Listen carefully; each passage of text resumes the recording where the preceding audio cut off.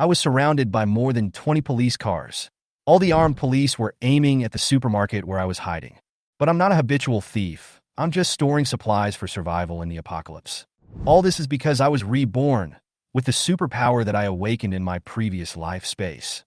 I had space, but no money, so I took risks and frantically stockpiled everything that could save my life. But the end of the world has not yet come. The police arrived first. I looked at the bag in my hand, which was full of looted food, medicine, and miscellaneous survival supplies. This is the result of my trips to hundreds of supermarkets and factory warehouses over the past 2 months. My warehouse is already filled with enough stuff to last me 10 or even 20 years. If the ice apocalypse really comes like it did in my previous life, I can at least survive. But now, boy, come out. You are surrounded. The voice of the loudspeaker outside was shrill, making my heart pound. I know that based on the value of the materials I stole, that crazy lawyer Jiang Zhe has already calculated the value for me, and the minimum sentence is life imprisonment. I took a breath and recalled the mocking words of lawyer Jiang Zhe. Jiang Zhe, don't even think about running away. You'll either go to jail or end up in a coffin. But I still can't accept my fate. But now, fate seems to be playing a joke on me. If the apocalypse really comes, these people, these policemen, will probably not survive for more than 3 days. But what if the apocalypse doesn't come this time? Eventually, the police detained me. In the interrogation room, I glanced at the woman who was interrogating me, Xia Yu, a negotiation expert of the Nanjiang City Police. She looked at me with inquiry and a hint of curiosity. Jiang Zhe, if you cooperate, we can provide testimony in your favor. Xia Yu just looked at me. Jiang Zhe, why did you do this? Why? I chuckled. I can't use up all the things I stole in my lifetime. Just guess. She raised the tablet in her hand, and the videos flashed one after another. Supermarkets, warehouses, factories. Wherever I walked, the goods disappeared out of thin air, and she frowned as she watched the surveillance footage. It's a trick, I said perfunctorily. Xia Yu ignored me and continued to stare at me. The police installed a locator in the cargo. I couldn't help but sigh. I was careless, the girl is good, but the male police officer is a bad review. Boom! A thunder ripped through the sky. I stood up and walked to the window, looking at the snow in the sky, and said in a low voice, "It's finally here." Xia Yu approached quietly and asked tentatively, "What's coming?" I murmured in a low voice, "The end of the Ice Age." Xia Yu laughed and asked me sarcastically, "Are you a psychopath?" At 8 o'clock in the morning, the sky was still dark with only a slight brightness, and the snow was falling heavier and heavier. Overnight, the scorching heat of August was turned into the coldest winter by the sudden heavy snow. The streets were in chaos, with car horns honking one after another. Due to the slippery road, many vehicles collided. The traffic police were busy like snowmen, directing traffic in the snow and ice. Occasionally, the snow from the big trees fell and hit passersby on the heads, and a few low curses and bitter smiles were heard. The girls who were wearing short skirts and suspenders yesterday afternoon are now wearing bulky winter clothes. The news was blocked, but I knew that more than one plane crashed in the apocalypse. A cold wave suddenly hit, and a low-temperature layer of -80 to 90 degrees Celsius formed in the atmosphere of the blue planet, which was far beyond the limit of the aircraft's tolerance. The plane crashed, and the end of the world had come. Only 3 months later, when civilized order was on the verge of collapse, a mysterious man bailed me out from the police station. In the 2 months after I was released from prison, I hardly slept, and every minute and every second I spent buying all kinds of supplies for free. My dimension is filled with food, machinery, generators, and even machine tools.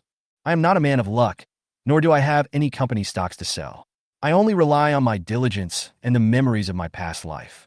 The telescope was pointed at the coastline, which had been engulfed by heavy snow and frost, and the boundary between the sea and the land was vaguely discernible. My gaze penetrated this false tranquility, because I clearly remembered that the first strange beast in the end of the world, the white beast, would appear in Shanghai Square. It was a monster shaped like a lion or tiger. Its grayish-white skin made it almost invisible in the snow. It ran as fast as a ghost, and its tentacles and sharp claws killed people like crazy. Within 3 hours, it killed thousands of people. The military used heavy weapons and even sacrificed hundreds of soldiers to kill it. On that day, hundreds of whiteskins landed on the coastline of Daxia at the same time. This was the first wave of attacks in the Ice Age and the beginning of humanity's nightmare. I took a deep breath, put down the binoculars, and looked back at the backpack full of supplies. These days, I can only stay here and wait quietly for that moment to come. The white skin is coming. I will see it appear with my own eyes, and then I must survive. I was awakened by the sound of an explosion. From the building opposite, a ball of fire rose into the sky, and thick smoke billowed into the sky. I picked up the binoculars and saw a military helicopter crashed into the outer wall, with the bright red logo on the tail clearly visible. The city was on the verge of collapse. The government broadcast repeatedly on TV. The military will airdrop relief supplies at 3 p.m. and will do so every 5 hours. Residents are requested to be prepared and not to loot. I checked my watch and saw that hundreds of people had gathered outside, dragging all kinds of fuel and lighting bonfires in the square, hoping that the helicopter would see them. However, they didn't know what this bonfire would attract. At the end of the world, white skins rely on hearing and magnetic fields to lock prey. So many people gathered in the square. In their eyes, it is no different from a sumptuous dinner. I stood on the rooftop of the hotel, silently observing the scene outside. The relief supplies dropped from the helicopter were only 20 packages. The crowd was boiling instantly, and countless people rushed to the ground to grab supplies. The poor people were still holding on, thinking that they would be able to grab something next time. However, some people have already fallen down, standing 1 second ago, and falling in the snow the next. In extremely cold weather, the heart cannot withstand such a sudden drop in temperature. I was the only one on the top floor of the hotel. The corridor was eerily quiet. The elevator had been out of service for a long time, and no one would climb up the 20th floor.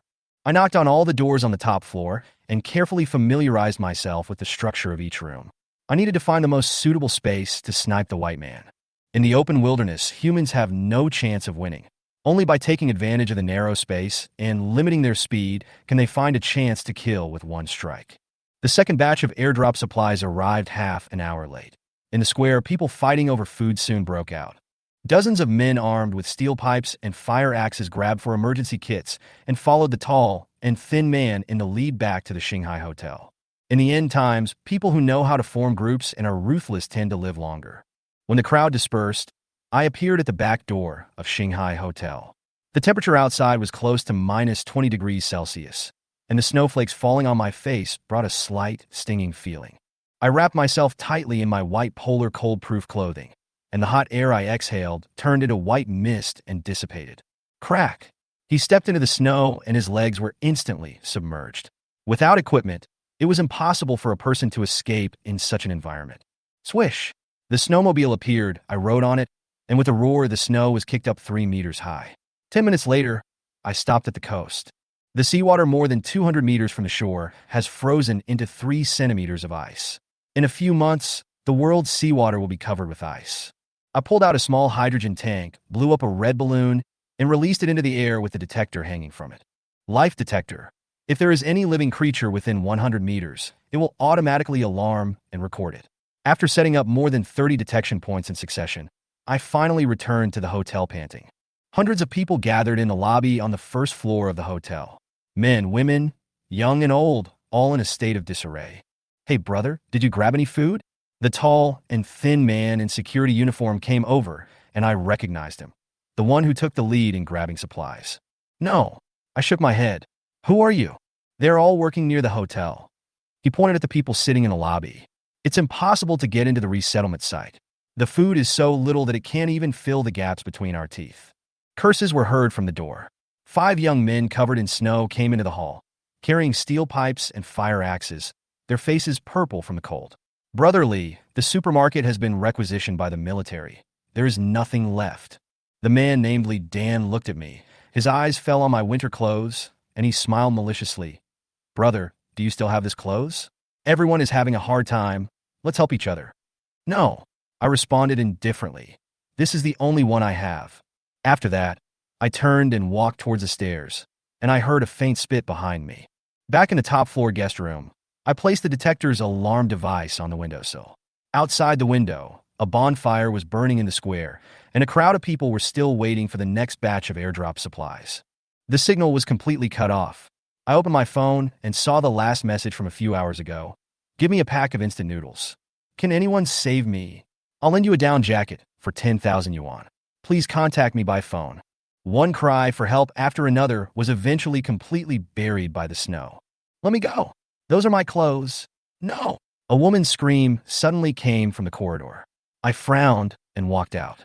On the ground, a young woman was surrounded by 3 young girls, her face covered with snot and tears. Run again? You're such a bitch. A girl with earrings kicked her and put the down jacket on herself. Across from him, a young man was kicking a man with glasses who was curled up on the ground, cursing at him. I'm warning you, if you meddle in other people's business again, I'll kill you. After saying that, the 4 of them turned around and left with axes. The man with glasses staggered to his feet and helped the young woman off the ground. He wiped the blood from his nose, walked over, and whispered to me, "They will come to steal your clothes and food sooner or later, so leave here quickly." Who are they? I asked. Dozens of people coming in from outside. Nanjiang City has started to get chaotic, and the resettlement site is no longer safe. I looked at the 2 people who were shivering with cold, kicked open the door of the next room, and took out 2 blankets and threw them over. The young woman wrapped in a blanket begged, "Hey man, just help me, and all my money will be yours." I ignored her and turned around to close the door. Bang, bang, bang. The knocks on the door sounded again, and the young woman's voice became more and more anxious. "Open the door. I know you are in there. Don't play dead." There was a sense of coercion in the shouting outside the door. I sat on the sofa, my eyes slightly cold. "What's the matter?" I opened the door and looked at the 3 men outside with cold eyes. The leading guy was the thug who had chased the man with glasses before. Now he came back with helpers, holding a steel pipe and a fire axe. They looked me up and down, especially in my down jacket and backpack. "Take off your down jacket and backpack and open them." He shook the axe and said in a tone that brooked no refusal. I looked at him, nodded, and said in a gentle voice, "Okay, wait a minute." Seeing my reaction, a hint of pride flashed across the man's face. The next second I kicked him. Bang! He fell backwards, and I had a single-edged saber in my hand. While the man on the right was stunned, I approached him like lightning, and the saber slashed a cold light, chest, abdomen, side, waist. In just 2 seconds, 6 or 7 fatal wounds were opened. The man fell down, and blood gushed out from the wounds. "Fuck your mother!" The man on the left reacted and just raised the steel pipe, but I rushed over and slashed at him with 2 knives. The sound of muscle cutting was accompanied by blood splattering. He slid against the wall and exhaled a bloody breath. In just 10 seconds, 2 lives were lost. I stood there, blood from the saber dripping onto the carpet. The remaining leader froze, his face pale and his eyes filled with fear. He dropped the axe, let out a strange cry, and stumbled towards the stairwell. Whoosh! The saber flew out of the air and stabbed into his back. He fell to the ground, grabbing the carpet with his fingers, struggling to crawl forward. "Let me go." I stepped on his back, drew out my saber, and stabbed it into his throat. The man's wailing stopped abruptly. I glanced at the body on the ground, and the smell of blood began to spread in the corridor. "Ah!" A scream came from Zhang Lan next door. She looked over and saw me pulling out the saber from the corpse. Her face turned pale, and she quickly covered her mouth and shrank back. "If you don't want to die, just pretend you saw nothing." I looked at her coldly and dragged the body towards the fire well at the end of the corridor. Boom! 3 bodies were thrown into the fire hose, and the smell of blood finally dissipated a little. Xiao Chi's voice rang out from behind me. "Don't worry, I will testify for you. This is excessive self-defense." I sneered. "Bullshit." Beep, beep. The detector beeps rapidly, and I rush back to the room, staring at the screen. On the snow, a white figure flashed by. White skin. It was so fast that even the camera could hardly capture it, but the image of the 2 tentacles swaying with it had already exposed it completely. Boom! The sound of a helicopter came to my ears. The 3rd batch of airdrop supplies arrived. Through the telescope, I saw soldiers dropping emergency kits from helicopters and people rushing madly toward the bonfire. But my heart sank. On the sculpture in the center of the square, a white figure quickly climbed up, leaped up, and pounced on the hovering helicopter. It moved so fast. With a wave of its sharp claws, it dropped the soldier. Then, its tentacles penetrated the cockpit, and blood splattered. "Not good!" I growled and tightened my grip on the crossbow. On the top floor of Shanghai Hotel, the city crossbow was in place. I aimed at Baipi and pressed the trigger. "Come here, come again!" A woman staggered towards the hotel, and Baipi stared at her. She ran desperately, screaming, "Help! Help me!" No one responded. 5 meters, 3 meters. I held my breath, and the crossbow arrows flew out of the string, bang, bang. 3 crossbow arrows landed in front of Baipi. It stopped suddenly, turned its head to look at the hotel, and the frog webs on both sides of its ears trembled slightly. Here it comes. I stared at the white creature's figure, watching it climb rapidly towards the Shanghai hotel. Its claws easily pierced through the concrete exterior wall, and large pieces of rubble fell off. In the corridor, I lit a Molotov cocktail. "Hey, idiot, come here." The white man smashed the window and landed in the room. The flames engulfed it, and the piercing screams echoed throughout the floor. While I was struggling, I ran to the end of the corridor. Boom, boom, boom. The white man chased me furiously. The ground shook slightly, and the impact made the sound of wind behind me even closer. 10 meters. 5 meters. Bang! I slid into the wall. The tentacles passed over my head, and at the same time I stepped on the mechanism, and a wire mesh popped out from behind the painting, tightly covering the white skin. Now! I turned around and saw a Taichin crossbow in place, firing arrows one after another. The white monster roared angrily and struggled frantically, but crossbow arrows pierced its body one after another. Bang! With the last arrow, it was blasted through the wall and fell into the conference room. Holding the saber, I slowly approached the fallen Bipe and poured liquid nitrogen on him. Playing dead? Bipe's body twitched violently, and after struggling for a few seconds, he finally froze to death. The saber pierced straight into the snake's skin-like membrane under its neck. Poof! I took out the milky white crystal core, held it in my hand, and smiled. I resisted the urge to swallow the crystal core, carefully put it into the box, and then stored it in the dimensional space. The crystal core cannot be swallowed directly, as the genetic toxins inside are enough to deform a person's body organs into a monster-like appearance. It must be purified before it can become a true energy source. In the end times, human beings' extraordinary abilities are divided into 3 major systems. Physical system, strengthening physical potential, doubling strength, speed, and reaction ability. Psionic, control the power of nature, such as fire, water control, plant growth, and rare ones even have spatial abilities. Telekinesis, develop mental power with mind control and telepathy. Before my rebirth, the first ability I awakened was the space ability. Although it was rare, it was not strong enough. Simply put, it can be used to store supplies, which makes me nicknamed Ginger Mother in the team. However, this time I have already thought of the evolution route. Major in physical strength and minor in spatial ability. The physical fitness of a first-level physical transcendent will be 3 to 4 times that of an ordinary person, and the second level can even reach 6 to 8 times. In the early days of the apocalypse, strength and speed are the backbone of resistance against the whites. My goal is clear, and any hesitation will be costly. Ta-da! The sound of hurried footsteps came from the stairwell. I flipped my hand and put the white-skinned body into the space. "Jiang Zhe, are you okay?" Xiao Chi's voice came from the hole in the wall. He was holding a table leg in his hand, his face was pale, and it was obvious that he had come here with his head held high. "Go back. You have none of your business here." I glanced at him coldly, my tone calm, but unquestionable. I heard no movement. I was worried that something might happen to you. I interrupted with a frown. "Take a table leg. Are you trying to tickle the monster? If you don't want to die, get out." Xiao Chi swallowed awkwardly. Okay, be careful." He hurriedly retreated, and the sound of his footsteps gradually disappeared. I summoned the white-skinned corpse again and began to pull out the crossbow arrows that were stuck in its body. 1, 2. After shooting more than 10 crossbow arrows, my arms were already sore, and I couldn't help but straighten up and take a breath. Buzz! A strong wind hit me. In a flash, I subconsciously rushed forward, but I was still a fraction of a second too late. Oomph! A tentacle swept across my arm like a steel whip. The tearing pain made me groan, and blood spurted out. My heart sank, and I looked up suddenly. There was another white one. In the conference room, a slightly smaller white-skinned man was using his head to push the male white-skinned man's body. Why is there more? My face turned pale, and my breathing stopped for half a second. The intelligence was wrong. It turned out that there was more than one white-skinned creature in Nanjiang, and this one was a female. Crunch, crunch! It opened its mouth wide and chewed the dead, white-skinned tentacles into pieces in a few bites. Dark purple blood flowed down the corners of its mouth. My pupils shrank slightly. The tentacle was the white man's reproductive organ, and it was also a very valuable thing in the end times.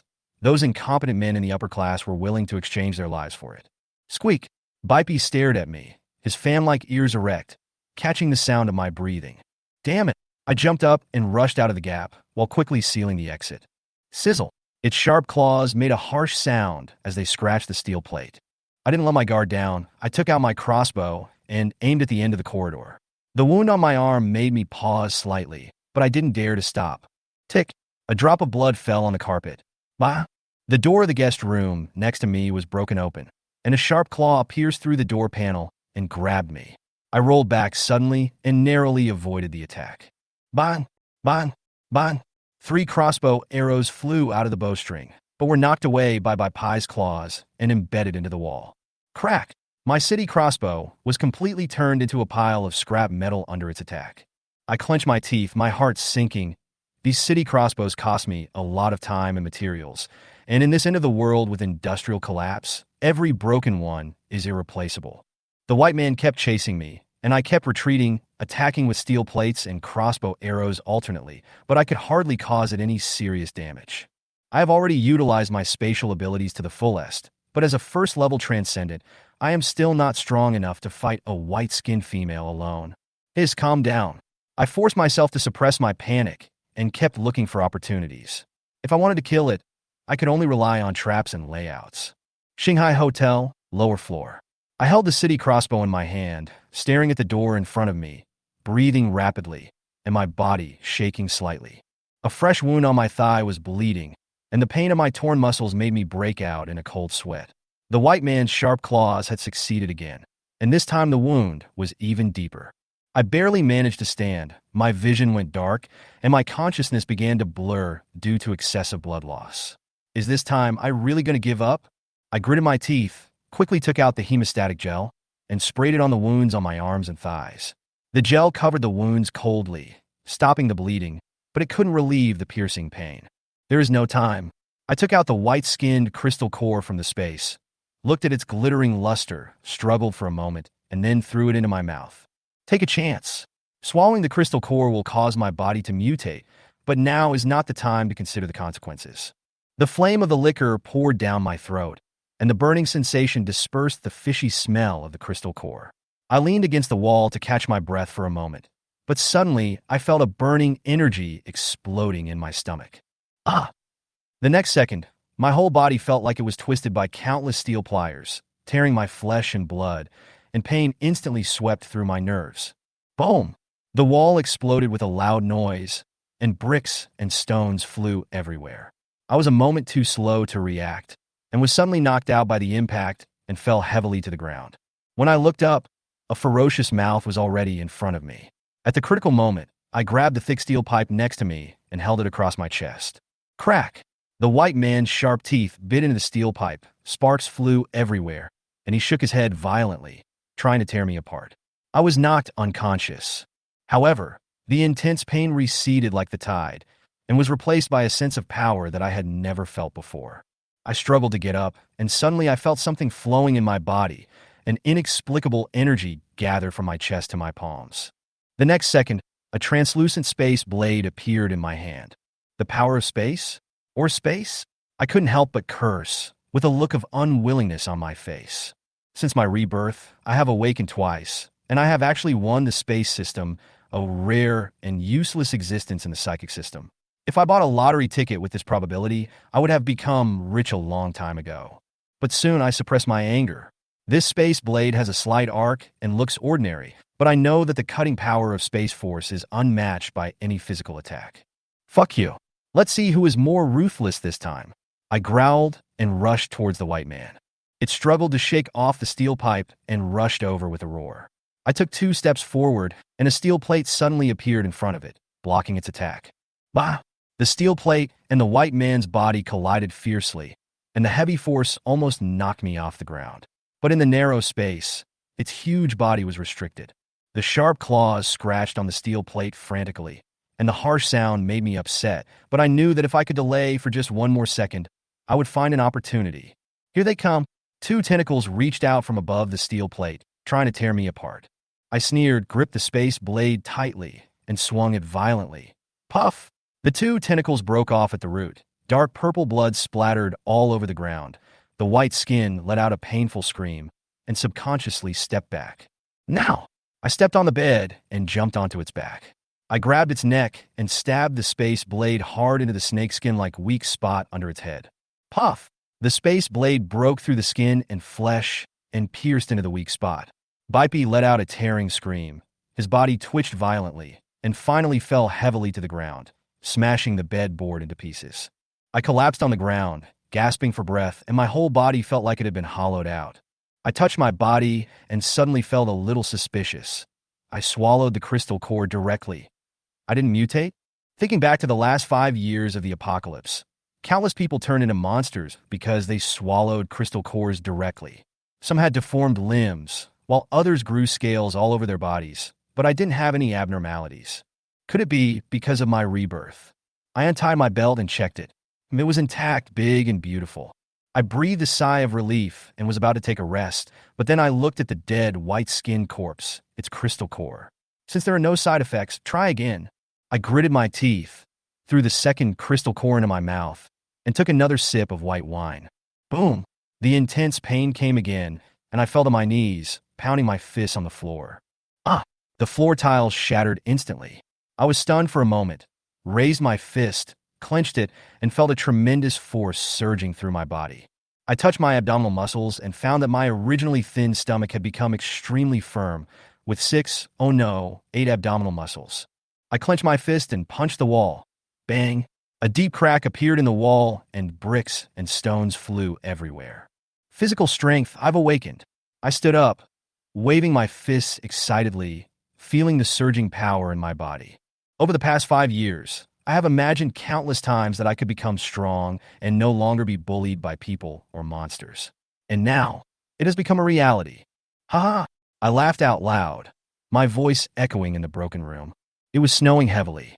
In the guest room on the top floor of Shanghai Hotel, pork rib soup was bubbling on the gas stove, with steam rising. I picked up a piece of pork ribs and bit into it with a grin, but I didn't feel much satisfaction. A day had passed since I killed the 2 white skins. I had planned to leave immediately, but the wounds on my arms and thighs forced me to stay and recuperate. One more day is just one more day. The next batch of whites will soon land in greater numbers, and the surface of the earth will completely become a hunting ground for whites and mutant beasts. If I meet 2 more white guys, my chances of winning will still be slim. Squeak! I stuffed the last piece of pork ribs into my mouth, unscrewed the bottle of white wine, and took a big gulp. The hot alcohol burned through my throat, taking away a trace of fatigue. I touched the scabbed wound and found that my body recovered much faster than that of an ordinary person. This was the effect of my physical ability. When I went out, the smell of smoke and fire hit me in the face. I walked to the door of another guest room. The wooden bed in the room had been dismantled and turned into firewood. The bonfire reflected the faces of Zhang Lan and Xiao Chi. Zhang Lan was in a daze, while Xiao Chi was flipping through a book silently. The gray and black stains on their faces showed that they hadn't washed their faces for a long time. Sizzle! Xiao Chi tore off a page and threw it into the fire. The page was engulfed by the flames. Why burn the book? I asked with a frown. Xiao Chi looked up at me and forced a smile. It's useless. These books were once treasures, but now they are garbage. I glanced at the cover. It was a professional book about electrical engineering. If there are fans, generators, water purification devices, and water supply and lighting systems, can you fix them? I suddenly asked, my eyes locked on Xiao Chi. He was stunned for a moment, then nodded. It would be easy if I had the tools, but without electricity, I can't do anything. Remember, it will always be useful. I patted his shoulder with such force that I almost knocked him down. Both of them looked increasingly paler and exhausted, and it looked like they wouldn't be able to hold on for much longer. Jiang Zhe, will the military come to rescue us? Zhang Lan suddenly came over with a hint of despair in his eyes. I glanced at her and said calmly, no, it's snowing all over the world. There are 2 billion people in Daxia. They can't save them all. Wow. I don't want to die. I still have a lot of money. She finally broke down and cried, covering her face. No one wants to die. I took out a piece of bread as hard as a rock from my backpack and threw it to Xiao Chi. Keep the fire burning. Don't get sick. Getting sick now is like waiting to die. Just as he turned around and was about to leave, Zhang Lan suddenly reached out for the bread. Bah! I grabbed her hair and pushed her to the ground. I told you. I looked down at her and said coldly. Zhang Lan's face turned pale, his lips trembled twice, and finally he didn't dare to make a sound. Brother, I know you are capable. I'm still alive. You can do whatever you want. Please save me. She reached out and grabbed my arm, trying to press my hand to her chest. I shook her hand off. No need. After that, I strode out of the room. Behind me, I could hear her choking sobs. I just want to live. The lobby on the first floor. The once magnificent hotel has become a ruin, with 4 bonfires burning and the air filled with a pungent smell of smoke. Beside the campfire, more than 100 people were sitting or lying, with numb expressions and dull eyes. Suddenly, a woman holding a child staggered towards me and said, "Little brother, give me something to eat. The child hasn't eaten for 2 days." The child in her arms had purple lips and opened his mouth to cry, but only hoarse sounds came out. I touched the child's forehead and found it was terribly hot. "Did you give him snow water to drink?" She nodded, her voice trembling. The child was very thirsty. I could only melt the snow with my mouth to feed him. "You drank it too?" I looked at her coldly, pushed her away, and walked straight to the door. Snow water contains genetic viruses. If children under 10 years old drink snow water, the virus will destroy their body functions, and they will basically die. If adults drink it, they will eventually turn into irrational beasts. "Stop!" 3 men blocked my way, holding baseball bats in their hands and with fierce looks on their faces. "You can go, but leave your bag behind." The leading man pointed at my backpack. I looked at them coldly. "Put down the bag, and you'll kill me." "Fuck him. This guy must have something to eat." Behind me, a baseball bat came down on my head with a sound of wind. I ducked and jammed my shoulder into his arm, and the bat missed. Swish! My saber had cut his throat, and blood gushed out. Before the remaining 2 people could react, the knife had already slashed across their necks. The sound of blood splashing echoed in the hall. Those who were ready to make a move retreated. The woman held the child and retreated to the corner with a pale face. "I don't want it anymore. I don't want it anymore." I glanced coldly around the hall, and no one dared to look at me. Outside, the snow was still heavy. Those who had frozen to death at night were already covered by the snow, leaving only some vague outlines. The bonfire was extinguished, and no one dared to light it again. I carried my backpack and stepped into the snow. My 4 times the strength of an ordinary person made my steps steady and fast. In a room on the 2nd floor, Li Dan stared at my disappearing figure through the window and whispered, "This guy doesn't look like he's short of food. He was eating stew the other day. If you find anything to eat, don't forget to share some with me." An old lady sitting on the ground said affirmatively, "No problem." The corridor was silent. I slowly glanced around and spoke calmly. "You know nothing about the end of the world. Of course, it's not your fault." The group of people were stunned, with confusion on their faces. They obviously didn't understand what I meant by these nonsensical words. The next second, boom, a huge steel plate appeared out of nowhere, stretching across the corridor, separating them from me. "What?" Li Dan and his men widened their eyes, their faces full of disbelief. Before they could react, a half-man-high city crossbow appeared out of thin air in front of me. The crossbow arrow was as thick as an arm, shining with a cold light, and aimed at the group of people behind. Just as the voice of begging for mercy sounded, the steel plate ejection device made a crisp sound. Puff, puff, puff. The crossbow arrow broke through the air, streams of light flew past, and blood mist instantly exploded in the narrow corridor. At that moment, Li Dan's group of people didn't even have time to scream before their bodies were torn in half by the crossbow arrows. Blood and flesh splattered everywhere, staining the walls of the corridor red. The corridor to hell. A few seconds later, screams of fear were heard from the other side of the corridor. Swish! The steel plate disappeared. The separated people finally saw the scene in the corridor. Zhang Lan and the old woman collapsed to the ground, holding their heads and screaming. The gun in Li Dan's hand was shaking. His face was as pale as paper, and he slowly backed away. "Run! Run!" Someone shouted, and the rest of the people rushed towards the stairwell like crazy. I sneered and rushed out with a knife in hand. Screams rang out in the stairwell, and then it fell silent. Talp, talp, talp.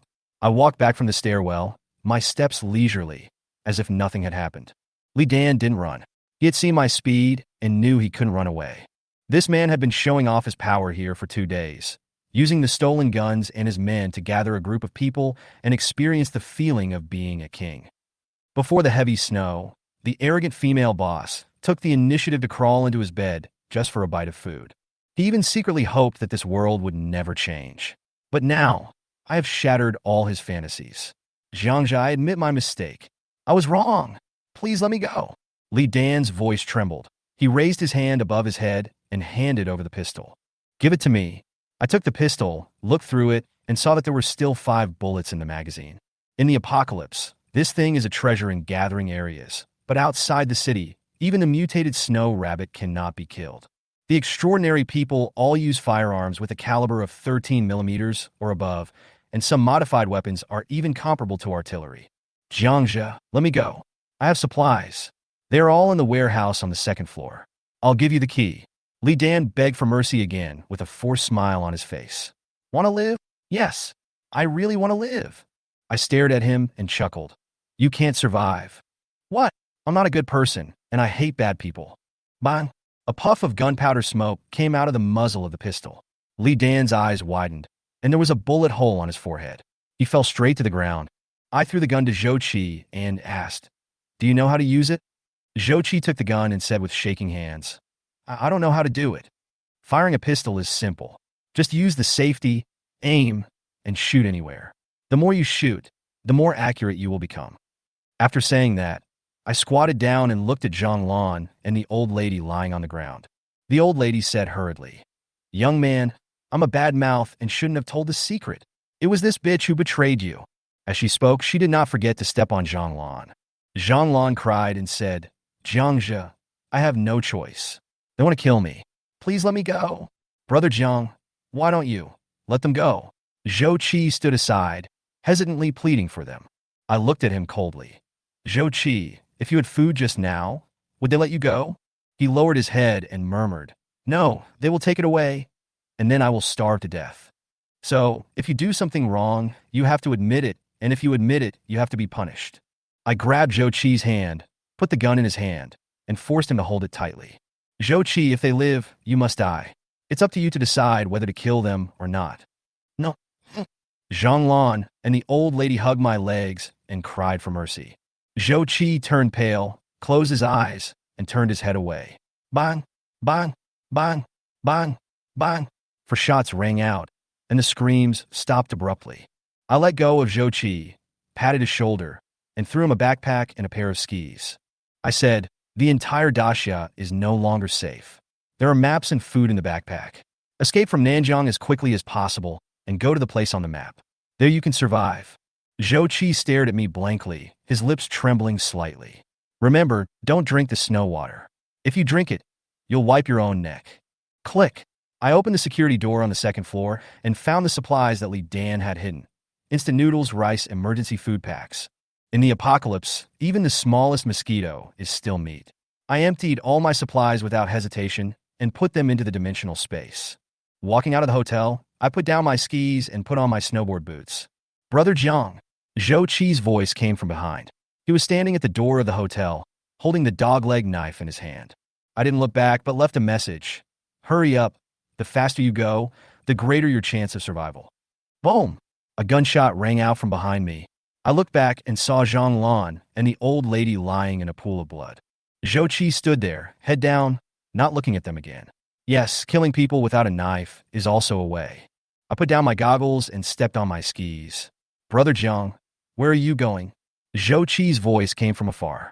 I didn't look back. I just left a message. Find a base and survive there. This life will pass quickly. The wind was howling. The snow was flying. The sled was rolling up a cloud of snow, and my figure gradually disappeared in the vast sea of snow. Chapter 14, I'm afraid you'll feel inferior. Go to Beijing. The location of the capital of Daxia is the economic, political, and cultural center of the entire Daxia kingdom. At the same time, it is also the most populous city, with a permanent population of over 100 million. In a meeting room hidden underground, the group of people with the highest status in the Great Xia Kingdom were looking solemnly at the statement made by a general in the front. On the projector was the post that Jiang Zhe had posted. Chief, the things mentioned in this apocalypse post have been confirmed in 3 places. The time when the apocalypse begins, the monsters, and the heavy snow. So now it can be determined to be true. In the room, an old man in the center stared at the post on the projector in deep thought for a long time. Can we find this person? I'm sorry, the other party posted it anonymously, using another person's account. In this situation, it may be difficult to find him. In addition, It is unknown whether the other party is alive or not. However, I personally think that the possibility of survival is relatively high. After all, he has the advantage of information. A general next to the projector expressed his opinion. What progress has been made in the research on that monster? Is there any news from the Academy of Sciences? The old man nodded and continued to ask. At this time, a picture of white skin appeared on the projector. Chief, the United Nations expert group has basically determined that the cold wave was caused by unknown strong magnetic field changes. With current human technology, it is probably impossible to change the existing climate environment. According to statistics, yesterday, at least 15,000 monsters appeared in major coastal cities around the world. The Academy of Sciences is unable to determine the origin of this monster for the time being, but they have made two surprising discoveries. First, this monster has the characteristics of a silicon-based life form. In order to evolve such a life form, the environmental requirements are extremely demanding. With Blue Planet's technology, it is impossible to speculate how such life forms were formed. Therefore, the other party's origin is unknown. Second, by dissecting the female monster, scientists found signs of multiple births in its uterus. So, estimate based on the number of monsters that have appeared so far. There are still at least 100,000 to 150,000 monsters that did not participate in the first attack. Go on. According to research, the average weight of these monsters is over 2,500 kilograms, and the average length is over 5 meters. Their bite force can reach over 5 tons, and their speed of 100 meters is over 3 seconds. The density of muscle and skin tissue is amazing. Among our Army's current standard weapons, only the 14.5 millimeters caliber heavy machine gun can barely penetrate its skin. Moreover, it does not cause fatal damage. In addition, experts from the Academy of Sciences discovered a special energy core in the white man's head, which is completely different from the energy form known on the blue star. Hiss. In the conference room, several old generals gasped. Study the military affairs yourselves. Are there any problems with the shelters and military deployment? Coastal cities have already begun to evacuate personnel, and major military commands will soon be able to reach the defense areas. The shelters are working overtime to expand their capacity, but logistical support will be difficult. So, we are all racing against time. At this time, the old man in the center slowly stood up and looked around at everyone present. Everyone, this natural disaster has reached the point where it can destroy nations, races, and species. We are responsible for the lives of 2 billion people. Fight hard, there is nothing to say. If everything goes according to plan, Xia will win. Xia will win. Rustle, rustle. On the ring road leading out of Nanjiang City, there was an endless stream of vehicles jammed together, blocking the entire loop. Countless tall trees had their branches broken by the heavy snow. On the tall buildings on both sides of the road, sheets and huge cardboard could be vaguely seen sticking out of the window. It has SOS written on it in black or red. Columns of black smoke rose over the city. The streets that were once bustling with traffic and noise seemed to have been paused. The white city was dead silent. The only sound in the entire Nanjiang River was the rustling of falling snowflakes. The monotony is maddening. Call! Jiang Zhe stopped, looked at the blocked road ahead, and shook his head helplessly. He had no choice but to turn around and get off the ring road. Throughout the urban area, there were vehicles lying all over the place, almost covered by the snow. Mercedes-Benz, BMW, Ferrari, Porsche, these former luxury cars are now thrown away like garbage. The fuel tank caps of many vehicles were violently pried open. Apparently, the fuel was taken away by those who were left behind. Jiang just stepped on the skis carefully, not daring to go too fast. The snow was filled with cars and abandoned electric bikes and motorcycles. If you are not careful, you will fly out. Bang! Less than 100 meters after turning off the roundabout, the skateboard hit the roof of a car submerged in snow. Boom strapje. Jiang's body hit the car door directly. The huge impact force knocked open the half-open car door. Damn it, lottery tickets are always like this. Whatever you worry about will come true. Jiang just stood up and took a look. A red BMW Z8 was revealed under the snow, with a half-meter-long section of skis penetrating the rear window glass. Jiang Zhe put away his skateboard helplessly and had to walk a distance. The abandoned cars almost filled the street. Skateboards and snowmobiles don't work well. As soon as he turned around, Jiang Zhe saw the body of a girl with black and blue skin and a hideous face lying on the driver's seat of a BMW. The calves were twisted in a strange way. Judging from the situation, the girl's leg was injured after the car crash, but no rescue came in the end. Frozen to death in the car. Bang! Jiang Zhe slammed the car door shut. Beauty, don't thank me. This car will be your coffin, to prevent your body from being eaten by wild dogs. After saying that, Jiang Zhe spread his legs and jumped forward.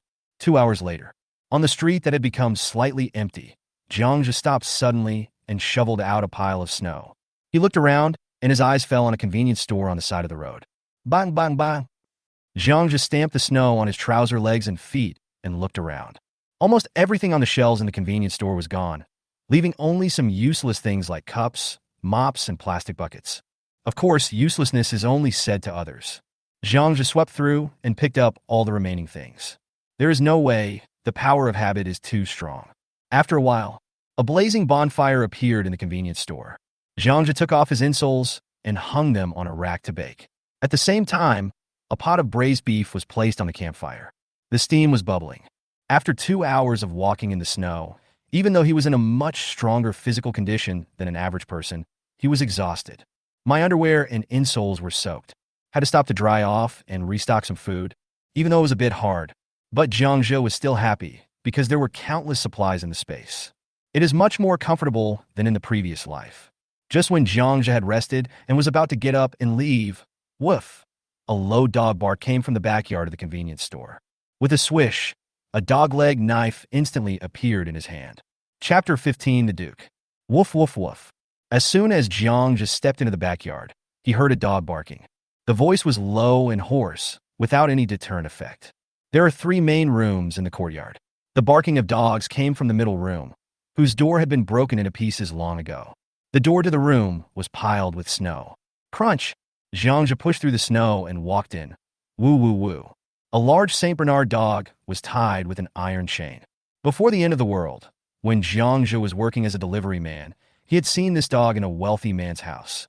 The man said that this was one of the largest dog breeds in the world. The weight can reach over 100 kilograms, and the height can be close to 1 meter. However, the St. Bernard in front of him looked a bit miserable. There was a wound more than half a foot long next to the right eye. The blood made the surrounding hair stick together. The wound is deeper. The dog became one-eyed. Seeing Jiang Luo coming in, the big dog staggered to his feet. She lowered her head, bared her teeth at him, and made a low sound in her throat.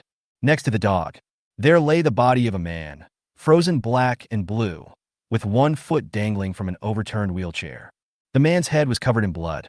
A bloody steel pipe was thrown next to the body. After looking at the environment, Jiang Zhe roughly guessed what had happened. The dog's owner was this man. Someone came to steal his things and beat up both the dog and the man.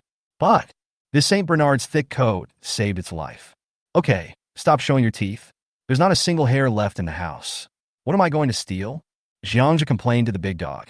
As if the big dog really understood what Jiang Zhe said, and as if it was exhausted from hunger, it really closed its mouth, slowly lying down beside the man's body. Suddenly, the big dog suddenly stood up and looked at the broken window. Rub, rub, rub. A few soft sounds came from behind Jiang Zhe. Base. A round shield appeared in Jiang Zhe's left hand, and he turned with a saber in his right hand. Bang! A khaki figure was knocked away by his shield. What flew out was actually a wild dog. Jiang Zhe's powerful strength broke its spine. The wild dog lay in the corner, unable to get up, but still kept roaring at Jiang Zhe. The other side. The Street Bernard kept biting the other black-haired wild dog. The black-haired wild dog is very smart and does not get entangled with the big dog. Just taking advantage of the big dog's exhaustion and shivering, he suddenly rushed forward and tore off a piece of flesh from the man's leg. Just as the black dog pounced again. Call! The shield in Jiang Zhe's hand drew a flash of lightning and cut the dog's waist. The black dog was carried away by the force and hit the wall, almost breaking into 2 pieces. Base! Jiang Zhe retracted his shield. His eyes turned to the Street Bernard. This guy was very smart. He knew that the enemy of my enemy was my friend, so he never showed his teeth to him again.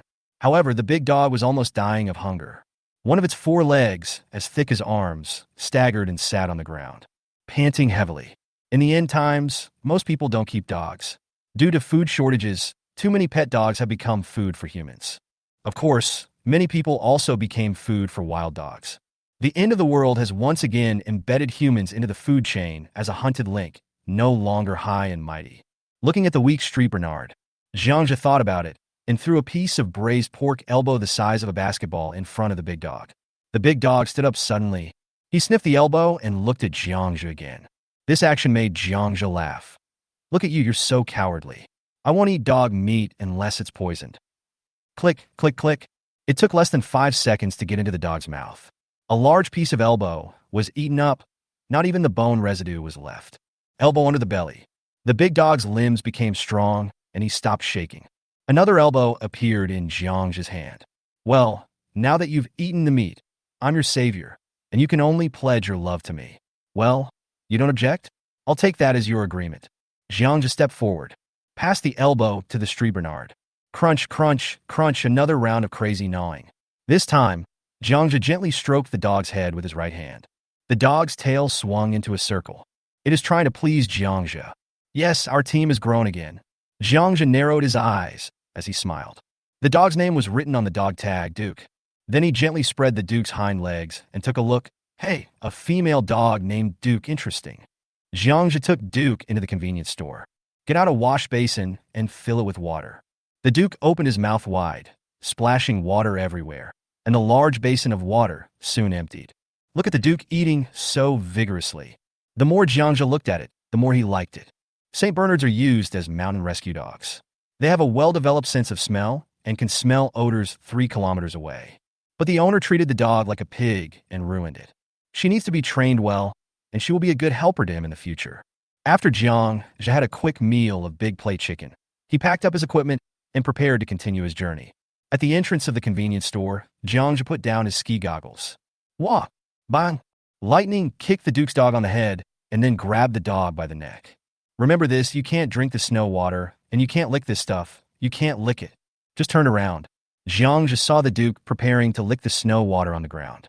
He had wasted 2 big elbows to get this guy, and he couldn't let it end up as a dog meat hot pot. People will mutate if they eat snow water. Animals do the same thing, just not as much as humans. Originally docile animals will become aggressive. Squeak! The Duke saw Jiang Zhe's fierce eyes. A whimper came from his throat. Let go of the Duke. The dog rubbed its head on Jiang Zhe's trouser leg. Jiang Zhe took out a bucket of mineral water and gulped it down until the 2-liter bucket was empty. What a fucking masterpiece. Jiang Zhe put on his ski goggles and shouted, "Let's go." Puff! The Duke disappeared behind him. Jiang Zhe had no choice but to stop again. The snow was higher than the Duke's thighs, and he was almost invisible when he jumped into the snow. It took a long time for the head to emerge from the snow. Damn it, I saved an ancestor. Others are dogs pulling people, but I am a person pulling a dog. Taking out a snowboard, Jiang Zhe complained as he tied the Duke to the snowboard. Then tie the rope around your waist. After a whistle, rushed into the heavy snow with the Duke. 100 kilometers outside Nanjiang City. Simple military camps stand on the vast snow.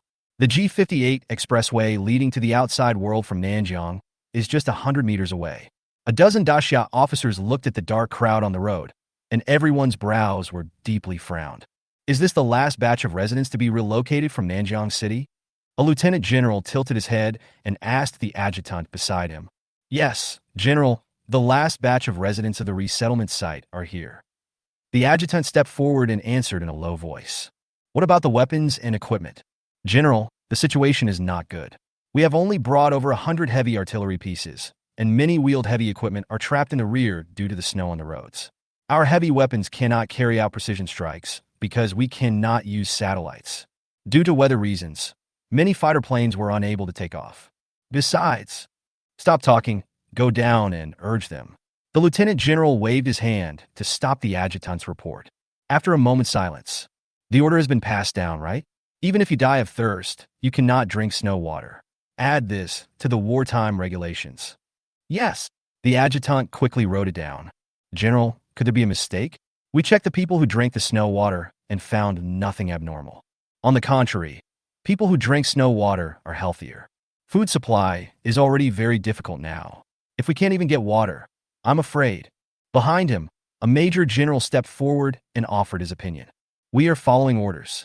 Our superiors have their own considerations. We must hold on until these residents are evacuated. Ladies and gentlemen, this time, our opponents are not human. Even if I die, I must stop those monsters in Nanjiang and never let them rush into Shangjing. Yes. Chapter 16, I didn't want to be a hero. A day's trek. Jiang Zhe and the Duke finally walked out of the main urban area of Nanjiang. There are no more high-rise buildings with dozens of floors here. Most of them are low-rise buildings in urban villages. There are still many abandoned vehicles on the roadside. There was even a police van that crashed into the wall with half of its front end embedded in it. Jiang Zhe untied the ropes on the Duke. Swish, swish, swish. Shaking his hair, the Duke ran into the snow and peed next to a car. He turned around and sniffed. "What's the matter? Are you going to take a dip and come back to rule the mountain?" Jiang Zhe smiled and put away his skis. From here on, the buildings on both sides became much fewer, and there were more open spaces on both sides of the road. Enough for a snowmobile ride. Finally, I don't have to drag the dog along on the trek anymore. It's getting dark. They needed to find a place to rest for a night before continuing on their journey. "Let's go!" Jiang Zhe patted the Duke's head and walked into a small second-floor building on the side of the road. The newly renovated second floor has long been deserted. Compared to the urban area, this suburban area gives people a greater chance of survival. The primitive heating method and more sufficient reserves are enough to allow the owners here to walk to the official resettlement site alive.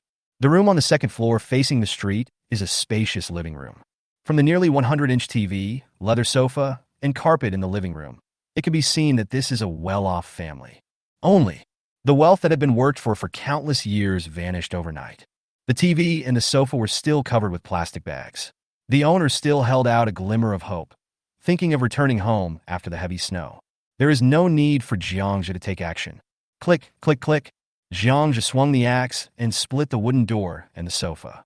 After a while, a bonfire was lit. The cold room gradually became warmer. On the shelf, Jiang Zhe's wet underwear, shoes, and socks were drying. After a while, a sour smell filled the room. However, Jiang Zhe seemed not to hear it. A man and a dog sat around the campfire and rested quietly. Jiang Zhe took out a lamb chop weighing about 10 pounds and roasted it over the fire. Squeak! Grease fell on the campfire, making the flames burn brighter. Jiang Zhe took out a bag of salt and cumin, sprinkled them evenly on the lamb chops, then clapped his hands and said, "Duke, we'll have a dinner of grilled lamb chops and carrots for dinner. We couldn't afford this before the end of the world. Now I can work hard. Tell me, is my life worth living?" "Whoa!" The Duke raised his head and groaned in a low voice, as if to express his assent. Boomstrapje. The roar of a helicopter was heard in the sky. Jiang Zhe scraped away the ice on the glass. Mixed in the heavy snow, densely packed papers fell from the sky. "Open the windows." Jiang Zhe grabbed a palm-sized piece of red paper. Emergency notice. If any stranded residents see this message, please leave Nanjiang City as soon as possible. Attention! Unknown creatures are hunting humans. The military has set up blocking positions and resettlement points 100 kilometers away from the Nanjiang G58 expressway. After reading this message, stranded residents are requested to leave Nanjiang City and go to the resettlement site as soon as possible. The signature is the supreme command of the 3rd Military Region of the Daxia Army. Click. Jiang Zhe tore open the lamb chops, handed a piece to the Duke, and then started eating it with onions. After the Duke finished eating the lamb chops in his mouth, he came closer with drooling. He arched Jiang Zhe's trouser leg. "Eat this." A carrot was thrown in front of the Duke. The Duke sniffed and pushed back. "Shit, the dog-leg knife stuck in the ground. You choose, I kill you, or you kill the carrot?" There is no special dog food prepared in the space. Even if there is, Jiang Zhe is not going to feed it such a fine meal. Can a Saint Bernard that eats dog food survive in this apocalypse? I'm afraid even a mouse can kill it. The Duke looked at Jiang Zhe aggrievedly, and seeing that he looked unhappy, he licked the radish and swallowed it with tears. In the end times, fresh vegetables are more precious than gold. Many survivors do not get enough nutrition and suffer from night blindness. But it's not a big deal. Even if there is no night blindness, no ordinary person would walk out of the shelter at night. That is simply seeking death. Not just white skin, there are also various kinds of mutated animals. Either of these could be deadly to the survivors. Ah! Suddenly, a woman's scream was heard outside the window. Swish, Jiang Zhe covered the Duke's mouth with his hands and said, "Shoo," and gave it a look to signal it to be quiet. He quickly rushed to the window and watched secretly. Across the street, a young woman wrapped in a sheet, with her hair disheveled, ran out onto the road screaming. The waist-deep snow made her stumble as she ran. While running, a pair of thighs were vaguely visible, and the feet were bare. Across the street, a dozen men stood on the roof, laughing and whistling as they watched the woman escape. After running more than 100 meters, the woman's scream stopped abruptly. Jiang Zhe watched. The woman fell beside a car, holding her chest. Jiang Zhe put down the telescope and stopped looking.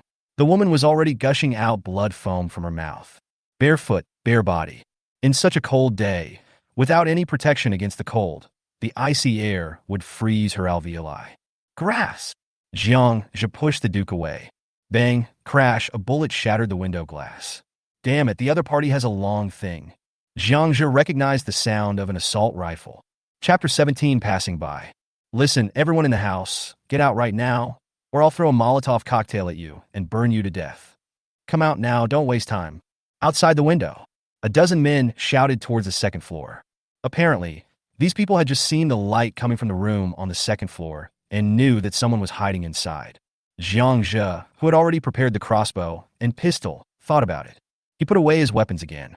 He tied the Duke up with a leash and said, "Don't bark for a while. The other side has a gun. I don't want to stew you with my own hands. If the other party can take root here, he might have something better in his hands. No matter what, you have to grab a handful. As for danger, if the two sides get close to each other, Jiang Zhe should be more dangerous." Da. Jiang Zhe took the Duke out of the second floor. "Don't shoot, brother.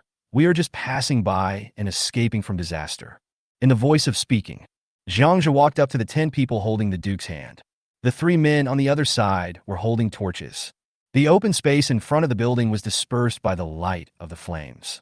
In front of him was a sturdy man with a face full of flesh, wearing a large camouflage cotton hat and a camouflage winter suit. The 9 people around him were dressed differently. 5 of them were holding guns, and the rest were holding axes and daggers. The sturdy man held a QBZ-19/19 assault rifle, the standard of the Daxiao army, in his hand and pointed it at him. "You too? Who else?" the sturdy man asked with a narrowed eye. "Me and it. Isn't that just the 2 of us?" Jiang Zhe pointed at the Duke beside him. "Where did you get it from?" The sturdy man glared at him with an unfriendly look. When he saw the Duke, his eyes sparkled. The Duke keenly sensed the other party's desire to eat it and growled woo at the strong man. But he was kicked by Jiang Zhe and quieted down. "I escaped from Shanghai Square. Big brother, let's go together. Isn't it written on the list? There are monsters in Nanjiang City. It's dangerous to stay here." All 10 people laughed in unison, with disdain in their laughter. Jiang Zhe looked innocent and clean, which made the other party let down his guard. The swords and guns in his hands dropped, no longer on guard. "Monster? See this? No matter what monster comes, it will be useless." The sturdy man patted the assault rifle in his hand and sneered. "Brother, look at how healthy these 2 look. They must have plenty of food." At this time, the strong man's subordinate next to him interrupted. "This guy has good observation skills." Jiang Zhe was wearing top-notch snow gear. His face was rosy and he looked full of energy. He was completely different from the man who had been hungry for several days. "Open the backpack and let me see." The burly man shook the gun. "Kila." Jiang Zhe opened his backpack, revealing instant chicken legs, chocolate, instant noodles, compressed biscuits, Red Bull, and mineral water. "Oh, there are a lot of good things." The sturdy man looked delighted, and his men beside him stepped forward and snatched the backpack away. "Brother, please leave some for us. We still have hundreds of kilometers to go. If we don't have any food, it will be fatal." Jiang just spread his hands helplessly and said, "Hugo, you're overthinking it. You can only follow me." The sturdy man sneered and waved his gun, indicating that he should follow him. Jiang Zhe rubbed the Duke's head, signaling it to be quiet, then followed the group of people across the street. Crunch. Lifting the thick door curtain, several people came to a second-floor shop at the corner across the street. The doors and windows have been sealed with roller shutters. Only a small door was left for people to enter and exit. Walking into the shop, it is as warm as spring. Along one wall were piles of rice, flour, vegetables, instant noodles, mineral water, beer, and many glass tanks filled with all kinds of fish.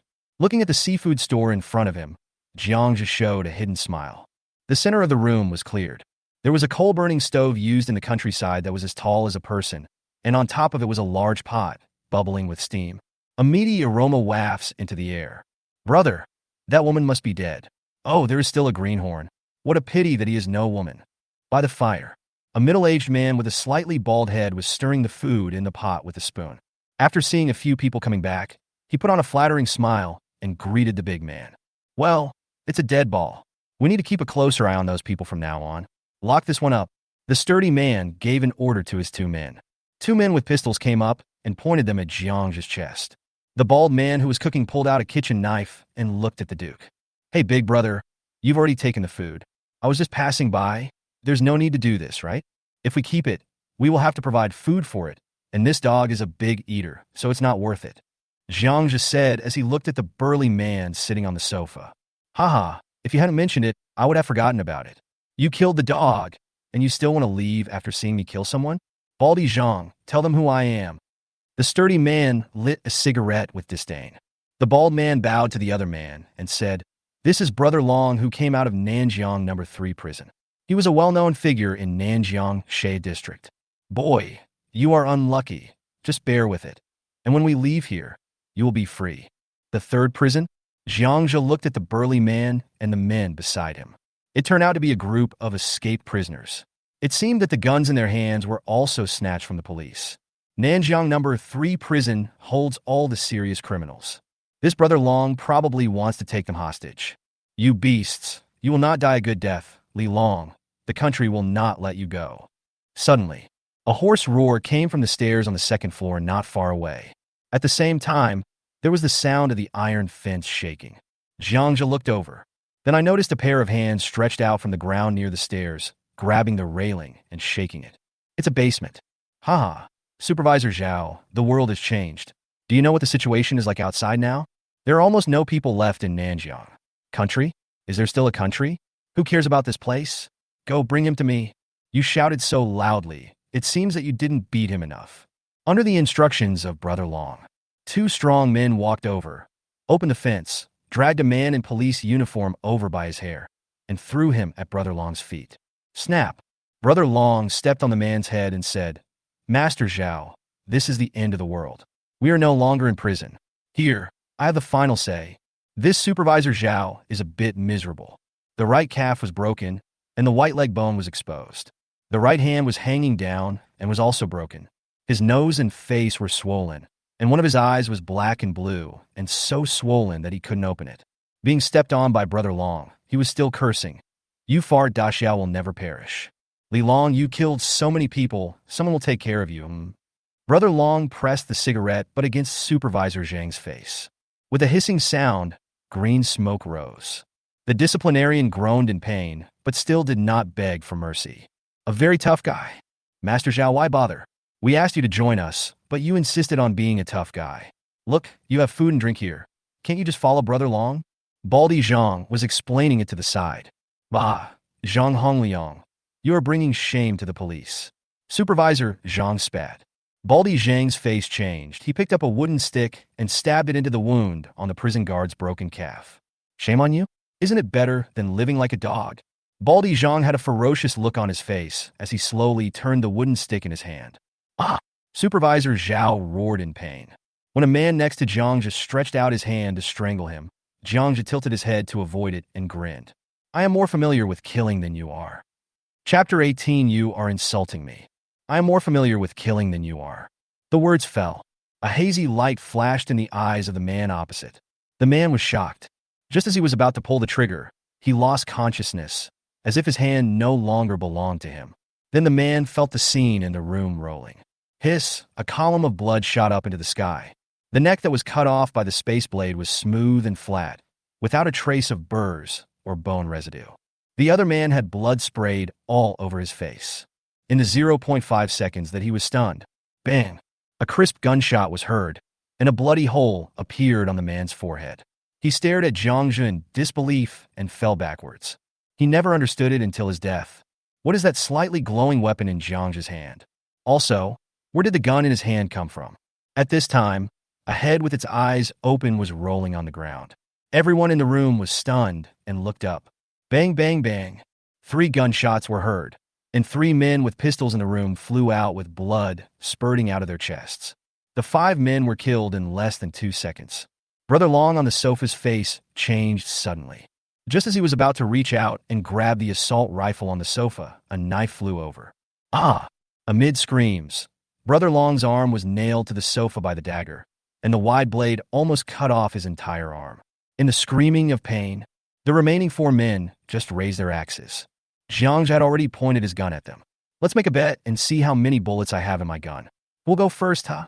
The remaining 4 people didn't dare to move. Woofa! Screams were heard. Baldy Zhang tried to escape during the chaos, but was tackled by the Duke, who bit him on the butt. Click, then opened its mouth wide and bit between the legs. An inhuman howl sounded again. The Duke was very cruel to the man who wanted to stew him. Less than 5 seconds. The situation of this seafood store has reversed. Jiang Zhe slowly took out the rope and tied up the remaining people tightly. At this time, he then picked up the assault rifle and walked around the seafood store. Supervisor Zhao in the room kept his eyes wide open. As early as the first shot, he saw the beheading and shooting process clearly. Brother, please have mercy on me. I was wrong just now. From now on, I, Li Long, will follow you. Seeing Jiang Zhe coming over, Brother Long's face turned pale, and he kept begging for mercy. Brother, you're insulting me. Jiang Zhe placed his hand on the handle of the dog-leg knife. Bang! Brother Long slapped himself and said, Yes, you are a man of great ability. How can I be worthy of being your brother? You are a master. Brother Long forced a flattering smile. But this smile is even uglier. Jiang Zhe ignored Brother Long and shouted towards the basement. Anyone alive? Come out. Yes, little brother, there are others. Supervisor Zhao said hurriedly, struggling to get up and limping towards the basement. Crash! After a while, with the sound of footsteps, 16 people staggered out, supporting each other. 12 women and 4 men. The surviving women were not in a bad condition, but the 4 men were in a miserable state. They were dizzy and shaky when they walked due to hunger. 16 people saw the corpses and heads on the ground, screamed twice, and huddled in a corner, trembling. If you want to eat, someone come out and tell me what happened to the woman who just ran away. Jiang Zhe said while looking at the 16 people. After all this commotion, Jiang Zhe lost his sleepiness. I simply moved a chair over and sat down. Little brother, let me tell you. At this time, Supervisor Zhao was protecting a group of people behind him, and his whole body was staggering. If it weren't for the support of several girls beside him, he would have died. I'm afraid I'll fall to the ground in the next second. Jiang Zhe kicked a chair next to the supervisor and said, Sit down and talk. Thank you. My name is Zhao Kongyang, and I'm the warden of the 3rd prison in Nanjiang City. A few days ago, we were ordered to transfer the prisoners. As a result, a car accident happened here. This Li Long took the prisoners and seized guns during the chaos and killed the escorting soldiers and the driver. These people are all refugees who were locked up by Li Long. Just now, the girl was raped by them and tried to escape, but she was raped by them. They are all beasts. Discipline. I want to live too. Ban. Jiang Zhe turned around and slapped Brother Long in the face, interrupting him. If I don't ask, you can't tell me. There was blood flowing from the corner of Brother Long's mouth. He nodded continuously when he heard Jiang Zhe's threat. Is what Supervisor Zhao said true? Jiang Zhe looked at the crowd. It's true. That girl was my classmate, Wu, and our teacher, who wanted to protect us, was also killed by them, Wu. One of the girls whimpered and pointed at Long Ge. When this guy sees a young girl, he pretends to save her and lures her here. Women would be raped by them, and men would be killed if they resisted. You saw the rest. The voice of Supervisor Zhao rang out. Brother, I'm not I. Bang! A gunshot rang out. Brother Long stared with his eyes wide open. His words suddenly stopped. A bloody hole on his forehead was clearly visible, and he fell onto the sofa with a thud. Ah! A dozen girls screamed and trembled as they hugged each other, not daring to look up. Jiang Zhe pulled out the dog-leg knife in dissatisfaction. After wiping it clean on Brother Long's body, he said, I told you not to interrupt me. Do you think I can only play with a knife? Hey, little brother, what you are doing is illegal, you. Supervisor Zhao was stunned for a moment before he sighed. Shut up. Jiang Zhe glanced at Supervisor Zhao. Do you want me to heal his wounds and give him another chance to grab the gun and kill someone? Zhao Kongyang trembled his lips and finally closed his mouth. During the remaining time, Jiang Zhe picked up the bodies one in each hand and threw them outside the seafood store with a bang. Not long after, wild dogs passing by will follow the smell of blood. Brother Long and his friends did a good deed after their death. Little brother, spare us, we were all forced to do this. Seeing this, the remaining few tied-up men turned pale, cried bitterly, and begged for mercy. Haha, don't worry, I won't kill you. Jiang Zhe smiled and comforted them. Then he walked in front of a dozen girls. Looking at the group of people who were as quiet as a cicada, Jiang Zhe grinned and shook his head. These girls are all good-looking, with fair skin and long legs. What's unfortunate is that I met such a group of evil people. Bang!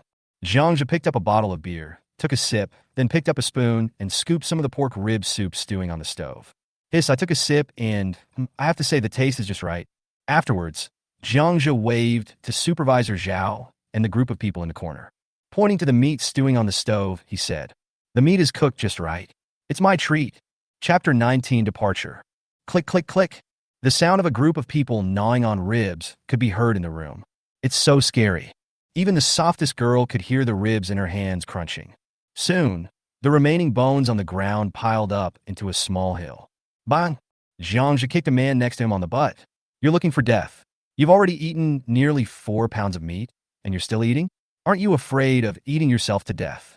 The man looked at the big bone in his hand and reluctantly put it back into the pot. Jiang Zhe is right.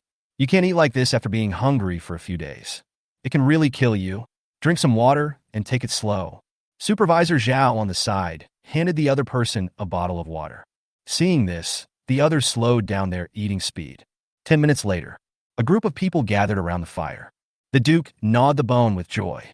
From time to time, he looked up at Baldy Zhang lying on the ground not far away. Whenever he moved his hands or feet, he would let out a low growl. Baldy Zhang was so frightened that he could only lie on the cold ground and pretend to be dead. "Brother Zhang, are you from Nanjiang too? What's the situation outside now?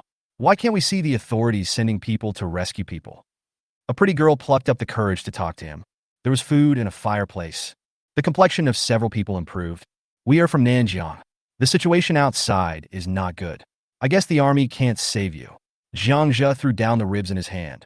He handed a piece of promotional paper in his pocket to the other party. "Monster?"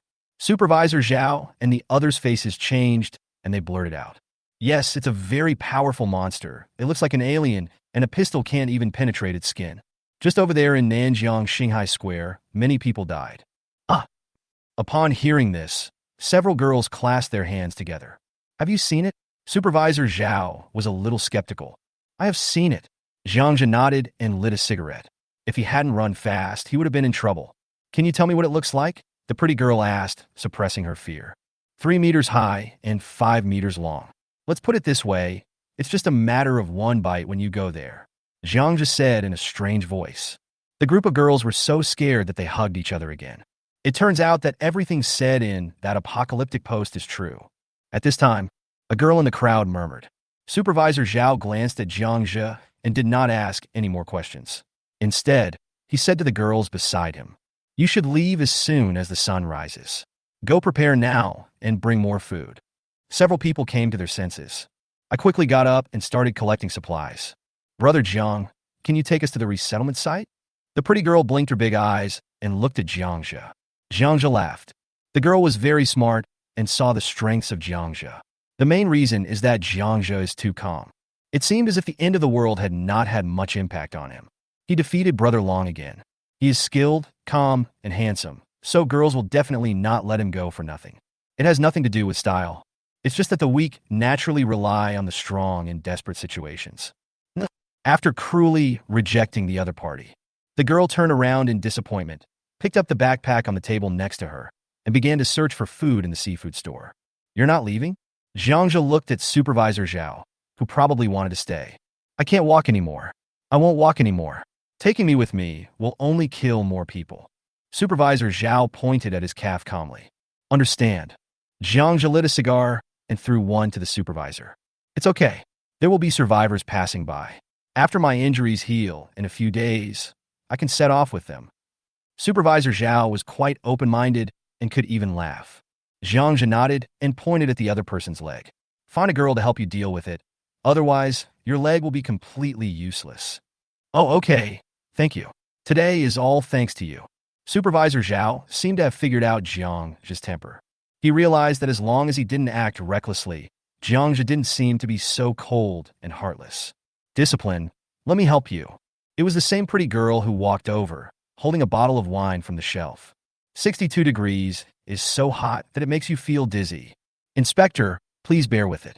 I have learned simple bandaging and wound treatment in the military summer camp. There's no anesthetic, so you drink alcohol, and that reduces the pain. The girl said as she handed over the wine. No need, it's a waste. Jiang Zhe snatched the bottle, then pressed his right hand on the supervisor's carotid artery like lightning. Discipline opens mouth wide. In less than 5 seconds, his head tilted and he passed out. Don't waste time. You will wake up soon. Jiang Zhe looked at the stunned girl, growled, then shook his head and rushed to the second floor of the seafood store. On the second floor are several bedrooms. One of the houses was filled with flour, rice, and cigarettes. Huazi alone has 10 large boxes. There are also a few fist-sized Xi characters pasted on it. It was probably the cigarettes that a family nearby used for their wedding banquet, so it was a bargain for Jiang Zhe. In the end times, cigarettes are hard currency, and a pack of cigarettes can be exchanged for a gun in some gathering areas. There are also several large suitcases on the table. After opening it, I saw stacks of brand new banknotes. After picking up a stack, with a swish, the fingers passed by, and Jiang Zhe listened to the sound with great emotion. Before the end of the world, he works as a delivery boy every day and is as tired as a dog, just to earn a little more money so that he and his grandmother can live a good life. In the apocalypse, this is the most useless thing. It can't even wipe your butt properly. Wait for Jiang Zhe to stroll down the second floor. A dozen people, each carrying a bulging backpack, surrounded Supervisor Xiao. The girl also treated the wound of Supervisor Xiao. He was also thoughtful enough to find a mop pole and make a simple crutch for the other person. You guys just walk along G58. It's less than 100 kilometers. If you grit your teeth, you'll get there in 2 days. Don't worry about me. Supervisor Xiao was giving orders to a group of girls. Discipline, woo-woo. Several girls started crying quietly. Obviously, he knew that the discipline would stay. Jiang Zhe looked at his watch. It was already 4 o'clock in the morning, so it was time to set off. Duke, stop chewing, and let's go. Jiang Zhe shouted to the Duke, who was still chewing the bone on the ground, and put on his backpack. What will they do? Supervisor Xiao pointed at the 5 men and Baldy Zhang. The supervisor felt it was not safe to leave these people behind. Base. Jiang Zhe pulled out his dagger and walked over. Jiang Zhe, are you really going to let them go? Supervisor Xiao spoke, and the girl next to him glared at the group of men. But he didn't dare to vent his anger on Jiang Zhe. Yes, I did. Jiang Zhe picked up the bald Zhang that was handed to him. Kick the other person in the butt. Everyone get out. I'm going to keep my word, and I will definitely let you go. Several people were overjoyed and shouted, Thank you, Master. Thank you. We will definitely turn over a new leaf and start a new life. In the dark night, a group of people stood in front of the seafood store, and the bodies of Brother Long and his companions were still covered with snow. The girls raised the torches in their hands and looked at Jiang Zhe with slight dissatisfaction. If Jiang Zhe hadn't saved them, I'm afraid they will start scolding each other. Jiang Zhe ignored their gazes and walked towards Zhang Tuzi with a knife. Chapter 20 accident. Take off your clothes, including your shoes. Jiang Zhe stared at Zhang Tuzi and his men and swung his knife. Ah! Baldy Zhang reacted and shook his head quickly. No, someone will die, brother. Let me go. It was all their fault. It has nothing to do with me. Ki! The knife flashed, and 2 of Zhang Tuzi's fingers fell to the ground. Not taking it off? Then leave one leg. Take it off, take it off. The 5 people hurriedly began to take off their clothes. Soon, only the waistband of his pants was left, and he began to shiver in the snow. Jiang Zhe raised the assault rifle in his hand and said, See that building 200 meters away? Run in, and you can survive. I mean what I say. Bang! Jiang Zhe fired the first shot. Ah! Several people wailed. Ran towards a 10-story building in the distance. Go, keep an eye on them. Jiang Zhe gave an order, and the Duke chased after them closely. Ah! A wailing sound came from the wind and snow. Everyone behind them watched them silently. Jiang Zhe ran back to the seafood store and frantically searched for food. In the end, he only left enough food for the supervisor to last for 4 to 5 months. Jiang Zhe, they're all dead just like that girl. When Jiang Zhe appeared again, Supervisor Xiao whispered, If they died, it means they were not strong enough. It's time to go. Jiang Zhe put on his skis. A dozen people nearby came over. Everyone bowed to Jiang Zhe. Thank you, Brother Jiang. At this time, Jiang Zhe slowly stepped forward, stretched out his hand, and placed it on the chin of the pretty girl in front. The atmosphere suddenly became ambiguous. The girl's face turned red, but she mustered up the courage to look him in the eye. Everyone around looked at the 2 of them quietly. Jiang Zhe looked around at these good-looking girls and shook his head. In the end times, being beautiful is a sin for women. Only by being ugly can you live longer. It's up to you whether you listen to it or not. Brother Jiang, we got this in mind. Take care. The girl nodded seriously, and the misunderstanding was resolved. At this time, the supervisor limped over and whispered in his ear, "Little brother, I guess we won't have the chance to meet again. I'm curious, you're good at fighting and shooting, but you don't look like someone in the military. Can you tell me who you are?" Jiang Zhe put on a ski hat. Seeing the curious look in Zhao Guanzhao's eyes, he grinned. "Nanjiang City, Eat Full Delivery Man, number M0023, available for inspection." Bang! Then slapped a pistol into the prisoner's hand. Under the gaze of everyone, a man and a dog disappeared in the heavy snow along the side of the road. Watching Jiang Zhe and Xiao Chi disappear in the distance, everyone who was left hugged the supervisor, and the girls smeared their faces black with the soot from the bottom of the pot.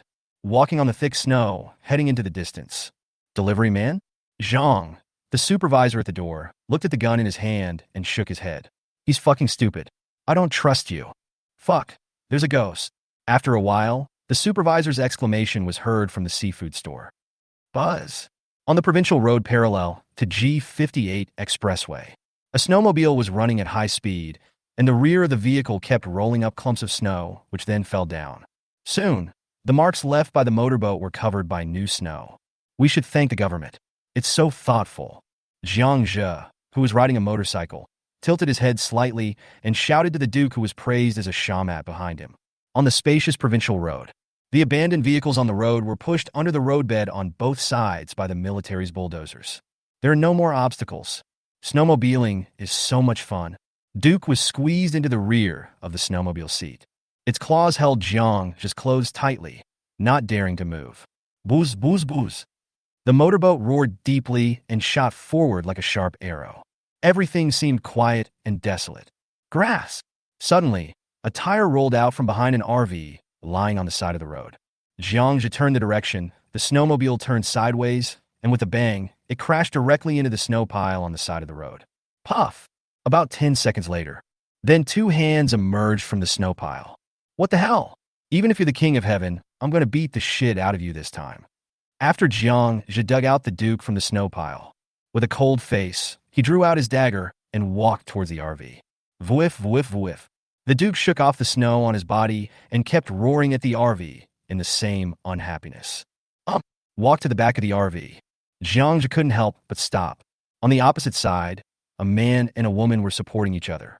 After seeing Jiang Zhe, he suddenly knelt down in front of Jiang Zhe. Bang, bang, bang. Without saying a word, he kowtowed 3 times, which confused Jiang Zhe. At this time, Jiang Zhe saw a little girl about 10 years old wearing a red down jacket standing behind the two men. She was holding a Peppa Pig doll in her arms and was holding tightly onto the lapels of the two adults, looking at Jiang Zhe with curiosity and fear.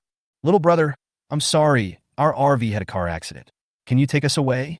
"Thank you." This man in his 40s with an unshaven beard was speaking. He kowtowed 3 times to Jiang Zhe again.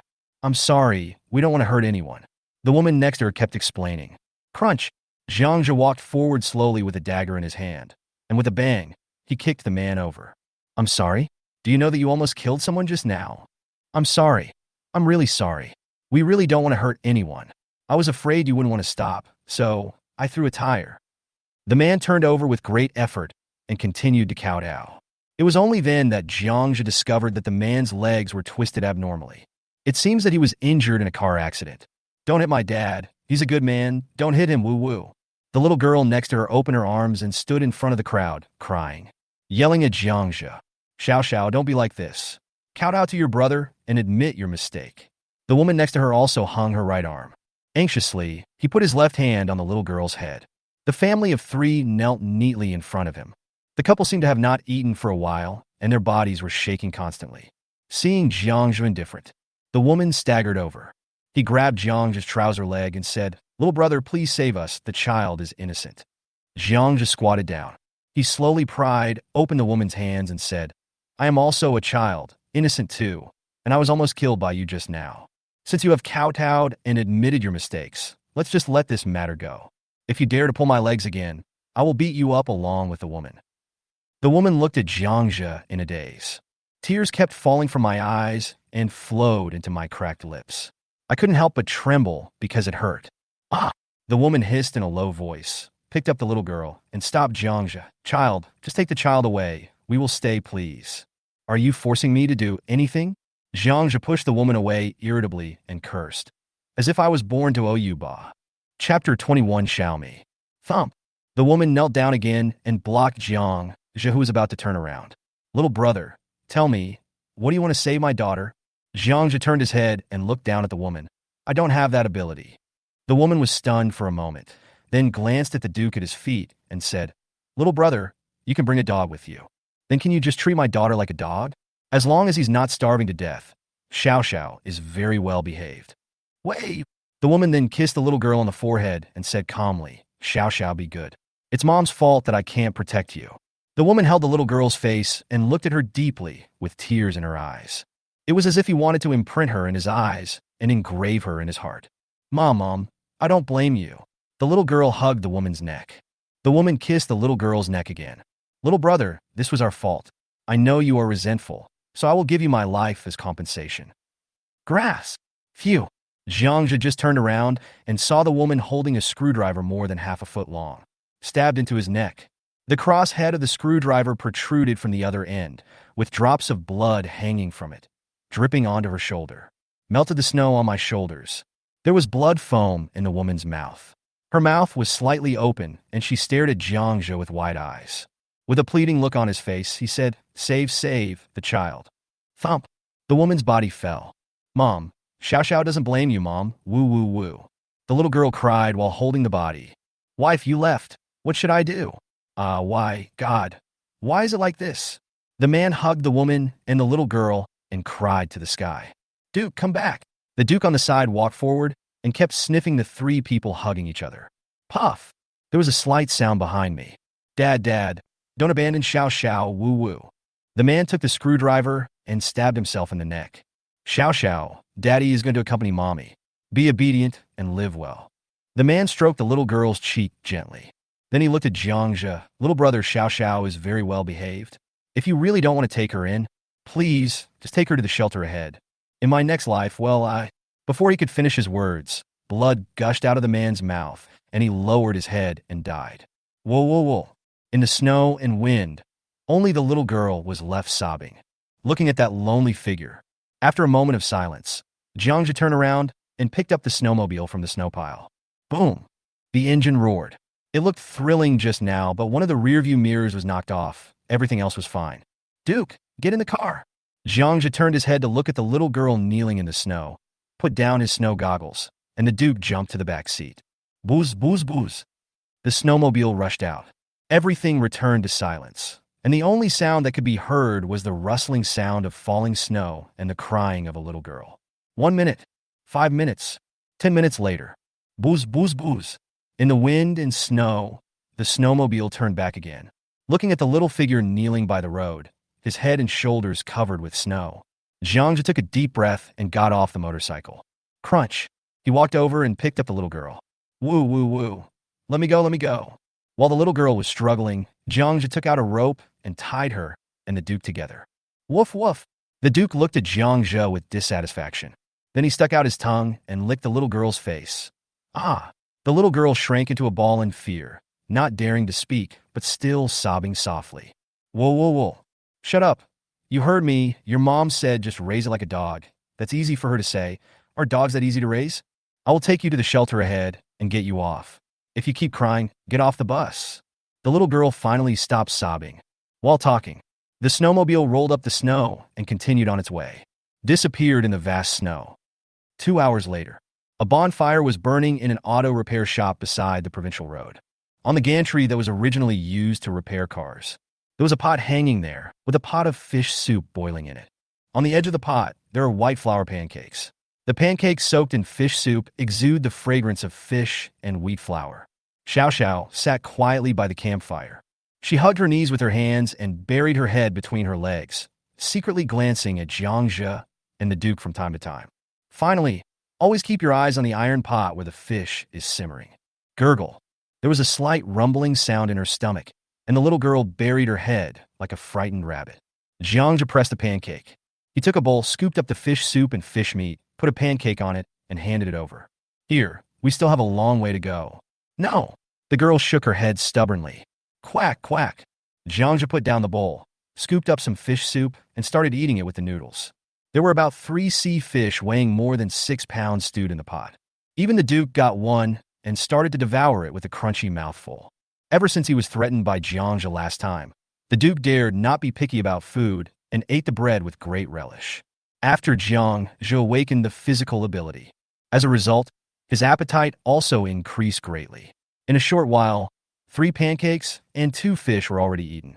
Well, Jiang Zhe burped comfortably. Duke, eat her bowl. Looking at the untouched fish in front of the little girl, Jiang Zhe shouted. The Duke stood up. The head poked over. Ah, bad dog, this is mine. The little girl cried. With a whoosh, he held the bowl in his arms and started to eat the pancake with big mouthfuls. Jiang Zhe grinned. Throwing a tantrum in front of him? It means he is very contemptuous. In the end times, if you go hungry for 2 meals, you will lose your temper. In the ice and snow, even the feces were eaten by wild dogs. After a while, the little girl burped softly. The 2 people and the dog sat around the campfire in a daze. The only sound in the entire room was the crackling of the campfire wood. What's your name? Jiang Zhe asked, breaking the silence. Su Xiaomi. The little girl showed half of her head and responded timidly in a low voice. Indeed, food is the best way to heal your mood, whether it is before or after the end of the world.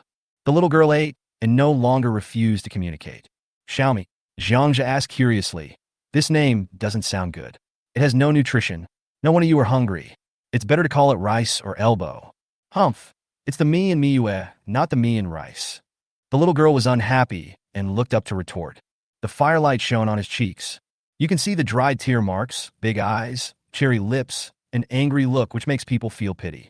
He. Jiang Zhe smiled and stirred the bonfire. Humph, bad guy. I'm ignoring you. The little girl stood up and walked towards the inner courtyard. What are you doing? IP. Su Xiaomi twisted her body, still shyly. You can't peek. This sentence made Jiang Zhe stunned for a moment. But it's so hurtful. When I came to my senses, Xiaomi had already walked out. Duke, go ahead. Someone is trying to take your territory. Do you have any problem with that? Jiang Zhe glanced in the direction of the inner courtyard. The Duke tilted his head and looked at it in confusion, but still ran into the backyard obediently. Ah! Xiaomi's scream suddenly rang out from the backyard. Swish! Jiang Zhe jumped up, and the dog-leg knife in his hand cut through the curtain and rushed out. Chapter 22, What Can I Eat? In a house in the yard of the repair shop, Su Xiaomi stood blankly at the door, covering her face with her hands, her whole body trembling slightly. Base! Jiang Zhe behind him slowly put away the dog-leg knife and ignored Xiaomi. Let her realize the cruelty of this end of the world sooner. It may be cruel, but it is not necessarily a bad thing. On the beam of the room, 2 old men in blue shrouds were hanging stiffly in the air. Because of the low temperature, the skin turned dark blue and black, which looked tragic and weird. On one wall of the room, it's a family portrait. The 2 kind-looking old men inside are the people who died in the room. Jiang Zhe looked at the old man, turned, and walked out. Xiaomi behind him hurriedly followed and returned to the house in front. Xiaomi was obviously frightened. She hugged her shoulders and clung to the Duke. Snap! Jiang Zhe took out 3 green cucumbers and started eating them. He threw it to Xiaomi and the Duke. Looking at the watch, it is now the 7th day of the apocalypse, and the survivors are moving towards the underground base. The surface is no longer suitable for human habitation. Ah! Xiaomi let out a low cry. It turned out that the Duke had finished eating his cucumber and moved his head over. Want to grab the food in her hand. Xiaomi quickly hid the remaining cucumber in her arms and looked at the Duke vigilantly. Eat the cucumber, don't waste it. It will be as cold as an iron bar if you go outside. Can you chew it? Jiang Zhe glanced at Xiaomi and said, I'm afraid I don't have enough to eat.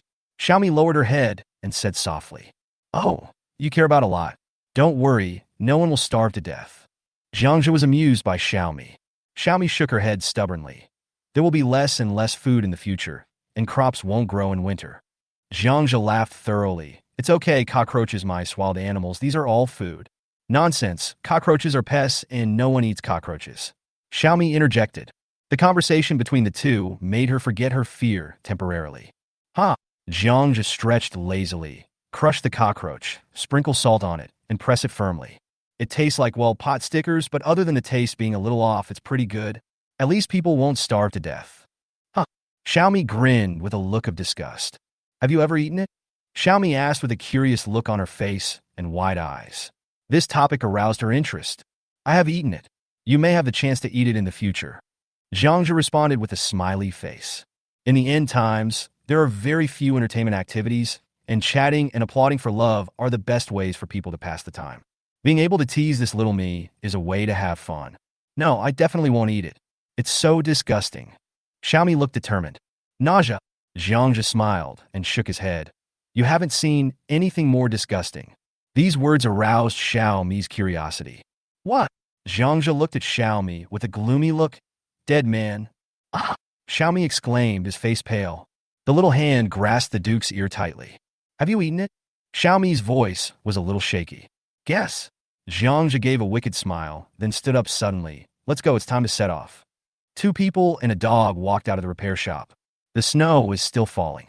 The sky was gray, and when I looked up, all I could see were snowflakes as big as goose feathers. This time, Jiang Zhe did not tie up Xiaomi, and the other party climbed onto the motorboat obediently. The kid has emotions, but he's not stupid. It was almost noon. It's short and weak. Jiang Zhe stopped the motorboat and looked at the provincial road, which was blocked by various abandoned cars. He could only complain helplessly. 2 dark green military bulldozers were also abandoned on the roadside. It seems that the military can't take care of too much now. Jiang Zhe turned in another direction. It rushed down the roadbed, passed through a piece of farmland, and sped towards the G58 highway more than 10 kilometers away. The corn and wheat that were buried under the snow were lifted up by the motorboat. A green channel was opened behind him, but it was soon covered by new snow. Someone is here. Suddenly, Xiaomi behind him shouted. Follow the direction of the little hand. A dozen figures were digging through the snow in the fields and pulling out corn cobs. The sound of the snowmobile attracted several people's attention. They stumbled around in the thigh-deep snow. I won't stop, Jiang just shouted coldly. The motorboat suddenly accelerated. A dozen people originally wanted to stop the motorboat, but when they saw it speeding towards them, they quickly made way. Stop and take me away. I'll give you 5 million.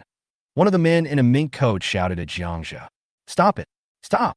The people left behind by the motorboat kept throwing corn cobs at the motorboat, but they could only watch the motorboat quickly disappear in the snow. 5 million? That's a lot. My parents can't earn that much. Xiaomi muttered in a low voice. It's useless no matter how much money you make now. It's just a piece of waste paper. Start here. From time to time, you can encounter fleeing groups of people. On both sides of the G58 highway, people who lack food are constantly digging up unripe crops from the fields. It's only a dozen kilometers away. There were at least 10 groups of people who wanted to stop Jiang Zhe's snowmobile. He left them all behind with his speed. In the heavy snow, the roadbed of G58 expressway ahead was clearly visible as the snowmobile got closer and closer. You can see a sparse crowd of people on the road. Sit down. A loud shout came. The motorboat rushed onto the highway embankment, glided in the air for 5 or 6 meters, and then bang, it rushed onto the highway. There are very few cars here. When the heavy snow first started, the highway was closed, and a road was cleared by the military's bulldozers. The snow in the middle is slightly lower than on the sides. The journey was smooth, and the motorboat sped along the highway. Both sides of the road. From time to time, you can see people carrying backpacks and walking with their heads down. Many people wanted to step forward to stop them, but were scared away by the assault rifle in Jiang Zhe's hand. Here, we are very close to the military resettlement site. The crowd is getting bigger and bigger. Most of them were walking, and some were carrying skis. All of them were hurrying on their way. Stop. Suddenly, in the middle of the road ahead, a man pointed a bow and arrow at Jiang Zhe and shouted. Behind him were a dozen men and women with excitement in their eyes. Jiang Zhe lowered his head slightly. He suddenly stepped on the accelerator, and the motorboat rushed forward at a faster speed like an arrow. Call out. The man's face changed, and the bow, an arrow in his hand, flew over. Base. There was the sound of a dagger being unsheathed. The bow and arrow were cut off by a flash of cold light. Jiang Zhe has 4 times the reaction and strength of an ordinary person, so it is not difficult for him to dodge the opponent's arrows. There are just other people behind me. Jiang Zhe had no choice but to draw his knife. Bang! The man didn't expect Jiang Zhe to be so brave. With a dull thud, the man's body was knocked away by the heavy snowmobile like a bowling ball. Chapter 23 Outpost. Bang! The man's body slid more than 10 meters away. He hit his head on the highway guardrail. his face covered in blood, and lay in the snow like a torn sack. It was obvious that he was going to die. Ah, someone is murdered. The people around the man reacted from their stupor. They suddenly shouted in unison. The three of them ran up to check the man's injuries. The remaining few surrounded Jiang Zhe's motorboat. There were refugees passing by and saw dead bodies. He quickly quickened his pace and left. The collision just now caused the Duke, who was sitting in the back seat, to lose his grip and fly into a pile of snow nearby. Bang, bang, bang! 3 gunshots were heard. Jiang Zhe raised his assault rifle and shot at the feet of several people who gathered around him, scaring them so much that they stopped. Want to stand out? Are you ready to sacrifice a few lives? Jiang Zhe's words caused the people around him to retreat 3 meters away. Xiao held onto his collar tightly. Woof, woof! At this time, the Duke came out from the snow pile and roared at the few people. You killed Brother Jun, you're done. Do you know that? One of the women pointed at Jiang Zhe and threatened. Jiang Zhe's eyes suddenly turned fierce, and he aimed his gun at the other party. Boom! A dark green military Lynx 8x8 all-terrain combat vehicle came speeding over. Crash! The 8 tires with snow chains rolled up large pieces of snow. Don't talk, okay? Jiang Zhe whispered. Xiao did. Along the way, she also knew that this man was different from ordinary people. Invisibly, he established an irresistible prestige in her heart. Who was shooting just now? 3 soldiers wearing high-altitude, cold-proof clothing jumped off the terrain vehicle and surrounded them. Killed, sir. He had a gun. Someone in the other crowd immediately pointed at Jiang Zhe and shouted. Crash! The 3 soldiers loaded their assault rifles and pointed them at Jiang Zhe, who was at the back. Put down your gun, or you will be executed on the spot. A loud shout came from the leading officer. Jiang Zhe looked at the other party's military ranks. He was a company commander, and the other 2 were ordinary soldiers. Woof, woof, woof. The Duke was very reckless and bared his teeth at the leading company captain. We're one family, stop shouting. Jiang Zhe kicked it and said loudly. Then he said to the company commander in a serious tone, I am Zhang Hongliang, the prison guard of Nanjiang City No. 3 prison. Company commander, 3 days ago, we were ordered by our superiors to transfer the prisoners. Prison warden Zhao Kongyang was injured in a car accident on the way and was guarding prisoners at a seafood store in Nanjiang. I will lead people to find support. Please don't panic. Bang! After saying this, Jiang Zhe gave the other party a clean and neat military salute. Xiao was stunned. When Jiang Zhe gets serious, he exudes a fierce aura. More soldier than any other soldier. The company commander on the other side looked at Jiang Zhe and asked, Why are you holding a standard rifle in the army? Captain, this gun belonged to a soldier in the prison van. Unfortunately, he died in the car accident. Jiang Zhe's face was full of regret and pain. After hearing Jiang Zhe's words, the other party was still skeptical. How do you prove your identity? Captain, you can contact the leaders of the Nanjiang City 3rd prison. They can vouch for me. Just say that the supervisors Zhao Kongyang and Zhang Hongliang requested support. Otherwise, Supervisor Zhao won't be able to hold on for long. Looking at the company commander's slightly lowered gun muzzle, Jiang Zhe already knew that the matter was mostly settled. Can the police kill people at will? Jungu was hit and killed by him. Captain, don't listen to his nonsense. At this time, someone among the onlookers shouted. The company commander frowned. What's going on? Zhang Hongliang, tell me. Humph. Jiang Zhe walked forward fearlessly and looked directly at the dozen people in front of him. Captain, that man just now tried to kill me with a bow and arrow and take away the snowmobile, and I was just following emergency mission regulations. Anyone who dares to obstruct the police's emergency duties and threaten the lives of police officers will be punished. I have the power to shoot him dead. The captain looked at the group of people. Is what this officer said true? Brother Jun just wants to scare him. One of them dodged the question. Frightened? Jiang Zhe grabbed the other man's collar and pulled him to pick up the broken half of the bow and arrow on the ground. See this arrow? It's pointing at my neck. You don't think it can kill me? Right, huh? Jiang Zhe's hand was so strong that the man's bones were half loosened. The company commander behind him saw the situation. He winked at the 2 soldiers, and the 3 men put their guns on their backs. It must be the police. Otherwise, how could the soldiers be so arrogant? Moreover, the man just now was obviously looking for death. He dared to use a bow and arrow to rob the police. This is an assault on the police. At this time, the company commander was unwilling to take care of this matter. This is a traffic accident. Why don't you ask the traffic police? We can't handle it. If you have any questions, ask your superiors to handle it. But, Officer Zhang, can I discuss something with you? The company commander pulled the two men apart. He pulled Jiang Zhe aside and asked in a low voice, but his eyes kept looking at the snowmobile. Okay, Captain. It's not convenient here. Let's find a place. We haven't rested all the way. Let's talk while we eat. The company commander's eyes lit up. Okay, let's go. The outpost isn't far from here. Let's talk there. After saying that, the company commander and his men rushed into the terrain vehicle. Hey, sir.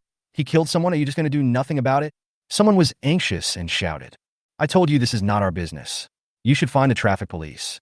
Or, don't you know his name is Zhang Hongliang? Go to court and sue him. The company commander threw down a sentence. The terrain vehicle rushed forward. Everyone looked at each other. Everyone understood that Junji's death was most likely in vain. Go to court? The court gate can be found, but the people have run away. What's the point of suing? Jiang Zhe took Xiao Mi onto the motorboat. He sneered at the few people, followed the military all-terrain vehicle, and disappeared in the snow.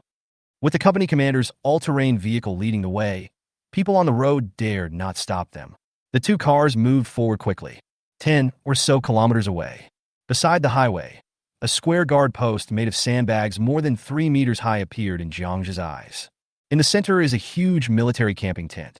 There is an open space of 20 meters around it, and a circle of barbed wire is built on the edge to protect the base. 2 all-terrain trucks were parked in the open space. On a huge wooden sign beside the road, there was a line of large red characters. Keep going. There's a resettlement point ahead. The company commander led Jiang Zhe into the outpost base. Let's go inside and talk. The company commander greeted warmly. Good. Jiang Zhe quickly looked around the entire base as he walked. Built defensive wall. Under each of the white open-air tents, there were a dozen Daxia soldiers standing guard in all directions. 4 QJZ, 170, 12.7 mm heavy machine guns. It was arranged in the direction of Nanjiang City. Jiang Zhe also saw 4 QJG, 0214.5 mm single-barreled anti-aircraft and flat-fired dual-purpose anti-aircraft machine guns. There was even a QBU-201 heavy sniper grenade launcher placed next to the two soldiers.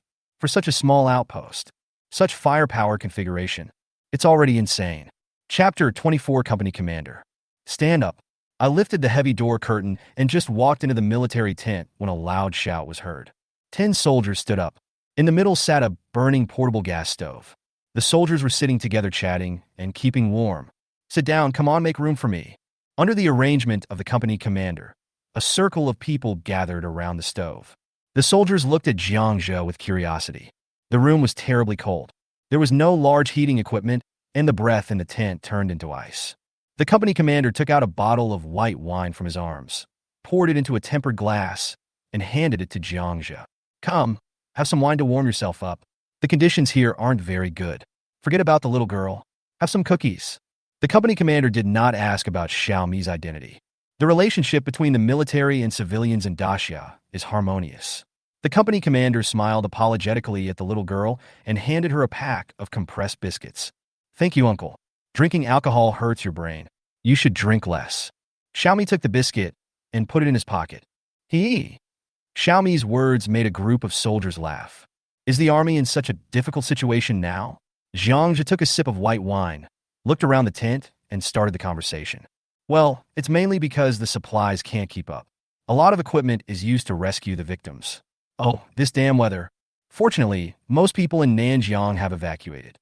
The company commander sighed and pounded his palms. What arrangements has the military made in Nanjiang? Jiang Zhe asked with his head down. Xiao Mi was a quiet listener. The company commander glanced at Jiang Zhe, and after a long silence, he whispered, half of an army group of the 3rd Military Region is defending this direction. 2 Combined Forces Brigades, 1 Aviation Brigade, and 1 Special Operations Brigade. We belong to the 113th Platoon of the 121st Combined Support Battalion, and I am the company commander, Li Haochang. I can't say anything else. This is a military secret, please understand. Clear. Jiang Zhe nodded to show his understanding. The defense line has about 50,000 people, and the rest of the 3rd Army is probably deployed in other coastal cities of Daxia. You must have suffered a lot along the way. The company commander clinked his glasses with Jiang Zhe and asked, Yes, we slept in the open air, endured hunger, and almost couldn't hold on. Jiang Zhe sighed. Xiao Mi lowered her head and dared not speak. That's too much. Starving? I kept complaining in my mind. If I keep going, I'll probably gain a few pounds. The company commander looked at Jiang Zhe's face, half believing and half doubting. He didn't look like he was starving, did he? The lips are rosy, the skin is glowing, and the eyes are bright. It's more like traveling. Master Zhang, you came from Nanjiang. Can you tell me about that monster? The higher-ups just told us to hold our ground. If you find a monster, you must report it immediately. Have you heard about this in Nanjiang? Captain Li expressed everyone's concerns. Jiang Zhe was actually very clear that at this time the upper echelons had basically mastered the combat effectiveness of the whites. I just don't dare release the video for fear of causing widespread panic. Behind us, there's also a slight bit of luck, which is to hope that these white skins are only the ones that have just appeared. Pity. The extent of this disaster was beyond everyone's expectations. Captain Li, in fact, I have not only heard of it, I have also seen it. Jiang Zhe said as he took a sip of white wine. What? The company commander exclaimed. Then he grabbed Jiang Zhe's arm and said, Tell me quickly, what does that monster look like? Is it very powerful? The soldiers around him stared at him with wide eyes. Jiang Zhe touched his chin. What does it look like? Its head looks a bit like an alien, its body is like a hairless lion, and it has 2 tentacles on its back. It was about 5 meters long. We were in Shanghai Square at that time. That thing took out a helicopter in one go and killed hundreds of people in less than a minute. Hiss! The company commander and the soldiers around him took a deep breath. Tell me more specifically. The company commander asked hurriedly. It's so rare to meet someone who has seen white skin in person. Can we talk while we eat? It's really cold in here. Jiang Zhe was talking. He took the backpack that was half a person's height from behind him. Dozens of kilograms of braised beef, ham, and a large heap of cut noodles were taken out and placed in front of Captain Li. There are also a few bottles of Mendealu. It made several soldiers' eyes turn green. Okay, bring the pot over here. Captain Li was stunned for a moment and quickly asked someone to bring a large pot. My dear brother, you have been starving all the way. It's really hard for you. No one of you looks so good. The brothers have been eating nothing but compressed biscuits these days, and their mouths are dry as a bird. By the way, don't forget to complain. Have you forgotten that I came from a seafood store? You're welcome. We're all one family, Daxia military and police. Besides, I have something to ask of you. Jiang Zhe threw the ingredients into the pot as if nothing had happened. Captain Li glanced at Jiang Zhe meaningfully and said in a low voice, Okay, eat first and we'll talk after you're full. After a while, a pot of beef and sour soup exudes a fragrant aroma. A dozen soldiers looked at the big pot and kept swallowing their saliva. In the past few days, canned food and compressed biscuits have not been enough to fill me up, so this pot of meat will be enough for me to celebrate the new year. Come, let's eat and talk. Crashing. What matters in the army is efficiency. In the blink of an eye, half a pot of beef disappeared. The only sound in the entire tent was the slurping sound of meat being eaten. Seeing that there was only a small amount of meat left in the pot, Jiang Zhe threw more than 10 pounds of noodles into the pot. Don't eat the meat. The brothers outside haven't eaten yet. Captain Li cursed. Let the soldiers slurp the noodles. After each person ate more than a pound of noodles, they were finally full. When Jiang Zhe clinked his glasses with Captain Li, Brother, that monster, it said on the map that it's fast and has thick skin. I would like to hear your opinion. Jiang Zhe lit up a cigarette that was handed to him and said, Come on, let's talk outside. Oh, cool. The two stood on the defense wall of the base, watching the sparse crowds of people passing by on the road nearby. The soldiers on guard have changed shifts. The two monsters killed someone and then ran away. I don't know where they went. Jiang Zhe touched the 14.5 heavy machine gun beside him. Resist the urge to put it away. Do you think we can stop them with these? Captain Li also patted the heavy machine gun beside him and asked. Jiang Zhe pointed to the 3-meter-high defense wall and said, Let's put it this way, at this height, that thing came right up. It weighs over 2,500 kilograms, and its teeth can bite through steel plates. Guns with a caliber below 14.5 millimeters are simply ineffective. The most terrible thing is that when running, it only takes 3 seconds to run 100 meters. Looking at the 3 fingers Jiang Zhe stretched out, Captain Li's face turned pale. The sense of security that this pile of heavy machine guns brought him was completely gone. 100 meters in 3 seconds? He is a veteran and knows very well what this means. Even if he sees it, he may not be able to hit it. Not everyone is a sharpshooter. Every word was like a heavy hammer hitting the company commander's heart. Jiang Zhe pointed to the empty space around him and said, You know better than me what the consequences would be if one of them ran into the base from this open area. Silence. The company commander stomped out the cigarette butt. Is there any solution? Tell me, and we brothers will owe you our lives. Have. What's the solution? Tell me now. Run. Chapter 25, Give me something to save my life. This time, Captain Lee picked up Jiang Zhe's cigarette. He put the remaining cigarettes into his pocket without hesitation. Anyone can run, but we can't. Do you see those people? The company commander blew out a circle of smoke and pointed at the figure on the highway. Yeah, Jiang Zhe nodded. There are at least several million people fleeing on the G58 highway ahead. If we run away, who can stop us? Jiang Zhe fell silent. It's useless. What if there are more white people coming? He continued after a long time. Captain Lee sighed softly. If they die, then they die. Look at those people. How good can they be even if they are alive? Do they have to dig corn stubble in the fields every day to eat? Jiang Zhe looked at the other person in surprise. This guy is quite insightful. He is right. In the end times, living is often more tiring. Little brother, can you please do me a favor? Suddenly, the company commander rubbed his hands embarrassedly. I can give you the snowmobile, but you have to give me a 14.7mm machine gun. Jiang Zhe already knew what this guy was thinking. All the way, he stared at his motorboat with shining eyes. Moreover, Jiang Zhe also contributed a meal of beef and sour soup to make the other party feel good. I was just thinking about whether I could get a heavy machine gun. No. The company commander shook his head and refused. Brothers are counting on it. There are 2 spare 12.7mm cannons on the vehicle. You could take one with 5,000 rounds of ammunition, if it weren't for the current situation. I will be court-martialed for this behavior. Perhaps it's because he knows that his chances of survival are slim. The company commander also became bolder. Add 50 kilograms of beef, and I want 14.7mm. Jiang Zhe flicked the ash off his cigarette. The company commander hesitated for a moment, then gritted his teeth and nodded. Plus a cigarette. Make a deal. Swish. He threw the snowmobile key to the company commander. Ha! The company commander laughed. This thing is still fast. I can send people to farther places to collect supplies. Even if I die, I cannot let my brothers fight on an empty stomach. Half an hour later, the sky has begun to darken. Another day is almost over. Boom, boom, boom, strapje. The company commander drove a Bobcat all-terrain vehicle to the highway a few hundred meters away from the base. Crash. He tore open the military canvas on the back seat. A 14.5mm heavy machine gun lay quietly. There are also a dozen boxes of bullets. The company commander didn't say much, just put the gun and bullets on the ground and said, find a way to take them away. If anyone asks, just say you found them. If you dare to betray me, you, the fake policeman, will be finished with me.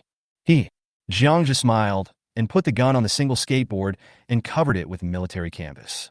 How did you know? The company commander lit up a cigarette and said, a real policeman wouldn't let me get away. You're too obvious.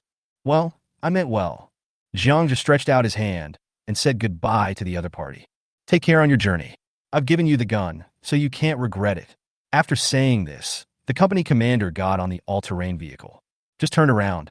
The company commander suddenly stopped and asked, Hey, what's your name? Jiang Zhe. What for? The delivery guy. The company commander stood up and saluted Jiang Zhe, then stepped on the accelerator, and the all-terrain vehicle left the road and ran towards the outpost base. Jiang Zhe and Xiao Chi came up. The 2 men and the dog looked at the outpost that was barely visible in the snow. A red military flag stood tall in the snow. Half an hour later, the sky has become completely dark. Gotsy. The Duke was panting and sticking out his tongue, struggling to pull Xiao Chi on the skateboard behind him in the snow. What a waste of your impressive physique. Look how weak you are now. You call yourself a mountain rescue dog? You're a good dog if you can save yourself. Jiang Zhe walked in front. He kept trash-talking the Duke as he walked. Xiao Chi hugged the pedal and held the skateboard tightly. It is more than 10 kilometers away from here to the resettlement site. Jiang Zhe didn't dare to take out the snowmobile again. If you meet someone from the military again, there is a high chance that you will be conscripted. It's wartime now. The army won't reason with you. And not every company commander is as easy to talk to as Li Haochang. There is another purpose. The Duke is very weak and needs to exercise. You don't have to be like him. As long as you run faster than others, your chances of survival will be greater. Finally, at about midnight, lights were faintly seen on the road ahead. Ah, here we are. Xiao Chi. Along the way, the little girl fell off the dog's back twice because she was sleepy. She had to be tied to the Duke. Just when Jiang Zhe was about to untie the rope on Xiao Chi, Xiaomi's little hand tightly grasped Jiang Zhe's hand. A pair of big eyes blinked. Brother, I don't want to go to the gathering area. Xiao wants to follow you. Chapter 26 Stay? Not stay? Jiang Zhe frowned and stared at Xiaomi. Two figures, one tall and one short, stood in the snow in silence. I said I would leave you in the shelter and never promised to take you with me. After a moment's silence, Jiang Zhe said in a low voice. Xiaomi didn't say anything, just shook her head. I eat whatever the Duke eats, brother. I want to stay. After a moment, Xiaomi looked up at Jiang Zhe's expressionless face, then lowered her head again. Your parents paid 2 lives to buy your life. They don't have that much face, so they can only send you here. You are not yet qualified to be like the Duke. Jiang Zhe said coldly. The original plan was to send her to the gathering point. Moreover, Jiang Zhe has no plans to raise a lowly. No matter how beautiful it is now a burden. Xiao can wash clothes, socks, and cook, but the Duke can't. Xiaomi didn't dare to look up and responded in a low voice. Jiang Zhe narrowed his eyes and looked at Xiaomi. The atmosphere was depressing, with only the rustling sound of falling snow all around. After a while, with a creak, Jiang Zhe picked up Xiaomi and said, You are a little too smart. After saying that, Jiang Zhe strode towards the gathering area. Woo, Xiao is very good. Brother, take me with you. I don't have a father or a mother anymore. You are my brother, Wu. The little girl twisted her body gently, but I didn't dare to use too much force. Jiang Zhe paused, but walked towards the shelter with a determined look in his eyes. This Su Xiaomi is very smart. However, the road ahead is still long and will be even more dangerous, including the fact that he is just running for his life. Crunch! Jiang Zhe walked quickly and soon. On the left side of the highway, you can see a huge military camp. On a defensive wall more than 6 meters high, densely packed weapons of various calibers were pointed at the direction. The center of the military camp. Dozens of helicopters can be seen taking off and landing. Dozens of lights cast thick columns of light in the snowy night, illuminating an area of thousands of meters in radius. A few days. It was the first time that Jiang Zhe saw such a busy scene. It feels like returning to the civilized world. Highway ahead. In front was a wall of sandbags, leaving only a narrow passage for trucks to pass through. 4 14.7mm anti-aircraft machine guns were pointed at them. Behind them, there are 4 military-type 99B heavy tanks. The thick 120mm caliber tank gun muzzle is clearly visible. Behind the tank, there are 2 huge lighting lamps standing. There was a noise coming from a huge tent. Everyone line up, hurry up, there is hot water and food inside, and after you eat, someone will take you away. The crowd formed up and marched through the fortifications. 2 soldiers shouted back and forth with a megaphone. In front of us was a long line of hundreds of refugees, quickly passing through the tents. Occasionally, someone would feign in the team and would be immediately carried away by the soldiers nearby. Woo, brother, let me follow you. Xiao has no relatives anymore. Xiaomi was still begging in a low voice. But Jiang Zhe remained indifferent, no discussion. The 2 soon arrived at a huge marching tent that spanned the road. There was a row of tables in front. Behind the table were 10 busy female soldiers, registering the information of each refugee. Name. When Jiang Zhe walked forward holding Xiaomi, a busty female soldier asked without even raising her head. Brother, Xiao wants to follow you. Xiaomi was still saying the same thing. The female soldier suddenly raised her pretty but tired face. What's going on? It's okay. We rescued this little girl on the road. Please register her. Jiang Zhe responded calmly. Little girl, is what he said true? The female soldier asked Xiaomi, looking at Jiang Zhe's calm eyes. Xiaomi lowered her head and responded softly. Yes, I want to follow him. The female soldier looked at Jiang Zhe and said nothing more. She couldn't force Jiang Zhe to do anything. Name. Xiaomi, Hianfei. Shelter number 12, Longtan Bay. Take your sign. After you eat, soldiers will protect you as you leave. Next, the female soldier handed over a badge with the names of Jiang Zhe and Xiaomi on it. Walk past the tent. Jiang Zhe's face became increasingly gloomy. Don't crowd, everyone has their share, and leave immediately after eating. Past the registration tent, 2 military camping dining trucks were parked on the side of the road, and 2 soldiers were distributing food. Each person gets a bowl of meat porridge and a piece of bread. It can only meet the most basic physical needs, the kind that won't kill you with hunger. And then later, a spacious 4-lane highway on both sides. There are a row of neatly arranged tents. In front of each tent, There was an oil barrel with blazing flames rising from it. Many refugees who had already eaten gathered around the oil drums to keep warm. All refugees will stay here for one night and will leave under the protection of the army tomorrow morning. Had dinner provided by the army. The two were placed in a tent at the back. Looking at the number plate in his hand, Jiang Zhe remained silent, and Xiaomi beside him was also silent. Longtan Bay Shelter number 12. The memory is very vivid. At that time, Jiang Zhe was arranged to stay in Longtan Bay Shelter number 20. The two shelters were more than 30 kilometers apart. Most of these shelters were military material storage bases of the Great Xia Kingdom, or were converted from air raid caves. Most of them are built in mountainous areas, and some are large and some are small. The reason why he has a vivid memory of shelter number 12. This is because this small shelter will be breached by the whites, and only a few of the more than 30,000 people inside will be able to escape. When the hunting team from shelter number 20 heard about this, Jiang Zhe followed the hunting team to shelter number 12 to move supplies. The tragic scene of corpses everywhere. It became one of the most unforgettable scenes in his memory. In the tent, Jiang Zhe glanced at Xiaomi, who was silent and lowering her head, with helplessness flashing in his eyes. If we really put her in the car, she would surely die. To stay or not to stay? This gave Jiang Zhe a headache. Annoyed, Jiang Zhe walked out of the tent. Count the balls and take one step at a time. You stay, the Duke will stay with you. Seeing that Xiaomi still wanted to follow, Jiang Zhe shouted at them to stay in the tent obediently. In the open space outside the tent, there is a huge wooden board standing at regular intervals. It was covered with palm-sized pieces of paper left behind by the refugees. Mom, I've been assigned to shelter number 28 in Yinshan. Don't worry. My son, Li Feng from Dingxing Trading Company. I'm Zhang Guoli, a neurologist at Nanjiang City 4th Hospital. If anyone encounters my wife, please tell her that I have been assigned to Yinshan shelter number 32. My wife's name is Zheng Wan. After this sentence, there is a photo of a woman in a long dress, smiling, quiet and beautiful. Communications have been severed. People can only use this most primitive means to convey messages. Jiang Zhe looked at it for a while.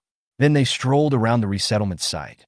At this time, the number of refugees coming from Nanjiang City is decreasing. Suddenly, a figure attracted Jiang Zhe's attention. Chapter 27. You wash the socks from now on. Why are you following me?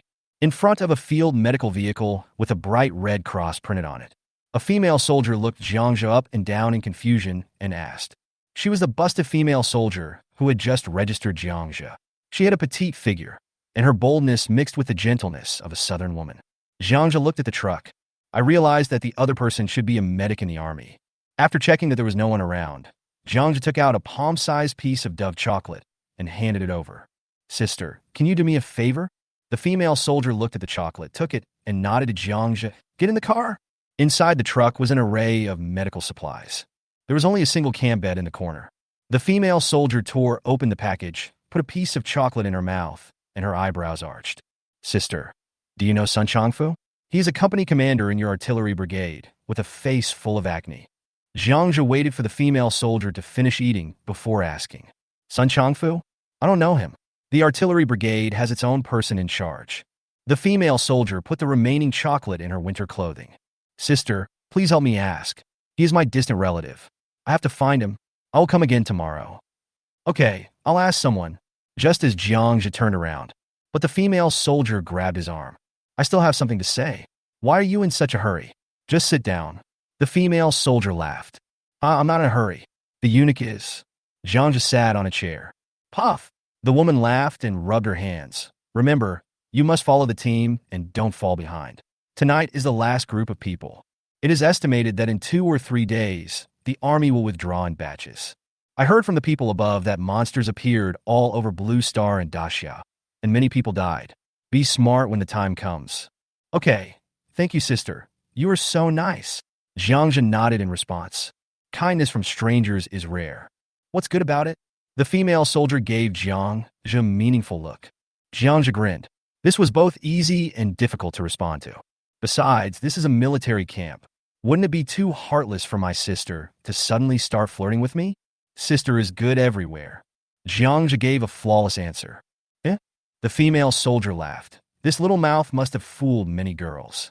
Okay, I'm just teasing you. Everyone has been so nervous these days that we can't help but make some jokes. Mark my words, tomorrow. Whoa! Suddenly, an urgent alarm sounded in the military camp. The female soldier's face changed, and she grabbed the medical box on the table. Go!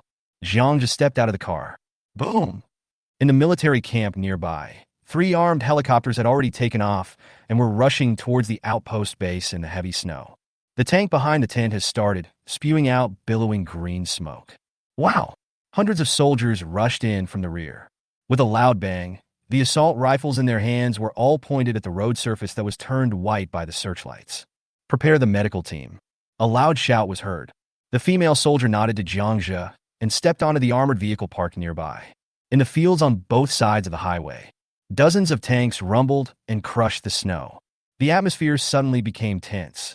Everyone held their breath, waiting for the unknown enemy. Jiang Zhe hid behind the medical vehicle, looking at the 14.7mm machine gun and the fortifications ahead from time to time. Without a doubt, the white guy is coming, and he needs to be prepared. Boom! There were faint sounds of dense explosions coming from the front. However, the explosion lasted less than 10 seconds, and the whole world became quiet again. The armored vehicle carrying the female soldiers rushed out suddenly. 10 minutes, 20 minutes, half an hour. Suddenly, the roar of armored vehicles was heard on the road in the distance. The armored vehicle turned back. Everyone, be on high alert. If you find anything unusual, open fire immediately. An officer standing at the front shouted. The armored vehicle stopped. The female soldier got out of the armored vehicle, carrying a medical box, and slowly walked towards the truck. His hands were covered in blood. Her eyes were dull and tear-stained. Obviously, she had been crying. I saw Jiang Zhe standing next to the car. The female soldier stopped and looked at him blankly. There are no casualties, only 2 people survived. After saying that, he walked into the medical vehicle. Jiang Zhe thought about it and followed. Looking at the female soldier sitting there blankly, Jiang Zhe took out a tissue and handed it to her. Sister, are you talking about what happened at the outpost? That monster is so scary, none of the bodies are intact. Whoa. The female soldier suddenly hugged Jiang Zhe's waist. Is the monster dead? Jiang Zhe asked, touching the other's hair. Yeah, the female soldier snorted. At first he was injured by the soldiers at the outpost, and then he was caught up by a helicopter and killed. Where is there a company commander named Li Haochong? Sacrificed. Jiang Zhe fell silent. He thought of what Captain Li had said, and wondered whether the soldiers stationed at the outpost had enough to eat before they died. This monster is just exploring the way. Soon a large number of white people launched an attack. There will be many, many deaths. After a long time, the female soldier stood up suddenly, stretched out her hands, and held Jiang Zhe's face. Brother, I was originally going to retire in 2 months. But I guess my sister won't be able to wait until then. Sister, now no one knows what will happen tomorrow. Jiang Zhe looked down at her. The 2 sides looked at each other quietly. Suddenly, my sister covered his mouth. Brother, I've never been in a relationship before. Just be my boyfriend for a day. Jiang Zhe locked the door. Then, the young bodies tangled together like wild beasts. The blazing flames ignited the small space. In the cold night, the faint sound of an oriole's chirping was heard, sometimes gentle, sometimes hurried. 5:30 in the morning. Get up, let's go. At this time, a soldier holding a loudspeaker urged in front of the tent. Everyone came out of the tent. Jiang Zhe took Xiao to the convoy, and each person received a piece of bread and a bottle of water. Xiao behind him was still holding his collar tightly, refusing to let go. The retreat will soon begin. Come on, little girl can ride in the car. In the carriage of the military truck, a soldier noticed Xiao and stretched out his big hand. In the carriage covered with green military canvas, there were already about 10 children sitting there. Brother, are all the people in this car going to Longtan Base Shelter number 12? Jiang Zhe asked. Yes, we all lined up together. You are lucky. The journey is not far. The soldier consoled him. Jiang Zhe nodded without saying anything. The road is not far, it leads directly to hell. But he couldn't say it clearly. Brother, Xiao will be very good, and let me follow you. I will never fight with the Duke for food again. Woo, brother. Xiao saw that they were about to separate. Her crying voice became hoarse, and she stood helplessly in the snow with her arms slightly open. Hurry up, come up, the soldier urged impatiently. Brother. Xiao looked at Jiang Zhe and shook her little head. Tears kept falling. Grass. He growled harshly at the lonely little figure in the snow, then looked up at the dozen or so kids on the truck. After a moment's silence, he whispered, "Xiaomi, today no, from now on, you have to wash my socks." Xiaomi raised her head covered with snowflakes and stood there in a daze. Ah! After a moment, she reacted, screamed, and rushed over to hug Jiang Zhe. The Duke standing by felt jealous and also tilted his head over.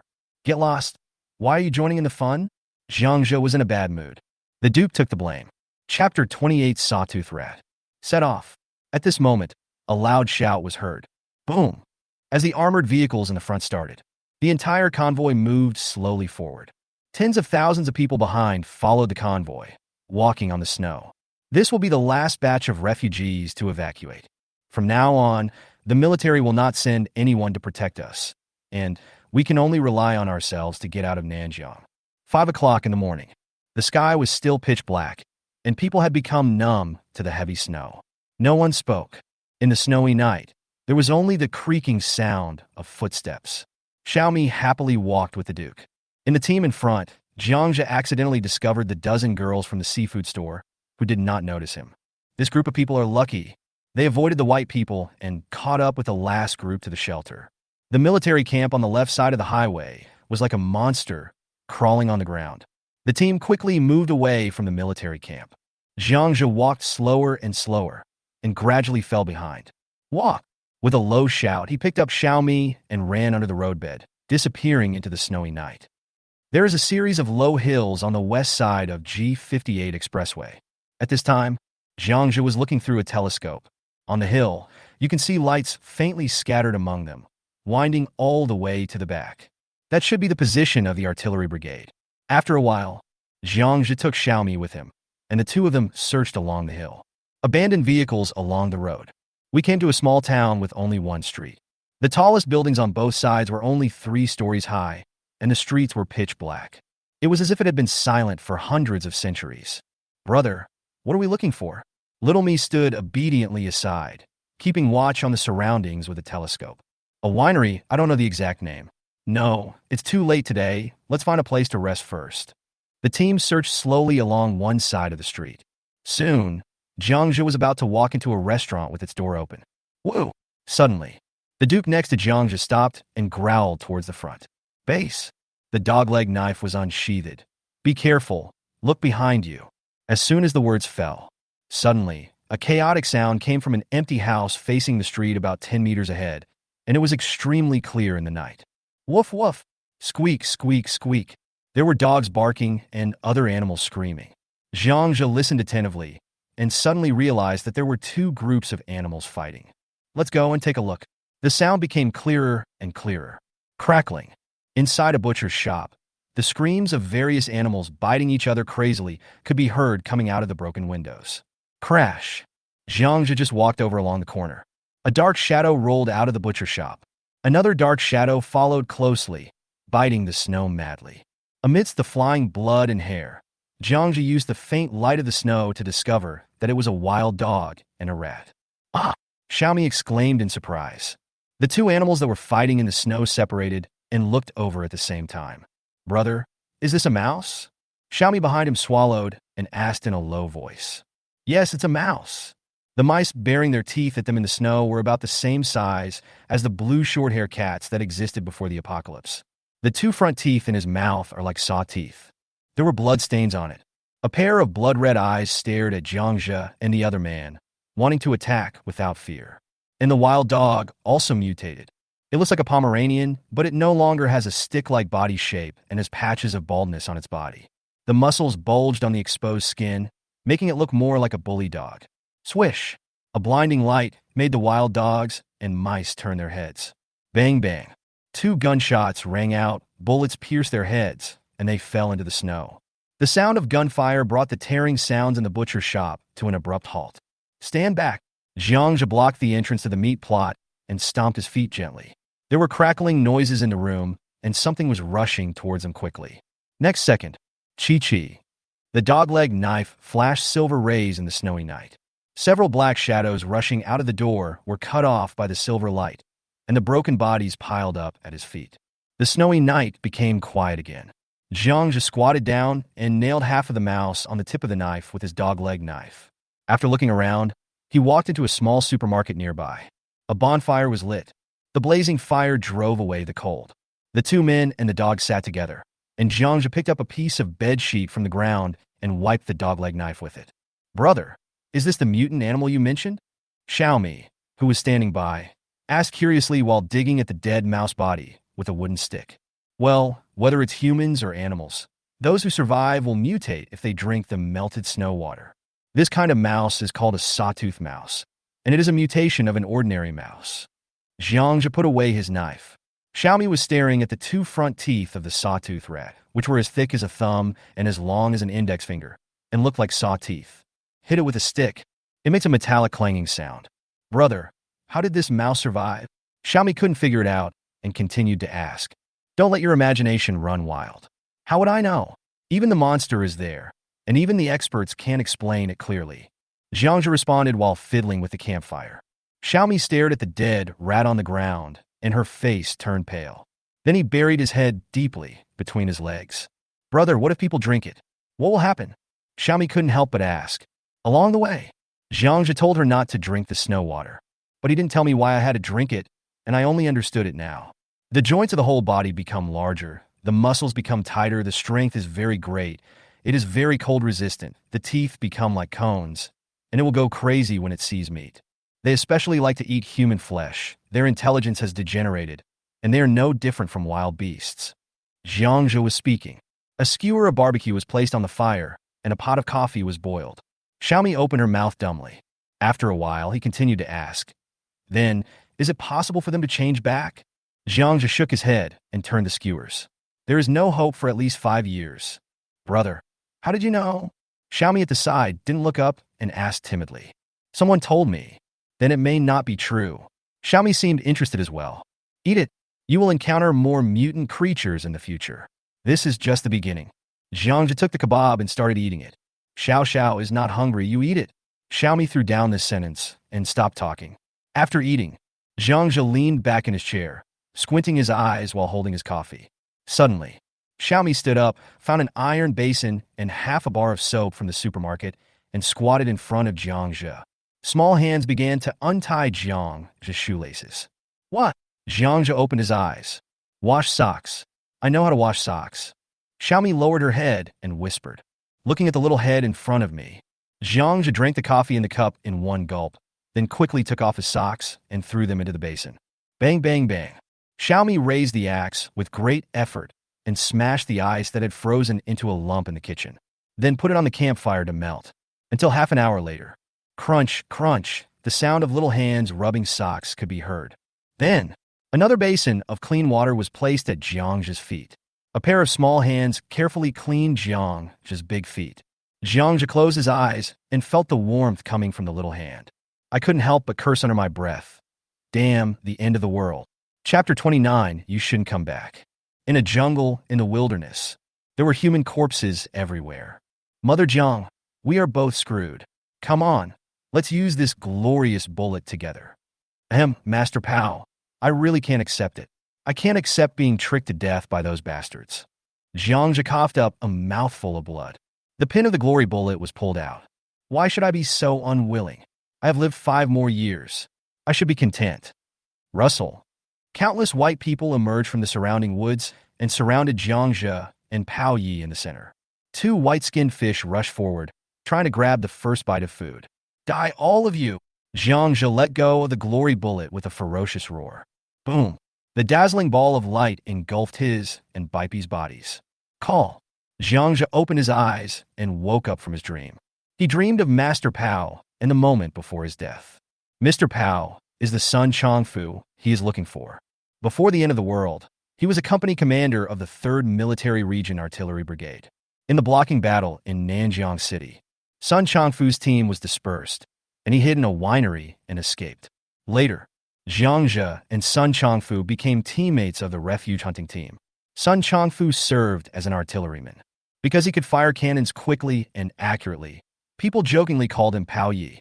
Sun Chongfu became a superhuman earlier than him and saved his life several times when they were in the hunting team. In the last days, friends are a rare and precious commodity. This time, Jiang Zhe wants to live with him. 8 o'clock in the morning. It was already slightly bright outside the window. Beside the campfire, Xiaomi was still sleeping. Jiang Zhe stood up and added some firewood, then fanned the flames. Squeak! On a pan, the steak and eggs are bubbling with oil, giving off an enticing aroma. Xiaomi was immediately awakened by the fragrance. After they finished packing, they quickly ate breakfast and walked out of the supermarket. This time, Jiang Zhe chose a direction and walked forward quickly. Yesterday, while Xiaomi was asleep, he used the charger in the space to turn on his phone, and the offline function of Gauta Map helped him find the winery. Actually, the small supermarket where they spent the night was not far from the winery. The straight-line distance is only over 1,000 meters. Jiang Zhe held a knife in his left hand and a gun in his right hand, watching his surroundings vigilantly. Mutated beasts have begun to appear. He was confident that he could dodge before the opponent attacked, but Xiaomi couldn't. What if you get bitten unexpectedly? It will be troublesome. Shuanfao Winery. Jiang Zhe soon saw the plaque on the gate of the winery. The winery is quite large. Warehouse, winemaking workshop, lease pool, and complete equipment. At the door of the warehouse, there was a trailer which was only half loaded with finished liquor. Jiang Zhe took little Duke Me and squeezed in through the gap in the door of the winemaking workshop. The center of the factory, there is a fermentation tank made of stainless steel, more than 5 meters high. Pipes of various thicknesses are connected to a dozen or so devices whose names cannot be told. Crunch! Open the feed port above the fermentation tank. A faint smell of white wine wafted in the air. The leaves on top have frozen to the point where they are harder than concrete. Xiao Yu and the Duke hide here. I'm going to go out and find someone. If there's anything unusual, use the intercom. Jiang Zhe handed a walkie-talkie to Xiaomi and gave her some brief instructions. Although Xiaomi's face was pale, she still nodded and agreed. At the latest at night, wait for me to come back, and don't run around. Give the order again. Jiang Zhe hung Xiaomi and the Duke down. There was enough food in the backpack, so as long as they were not white-skinned, they would be safe enough. Boom! There was a loud bang. A 20-ton excavator appeared in the factory. Boom, boom, boom. Jiang Zhe clumsily operated the excavator and began to dig a hole in front of the factory gate. He had never driven this thing before, so he could only follow the operation video on his phone. Fortunately, you don't need a driver's license now. As long as the factory building doesn't collapse, everything will be safe. Military camp next to G58 highway. The tents on both sides used to shelter refugees have been folded up. There was no refugee to be seen in the entire checkpoint, and all the people coming and going were soldiers wearing winter clothes and holding rifles. After the white skin appeared last night, the entire checkpoint was heavily guarded. As soon as Jiang Zhe appeared in sight, he was taken into the checkpoint by 2 soldiers. You are late. The last group of people in the shelter have already left. Take the food and leave quickly. It is not safe here. A soldier handed Jiang Zhe a packet of bread and water. Brother, I'm here to look for someone. Jiang Zhe glanced into the distance and saw that the medical vehicle from yesterday was no longer there. Looking for someone? Oh, the soldier who settled him was a little surprised. Chunyun from the medical team. Last night, during an in-depth communication between Jiang Zhe and the female soldier, he learned that her name was Chunyun. Who are you to her? Boyfriend. Fuck buddy, you're awesome. You dare to come here at this time. I admire you. The soldier gave him a thumbs up. Then, the two walked towards the military camp on the side of the road. Jiang Zhe waited quietly at the gate of the military camp. The soldiers on the defensive wall looked at him curiously. At this time and in this place, it is too unusual to meet ordinary people. Especially last night. Everyone understood that the survivors who remained in the Nanjiang direction had little chance of survival. Chen Yun, who was walking from a distance, saw Jiang Zhe and rushed over with a scream. The two of them had no scruples. He started eating right at the gate of the military camp. The 4 soldiers on guard at the door were stunned. Whistles were heard continuously from the defense walls on both sides, and many soldiers laughed and leaned over to watch the 2 people kissing in the snow. The laughter brought a touch of relaxation to the heavily guarded military camp. Feeling suffocated, Chun Yun gasped and let go of Jiang Zhe, then took his arm and pulled him aside. A pair of beautiful eyes stared at him. Tears flowed down. Silly, why did you come back? I promised to be your boyfriend for 1 day, but it's been less than 24 hours. Also, I have to find Sun Changfu. Jiang Zhe responded with a silly smile. At this time, Chen Yun was wearing full field combat uniform. The thick bulletproof vest feels a bit bulky on my body. It looks like Pikachu, but the funny feeling is diluted by the grenade hanging around the waist. Humph, you have no conscience. I thought you were here to find me. Sun Changfu is at the artillery position on the hill to the west. Chun Yin pointed in a direction with a coquettish tone. Jiang Zhe's guess was correct. Then, he handed a letter to the other party and said, "Give this to Sun Changfu, and don't say anything else." After looking at Jiang Zhe doubtfully, Chun Yin still accepted the letter. Then tears started to flow again. "You shouldn't have come back. Go quickly. I will give him the letter. If I were still alive, I would definitely go to Longton Bay Base number 12 to find you." Jiang Zhe patted the snowboard on his back and said, "This thing is very fast. Don't worry. I can catch up with the team at the shelter in half a day." Chun Yin took off her gloves, held Jiang Zhe's face in her hands, and stood on tiptoe. Soon, the two of them were like sculptures, letting the heavy snow fall on their heads. "Jiang Zhe, hurry up and leave now." The two let go, and Chun Yin pushed him hard. Jiang Zhe looked at Chun Yin silently. "For a long time. Sis, if you are willing, I will take you away now, and no one will find you." Jiang Zhe knew it was useless to say this, but he couldn't help but say it. Chun Yin took a deep breath and silently brushed the snow off his shoulders, turned and walked towards the military camp. "I'm not leaving." Then he walked faster and faster and finally disappeared in the military camp while running. Chapter 30, The Dark Light of Life.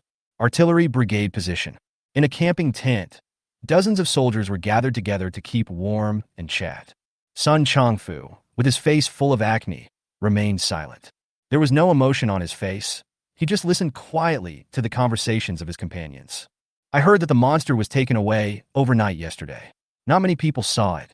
I really want to see what it looks like. No, it's better not to see each other for the rest of my life. Also, I heard that a lot of people died in the outpost. Is that monster really that powerful?" At this time, Sun Changfu, who had been silent the whole time, pointed at a soldier and said, "Sixth Sun, take a few people to clear the snow off the cannon, otherwise it will explode and send you to the sky." "Yes, the order has just been issued." A soldier ran in and handed over a letter. "Captain, here it is." It was sent by a female soldier. "Eh?" A vulgar low laugh was heard in the tent. Sun Changfu glared at everyone, then turned around and tore it apart. "Changfu, if you can't hold on any longer, run to the winery in the small town east of our position. There's a way out there. This is not a joke. Remember, don't get distracted. Otherwise, I will marry Tsitse, the girl you secretly love. Signature, a friend I've never met." "Fuck." Sun Changfu grabbed the telescope and ran out of the tent. Through the telescope, he saw a small town looming in the snow at the foot of the mountain to the east. On the top 3 floors in the center of the town, there is a red flag that is taller than the building and is particularly bright. It would be hard for him to find it. Sun Changfu put down the telescope, frowned, took out the letter, and read it again. Damn it. Only he knew that he had a crush on Suitsue. Not even Suitsue knew. G58 Expressway. A long team was marching forward on the snow. Careful. In the team heading to the shelter, Xia Yu helped a woman who had slipped up. Looking at the endless team behind him, Xia Yu's brows have not been relaxed for several days. I don't know why. This place is obviously not far from the refuge point. There is always an inexplicable feeling of uneasiness stirring. "Xia Yu, drink some water." At this time, another female police officer of similar age handed over a bottle of purified water. "Isn't the daily quota only half a bottle?" Xia Yu licked his dry lips and asked. "I've already drunk the snow water. I'm not thirsty." The policewoman smiled at her. Xia Yu frowned even more tightly. "You're not allowed to drink snow water? You're violating discipline." For this good friend, Xia Yu could only whisper a warning. The inexplicable uneasiness in my heart became stronger. "TSK, don't worry, it's been more than 10 days. I've seen people who drank snow water. Nothing happened to them. Also, many people who caught colds from the cold recovered after drinking snow water. Everyone says that they are in much better shape now than before. Listen to your friends whispering beside you." Xia Yu's mind was on that post. Is that post a hoax? Or does the virus need a longer incubation period? Thoughts kept turning in Xia Yu's mind. Boom! The roar of the machine interrupted Xia Yu's thoughts. A tracked armored vehicle came rapidly. "All soldiers and police officers, assemble immediately at the service area 1 kilometer ahead." All soldiers and police officers, assemble immediately at the service area 1 kilometer ahead. Hear the order. Xia Yu and his female police friend walked quickly forward. What are they going to do? Amid the surprise questions from friends, Xia Yu saw hundreds of all-terrain trucks parked in the service area. Fully armed soldiers are stationed at the entrances and exits on both sides. Gather, squeak.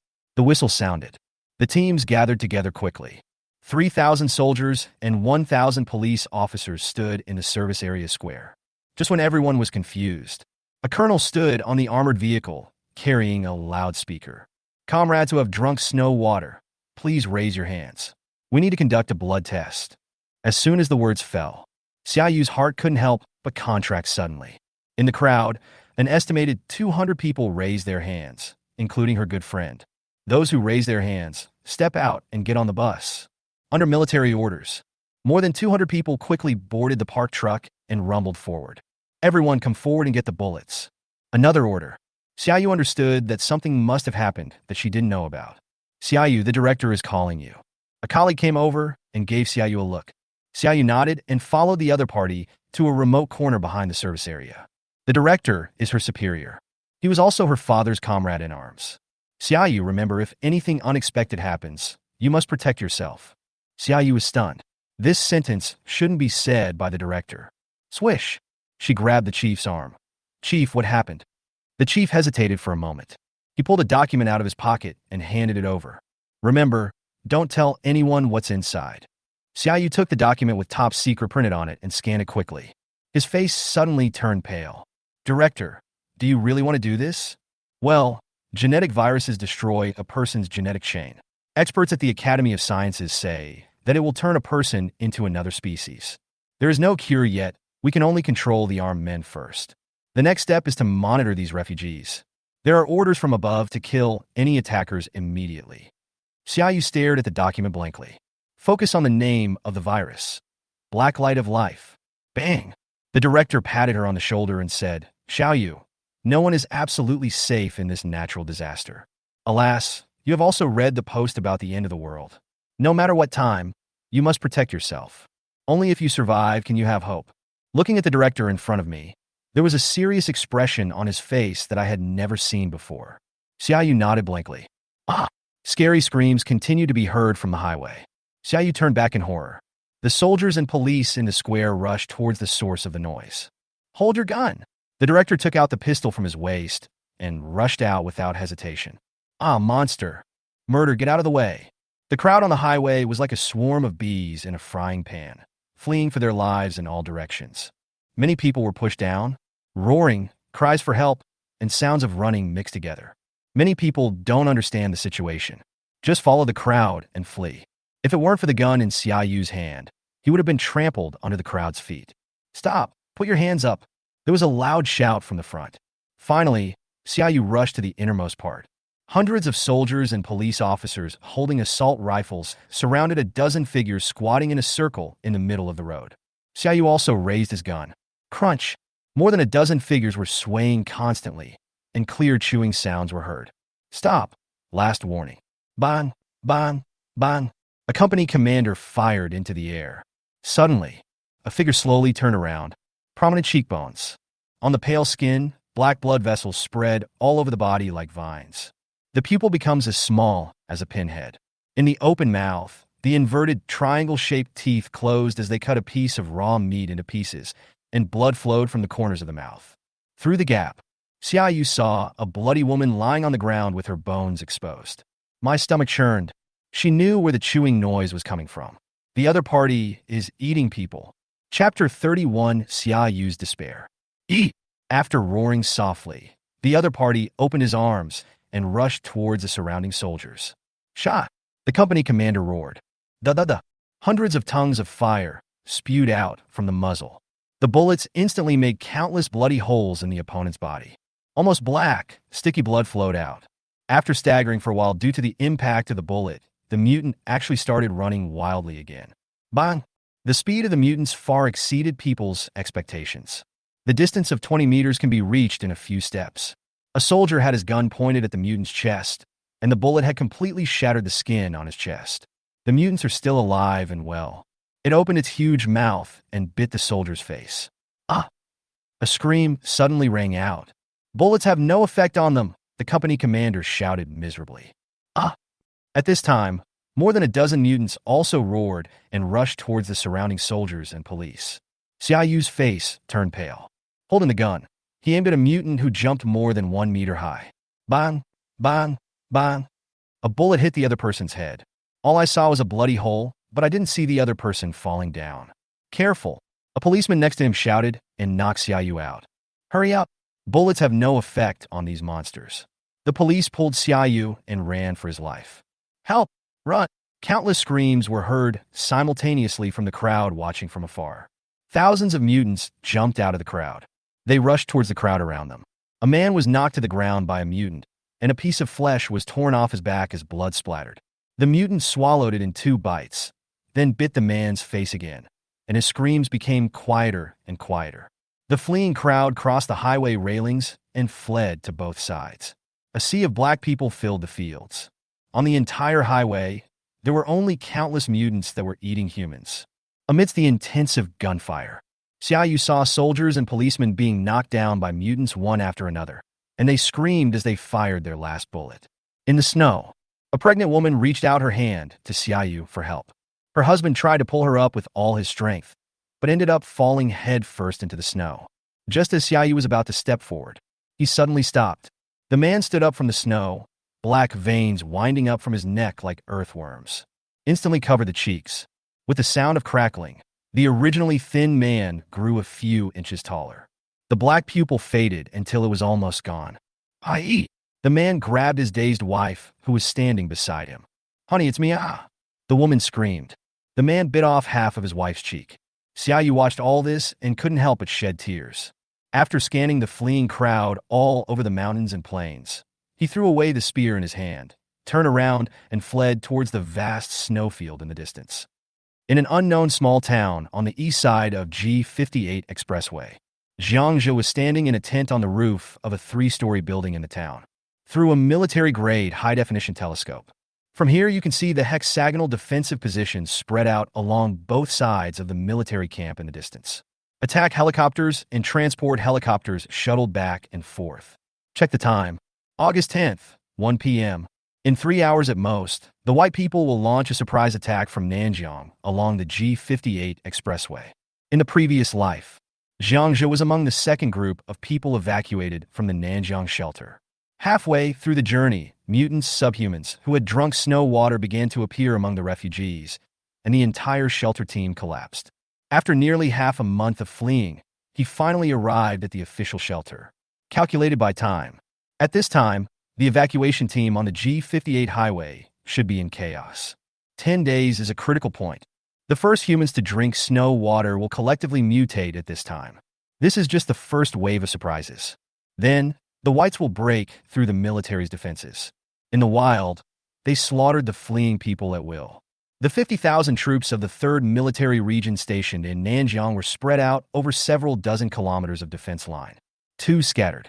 In the previous life, it took less than 2 hours for him to be defeated by the white guy. But this is another unsolvable situation. If the troops are not deployed, the whites will bypass the defense line and directly catch up with the refugees. Alas, it's a pity for these soldiers. Jiang Zhe couldn't help but sigh. The bravest and most elite veterans of Daxia were basically wiped out in this blocking battle. Nanjiang City. A white loneliness. Only occasionally can you see animals moving around. Under the viaduct, for wild dogs with red eyes dug through the snow. Woo woo woo. The wild dogs growled as they dragged a frozen corpse out of the snow. Click click click. For wild dogs pounced on the corpse, tore the clothes into pieces in less than 5 seconds, and then began to eat it. The temperature of more than 30 degrees below zero made the corpse harder than stone. It still couldn't stop them from devouring the corpse bit by bit. Roar! A terrifying roar of a wild beast suddenly sounded, echoing among the buildings in the city. In the whistling sound, a huge yellow figure jumped out from the snow. One of the wild dogs was unable to dodge. Crack! The big, open mouth bit off the wild dog's waist. Squeak, squeak! The wild dog died after struggling for a few times. Roar! The khaki lion roared at the 3 unwilling wild dogs in the distance. The other party fled in panic with their tails between their legs. A broken chain can be seen around the lion's neck. There were bloodstains on the thick circle of hair on his neck. Click! The lion looked around vigilantly and swallowed half of the wild dog in one bite. Suddenly, the lion straightened its body, lowered its front paws slightly, and stared at a truck not far away. Russell. A slender white man nearly 3 meters tall slowly came out from behind the car. Woo woo woo. A low roar came from the lion's throat. Actually retreated slowly. The beast's instinct made it sense the great danger. Da-da-da. A low-frequency sound like teeth chattering came out of the white man's mouth, and the lion opposite turned around and fled into the distance. The lion had just jumped onto the roof of a car. Bang! A white figure flashed out from the left side like lightning. The lion was knocked over before it could react. Before it gets up, with a puff, 2 tentacles suddenly shot out and pierced its heart. Roar! As the lion's painful roar just sounded, an even more terrifying big mouth opened, and with a click, it bit its head to pieces. The roar stopped abruptly. Click, click, click. A horrible chewing sound was heard, and soon the huge lion was bitten into pieces. Then, da-da-da, a crisp sound came out of Bipe's mouth. Da-da-da. Not far away, a white-skinned creature echoed back, and they seemed to be communicating. Da-da-da the second one. Da-da-da the third one. The fourth one. The fifth one. Countless terrifying voices of white people suddenly rang out from all directions on the entire street. Rumble. Snow splashing. On the streets, countless white monster figures were rushing in the same direction like tanks. The snow on the branches on both sides was shaken off by the huge vibration. Chapter 32. Nanjiang Blockade. South River. A tracked armored vehicle was speeding across the open snow. Inside the car. Captain, why don't you use the drone? The soldier driving the car complained to the company commander beside him. In this horrible weather, the power consumption is too great. We can't fly for long. The company commander tightened his collar and stared outside the car. Captain, where is the military satellite? The soldier asked without giving up. Is there snow in your head? There are such thick clouds in the sky. Do you think the satellite is Sun Wukong and can see through things? The company commander tapped the soldier's helmet, signaling him to shut up. Have all the mines been laid? All right. Why do I feel a little nervous about going back? The company commander sighed, leaning against the carriage. Boom! Suddenly, an explosion in the distance attracted his attention. Bang! The company commander stood up suddenly, but forgot that he was inside the car, and his helmet hit the roof hard. Regardless of the dizziness in his eyes, the company commander picked up the telescope and looked into the distance through the car window. Boom! Boom! Boom! Continuous sounds of mine explosions were heard from a distance. Go!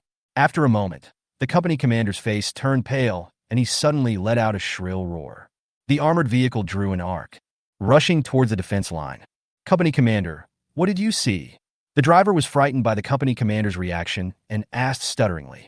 The company commander pursed his lips tightly, and cold sweat flowed down his head. The knuckles of the hands holding the telescope turned white. He saw the monster. Countless monsters. The white figures covered the sky and the earth, creating snow dragons in the snow that was more than 1 meter deep. The speed was so fast that he despaired. In less than a few breaths, the opponent had run to a distance of 500 meters. Sea Eagle, I am Scout Car number 15. I'm Seahawk, please. Monsters. There are at least 5,000 monsters heading towards the defense line from Patrol Area 15. They are very fast. We can go back. Take care. The company commander put down the walkie-talkie and adjusted his helmet.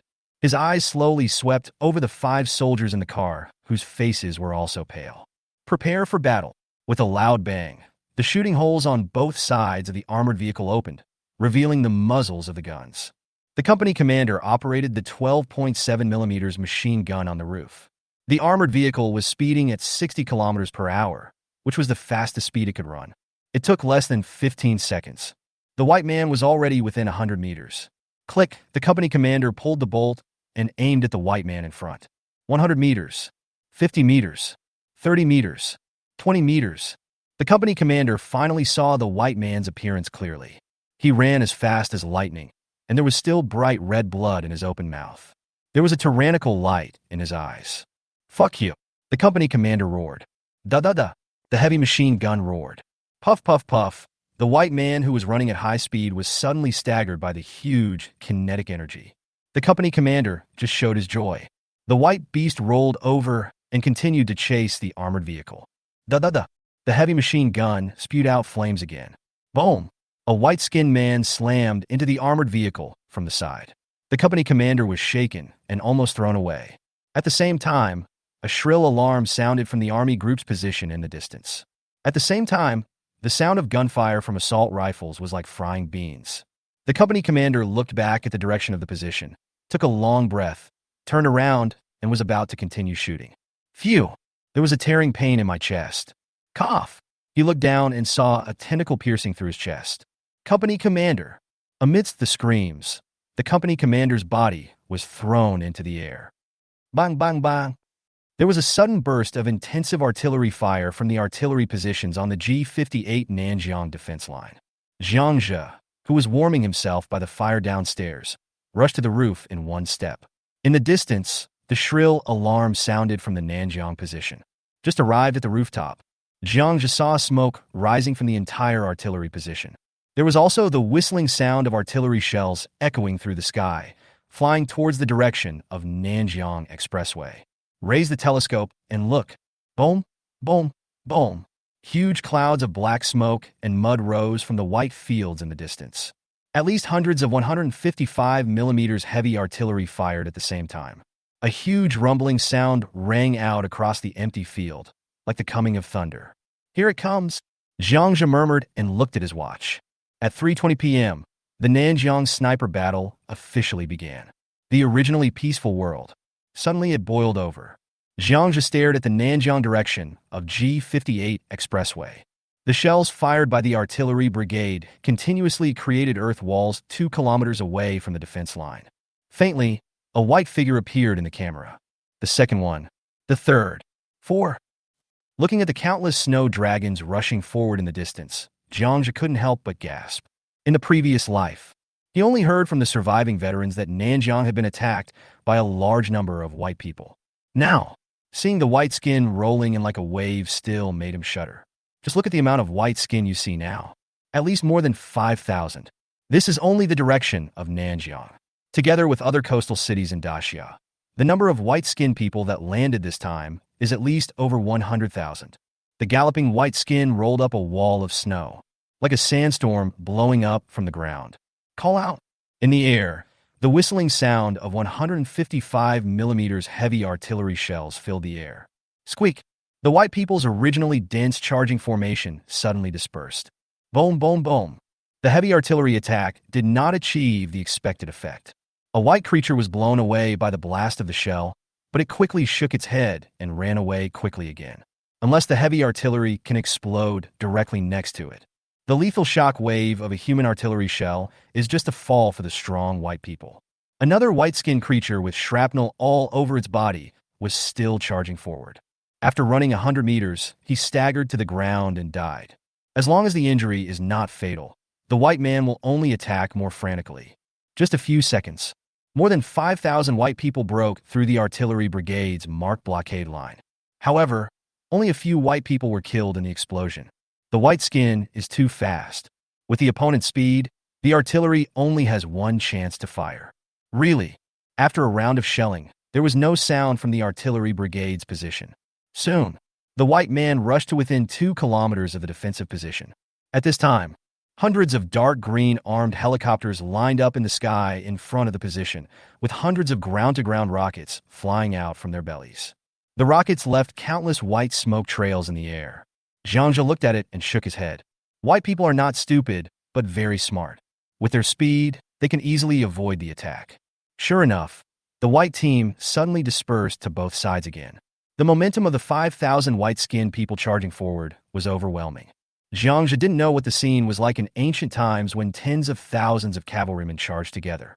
But in front of me, the scene of those white people rolling up a 3 or 4 meter high snow wall and advancing continuously should not be too bad. Jiang Zhe on the roof could clearly feel the vibration under his feet. Boom! The rocket exploded in the center of the loose white formation, stirring up large pieces of dirt. Occasionally, some unlucky white people would be blown into the air by rockets. Immediately following, it is the 30 millimeters cannon mounted on the attack helicopter. More than 100 thick red ammunition chains formed a firepower network in the air. On the ground, more than 200 of the latest Type 99B Daxia tanks. In front of the position, they formed a wedge formation and launched a counterattack towards the white people. The tremendous power of the 30 millimeters machine gun sent the white man's entire body flying. On the huge body, fist-sized wounds appeared. Even though the white-skinned people did not die on the spot, Their running speed had obviously dropped. This wave of attack, at least 20 white people were killed. However, the effect is limited to this. The speed of the white skins' attack suddenly increased, making it impossible for the armed helicopters to aim effectively. Attacks on the ground also had little effect. The white man moved at a speed of over 30 meters per second. The tank's advanced mobile aiming system becomes ineffective, and the tank can only use mechanical naked aiming with the eyes. In the thick smoke and exploded snow and mud, the speed of the white skins' charge did not slow down at all. The 2 kilometers distance between the two sides was quickly shortened in less than 10 seconds. The armed helicopters in the sky no longer had any formation. Each one was staring at the white man and pouring ammunition continuously. Da-da-da. More than 200 heavy machine guns on the tank's roof opened fire at the same time. The dense barrage of bullets caused dozens of white-skinned people in the front to stagger and roll on the snow. The white man behind him kept jumping up. 100 meters, 50 meters, 20 meters. Boom, boom, boom. The 2 white and green waves collided fiercely, and both sides paused slightly. The heavy tank weighing 50 or 60 tons was swayed left and right by the collisions of several white skins sprinting at high speed. A moment. Hundreds of machine guns were silenced. It's useless.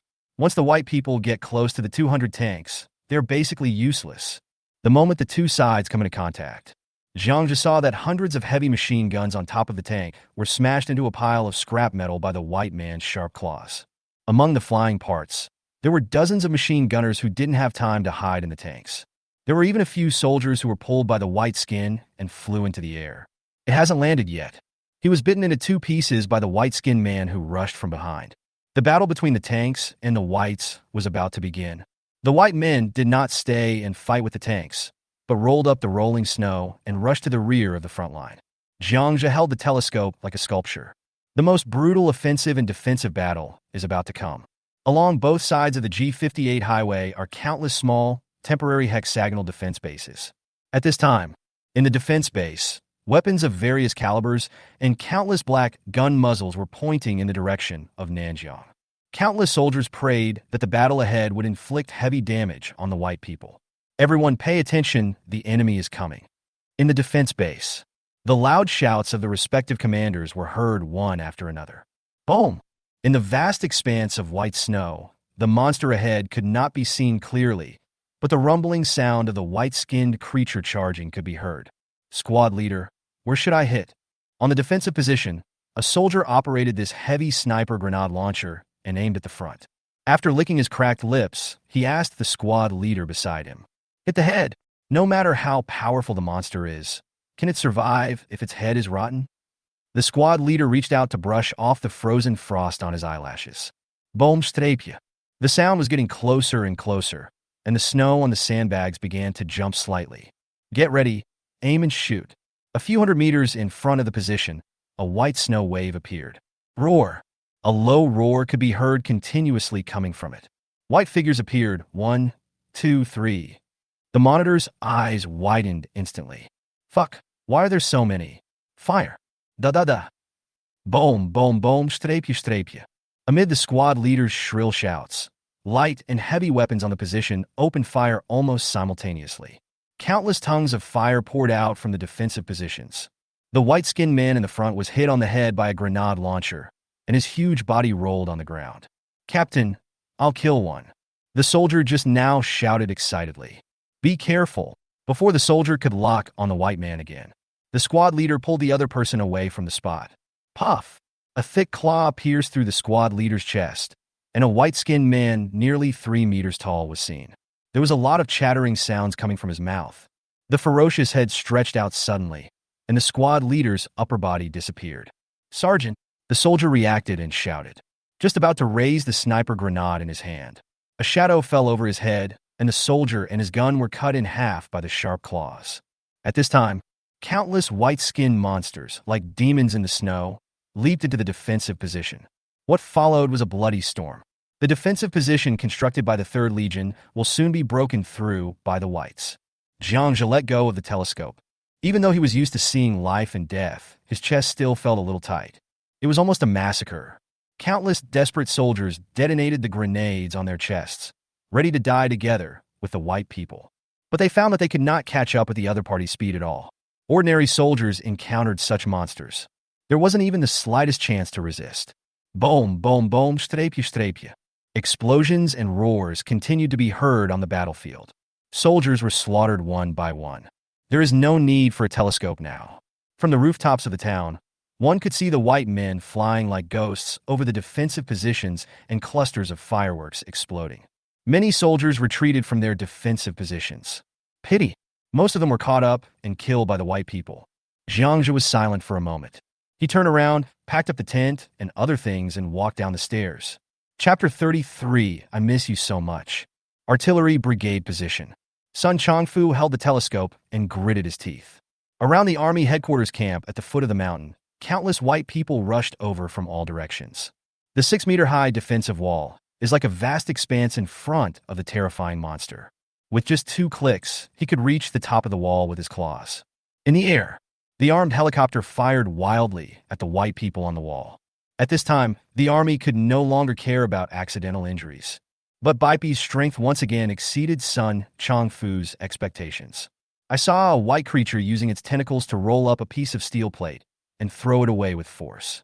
The nearest helicopter was unable to dodge, and its cabin was cut open by the steel plate. Then it spun and hit the ground. Hundreds of surviving tanks continued to bombard the periphery. The two sides engaged in a brutal battle in the headquarters military camp. Countless artillery shells and flames shot into the sky, mixed with the broken limbs of humans and white people. "Look, there's a monster coming," a sharp-eyed soldier yelled. Sun Changfu quickly looked in the direction the soldier was pointing. Hundreds of huge white figures, like ghosts, with hundreds of snow dragons behind them, rushed towards the artillery positions. "Prepare for battle," following the commander's loud shout. The monster is beyond the firing range of the position's 155mm cannon and has become a decoration. More than 2,000 artillerymen aimed their light and heavy weapons at the monster at the front of the position. Many soldiers turned pale.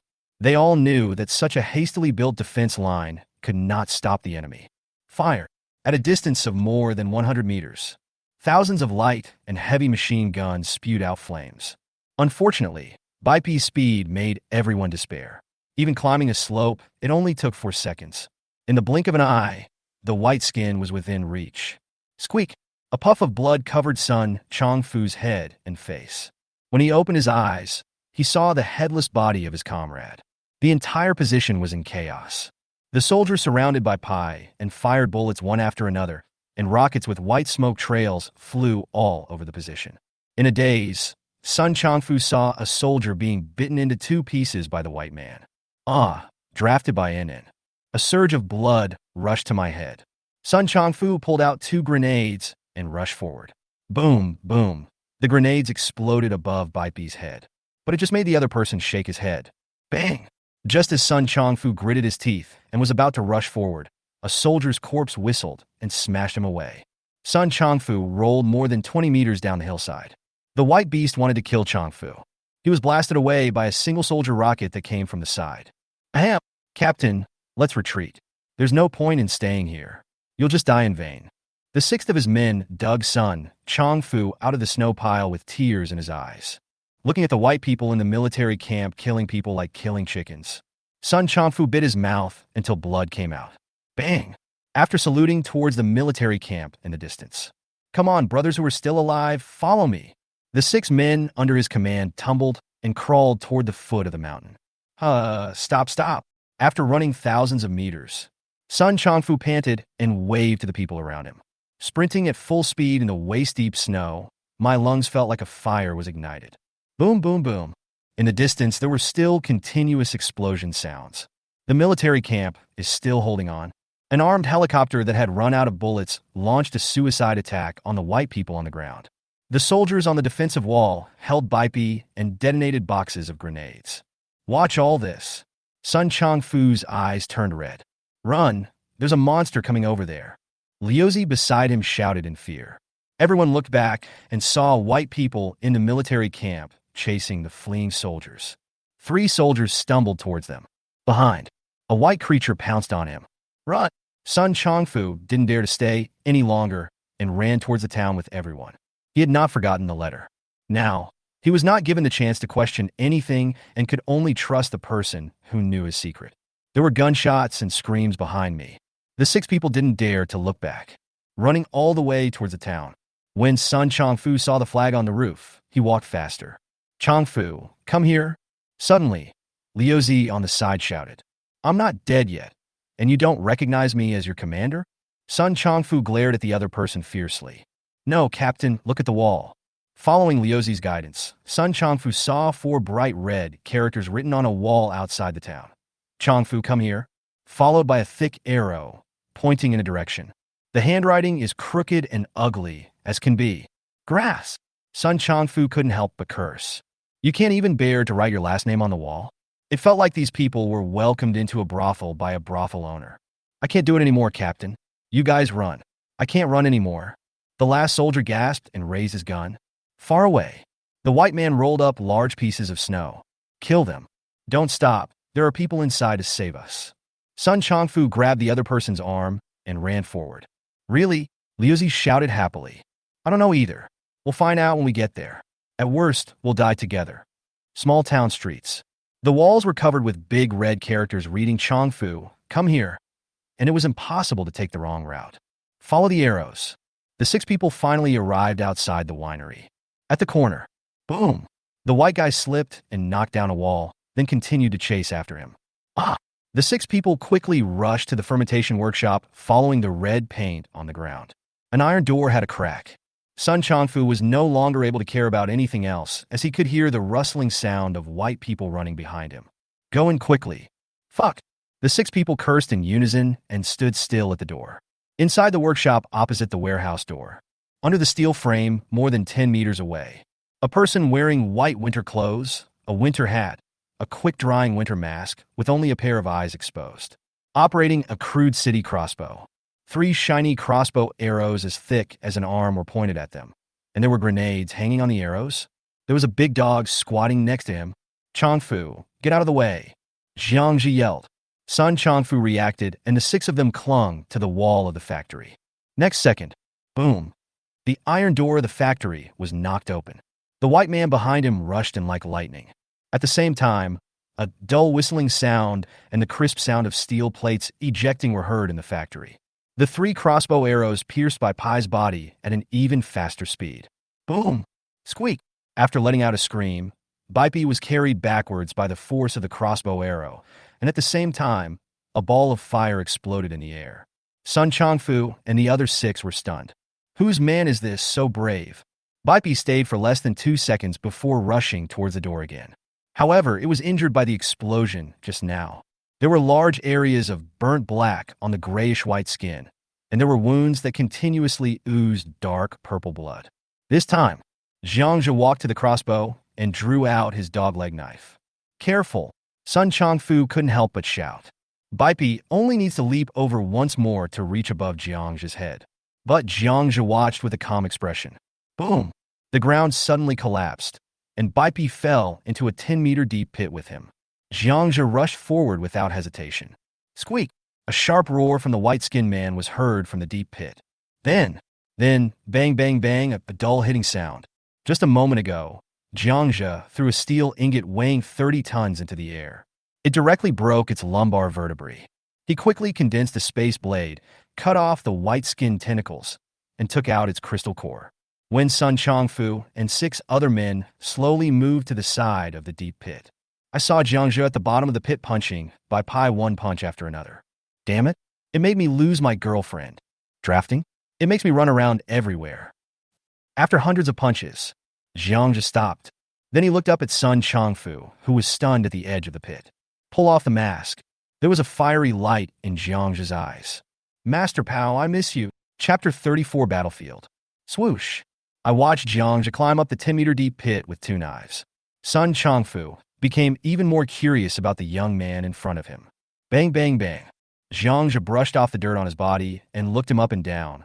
That's good. The pimples on your face are still there. Who are you? How do you know Tsue? Sun Peioi's eyebrows twitched, and he couldn't bear it anymore. So he came up and pulled his arm and asked in a low voice. My name is Jiang Zhe, and I'm from Nanjiang. Have you read the letter? Jiang Zhe recalled and walked towards the fermentation tank. At this point, there is no rush. The reason why I went to so much trouble to deliver that letter was because I was worried that Sun Peioi's fate would change after his rebirth. He doesn't have many friends. I don't want to survive alone in the apocalypse with only a pile of food. Sun Peioi quickly followed him and said, I've seen it. Thank you for saving these brothers. Why do you call me Peioi? How come I don't know you? Are you an artilleryman? Yes. Are you very accurate in your shots? That's right. I'll call you Master Pao. Peioi grabbed Jiang Zhe's arm and said, Then how do you know me? In my previous life, I was the eldest brother and you were my younger brother. You were too ugly and your parents wanted to throw you away. I was the one who saved you. Including today, I have saved you twice. Put. Pao Yu was about to curse, but suddenly he remembered the bravery of Jiang Zhe, who had just killed the white man alone, and stopped in time. Brother? What a joke. If I were as handsome as you, would I have a crush on you? I would have already slept with you. While the two were talking, Jiang Zhe opened the lid of the fermentation tank. Shit! Jiang Zhe screamed and jumped down. Next, then, the Duke and Xiaomi were carried out by everyone. Xiaomi's face was flushed and her eyes were closed. The Duke snored with his tongue hanging out. After almost a day, they were both intoxicated by the odor of alcohol coming from the fermentation tank. Pao Yi and the other 6 looked at each other with wide eyes. Girl, dog, what combination? Countless thoughts passed through their minds. Give me a hand. Jiang Zhe picked up Xiaomi and asked Pao Yi and others to carry the Duke. Several people quickly walked out of the winery. After going into the tallest 3-story building in the town, they placed Xiaomi and the Duke next to the campfire. 7 people came to the roof. Far away, the rumbling sound of explosions still sounded from time to time. Jiang Zhe and the others didn't say anything. They were all watching quietly. Da-da-da! An all-terrain vehicle was speeding through the snow toward the town, with 4 soldiers on it firing wildly. Behind them, 5 white-skinned creatures quickly caught up. The 2 white guys rammed hard from the other side. The ATV plunged headfirst into the pit. Swish! Peioi grabbed Jiang Zhe's arm and said, Save them. Jiang Zhe shook his head. Master Pao, think about it. If I had that ability, I would not write to you. I killed all those white people by myself. Then you could become a hero of all Daxia, gain fame and fortune, and maybe even become a general for fun. Do you think I want to stand here and watch the fun? Pao Yi lowered his eyebrows. He let go of Jiang Zhe's arm and watched silently, as Bai Pai killed all the soldiers on the car and left. Captain, what this little brother said is correct. You are forcing him to do something against his will. The monster is so fast if it weren't for the pit. Who can resist? It's already amazing to kill one. Liuzi on the side began to persuade him. Yes. The other soldiers murmured in agreement. Jiang Zhe patted Pao Yi's shoulder and said, Get used to it. Pao Yi nodded. In this end times, everyone needs time to adapt. Gradually, the sound of gunfire gradually became less frequent, until it disappears completely. The world returned to its normal state with only the rustling sound of falling snow. Boom! The people climbing on the roof hurriedly looked into the distance. Thousands of white people gathered together and rumbled towards the distance along the G58 highway. Where are they going? Someone asked. Jiang Zhe slowly stood up and looked around. I don't know. Several people followed Jiang Zhe to the first floor. Just as he sat down, Xiaomi woke up and looked at the 6 soldiers who suddenly appeared. A little confused, the Duke and Xiaomi took a nap and missed the most brutal battle in Nanjiang. Come, let me introduce you. This is Xiaomi, the Duke. Jiang Zhe and the 2 groups introduced each other. You guys take a seat. I'll go take a look at the battlefield. After the 2 sides chatted for a while, Jiang Zhe stood up and put on his backpack. I'll go with you. Sun Peioi and others stood up quickly. No. What if there are still monsters left outside? This sentence dispelled the thoughts of several people. Jiang Zhe went to collect weapons and equipment. There is also the more important crystal nucleus. How can I take them with me? Then, after giving some advice, he took the Duke and headed out into the snow. Boom! A stream of snow flew up, and Jiang Zhe stopped the snowmobile in front of the military defense line. The thick smoke stretched all the way into the distance. The entire line of defense was silent. The remains of countless soldiers were scattered around the position, slowly buried by the wind and snow. Wait until this time tomorrow. This tragic battlefield will disappear. Looking at the corpse under his feet, Jiang Zhijing saluted and began to act. Heavy machine gun, infantry fighting vehicle, tank, ammunition. They searched quickly along the way until it got dark, and finally arrived at the military district headquarters camp. This is the most tragic place on the entire line of defense. Corpse. Countless mutilated bodies of soldiers piled up from the entrance of the military camp all the way inside. The wreckage of helicopters and tanks can be seen everywhere. Chi. A saber cut opened the white man's head and took out a crystal core. Jiang Zhe flipped his hand and put the crystal core into the space. This is already the 15th one. He estimated that at least 200 white people died here, stepping over countless corpses along the way. Jiang Zhe walked towards the depths of the military camp. Fortunately, I was used to seeing life and death in my previous life. If an ordinary person were thrown in, he would probably go crazy immediately. Suddenly, he was attracted by several medical vehicles with Red Cross printed on them in the huge military camp square. Kata, open the car door. Jiang Zhe started searching quickly. After a moment of disappointment, Jiang Zhe walked into the camping tent next to him. Countless blood smeared the white sheets. He saw hundreds of bodies of female soldiers and looked through them one by one. Suddenly, in a corner of the tent, Jiang Zhe stopped, slowly reached out his hand, and turned over a corpse. Chen Yun, staring with a pair of frightened and helpless eyes. There was a bloody hole the size of a fist on his chest that went through front and back. Jiang Zhe squatted down and watched quietly. After a long time, she took out half a piece of chocolate from her shirt pocket. Break off 2 pieces. Jiang Zhe held one piece in his own mouth and put the other piece in a Chen Yun's slightly swollen mouth. Call. After taking a deep breath, she closed her eyes. Sister, this time, I'll take you away. With that, the body disappeared. Whoosh! Jiang Zhe was breathing slightly. He couldn't remember how much equipment he had put away. As long as I see something complete and usable, I will put it into the space. Even if I don't need this thing, I can use it to exchange supplies and people with other shelters in the future. The beginning of the end of the world. The value of a gun and a bowl of noodles is inestimable. All night long, Jiang Zhe wandered across the battlefield like a ghost in the dark night. Even the cannons of the artillery brigade, where Pao Yi originally served, were received into the space by him. Squeak! Jiang Zhe killed the wild dog that wanted to attack him with one sword, shook off the blood and dog hair on the sword, and kicked the corpse away. After more than half a day, the surrounding animals had already smelled the food. Here, it will soon become a paradise for animals. By this time, the sky had begun to brighten slightly. The materials that could be collected were basically gone, especially the white skin crystal cores, which totaled to 211. This is a number that will drive all forces crazy in the end times. This means that 211 first-level transcendents can be created. If you're lucky enough, it can even produce third and fourth-order transcendent beings. Look around. Jiang Zhe got on the snowmobile. With the roar of the engine, it sped towards the town. Chapter 35, Roe Deer Mountain. August 30th. On the 10th day of the apocalypse, more than 200,000 white skins raided Daxia's coastal defenses. The main defense lines of Nanjiang, Jinshan, Qingdong, Modu, Fuzhou, Hangzhou, Beijing, and Xiangao were breached, and the main force of Daxia was almost wiped out. The white people rushed all the way to the inland cities, wreaking havoc throughout the land of Daxia. Nanyue, Burma, Tai, and many small coastal countries were almost destroyed. The entire blue planet. Only a few of the most powerful countries such as Daxia, Dengta, and Bear Kingdom are still struggling. Outside the town, 8 figures stood at the highest point of the town. Sun Pei Oi shouted in a low voice. 6 soldiers stretched out their right hands towards the military camp in the distance. It snowed heavily overnight. The smoke of gunpowder on the battlefield has cleared. One could only vaguely see the military camp still standing in the snow and the gun barrels stretching high into the sky. Let's go. There's still a long way to go. Jiang Zhe walked down the stairs first. A group of people followed closely behind, carrying huge loads on their shoulders.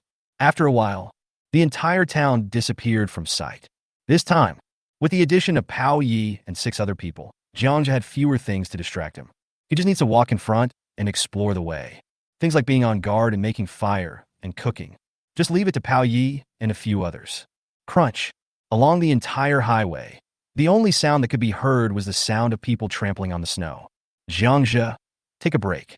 We are exhausted. More than 2 hours later, Pao Yi bent over and gasped, then shouted at Jiang Zhe.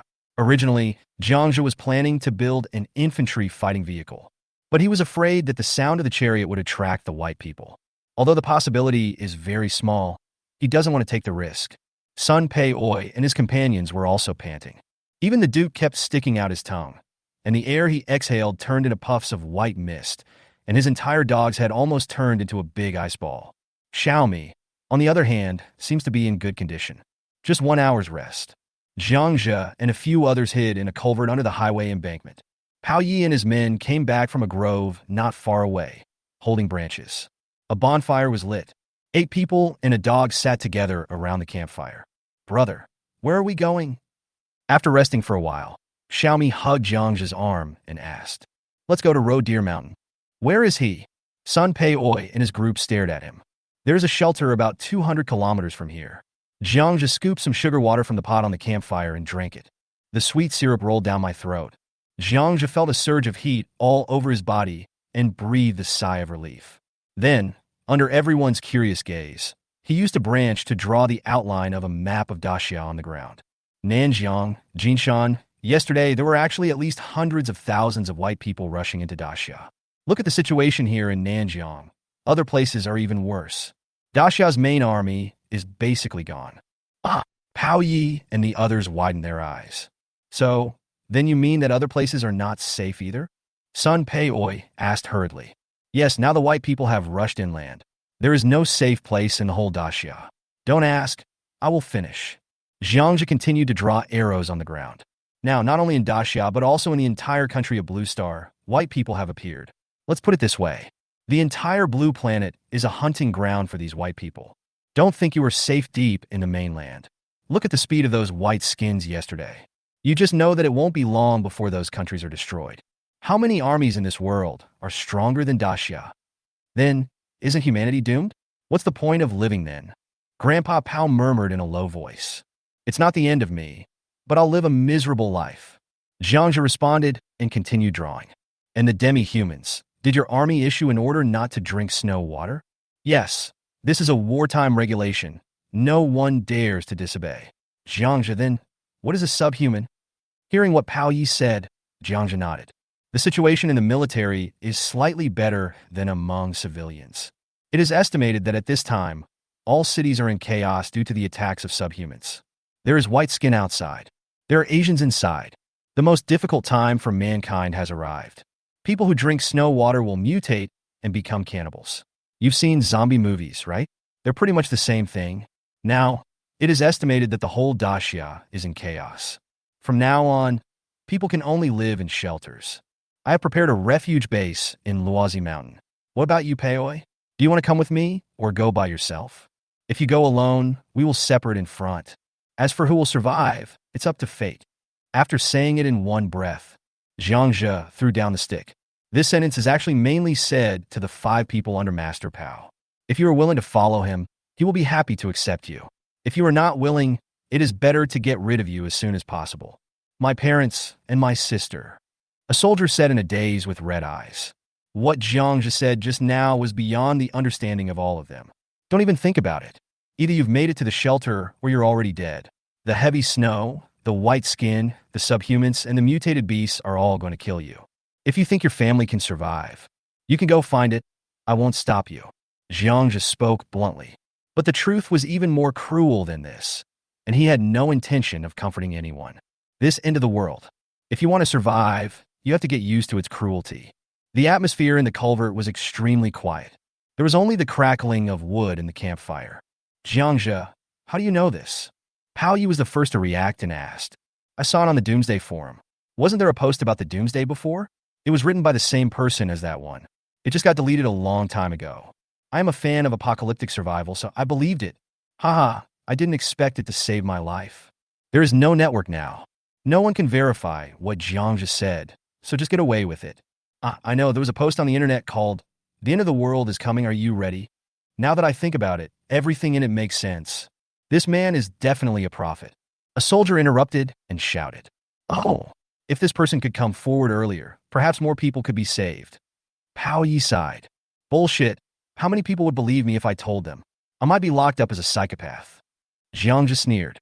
Captain, I want to follow Jiang Zhe. Suddenly, Liuzi spoke. Liuzi, whose real name was Zhao Lu, was called Liuzi because the word Lu was often pronounced as Lu by his comrades in the south. Have you made up your mind? You don't want to go back to your hometown? Asked Pao Yi, frowning. No, it's thousands of kilometers from here to my hometown. Captain, do you think it's possible for me to get back alive on my own 2 feet? Liuzi answered affirmatively. He also expressed the dilemma of all the soldiers present. Later, when the snow stops, maybe communications will be restored. By then, we may be able to find our family members in other shelters. Jiang just said something casually. This sentence actually leaves hope for everyone. Really? Pao Ye's voice was trembling. Don't ask me, I also saw it from the post.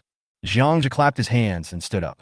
If Pao Ye impulsively runs to find Suitsue, all his efforts will be in vain. Chapter 36 Survivors in the Village. You all sure you want to follow me? Sure. The 6 people said in unison.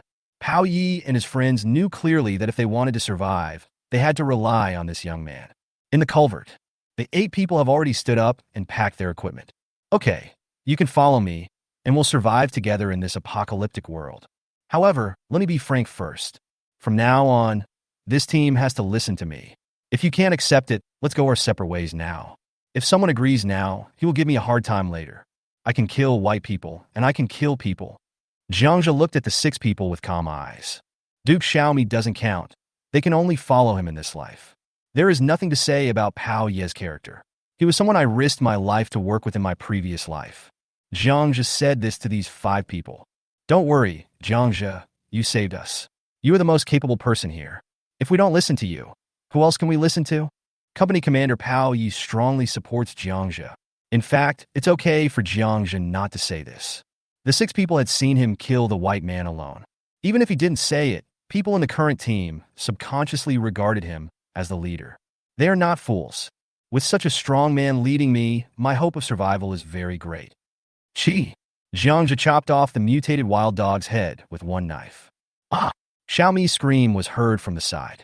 The dog-leg knife in his hand flew out and nailed a black wild dog that pounced in the air to the wall. Then, the whole room fell silent.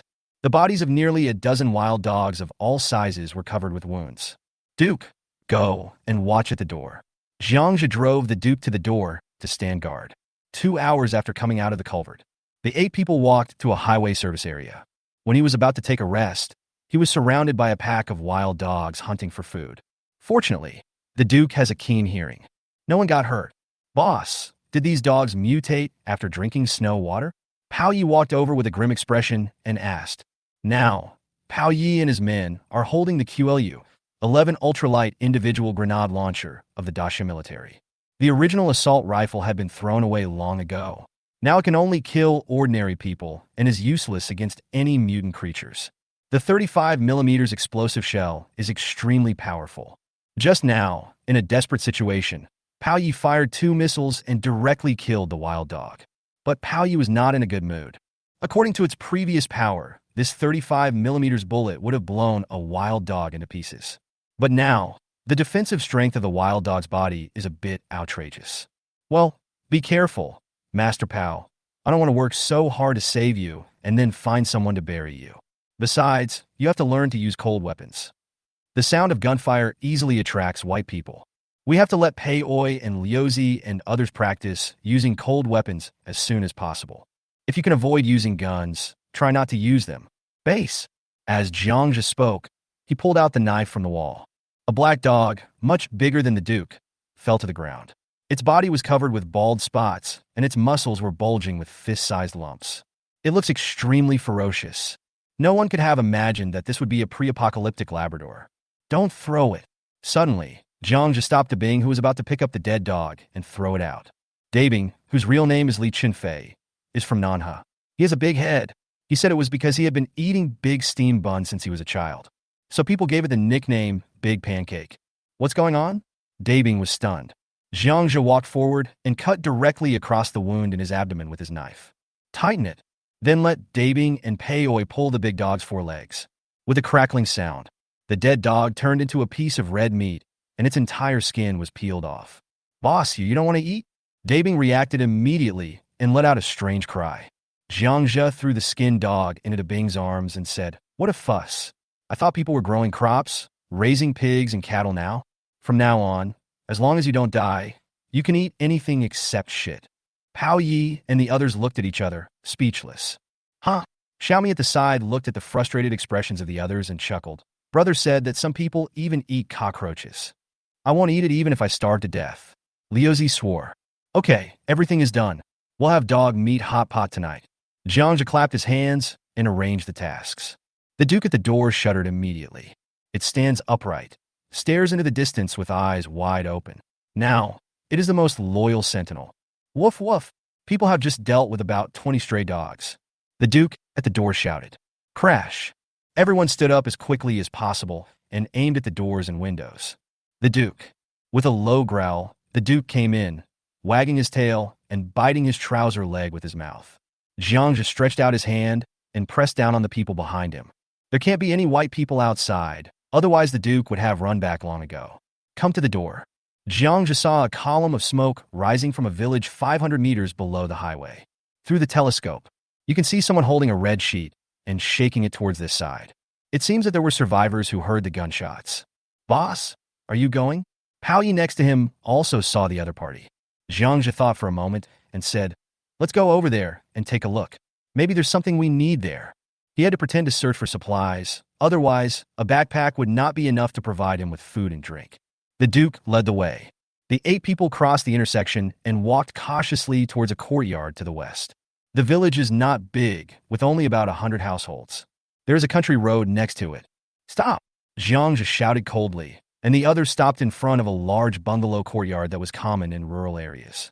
On the wall in front of the compound, a piece of Taishan stone was covered with black and red bloodstains. Jiang Zhe stepped forward and took a closer look and couldn't help but frown. This was the blood unique to subhumans. Rub your feet in the snow in front of the gate for a while. A piece of arm appeared. It is covered with black blood vessels. This is the arm of a subhuman or a mutated human. As soon as the words fell, the door opened a crack. A woman's head popped out. She was a very beautiful woman, the kind of beauty that could be cut out with a knife in a cold country. Ah, I just heard gunshots. You really are soldiers. That's great. The woman saw the military uniforms worn by Sun Peiyoi and his men. He immediately shouted with joy. Well, where are you coming from? Jiang Zhe turned around and asked. The woman crawled out. He stood at the door and looked around, then quickly opened the iron door and said, Come in. This is too scary. Jiang Zhe gave Pao Yi and the others a cautious look. Several people walked into the compound. It was a very clean courtyard, with houses on all 4 sides covered with white tiles. There is an apple tree in the middle. The green leaves have fallen off, leaving the whole place bare. The green fruits left on top were also frozen into ice lumps. Don't worry, they are from the army. The woman shouted to the surroundings. More than a dozen men and women armed with rakes, shovels, kitchen knives, and other weapons emerged from the houses on all sides. 8 women and 5 men, all handsome men and beautiful women. The door curtain of the main room was lifted. A middle-aged man came out. The 2 strong men beside him were holding standard assault rifles used by the army. When the man saw Sun Peiyoi and his 6 companions, his face immediately showed joy. I didn't expect to meet brothers in the army. Come in quickly, it's warm inside. The man enthusiastically led Jiang Zhe and others into the room. A cast iron coal stove stood in the spacious living room, dispelling the chill and making it very warm indeed. Several blankets on the floor were rolled up. There was hot water boiling in a large pot on the stove. There are small stools placed around. The living room is large enough, so the sofa, TV, and other furnishings have been moved outside. It is big enough to accommodate more than 20 people. Brother, can you tell me what the current situation of the army is? The man wanted to pull Pao Yi to sit on the small stool. You're wrong. This is our head. At this time, Pao Yi stepped back and made way for Jiang Zhe, who was beside him. Chapter 37, Who is Bleeding? Oh, who is this little brother? The man looked at Jiang Zhe curiously. In the room, more than a dozen people from the other side also looked at Jiang Zhe in surprise. The main reason was that he was too young and had a handsome face, but he didn't have the upright aura of a soldier. No matter how you looked at him, he didn't look like someone who could make 6 soldiers obey him. Jiang Zhe, who came from Nanjiang, how about you? Jiang Zhe nodded calmly at the man. The man was wearing a thick goose-down jacket and huge diamond rings on 2 fingers. She has a kind face and her skin is well maintained. Before the end of the world, he should have at least been a manager in a company. From the moment we meet, a formal smile will unconsciously appear on my face. Moreover, there were more than a dozen people in the room, both men and women, and they all looked to be in poor condition. But her eyebrows and eyes are so delicate, not for hard labor. Jiang Zhe even found that when the two young men were leaning against the wall, they subconsciously pinched their fingers together to make a orchid shape.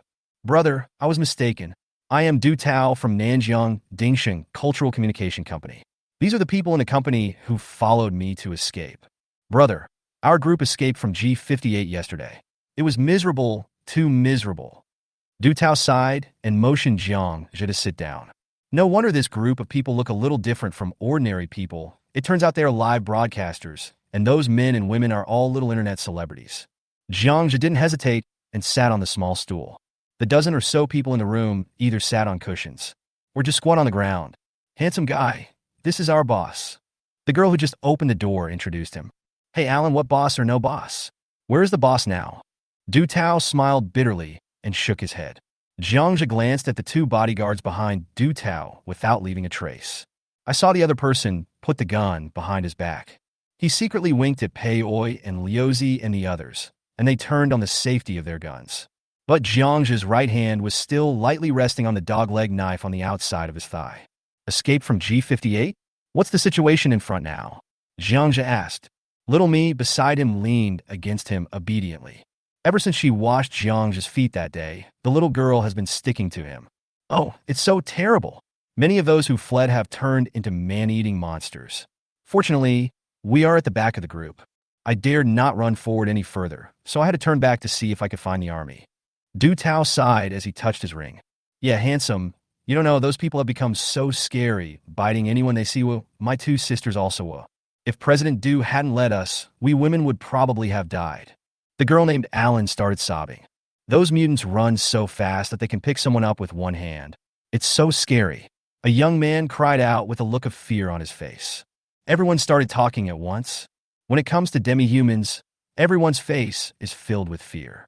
Alas, there were more than 50 of us when we left the company together. Now, as you can see, there are only a few left. President Du looked around at the people around him. The atmosphere was a bit depressing. Uncle, the army behind us is gone. It was my brother who saved them. We are also ready to leave here. Suddenly, Xiaomi raised his head, pointed at Pao Yi and the others, and said something to President Du. Suddenly, Mr. Du's face changed. He almost knelt down to reach Xiaomi. Little girl, what did you say? Mr. Du's voice was trembling a little. There was a commotion in the room. Everyone stood up in unison after hearing what was said. Xiaomi was so scared that she hid behind him. At this time, Jiang just stood up and said, Boss Du, don't go back to look for them. There are no troops behind us anymore. You should find another place to settle down. He was ready to leave. Bang! President Du grabbed Jiang Zhe's arm. No, is it? Staring at Jiang Zhe with wide eyes, with a glimmer of hope, Du Tao hoped that his guess was wrong. They're basically all dead. Mr. Du left a good impression on Jiang Zhe. He was able to escape with his employees along the way. It seemed that these girls were in good condition and were not abused. He was a kind and loyal boss. Jiang Zhe didn't mind giving him a free advice. At this time, Pao Yi spoke up. The commander of the artillery brigade of the 2nd Army of the 3rd Military Region of Daxia is Sun Chongfu. Everyone, one of the armies of the 3rd Military Region was wiped out yesterday. Please take care on your journey. At this time, the dozen or so people in the room were dumbfounded. He originally wanted to escape back and seek refuge in the army. I didn't expect that even the army was gone. Jiang Zhe was somewhat impressed by these people's luck. They didn't even encounter any white people on their way back. No wonder Du Tao could become a boss. He is really lucky. Wow, I don't want to die. I'm still young. Alan sobbed quietly. At this moment, all the girls in the room hugged each other in despair. Jiang Chao glanced at Chongfu. Several people prepared to leave. Woof, woof, woof. Suddenly, the Duke at his feet suddenly rushed out of the room. Be on guard. Jiang Zhe drew out his dogleg knife and took a step forward. Go to the basement quickly. There were messy footsteps in the room. Woof, woof. The Duke ran to the gate and growled over the wall. The Duke is back. At this time, Jiang Zhe slowly walked out of the main room with a knife in his hand. Behind him, the 6 Chongfu men knelt on one knee and aimed at the gate. Crunch! Jiang Zhe heard hurried footsteps. Bang, bang, bang! Mr. Du, open the door. Open the door. A man's hurried shout came from outside the door. Jiang Zhe rushed over. Base! Pull the man outside the door over. The dogleg knife was pressed against the man's neck. A bearded man in his 30s looked at Jiang Zhe in horror, with frost hanging on his beard and eyelashes. His whole body was shaking slightly uncontrollably. "What do you do?" Jiang Zhe stared at him coldly and said in a low voice, "Those mutated people. I saw those mutated people." The man finally squeezed out a sentence. At this time, Mr. Du from the main wife ran out. "Little brother, you are wrong. He is Chao Wang, and this yard belongs to him." Jiang Zhe put down the knife. "How many did you see?" "There were at least 10 of them, no less than 15.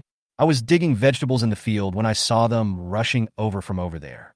Chao Wang pointed in the direction of the highway service area. At this time, Jiang Zhe also noticed the urea bag in his hand, and his eyes turned and he understood. It was the dead body of the wild dog that attracted the demi-humans. Smell of blood. Fortunately, when they came, they hid the skinned dog meat in a tree hole at the entrance of the village. "Just don't make any sound." A dozen subhumans couldn't find this place. "Don't talk." Jiang Zhe gestured to Pao Yi and his men. "Okay, I've asked the bodyguards to take those people to the basement. Don't worry." Mr. Du was sweating profusely. It quickly turned to ice. Jiang Zhe waved his hand, and several people slowly retreated under the eaves. Rustle. There were messy footsteps outside the door. There were wheezing and heavy breathing, like a few bulls standing outside. Roar. There was a roar that sounded inhuman from the door. Boom. With a loud noise, the iron door suddenly shook violently. "Fuck, who the hell is bleeding?" Jiang Zhe roared. Chapter 38 Fierce. Boom boom. The heavy iron door trembled violently, and the thick expansion screws at the four corners flew out like bullets. The door slammed heavily on the ground. At the front door, a dozen male and female demi-humans with faces covered with black veins, inverted triangular fangs, and gray skin rushed in with madness in their eyes. Many of the subhumans had their thighs and arms exposed. The lean muscles were tangled together like tree roots. They rushed over roaring, holding various weapons in their hands. "Oh my God!" Mr. Du and Chao Wang on the side wailed. He rolled and crawled back to the living room. "Little brother, run away quickly. You can't stop us. There's a cellar inside." President Du did not forget to give a kind reminder. "Pow, sir, don't shoot. Guard the door, Duke. Get back." Seeing the Duke trying to rush forward, Jiang Zhe kicked it back. With a straight blade saber in his left hand and a dagger in his right hand, Jiang Zhe stood at the front. He stared calmly at the demi-human charging towards him. Pei Oi and Liuzi hesitated for a moment and went back into the room. I found a table and put it against the door. There were stainless steel anti-theft windows on the windows, and several people were looking at Jiang Zhe in the yard through the fence. "You brothers him?" Mr. Du standing by pointed at Jiang Zhe and trembled. "The head is very powerful. There should be no problem." Liuzi pulled out the saber from his leg. Obviously, he wasn't as confident as he said. Jiang Zhe just stood in front of the eaves, holding two swords, one upright and one reversed. Demi-humans are very strong and fast. Of course, this is only compared with ordinary people and is not on the same level as white people. These guys can survive in the wild in temperatures of minus 40 degrees Celsius, even if they are naked. Somewhat weakened white skin characteristics. At the end of the world, Jiang Zhe once heard someone say that on the entire blue planet, the number of humans who had turned into subhumans was estimated to be over 10 billion. Future. Humans will compete with subhumans, white people, and wild animals for living space on the surface. E! A male demi-human with bulging joints growled and raised the axle in his hand. It smashed down on Jiang Zhe's head. The axle, weighing 30 or 40 kilograms, made a whistling sound when it was swung by the demi-human. Bang! The current demi-human was kicked in the chest. It flew backwards like a cannonball and smashed the fruit tree in the middle of the yard. One forward step. Jiang Zhe used his left-hand saber to block the wooden stick wrapped with wire. The knife in his right hand flashed a cold light. With a hiss, two heads flew up, and the splattered black and red blood flew onto the glass behind them. "Oh my God, so awesome!" Mr. Du's eyes widened, and his throat broke with a scream. "Nonsense, if the head isn't powerful, can it still be called the head?" The tension on Pao Yi and the others' faces faded a little. Jiang Zhe is like the god of war on the ancient battlefield. A single man with two swords blocked the main entrance. Puff, puff, puff. Every time the knife is swung, it will inevitably hit the neck of the subhuman. Cold rays of light flashed by. Every cut was fast, fierce, and accurate. Every cut would inevitably bring up a puff of dark red blood. Bang! The last female demi-human roared and rushed forward with her eyes almost completely white. Ki! The head flew out. Jiang Zhe turned around and kicked, and his head flew out like a cannonball. row a distance of 5 meters. It hit the first demi-human who had just stood up and was kicked away. The demi-human was knocked to the ground. Just as he stood up, a knife pierced his neck. With a plop, he fell face down into the snow pile. The courtyard fell silent. It sounds slow, but in fact it was less than 30 seconds. The headless bodies of 15 subhumans lay in the yard. Crunch! Jiang Zhe stepped forward and cut off the opponent's neck with a dogleg knife, and the head fell off. He frowned and looked at his down jacket, deciding to change into another one. When Jiang Zhe turned around, vomit! Under the eaves, a row of people bent over and began to retch. The girls shivered and hugged each other, covering their faces, not daring to look or speak. Master Pao, come here, all of you. Jiang Zhe ignored everyone else and waved at Liuzi and the others. Wait for everyone to gather around. The dogleg knife cut open the clothes of the demi-human on the ground, revealing the flat chest of the corpse. Squeak! The skin on the chest was cut open, revealing a whole piece of white bone underneath. Did you see that? The subhumans are not afraid of small-caliber firearms at all. After they mutate, the bones of their entire body will grow rapidly. The original ribs will grow into the current plate shape. Bang, bang, bang! Jiang Zhe knocked on the bone with the handle of the knife, making a dull sound. It's like they have a layer of bone armor under their skin, and their weak point is in their neck. Jiang Zhe pointed to the neck of the demi-human corpse and said, "There is no bone hyperplasia here if you encounter it in the future. Just hit the neck. Other places may not be able to kill with one strike." Pao Yi squatted down and observed carefully for a moment before nodding. "Boss Du, please help deal with these bodies. We should leave now. We will meet again someday." Jiang Zhe wiped the blood off the knife in the snow, gave instructions to the pale-faced President Du, then turned around and was about to take his men away. "Little brother, hey little brother, wait a minute." Mr. Du behind him reacted and ran over quickly, not realizing that the blood under his feet had frozen into ice. He sat down on the ground with a thud, and then it slid over.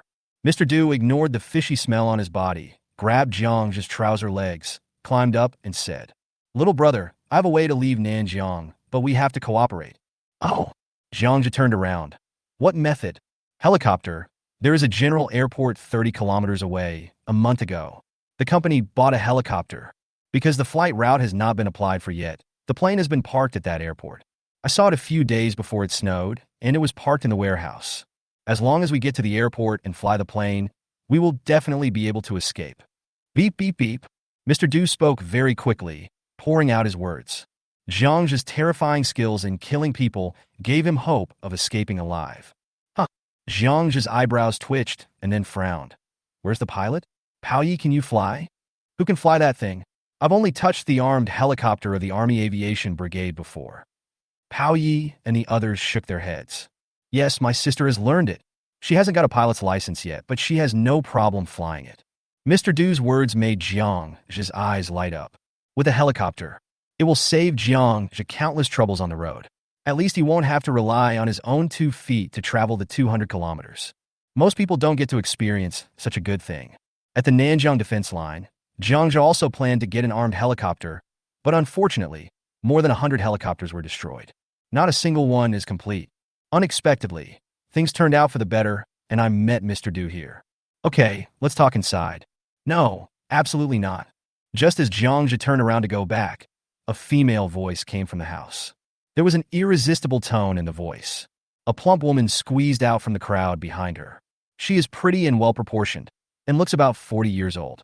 A pair of phoenix eyes glared at President Du fiercely, with a murderous look that would not brook refusal. "Vomit!" As soon as the woman came out, she saw the yard full of corpses and heads, so she bent down and vomited. After a moment, he straightened up with forced composure. "Du Tao, I don't agree.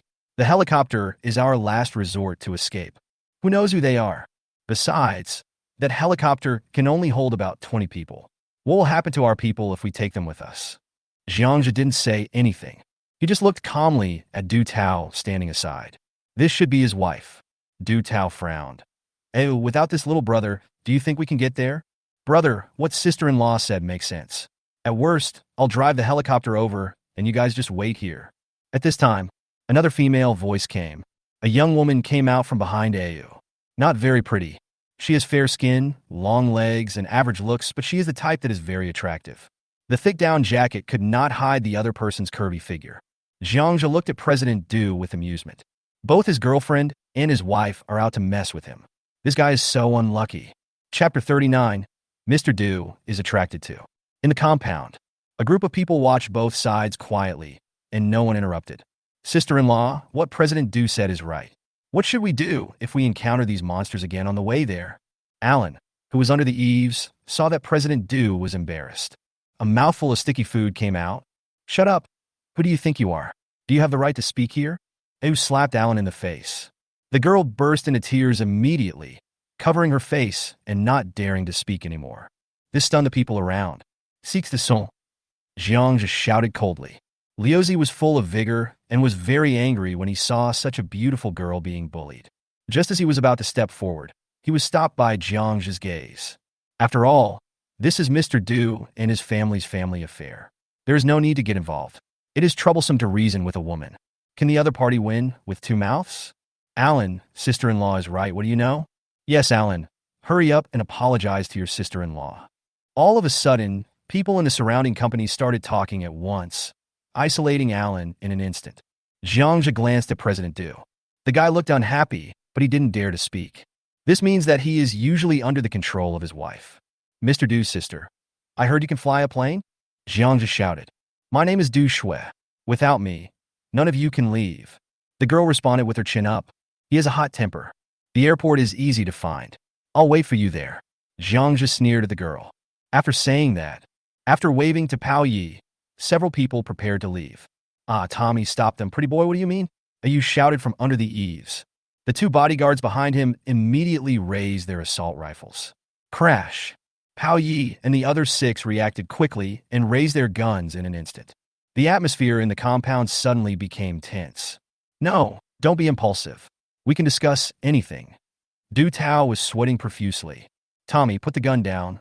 The bodyguard ignored Du Tao and looked at Yu. Madam? Don't let go. You were a soldier before, so what are you afraid of? Yu narrowed his eyes and snorted coldly. Jiang Zhe looked at the burly bodyguard behind the woman and narrowed his eyes. It seems that President Du did not explain everything to him just now. He hit his wife and sister. Crunch! Jiang Zhe drew out his dagger and slowly walked towards Yu. No, little brother, don't be impulsive. Du Tao's face changed drastically, and he quickly opened his arms to block in front of him, constantly saying nice things. Base. The dogleg knife was placed on Du Tao's neck. Du Tao's voice stopped abruptly, and his eyes were full of pleading as he looked at Jiang Zhe, shaking his head slightly. Get lost, I don't want to cooperate anymore. This is robbery. Jiang Zhe's eyes turned cold, and he stared at Du Tao. Du Tao's lips trembled twice. Seeing the murderous intent in Jiang Zhe's eyes, his legs went weak, and he couldn't help but take a step back. Waste, Du Tao. You are such a waste. A Yu on the step screamed. Crunch. Jiang Zhe ignored the assault rifles in the hands of the two bodyguards. Step by step towards each other. Yu, what do you want to do? Yu finally panicked and took a step back. Two bodyguards stood in front of him. What are you doing? Let me tell you, I'm a black belt in karate. Du Shuejia shouted. At the same time, his feet were staggered one in front of the other, and his palms were in an attacking posture. Karate? Jiang Zhe glanced at Du Shui. Certainly. Bang. Du Shui was hit by a big bag and flew out, knocking down the 5 girls behind her. People rolled in the black and red ice and snow. Du Shui landed right in front of a demi-human's head, and her mouth almost bit the demi-human's nose. Ah! After a scream, he was so scared that he hid in the corner. At the same time, the two bodyguards' eyes blurred. An irresistible force came from my hands.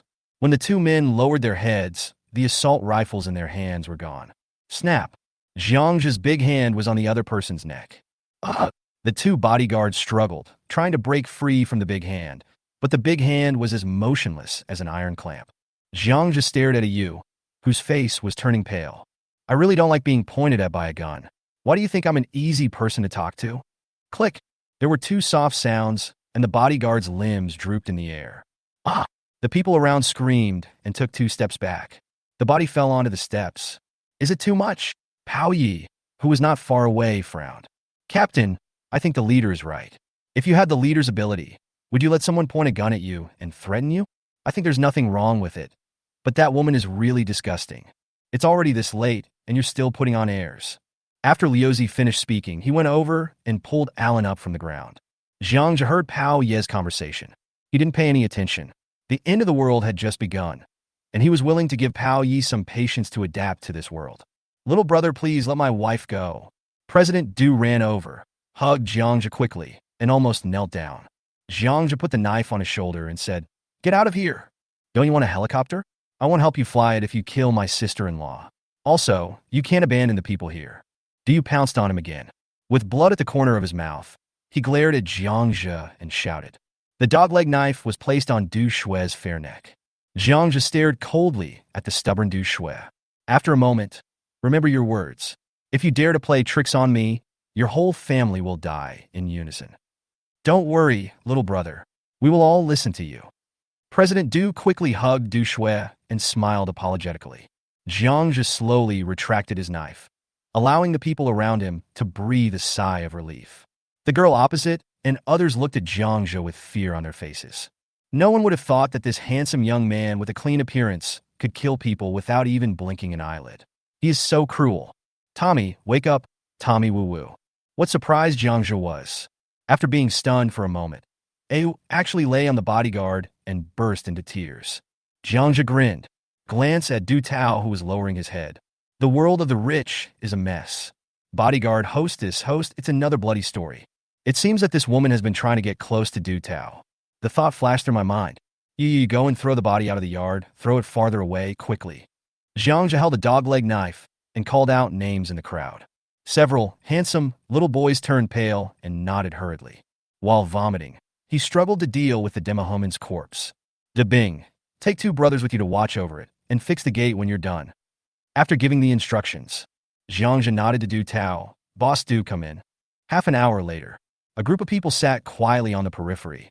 Du Shui hugged Yu and stood in the corner crying silently. Jiang Zhe sat by the stove and threw a few cigarettes to Pao Yi. "Want one?" Du Tao quickly took it and said, "Thank you.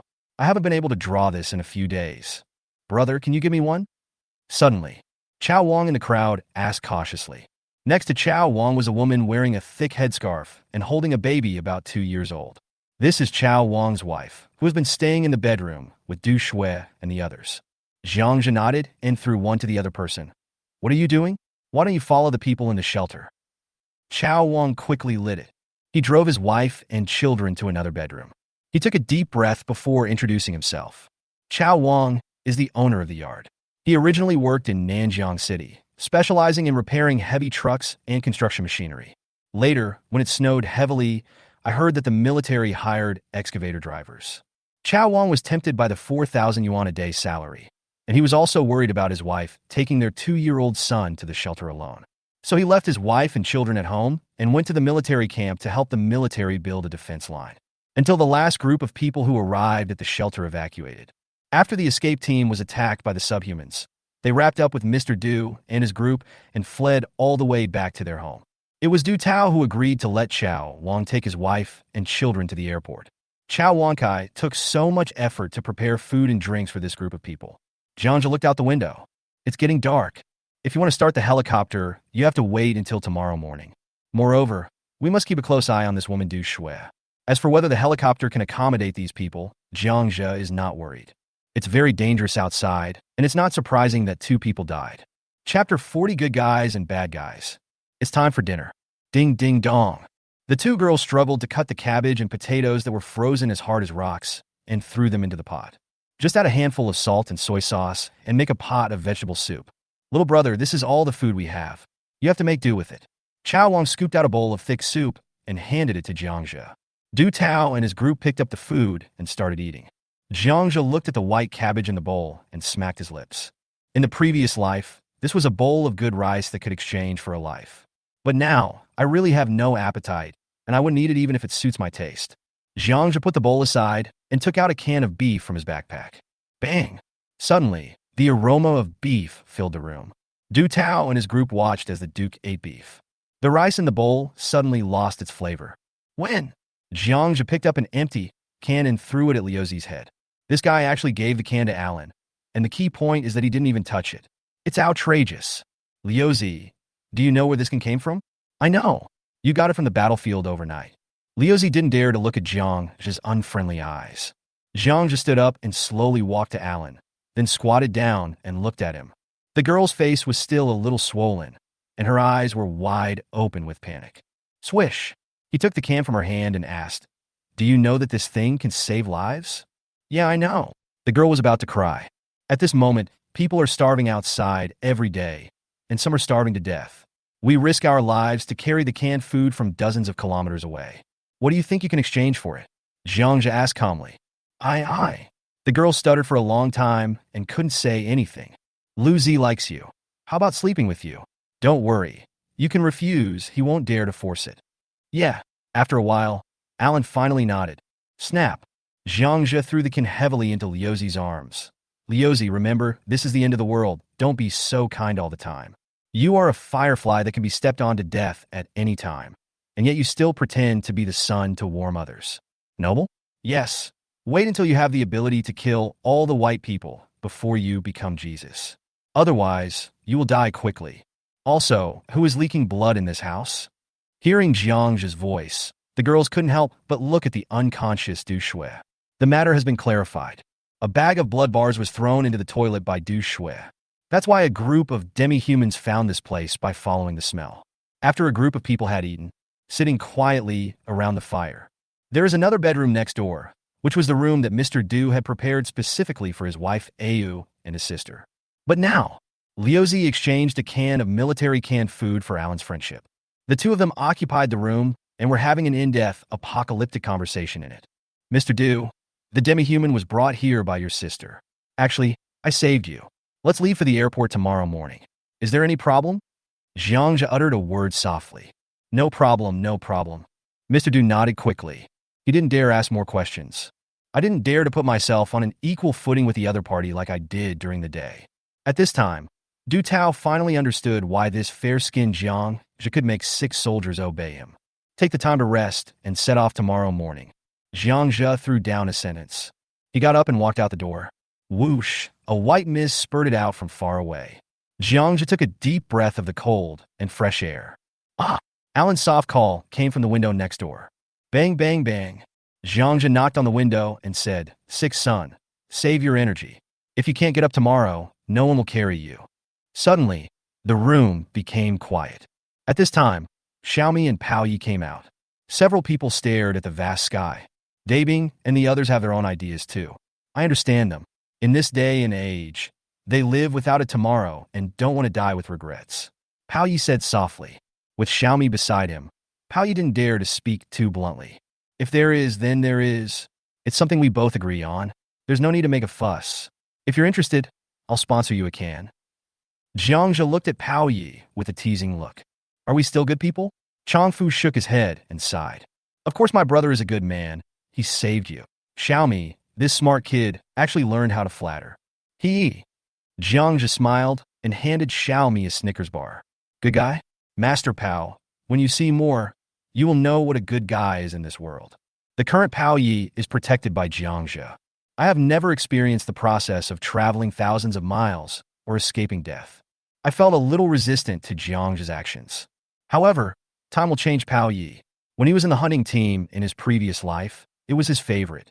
She's the kind of girl who's not tall, has a thin waist and big hips. Just like Tsitse, the girl he had a crush on.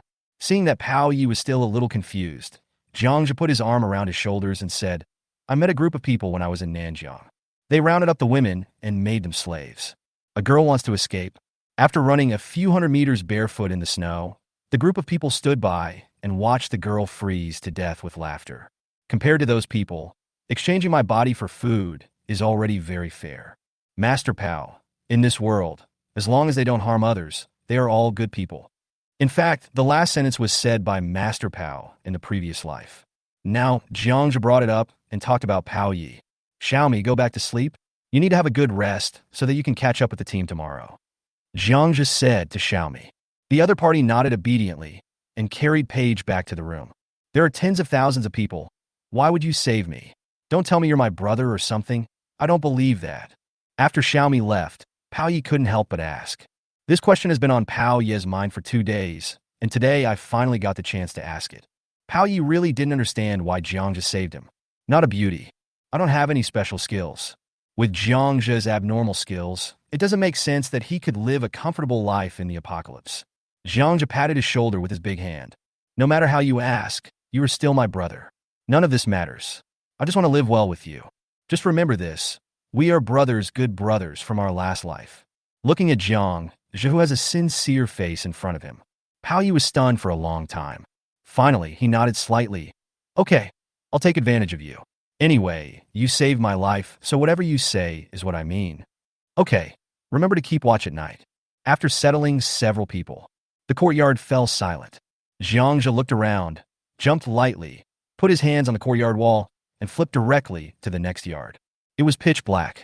The accumulated snow was almost covering the doors and windows. It was obvious that no one had lived here for a long time. Crunch! Jiang Zhe broke the lock and walked into a main room, riding the snow outside the window. 5 crystal cores appeared in his hand. On the Nanjiang battlefield, Jiang Zhe obtained a total of 212 crystal cores. He swallowed 5 crystal cores that night. It's like guessing a blind box. 2 are physical and 3 are psychic. Now, Jiang Zhe was originally at the first level of the physical system. Last night, I used 2 crystal cores to directly advance to the second level of the physical system. Psionics Fire Level 1, Plant Level 1, Water Level 1. It's not that he doesn't want to swallow all the crystal cores in one breath. The main thing is that each of these things takes time to consume, and the pain of tearing his whole body apart makes him feel like he's in heaven. 5 is the limit of the crystal cores that can be swallowed every night. If it's more, the whole person will become listless due to the severe pain and excessive mental exhaustion. Everything is ready. Call. A flame appeared on the finger and lit the giant candle on the coffee table. Change of mindset. The flame on his hand turned into a 10-centimeter water ball in the blink of an eye.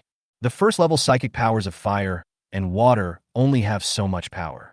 Chapter 41. Killing a disciple with one knife. Jiang Zhe tightly grasped a solid steel rod as thick as his wrist, and cold sweat broke out all over his body. The steel rod made a low hum. Jiang Zhe, who has reached the second level physical fitness system, possesses a physical fitness 6 times that of an ordinary person. That's why he was able to kill a dozen subhumans as easily as cutting melons and vegetables during the day. Huff, huff, huff. Finally, the tearing pain receded like a tide. Jiang Zhe turned over and lay on the cold floor, looking at the ceiling and gasping. After a long time, Jiang Zhe stood up. He slowly stretched out his right hand, and whoosh, a blazing flame enveloped his hands. Psionics Fire can now be used in combat in a preliminary manner. Today's 5 crystal cores.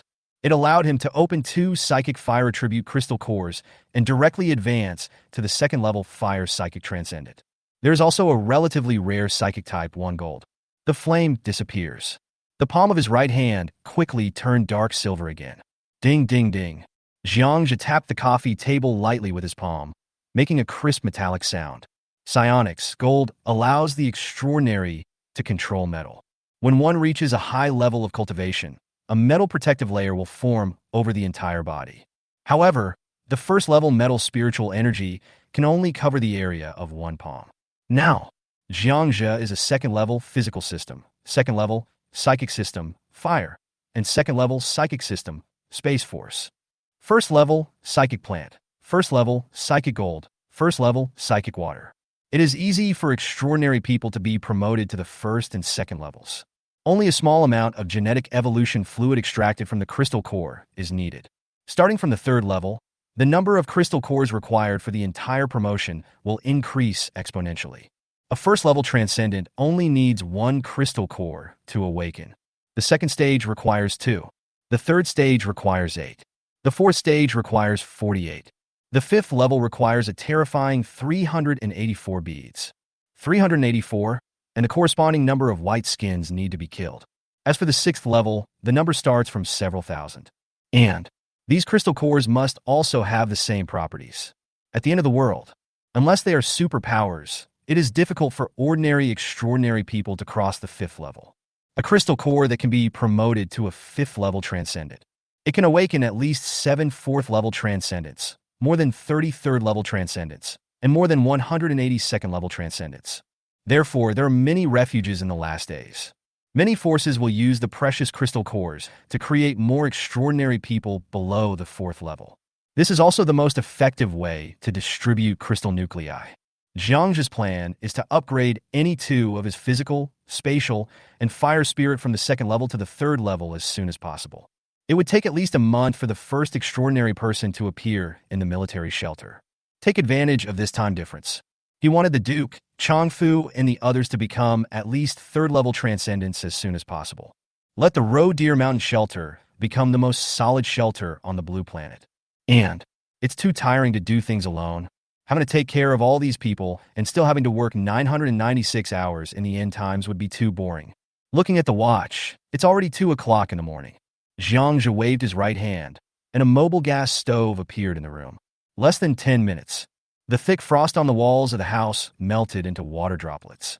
Crash! A 2-meter-long bathtub was placed in the room.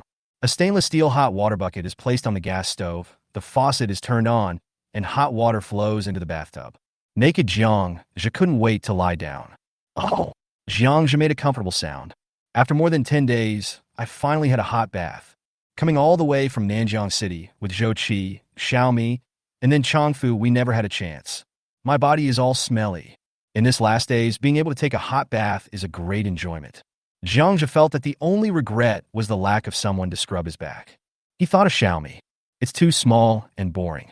It needs to grow into a big one. By the time I finished taking a bath, it was already 4 in the morning. Gulp! He drank the matai in the glass in 1 gulp. Jiang Zhe got up from the bathtub, dried his body, and changed into a new set of polar cold-proof gear. Before the end of the world, just for the winter clothes, Jiang Zhe emptied out 5 entire warehouses, and even he didn't know how many there were. After washing off all the dirt, I feel like I have become a lot lighter. Put away the things in the house. Jiang Zhe walked out of the room and reached out to catch a snowflake. It is already the 12th day of the apocalypse. In 3 days, the heavy snow that has lasted for half a month will stop, and the long-lost sun will appear. Bang! A soft sound came. It's me. Jiang Zhe grabbed the spear in Chunzi's hand while he was on guard. Chunzi's real name is Wang Lichuan. He has a shy personality and a feminine appearance.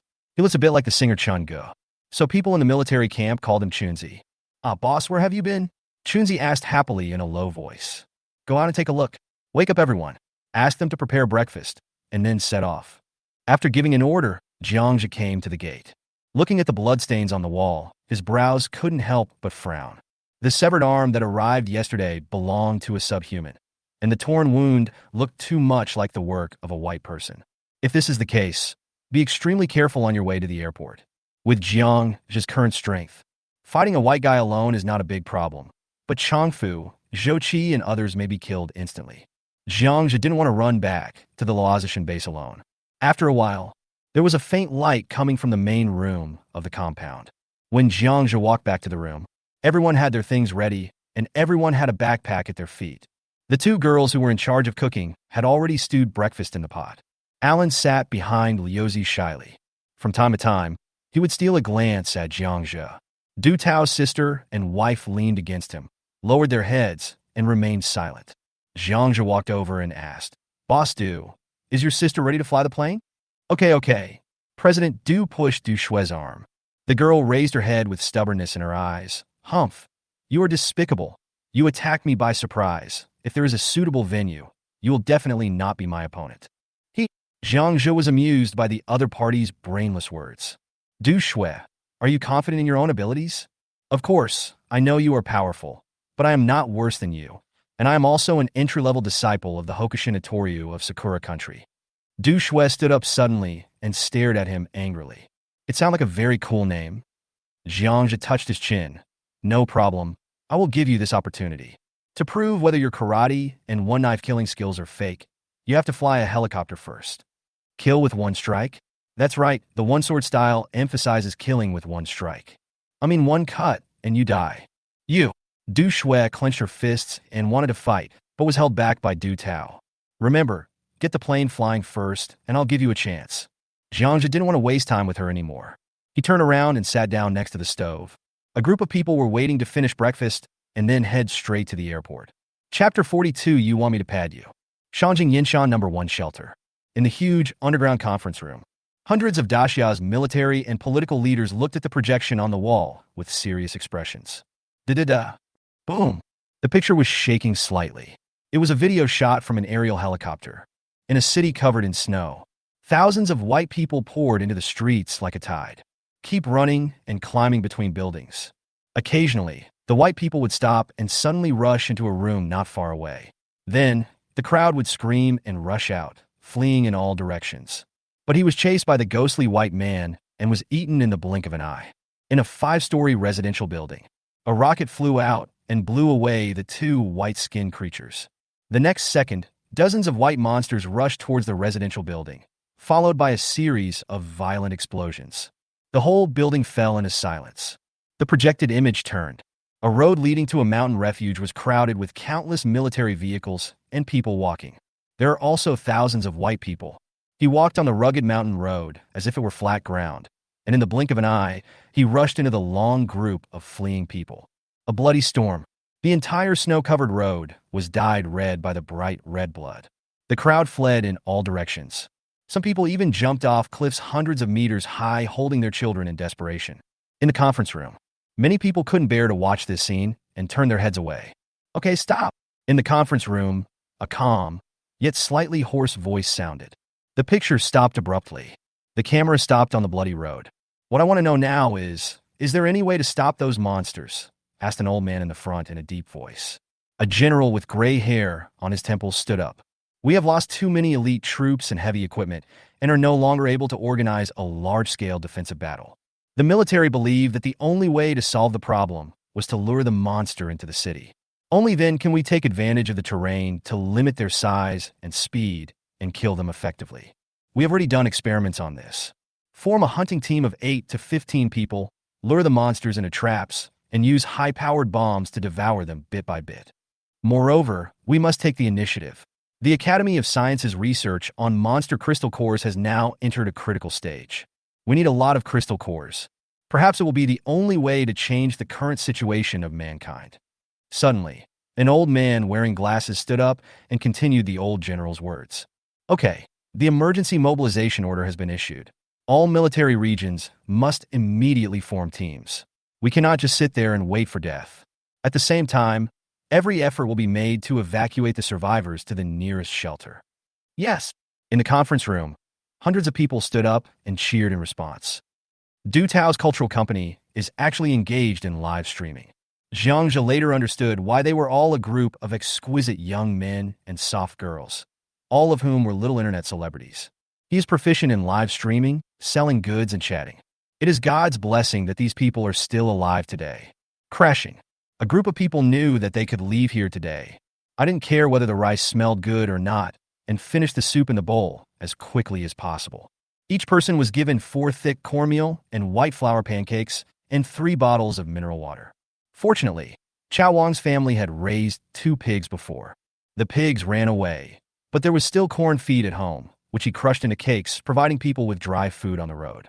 After everyone was ready, they looked at Jiang Zhe. Whether they like it or not, the fact is that only by following him can we have the greatest hope of survival. I won't rescue those who can't keep up with the team. Find a way to survive on your own. Also, stay quiet on the road." Jiang Zhe also carried a backpack. Then he took out 2 packs of sanitary napkins and threw them to Du Shui. "Wrap up any bleeding and throw the used ones as far away as possible. If the amount is large, use 2 more pads. In short, I have one request. You cannot let the demi-humans follow you by smelling you." Jiang Zhe said coldly. Du Shui pinched the sanitary napkin with some shame and anger and glared at Jiang Zhe, but no one moved. Pei Oi and Liuzi looked at Jiang Zhe with admiration.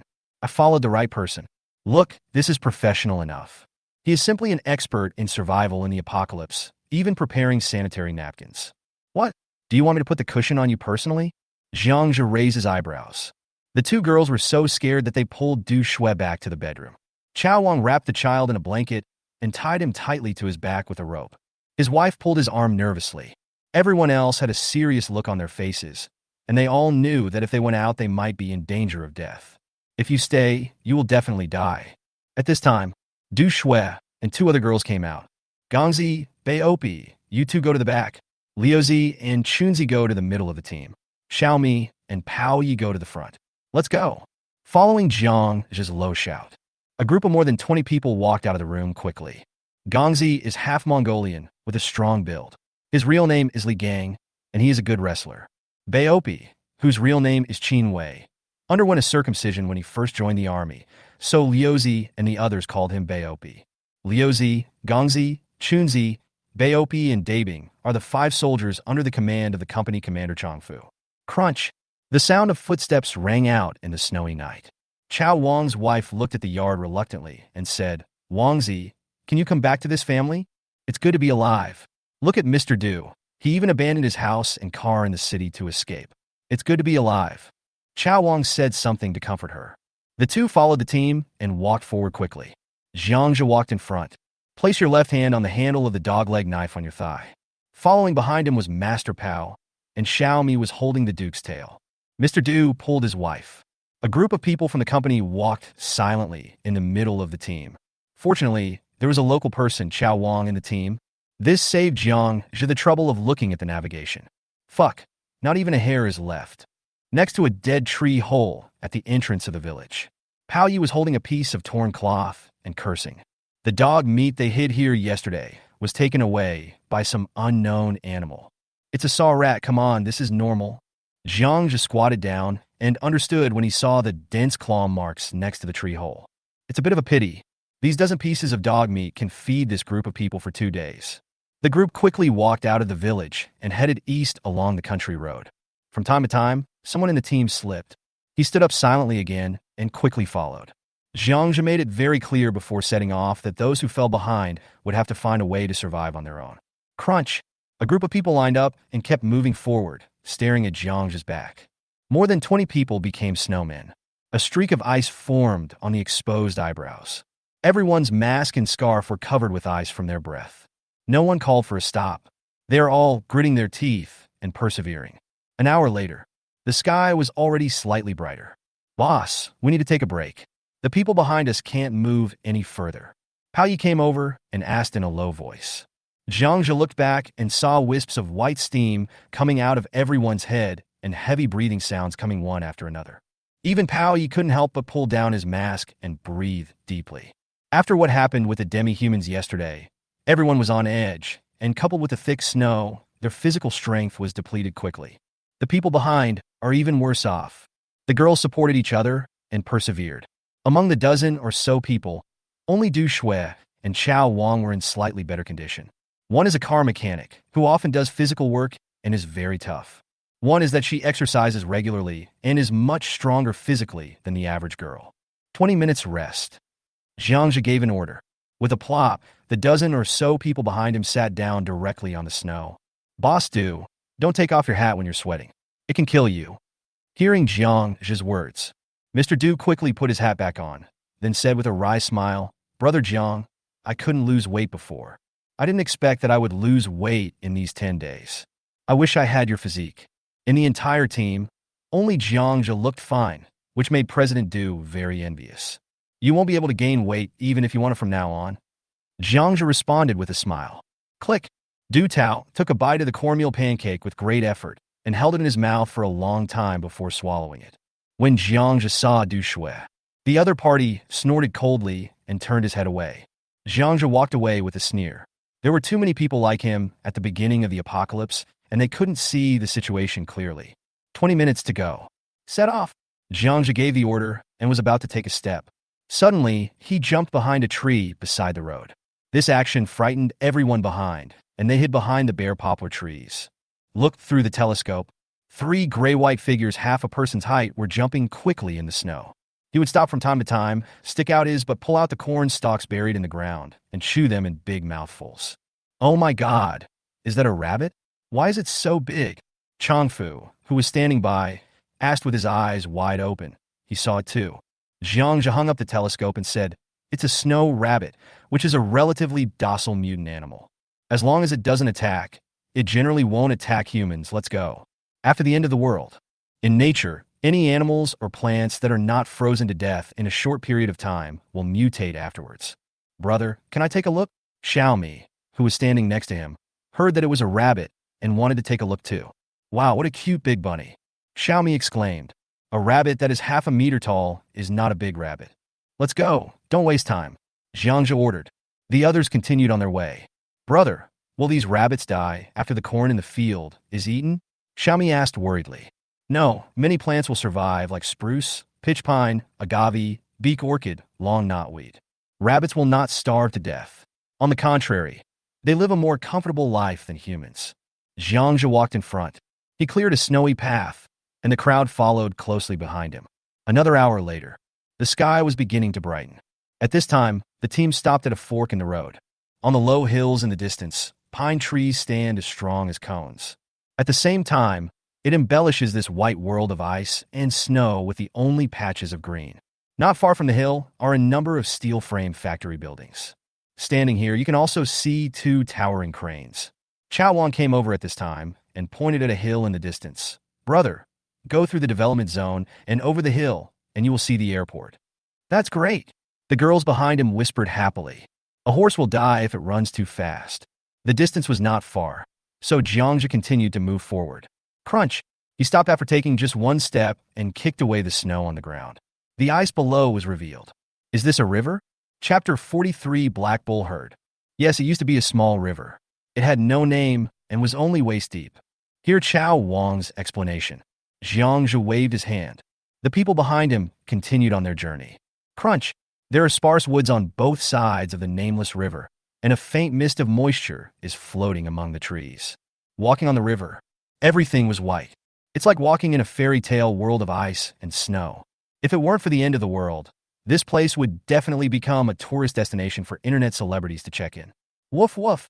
Suddenly, the duke beside him stopped and shouted towards the grove ahead. Stop! Jiang Zhe waved his hand, and everyone behind him stopped. As soon as the words fell, moo! A deep and heavy cry came from the woods on the opposite bank of the river.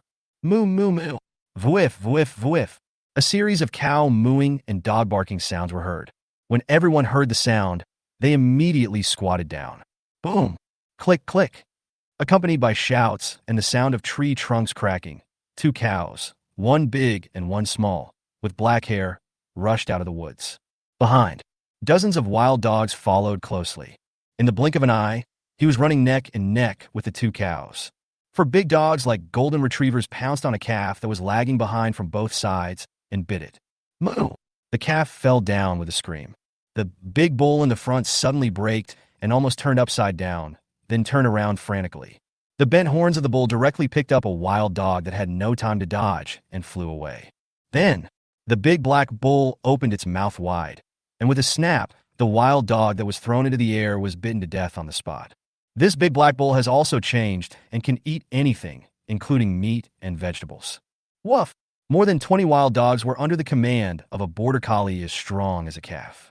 Two cows, one big and one small, were rounded up. These two cows are from the cattle farm in the development zone ahead. Chao Wang's voice was heard in the team.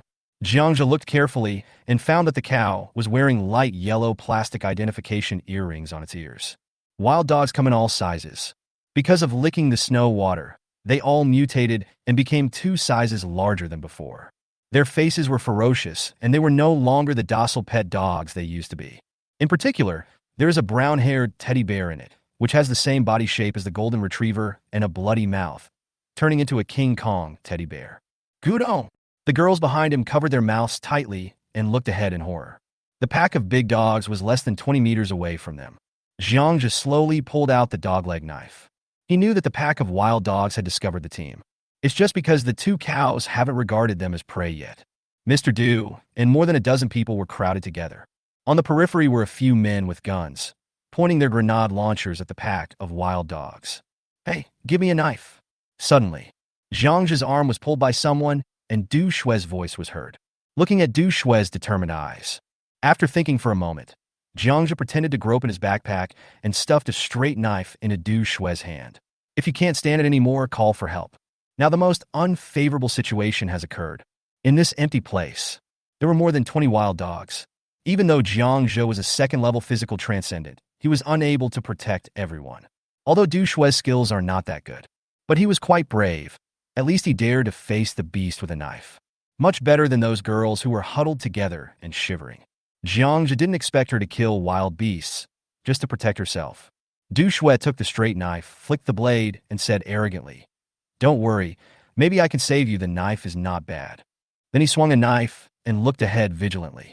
Du Shui is good at knife skills. Of course Jiang Zhe's knife is better. This was custom-made in bulk before the end of the world at the price of one handle for a bottle of Matai. Made of high-speed steel, its hardness reaches HRC 60. As long as you have enough strength, the blade will never bend when beheading. Back up slowly and go around it. Jiang Zhe saw the cow and the wild dog confronting each other. After whispering an order to the crowd, more than 20 people slowly retreated and prepared to take a detour. Woof woof! The pack of wild dogs in front suddenly roared. Whoosh! More than 20 wild dogs rushed forward and pounced on the two black cows. A muffled bang.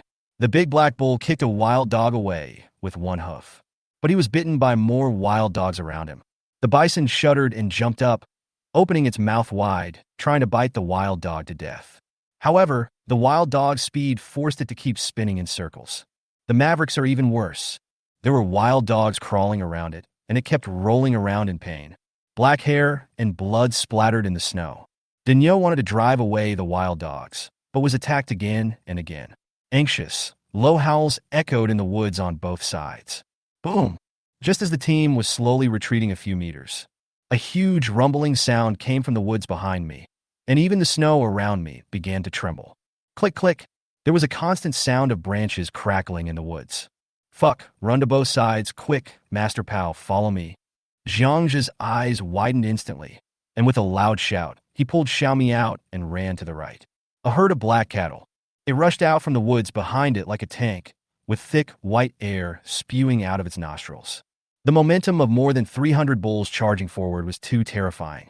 Like a huge black wave, it crushed everything in its way and rushed towards the pack of wild dogs. Jiang Zhe and his friends were so unlucky that they were caught between a herd of cattle and wild dogs. The team exploded. Everyone ran to both sides for their lives. Thump! Pao Yi slipped aside. Fuck! Jiang Zhe gritted his teeth, carried Xiaomi on his shoulders, reached out to grab Pao Yi's thigh, and ran wildly along the ice. Help, help me! Help! Brother, save me! There were many cries for help from people behind him, but Jiang Zhe couldn't care about anyone else now. The cattle run very fast. In the blink of an eye, it had reached the center of the river. Chi! Jiang Zhe slid more than 10 meters on the ice and finally ran out of the attack range of the herd. When he turned his head, I just happened to see a handsome boy under Mr. Du being pushed by a bull and flying more than 10 meters into the air, screaming and spinning. Then he disappeared again among the herd. Click, click. There was a crisp sound on the ice. Then, the cattle running in front suddenly stumbled and fell into the river. Fortunately, the river is not deep. Dozens of black bulls roared and charged towards the pack of wild dogs in the river. The hundreds of black cows behind him had no time to stop. They slipped out and fell into the river like dumplings. As for the pack of wild dogs, they had already been frightened away by the herd of cattle. Moo moo! The remaining group of cattle gathered around the ice hole and kept roaring. Help! Come and save me! There were cries for help from the herd of cattle. Many people in the team fell into the river along with the ice. Damn it! Jiang just seemed to hear Du Shui's voice. Master Pao, take off your red underwear and save people. Pao Yi. Zero, how did you know? Jiang Zhe's big hand has already reached for Chong Peioi's pants. Hurry up. I'll do it. I'll do it. The saber reached into the crotch and cut off the cloth strip, and then a bright red waistband was picked up by Jiang Zhe and placed on the dogleg knife. I'll lead the cattle away, and you go to the water to rescue people. While he was still speaking, he had already run more than 10 meters away. Hey, look here. Jiang Zhe ran to the front of the herd of cattle, threw out a saber, and stabbed it directly into the butt of a black cow. Then he shook the red trousers with a knife tip hard. Moo! The herd of cattle that had just calmed down suddenly went crazy, rushed towards Jiang Zhe. Seeing this, Jiang Zhe turned around and ran, with his red pants fluttering high above his head. Uncle Pao, how long has it been since you last showered? Cursing, the frantic cattle and Jiang Zhe disappeared into the woods. Chapter 44 Cold Shock. Ki. Jiang Zhe ran back with a pile of snow. A group of people were gathered on the bank of the creek. Woo woo. Several girls were crying softly. Hey! Pao Yi had a sad look on his face and shook his head at Jiang Zhe, who was walking towards him. Jiang Zhe glanced at the crowd. Gongzi, Chunzi, and the foreskin are missing. Alan hugged Liuzi and sobbed softly. Du Shui, with her clothes soaked, lay in the snow with her eyes closed, still tightly holding the straight knife in her hand. Mr. Du and a Yu knelt beside him in silence. The team originally had more than 20 people, but now only had a dozen or so left. Jiang Zhe frowned and squatted down. Du Shue's lips turned purple, and she closed her eyes tightly. Her eyelashes were covered with frozen ice beads, and her hair had become tangled sticks. All the clothes on my body are almost frozen into a popsicle. Looking at the watch, almost 10 minutes have passed since I fell into the water. Get out of the way! Jiang Zhe shouted coldly and pushed President Du away. He bent down, picked up Du Shue, and ran forward. A person's heartbeat in ice water will suddenly accelerate to more than 200 beats per minute. Du Shue should have suffered from cold shock. If he could be taken to a warm place for rescue, there might be hope of survival. The grove is not big. After passing through, Jiang Zhe saw a row of simple mobile houses. Bang! Jiang Zhe kicked the door open and waved his right hand, and a pile of firewood appeared in the room. Under the action of gasoline, the firewood caught fire. Place a thick blanket next to the campfire. Jiang Zhe stripped Du Shue naked with his big hands and laid her on the blanket. He threw the frozen clothes aside and wiped her whole body dry with a towel. At this time, footsteps were heard outside the door. Little brother, how is my sister? As soon as he walked out of the door, Mr. Du ran up, grabbed his arm, and asked anxiously, I don't know right now. Let's rest for a while. Maybe we can save him. Mr. Pow, you guys go to the next door and wait. Okay. When Mr. Du heard that his sister still had hope of survival, he immediately breathed a sigh of relief. The rest of the group poured into the next room. As the flames burned, a light mist rose above Du Shue's head, and her purple lips began to fade. Jiang Zhe sat next to him.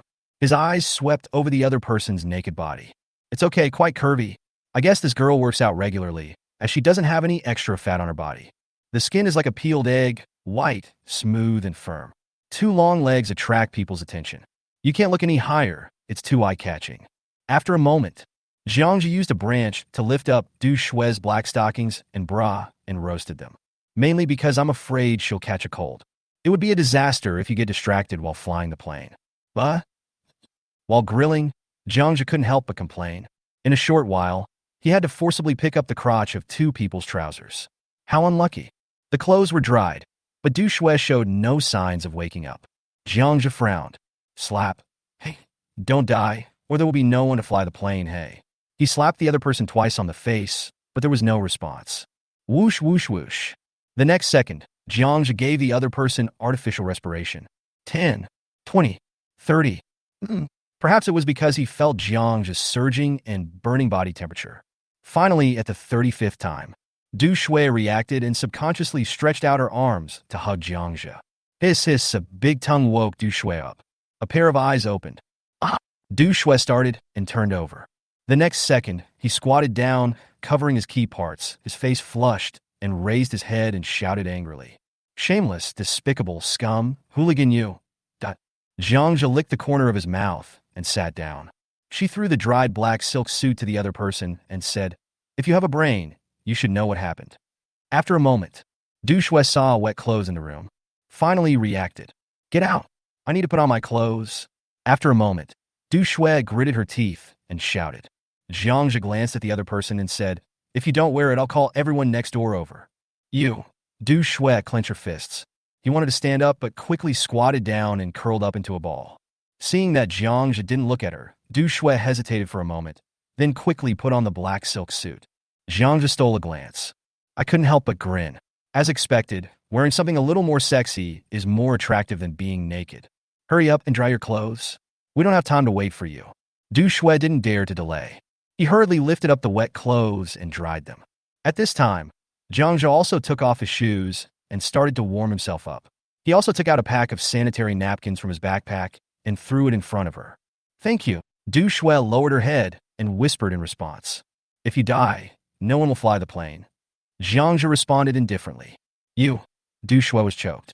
Suddenly, Jiang Zhe stretched out his hand and touched Du Shue's forehead. Whoosh! Du Shue jumped away like a rabbit, glared at him. What are you doing? He clearly looks angry. However, Du Shue's black silk suit diluted the serious atmosphere, making her look more like a couple acting coquettishly. Do you feel unwell? It's best not to catch a cold. Hearing Jiang Zhe's words, Du Shue realized that she had misunderstood and sat back down. It's okay. Although I'm a woman, I'm not as delicate as you think. Half an hour later, Dushua finally dried all the clothes. A group of people from next door also squeezed into the wooden house. Jiang Zhe counted. There were only 14 people and a dog left. Jiang Zhe, Xiaomi, and Pao Yi only have Liuzi and Dabing left under their command. Du Tao, Ayu, Du Shui, Chao Wang and his wife, Alan, and 2 other girls. The atmosphere in the room was somewhat depressing. How did Gongzi and the others die? Jiang Zhe asked first. Baopi, Gongzi, Chunzi, and those people were not able to escape and were killed at the time. Several were killed by cattle. Pao Yi lit a cigarette, leaned against the wall, and said in a deep voice with lingering fear. The others were silent. The cruelty of the end of the world began to tear apart a corner of their reality. Who could have imagined that a living person could be chewed to death by a cow? Jiang Zhe said nothing, breaking off a piece of wood and throwing it into the fire. There's nothing we can do. This is the end of the world. Let's go. Just get used to it. A group of people packed up their equipment, walked out of the cabin, and continued on their way. This time, people became more cautious, and Jiang Zhe would use a telescope to scout left and right every few steps. Fortunately, there was no harm. A herd of black cattle stopped in a small wood in the distance and made occasional noises. The pack of wild dogs also disappeared. Crunch! If you want to go over the hill, the shortest way is to go through the development zone. The group advanced cautiously along the wall on one side of the development zone street. Walk! Many abandoned vehicles can be seen scattered on the wide streets. The entire development zone. All you can hear is the rustling sound of falling snow. Roar! Suddenly, just as a group of people were about to walk out of the development zone, a roar that sounded like a human but not a human was heard faintly. Swish! Jiang Zhe and his group immediately squatted down. Roar! This time, everyone heard it clearly. It came from deep in the development zone. Don't say anything. Jiang Zhe whispered an order. He noticed a tower crane not far away. Under the gaze of others, Jiang Zhe gently turned over and jumped over the wall and quickly walked to the tower crane. Swish, swish, swish. He jumped onto the tower crane in a few steps and climbed all the way to a height of more than 10 meters. I'll go. Jiang Zhe couldn't help but frown and blurt out something. Through the telescope, I saw a group of subhumans gathered in an open space in front of a 2-story shed a kilometer away. There are at least more than 200. Many of the demi-humans were wearing safety helmets on their heads, and most of them were probably construction workers on the construction site. 2 tall subhumans in the middle are fighting. A low roar came from his mouth. Chapter 45 Airport. Jiang Zhe jumped out of the wall and appeared. What's going on? Pao Yi, who was standing by, came up and asked. There is a group of demi-humans inside. Don't worry, they haven't discovered us. Let's go. At Jiang Zhe's urging, a group of people ran out of the development zone in silence. Huff huff. Half an hour later, white air was coming out of everyone's mouth, and they were leaning against the tree trunks and breathing deeply. Jiang Zhe scanned the development zone at the foot of the mountain with a telescope. This place is 2 kilometers away from the development zone. There is nothing unusual. At this time, Pao Yi came over stealthily and said, Did you peek at my underwear? Otherwise, how would you know it was red? Fuck. Jiang Zhe didn't know whether to laugh or cry. I guessed. Isn't this your zodiac year? After saying that, Jiang Zhe left quickly. Pao Yi touched his crotch in dissatisfaction. It's freezing here. Where can I find another red one? I don't even know how to bring it back. Ayu, are you done yet? Mr. Du's voice came from not far away. After a while, Ayu walked out of a pine forest. After looking at Jiang Zhe, he lowered his head and sat down under a tree with President Du. Jiang Zhe ignored her. I just feel sorry for Gongzi, Baopi, and the girls who died. Those who deserve to die don't die, and those who don't deserve to die all die. After resting for half an hour, the group continued on their way. Look, that's the airport. After climbing to the top of the hill, Chao Wang pointed to an open space at the foot of the mountain and shouted excitedly. A small general-purpose airport. Provides services for some rescue, medical, material transportation, and private small aircraft. The airport covers a large area. There are not many buildings, only a row of 2-story rooms on the east side.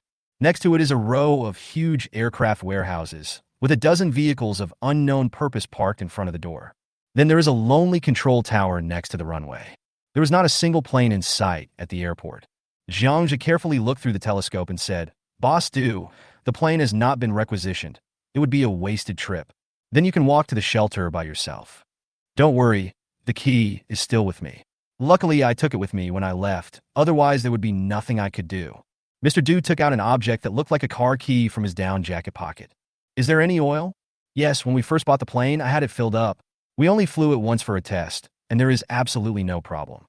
Mr. Du patted his chest and made the assurance. Hear the conversation between the two. Everyone around showed joy. As long as you get on the plane, you can stay away from those horrible subhumans and white people. Airplanes represent a way to survive. Strength was re-injected into everyone's tired bodies, and after a brief rest and some dry food, they immediately set off for the airport. When it was completely dark, they finally arrived there. Rub, rub, rub. Jiang Zhe swung his knife and cut through the barbed wire fence outside the airport. A group of people walked towards the warehouse. Warehouse number 2. Yes, I remember the plane is here. Several people came to the warehouse. Mr. Du pointed at one of them in the faint light of the snow. Fortunately, the sliding iron door of the warehouse was not locked, saving Jiang Zhe the trouble of breaking the lock. The warehouse, which is nearly 30 to 40 meters long and more than 20 meters wide, was pitch black. Master Pao Liuzi, find something to lock the door. I'll go light the fire. Under Jiang Zhe's arrangement, the warehouse door was closed again, and Pao Yi found a large wrench and locked the door from the inside. Boom! A flame started from the torch, lighting up the front half of the warehouse. In the front were 2 single-seat trainer aircraft with a piece of their wing removed and undergoing maintenance. A group of people followed Jiang Zhe deeper into the cave. There!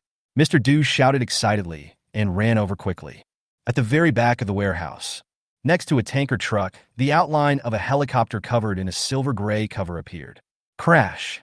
President Du went up and pulled off the outer cover, revealing a brand new helicopter that was more than 3 meters tall with white stripes. Jiang Zhe couldn't help but breathe a sigh of relief. It's really not easy to find this iron thing. This is the A312B, Dacia's newest turboshaft helicopter. It can easily carry a dozen people. When the company bought it, it wanted to take over some leasing business. I didn't expect that you would save my life today. Mr. Du patted the plane and said with emotion. Mr. Du, you are a noble man with great fortune. Chao Wang on the side did not forget to flatter him. Jiang Zhe smiled and said nothing. What a nonsense flattery. Chao Wang's wife pulled her husband. It was a secret hint that he was flattering the wrong person. Boss Du, give the key to Du Shui and ask her to see if the plane can start. Hear Jiang Zhe speak. Mr. Du quickly handed the key to Du Shui. A group of people moved aside more than 10 meters, and except for Jiang Zhe, they all watched Du Shui nervously as she got into the cockpit. The girls even put their hands together in front of their chests and prayed silently. No one wants to die at the finish line. Buzz! The cockpit suddenly lit up. Okay, the circuit is fine. Following a series of operations by Du Shui, he gave Jiang Zhe a thumbs up. Boom, boom, boom. The engine roared, and the propeller blades above his head slowly turned. A gust of wind blew up dust, leaving the group of people feeling frustrated. But there was uncontrollable joy on people's faces. The helicopter is fine. Then the paddle blades slowly stopped again. Du Shui jumped down from the cockpit. The helicopter is fine. There is enough fuel. It should be enough to fly 500 to 600 kilometers. This is the best news I've heard in days. Jiang Zhe couldn't help but laugh. That's good. Go to bed early today, and we'll set off at dawn tomorrow. Yeah, the girl beside him, Pao Yi and Xiao Mi exclaimed happily. There happened to be a pile of disassembled firewood boards in the corner of the warehouse. After a while, a blazing bonfire started. Several women helped. Those who are cutting vegetables are cutting vegetables, and those who are boiling water are boiling water. Even Mr. Du's wife, Xia Yu, rarely worked as a kitchen helper. Jiang Zhe was in a good mood and threw 10 cans of beef directly into the pot. The rich aroma of meat filled the surrounding space. A big bowl of broth served with a steamed pancake. The group of people almost ate so much that it came out of their throats. Around the campfire, people spread out blankets to fit them and lie down. In one day, everyone experienced life and death situations and were already exhausted after trekking nearly 30 kilometers in the wild. Several girls lay together whispering. Chao Wang's wife was feeding the child meat soup. The men sat together, smoking silently, while Xiaomi took the Duke's hand and went into a training plane, fiddling with it curiously. It's quiet. Looking at the scene in front of him, Jiang Zhe suddenly felt like they were on a camping trip before the end of the world. At this time, Pao Yi came over quietly and whispered in his ear, "Boss, Why don't you eat with them? Don't you trust them? Don't believe it. You'll understand later. Jiang Zhe whispered. Pao Yi nodded as if he understood and stopped talking. He just closed his eyes and began to doze off. Oh, I need to go to the bathroom. Du Tao, please watch at the door for me. Suddenly, Yu stood up and said, I want to go to the bathroom. Let Du Tao go out with me. I'll take care of it in the warehouse. Jiang Zhe was afraid that she would attract wild beasts, so he refused her request.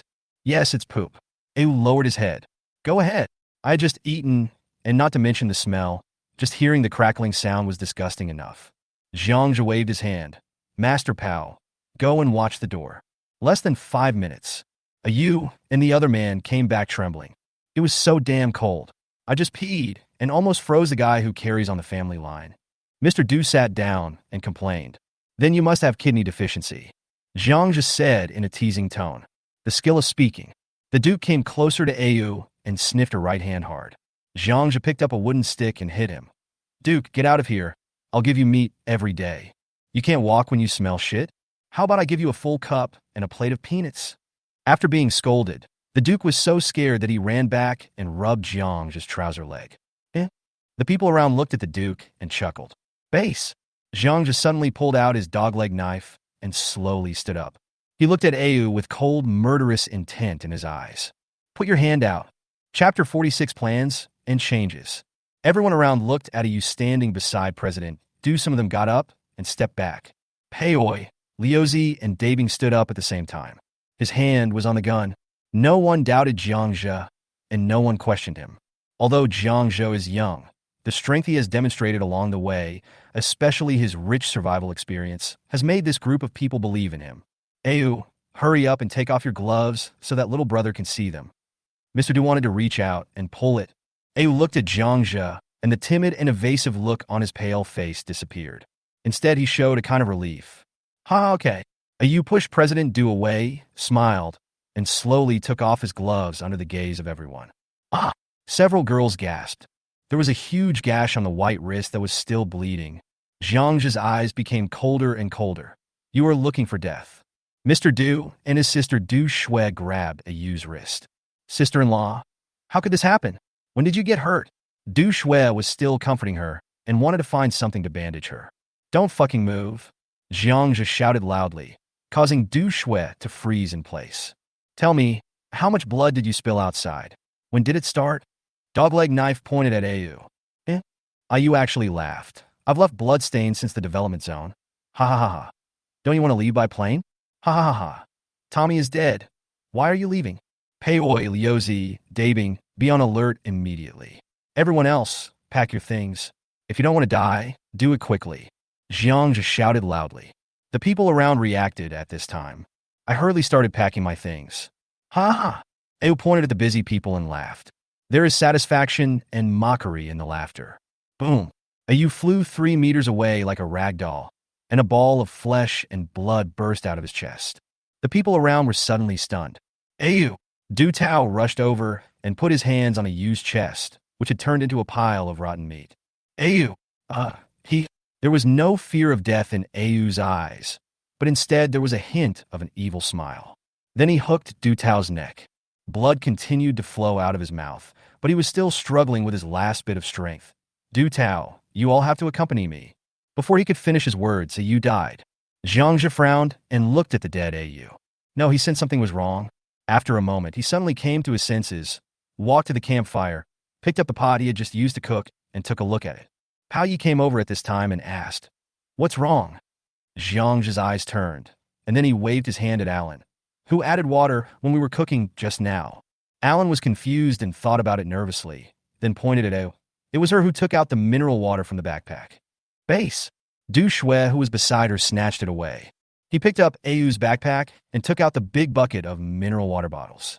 Afterwards, Du Shui froze in place, looked back at everyone with a sad smile. It's over. The bottle was raised.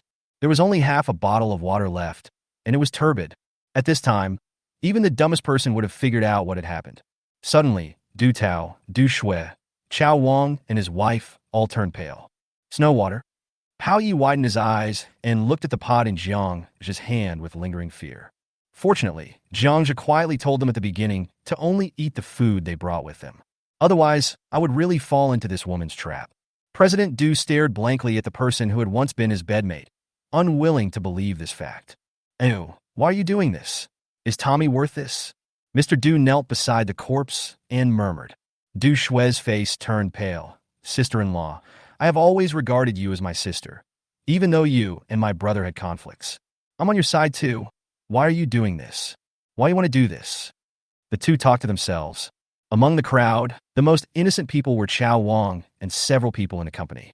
They were completely misfortune. I saved an ungrateful person. Du Tao, King killed all of us. Chao Wang had no place to vent his anger and despair. He could only rush forward, grab the other person's collar with both hands, and spit out saliva all over Du Tao's face. In the face of life and death, Du Tao is no longer President Du. Jiang Zhe frowned and looked at Du Shui. He was sitting by the fire with a dazed look on his face. After the woman drank the snow water, death no longer threatened her. Da-da-da. Jiang Zhe walked to Du Shui's side and whispered, "Help me fly the plane back. I'll make sure you're okay. Do you want to do this business?" Swish. Du Shui's dull eyes suddenly came to life, and she grabbed Jiang Zhe's arm. "Are you telling the truth? Do you have any other way except trusting me?" Jiang Zhe stared at her and said slowly. Du Shui was silent for a moment, and then nodded. "Okay, I believe you. Pei Oi Liuzi, Dabing, open the door, push the helicopter out, and leave now." Jiang Zhe shouted loudly, causing the stunned crowd to react. 1-2, 1-2. The helicopter removed the smock, and then with the efforts of the four people, the helicopter on the cart slowly moved towards the hangar door. "Little brother, can you save us?" Chao Wang and his wife and the rest of the people surrounded Jiang Zhe. Jiang Zhe glanced at everyone and said, "Let's leave the airport alive first." This sentence undoubtedly opened a way out for everyone in despair. Holding on to a glimmer of hope, Chao Wang and his companions quickly packed their things and helped Pao Yi push the plane. Jiang Zhe looked at the busy crowd with a changing look in his eyes. Various thoughts are running at high speed, constantly thinking about the next step. Ayu's move disrupted his plan. Jiang Zhe himself is not afraid of the black light of life genetic virus in the snow water, because after becoming a supernatural being, his body will naturally become immune to this virus. He wants Du Shui to stay, and also wants this helicopter. In the end times, if there was a helicopter, it would be the fastest and most convenient way to escape or transport supplies. The key is that pilots are too hard to find. Otherwise, 10 days is the transition period for the virus. Once that time has passed, it will mutate into subhumans. It was too late to swallow the crystal core again, and he could only create more powerful and terrifying subhumans. Now, the only problem, it's about how to find someone who can purify the crystal core energy. If an ordinary person swallows the crystal core directly, his body's organs will mutate, and he will become chaotic transcendent.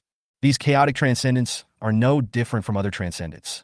The only difference, those are the mutated organs that people don't like. Tentacles grew on its belly. Its eyes became compound eyes. Its arms became completely skeletonized, and its legs were abnormally thick. Unless they are in desperate situations, no one likes to become a monster like this. Just as Jiang Zhe was thinking, bang! As soon as the words fell, a muffled sound came from the top of the warehouse. Chapter 47, Demi-Human Leader. Bang! A demi-human smashed the skylight on the top of the warehouse. The man was still in midair when Jiang Zhe kicked him and sent him flying against the wall. The kick, with a force of nearly 1,000 kilograms, caused dark red blood to spurt out of Ye's mouth. Boom, boom, boom, strapje. Then there were continuous loud noises coming from the door. Countless subhumans outside were desperately banging on the warehouse door. Master Pao, push the plane aside. Jiang Zhe shouted loudly. He was afraid that if the gate collapsed, the helicopter would be damaged. Walalalo.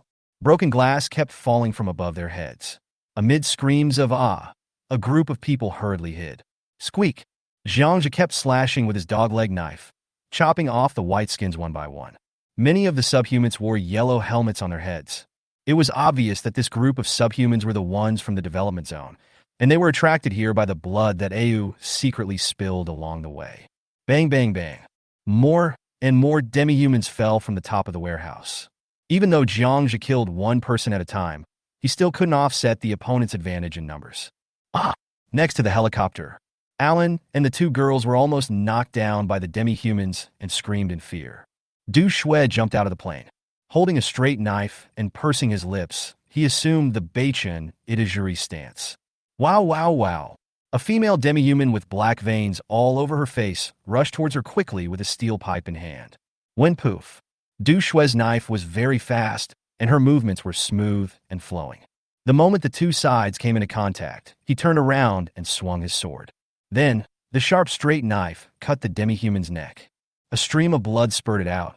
The demi-human roared and rushed forward fiercely again. Get out of the way!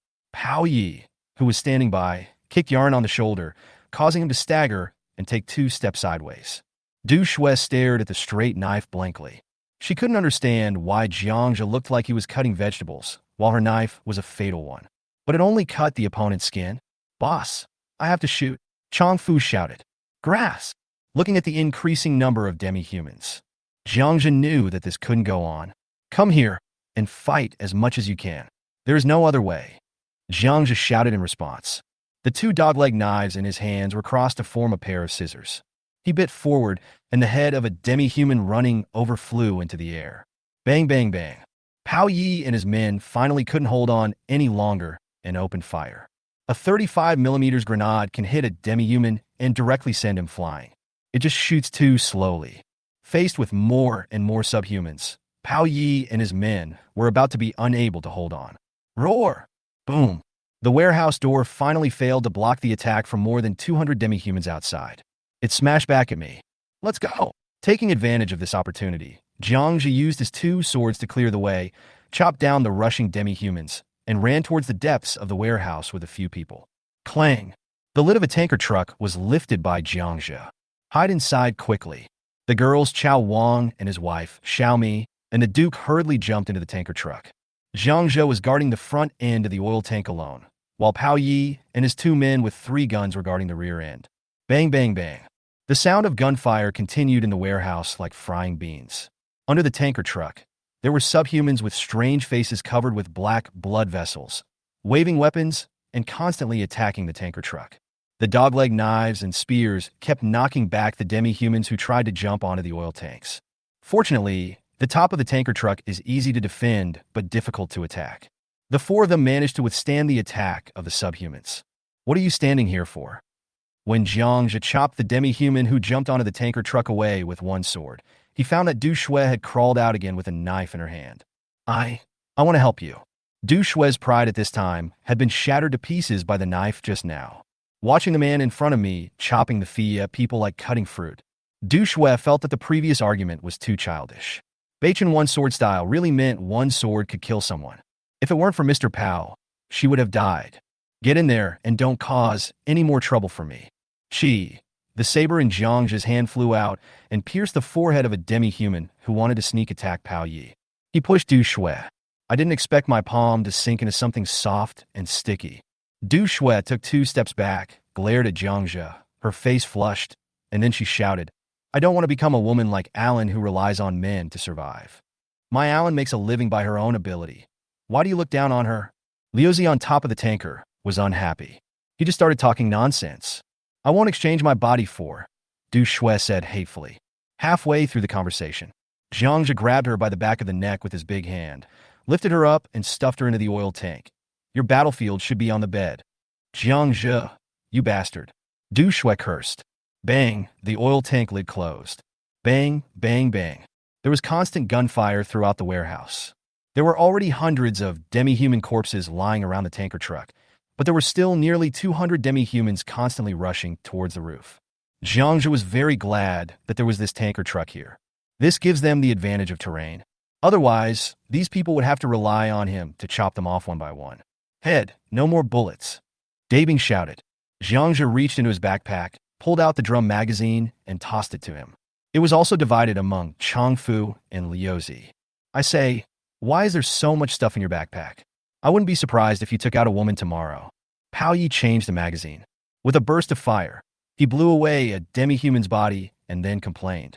No more, only the last few magazines. Jiang Zhe responded calmly. Roar! A dull roar came from the door.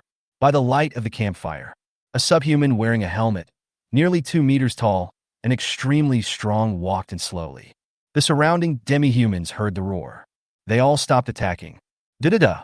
The tall and strong Asian held a solid steel bar more than 1 meter long and as thick as a child's arm in his right hand, and a triangular shield cut from a steel plate in his left hand. Slowly walked towards the tanker truck. The panicked demi-humans gathered in a circle and made way for them. Looking at the tall and strong subhumans, Jiang Zhe shook off the blood on the knife. This subhuman group obviously already had its own leader. The Asians are not without wisdom. On the contrary, their intelligence is not low, and they can speak some simple words. They use simple tools and like to live in groups. A subhuman leader will gradually emerge in every subhuman group. In the previous life, Jiang Zhe had heard of a leader who could command hundreds of thousands of subhumans and was extremely powerful. The structure of the entire subhuman group is a bit like the early tribal era of mankind. Oh, D. The demi-human leader paused. Jiang Zhe looked up at the top of the tanker truck, opened his mouth suddenly, and shouted the word death with great effort. Red flesh threads can be seen between the sharp, inverted triangle teeth. There is also constant spurting of saliva and mucus. This is a demonstration, and Jiang Zhe said he can't tolerate this bad habit. Ah, get lost. Jiang Zhe also yelled at the demi-human leader. This shout startled the demi-human leader. After a moment of stunned silence, he swung the iron rod towards him. Roar! The surrounding demi-humans all jumped onto the tanker trucks, becoming even more fearless. Pao Yi suddenly aimed at the head of the demi-human leader. Boom! Unexpectedly, this guy had already raised a rough shield as thick as a palm, and a ball of fire flashed. The steel plate is deformed. The huge kinetic energy caused the demi-human's feet to leave a mark on the ground. Careful! A meter-long steel bar flew towards Pao Yi's chest like a flash of lightning. Clang! In the dark warehouse, a ball of sparks the size of a basketball exploded. Fortunately, Jiang Zhe reacted in time. A dogleg knife cut the steel bar into pieces. Uncle Pao, take Liuzi and Dabing to the oil tank quickly. Jiang Zhe was angry. Be careful. The three of them fired all the bullets in the magazine. He quickly got into the oil tank, and with a bang, Jiang Zhe lifted the iron cover with his toes and closed it. The demi-human leader swung his thigh away. He rushed up in 2 steps. The shield in his hand smashed down hard on Jiang Zhe's head. Fuck you, do you know what a cheat is? After saying that, Jiang Zhe stretched out his palm as if trying to block the opponent's shield. 2 meters. 1 meter. 1 foot. The palm and the shield were getting closer. Suddenly, the entire space in front of Jiang Zhe darkened. A steel ingot with a diameter of more than 4 meters appeared in the air, then fell rapidly, submerging the body of the demi-human leader. Boom! With a loud bang that shook the earth, the tanker truck jumped twice. Chapter 48. Dangerous Battle at the Airport. The entire warehouse fell silent because of the loud noise. The surrounding demi-humans were equally startled. The huge steel ingot disappeared, and a large hole nearly 1 meter deep was smashed into the hard concrete ground. Swish! Jiang Zhe jumped off the tank truck and took the steel ingots back into the dimensional space. At the bottom of the pit, the demi-human leader and more than 20 demi-humans were crushed into a blurry mass of flesh and blood. Steel ingots, weighing dozens of tons, fell from nearly 4 meters in the air. The huge kinetic energy may not be able to be blocked by even white people, let alone subhumans. The hundreds of remaining Asians around were holding their weapons and looking at Jiang Zhe helplessly, until Jiang Zhe took out the dogleg knife. Roar! The demi-humans became angry and surrounded Jiang Zhe. Under the influence of the genetic virus, the physical fitness of subhumans has become a template for superhumans before the end of the world. There is data to prove it. These guys are 3 to 4 times as strong and fast as normal humans. Basically, it is equivalent to a first-level physical transcendent. More importantly, they're not afraid of the cold. Bang! After kicking a subhuman away, Jiang Zhe spun the dogleg knife in his hand. I was tricked by that AU today. I was feeling a bit pent up in my heart, so I took it out on these subhumans. Come on, I will save you today. Jiang Zhe shouted and rushed towards the demi-human. Ki! The wooden stick wrapped with wire in the hand of a demi-human was cut off by a dogleg knife, and one of his arms flew into the air. Just when the dogleg knife was about to cut off the opponent's head, there were low and frequent bang-bang sounds coming from behind. The sound of whistling wind suddenly sounded. Jiang Zhe's face changed suddenly. The person behind him was definitely not a subhuman. As soon as the thought came to his mind, it was too late to turn around. All he could see out of the corner of his eye was a smear of white approaching. A dozen demi-humans flew into the air. The opponent was too fast, and it was too late to dodge. Grass! With a loud shout, Jiang Zhe slashed behind him with his knife. T-bang! An unmatched force came, and Jiang Zhe only felt that he was hit by a truck weighing dozens of tons at a speed of hundreds of kilometers. Bang, bang, bang. The body flew out like a cannonball, knocked over a dozen subhumans in front. Fuck. Why is today so unlucky? Jiang Zhe endured the severe pain in his chest, rolled over to avoid a steel pipe thrown by a subhuman, and cut off the opponent's calf with his dogleg knife. Roar, roar, roar! At this time, Jiang Zhe could see clearly that two white-skinned people were attacking and killing the remaining subhumans in the warehouse. Although the Asians are brave, they are not afraid of death. But facing the white-skinned opponents who are much larger in size and faster in all aspects, they, like humans, have no chance of resistance at all. One by one, the demi-humans were knocked down by the white-skinned men. The steel pipes and iron rods hit the white man without any effect. The surrounding demi-humans no longer cared about Jiang Zhe and attacked by Pi desperately. A demi-human in an electric grid uniform leaped high with an axe in hand and struck the white-skinned man on the head. Squeak! The white beast roared angrily because the axe just hit it. With a leap, he pounced on the demi-human head-on. With a snap, he bit the subhuman's head into pieces with his big mouth. White skin with steel teeth, claws, and tentacles. Every attack can kill a subhuman. Cough, cough, cough. Jiang Zhe struggled to get up and took advantage of the chaotic fight between the subhumans and the white-skinned people to slowly retreat. White skin at both ends. And in this unobstructed, empty warehouse, Jiang Zhe didn't have the confidence that he could kill with one strike. In the end, after dozens of the Asians died, they realized that they could not defeat the whites, and the remaining 30 or so people fled from the door screaming. One of the white ones chased after him. Roaring sounds continued in the snowy night outside the warehouse, getting farther and farther away. Click, click, click. The remaining white creature opened its mouth wide and started tearing the subhuman corpse on the ground. Basically 2 or 3 bites each. With a crunching sound, black and red blood spurted out from its big mouth. The stench of blood was so strong that it seemed substantial. The sound of chewing continued in the dark warehouse. At this time, Jiang Zhe had retreated to a dim corner of the warehouse, slowed his breathing, and squinted his eyes as he watched the white man eating more than 20 meters away. I had seen too many bloody scenes like this before my rebirth. Let him stand there quietly like a sculpture. Jiang Zhe's plan was simple, which was to wait for Baipi to eat his fill and then leave. Russell, another white guy, also rushed back from the door. Tulp, tulp, tulp. The two white guys made high-frequency, sounds like grinding teeth. They were communicating. Then, the two white-skinned creatures quickly devoured the demi-human corpse. Finally, after about 10 minutes, the two white-skinned creatures seemed to be full. The group turned around and walked slowly towards the warehouse door. Seeing the two huge figures about to leave, Jiang Zhe breathed a sigh of relief.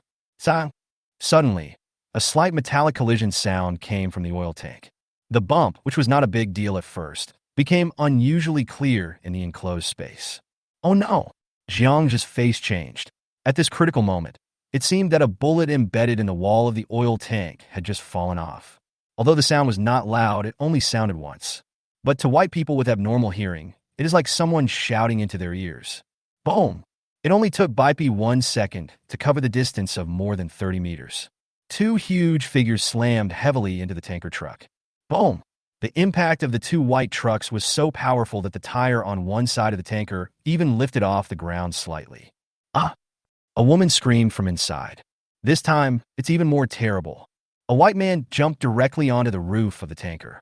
The sharp claws tore through the metal car of the tanker truck, making a creaking and harsh friction sound. Bang, bang, bang! The two tentacles on Baipi's body rushed in through the hole cut by the claws.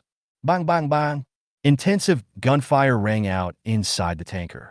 The situation was critical, and Changfu and his companions no longer cared about the ricochets and noise caused by firing inside the tanker. Jiang Zhe had no choice but to take action. Bang! The sound of steel plates catapulting was heard, and 3 thick crossbow arrows shot out from the dark corner and attacked the white skin on the top of the tanker like lightning. Squeak! Baipi's reaction was amazing, and he jumped up at the critical moment. Only one crossbow shot the white man's hind leg. Base! Jiang Zhe kicked the wall behind him with his right foot and rushed to the side. He only had one chance to fire. The other white-skinned man had already rushed over when the crossbow was fired. Bang! The crossbow, weighing over 1,000 pounds, was torn into a pile of parts by Pai's claws, which made Jiang Zhe feel distressed. Jiang Zhe just landed. Two white-skinned creatures flew towards him from the left and right. With a wave of his right hand, a 2.5 meter tall steel plate with dense metal spikes like a hedgehog stood up in front of him. When fighting against white people, the slightest carelessness means death. Crash! A voice came from behind Jiang Zhe. Swish! Without even thinking, the steel plate disappeared in front of him, and Jiang Zhe rushed forward with a somersault. Large chunks of rubble fell from overhead. The two white creatures actually jumped onto the wall, like two giant geckos, holding onto the wall tightly with their limbs. When Jiang Zhe turned over and stood up, another crossbow appeared in front of him. Da-da-da! The two white creatures on the wall slowly moved their bodies, squeak, and kept calling out to Jiang Zhe in a low voice. Holding the crossbow with both hands, he spread his legs slightly and aimed at one of them. Clang! There was a crisp sound from the tanker truck. Grass! The two white beasts pounced on Jiang Zhe and the tanker truck respectively. Chapter 49 Hard Fight. Such a crisp sound. This forced Jiang Zhe to shoot with his crossbow. With a heavy whistling sound, the crossbow arrow pierced one of them fiercely. Bah! Large chunks of cement bricks and stones flew away. 3 crossbow arrows penetrated 1/3 of the wall, and the tails of the arrows trembled rapidly. Not surprisingly, when the white guy had enough space to move and dodge, it was too difficult to hit him with a crossbow. Unless in a vacuum, a crossbow arrow will not make any sound of breaking through the air. Either the speed of the crossbow arrow is like a bullet, so that the white skin cannot react in time, but these two things are simply impossible now. Clang! A half-human-high steel plate shield appeared in Jiang Zhe's right hand. Baipi's claws collided with the shield, making a loud noise, and Jiang Zhe leaned forward. A body with 6 times the strength of an average human. He was still pushed back more than 2 meters by the huge force transmitted from the shield. The other white creature had pounced on the tanker again, and its tentacles stabbed into the tank body fiercely. The dogleg knife on the leg turned into a full moon and flew towards the white-skinned man. The soles of shoes made a harsh friction sound against the ground. Jiang Zhe rushed towards the other party, and the sound of another white-skinned person running came from behind him. Boom! The steel plate with spikes suddenly appeared, and the white man who was chasing him did not hesitate at all. Leap over a steel plate more than 2 meters high. Suddenly, a moon-colored space blade shot up from behind the steel plate like lightning. This is a trap. Phew! The spatial blade cut open Baipi's belly from chest to abdomen, and dark purple blood spurted out from the half-meter-long gap. Squeak! The white man staggered to the ground and screamed in pain when he looked up. The tentacles on the back went around to the abdomen and pulled hard, pulling out a mass of exposed internal organs. With a crunch, he opened his big mouth and swallowed it in 2 bites. Jiang Zhe's eyelids couldn't help but twitch twice. Although this is not the first time I have seen such a scene, I still marvel at the other party's strong vitality. 2 white-skinned people surrounded Jiang Zhe from the left and right. They knew that the man in front of them was not easy to deal with, so they were not in a hurry to attack. The alien-like head had a big grin, continuous grinding of teeth. Jiang Zhe gently swung the space blade in his right hand, and the injured white-skinned man looked tough. But the wound has affected its movements. We must change the battlefield. Otherwise, if the 2 white people attack the tanker again, no one inside will survive. The thought flashed through my mind quickly. Jiang Zhe moved, slowly retreated towards the hangar door. Seeing this, the 2 white-skinned beasts followed with low growls. Swish! Jiang Zhe turned around and rushed into the vast snow outside the door like a cheetah. The 2 white-skinned beasts chased after them, growling. 250 meters away, there is a straight and tall airport control tower that is more than 20 meters high. Jiang Zhe sprinted towards the tower with his legs. This was the first time he mobilized all his body's strength since his rebirth. Thigh-deep snow did not bother him. In the blink of an eye, he had almost covered half the distance. A low growl was heard from behind, and the white-skinned man's huge body rolled up a snow dragon, trying to devour the figure in front. If you keep running like this, you will be caught up sooner or later. As his thought turned, a grenade launcher appeared in Jiang Zhe's hand. It is different from a light grenade launcher. The one in Jiang Zhe's hand is a heavy grenade launcher with more bullets and a longer barrel. Turn around and kneel on one knee. The muzzle of the 35mm gun was aimed at the white man who was rushing towards him from behind. Bang! Bang! Bang! A series of dull gunshots echoed in the night sky. With the muzzle flame jumping, Jiang Zhe fired the grenade launcher at the speed of an assault rifle. Jiang Zhe's body was as steady as an old dog, and he seemed completely unaffected by the powerful recoil of the grenade launcher. You have to know that it is impossible for ordinary soldiers to achieve such high-frequency, continuous firing. The recoil alone will dislocate the shoulder blade. In the air, a ball of flame burst out. The white man's huge body was blown away by the explosive bomb. Swish, Jiang Zhe turned around and ran towards the tower again without even looking. The other injured white creature was still 50 meters away, and its speed was much slower than usual. Crash! Jiang Zhe bent down and crashed into the first floor of the tower. Come to the elevator. With a creak, Jiang Zhe knocked on the stopped elevator door, stuck his head out, and looked inside. The elevator shaft led directly to the top floor. The elevator also sank underground due to a power outage. The space blade in his hand swung out. The steel cable, which was thicker than a thumb, was cut. At this time, Jiang Zhe took a deep breath and looked at the white people rushing towards him from both ends.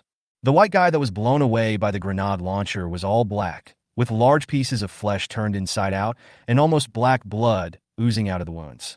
Come here! Jiang Zhe raised his middle finger towards the white guy in front. He turned around and rushed into the elevator shaft. Squeak! The space blade easily inserted into the wall of the elevator shaft. Jiang Zhe climbed to the top floor as quickly as a gecko. Boom! The white man's huge body broke through the wall and rushed into the elevator shaft, chasing after Jiang Zhe without any pause. Looking at the white skin curled up in a ball below and constantly crawling up, Jiang Zhe laughed. This is the best encounter. He stretched out his right hand, and suddenly, a solid steel rod 2 meters thick and 3 meters long appeared in the void, almost filling the entire elevator shaft. Call! It smashed straight towards the white skin below. Squeak! The white man sensed the danger and let out an anxious roar. Boom! Strape you! From a height of more than 20 meters, a solid alloy steel rod weighing 10 tons smashed down heavily on the white man's head. The entire tower shook slightly. The white man disappeared on the spot. Call! Jiang Zhe exhaled the foul air from his chest. There was only one injured white man left outside, and he was no longer a threat. Crunch! Jiang Zhe pried open the elevator door on the top floor and went in. The entire top floor was a mess. Papers, wallets, and computers were scattered all over the floor. Through the circular floor-to-ceiling glass, you can overlook the entire airport. Dang, dang, dang. Jiang Zhe took a deep breath and gently knocked on the metal cabinet beside him with a metal shield in his left hand. After a while, da-da-da, there was a loud grinding sound. Finally, the injured white man appeared outside the glass window of the tower. Dang, dang, dang. He continued to knock on the metal cabinet, and with a loud bang, the white man's huge body broke through the glass and came in. Pooh! Jiang Zhe spat. The space blade in his hand swung out a knife flower. He stared calmly at the white man 5 meters away and said, Come on, I really want to have a real showdown with you guys. Jiang Zhe's face became excited. In his previous life, he basically played a supporting role in the team of extraordinary people. Whenever I see those high-level extraordinary people fighting against the white people, I always fantasize that one day I will be able to kill a white person head-on. I didn't expect this time to come so soon. Squeak! Baipi seemed to understand his provocation. With a low roar, he rushed towards Jiang Zhe. Jiang Zhe also roared, rushed towards the other party. Before the two sides came into contact, the long tentacles behind the white man had already stabbed at him from the left and right like poisonous snakes. I have been fighting against the white people for many years. Jiang Zhe was too familiar with their attack patterns. Ding! With a loud noise, Jiang Zhe's body suddenly accelerated, enduring the numbness in his left hand. The space blade in his right hand slashed out fiercely. A tentacle flew out. Squeak! The white beast let out a shrill roar, and Jiang Zhe's space blade chopped towards its hind legs. Baipi wanted to jump up. Boom! It hit the roof, its body paused for a moment, and then a large stream of dark purple blood spurted out from its hind legs. Squeak! The white man waved his remaining tentacle in pain. A dazzling ball of fire suddenly burst out from Jiang Zhe's shield. The sudden appearance of light made Baipi subconsciously turn his head. Swish! Jiang Zhe took 2 quick steps up the wall and jumped above Baipi's head. The space blade stabbed down fiercely. Chapter 50. Become a Disciple. Looking at the white man lying on the ground, Jiang Zhe laughed out loud, very happily and unrestrainedly. In the previous life, I spent 5 years in a shelter. Because Jiang Zhe is diligent and responsible in his work, he is selected by the extraordinary people to join the hunting team as a logistics member. Standing guard, washing clothes, and cooking. Finally, 4 years of hard work finally earned him a chance to become a transcendent. But he was assigned a space crystal core liquid that no one wanted. A first-level psychic space transcendent can create a dimensional space of 5 square meters, making him the best candidate to be a battlefield nurse. So, Jiang Zhe became a transcendent person. His biggest role is to carry supplies and be a battlefield logistics person who is loved by everyone and responds to requests. Unfortunately, I haven't even waited for the second awakening. Jiang Zhe's hunting team was wiped out by the white people. Reborn. When most people don't know about the crystal core, he is now able to fight the white people head-on. Is there anything more exciting than this? Jiang Zhe felt that it was gone. He carried with him enough supplies to last him a lifetime. There is also a bug that allows for rapid upgrades. In this life, you no longer need to rely on others or live in fear. 20 minutes later. Crunch. Jiang Zhe walked back to the hangar in the snow. Boss! Pao Ye's voice was heard next to the tanker truck. It's me! Seeing Jiang Zhe coming back, the group of people breathed a sigh of relief and got out of the tanker truck one after another. The ground around them was littered with demi-human corpses. There are also huge deep pits. Many people watched all this in horror. In the tanker, they all heard the fighting outside. However, they did not expect the intensity of the battle to be far beyond their expectations. After an accident, wife, Chao Wang's low whisper caught Jiang Zhe's attention. It was only at this time that he saw Chao Wang holding his wife, kneeling in a daze beside the tanker truck. A bloody hole the size of a fist was clearly visible on the woman's chest. Chao Wang's whole body was stained with blood. Alas, just now in the tanker, Chao Wang's wife was killed by the monster's tentacles while trying to protect her child, and the child is dead too. Seeing this, Pao Yi, who was standing by, sighed and explained. Jiang Zhe shook his head, patted Xiaomi's head beside him, and said nothing. The girls around were just silent. Seeing the corpses all over the ground, I was no longer as panicked as the first time. No one shed tears. They were used to it and numb to it. The glass roof above the entire helicopter warehouse was shattered. Heavy snow fell in. They couldn't stay here anymore, so under Jiang Zhe's command, a group of people moved to another hangar. The bonfire was reignited. Jiang Zhe didn't dare to find a place to swallow the crystal core. There are subhumans and white people at this airport. It is not very safe. What if another white person or subhuman comes at a critical moment? Pow! Xiaomi, Du Shui, and others might have to give an account. A busy period. Alan and a few girls made a pot of sweet soup. A group of people gathered around the campfire, some in a daze, some chatting. Chao Wang placed his wife and children in the big pit he had dug, saving the trouble of digging another grave. Jiang Zhe, what exactly is that monster tonight? After a moment's silence, Du Shui started to ask. Jiang Zhe blew out a puff of smoke. White skin, a monster that rushed out of the sea. Killing people is like killing chickens. At the same time, Pao Yi and Lu Zi also started talking and told Du Shui and others about the process of the battle in Nanjiang. When Du Shui and others heard about the white people killing people on the battlefield in Nanjiang, he showed a look of horror. Demi-humans are scary enough, but I didn't expect there are even more powerful white people. It's over. Is there any way for us to survive? A girl sighed in despair. Daxia, as one of the most powerful military countries on the blue planet, could not withstand the attack of the white people. You can imagine how scary white skin is. At last, Du Shui finally couldn't help but look at Jiang Zhe, who was resting with his eyes closed. How did you kill those white people? From the descriptions of Changfu and others, she was frightened at Bai Pai's strength, and even more surprised at Jiang Zhe's power.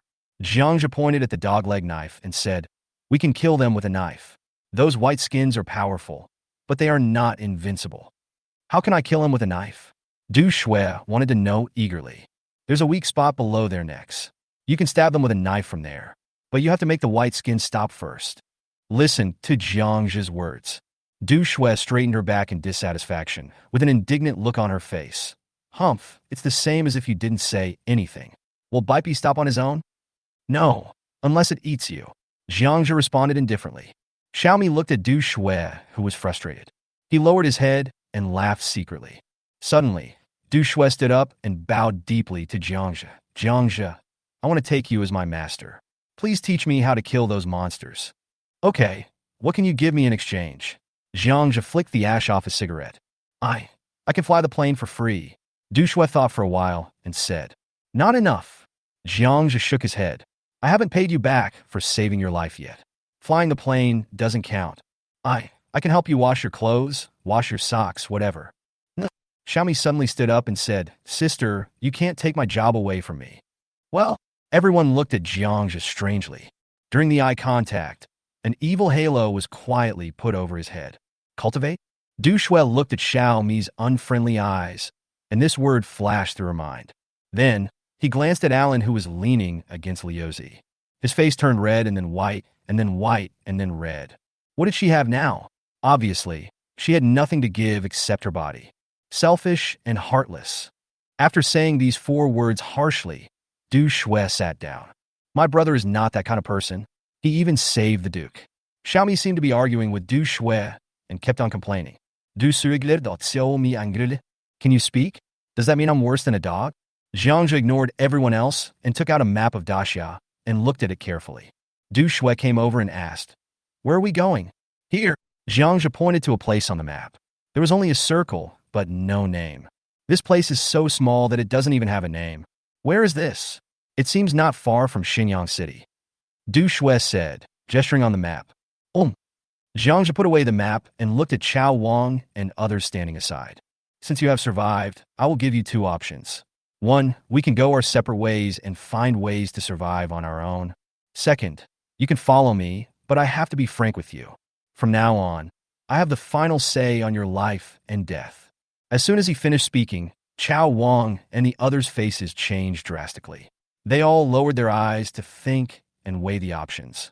After a moment, Chao Wang gritted his teeth and said, Little brother, if I don't follow you, I will die. I will follow you. The girls behind him looked at each other and nodded. We want to follow you. Okay, remember what I said today. Your lives belong to me. Jiang Zhe didn't say anything else, letting everyone think whatever they wanted. If there was no Du Shui and no helicopter, Jiang Zhe would never have brought this group of people with him. Another thing is that there are too few people in Xiaozi Mountain. Even if all these people went, there would only be 20 of them. A base, a shelter, without people is just a pile of steel, concrete, and stones. At this time now, the Whites have probably begun to wreak havoc on the entire land of the Blue Star. Some small countries will disappear completely. Human living space is also being squeezed step by step, until everyone is hidden in the shelter. Chapter 51, Highway to Hell. In the early morning, the sky was already slightly brighter. It's getting smaller. It's getting smaller. Outside the warehouse.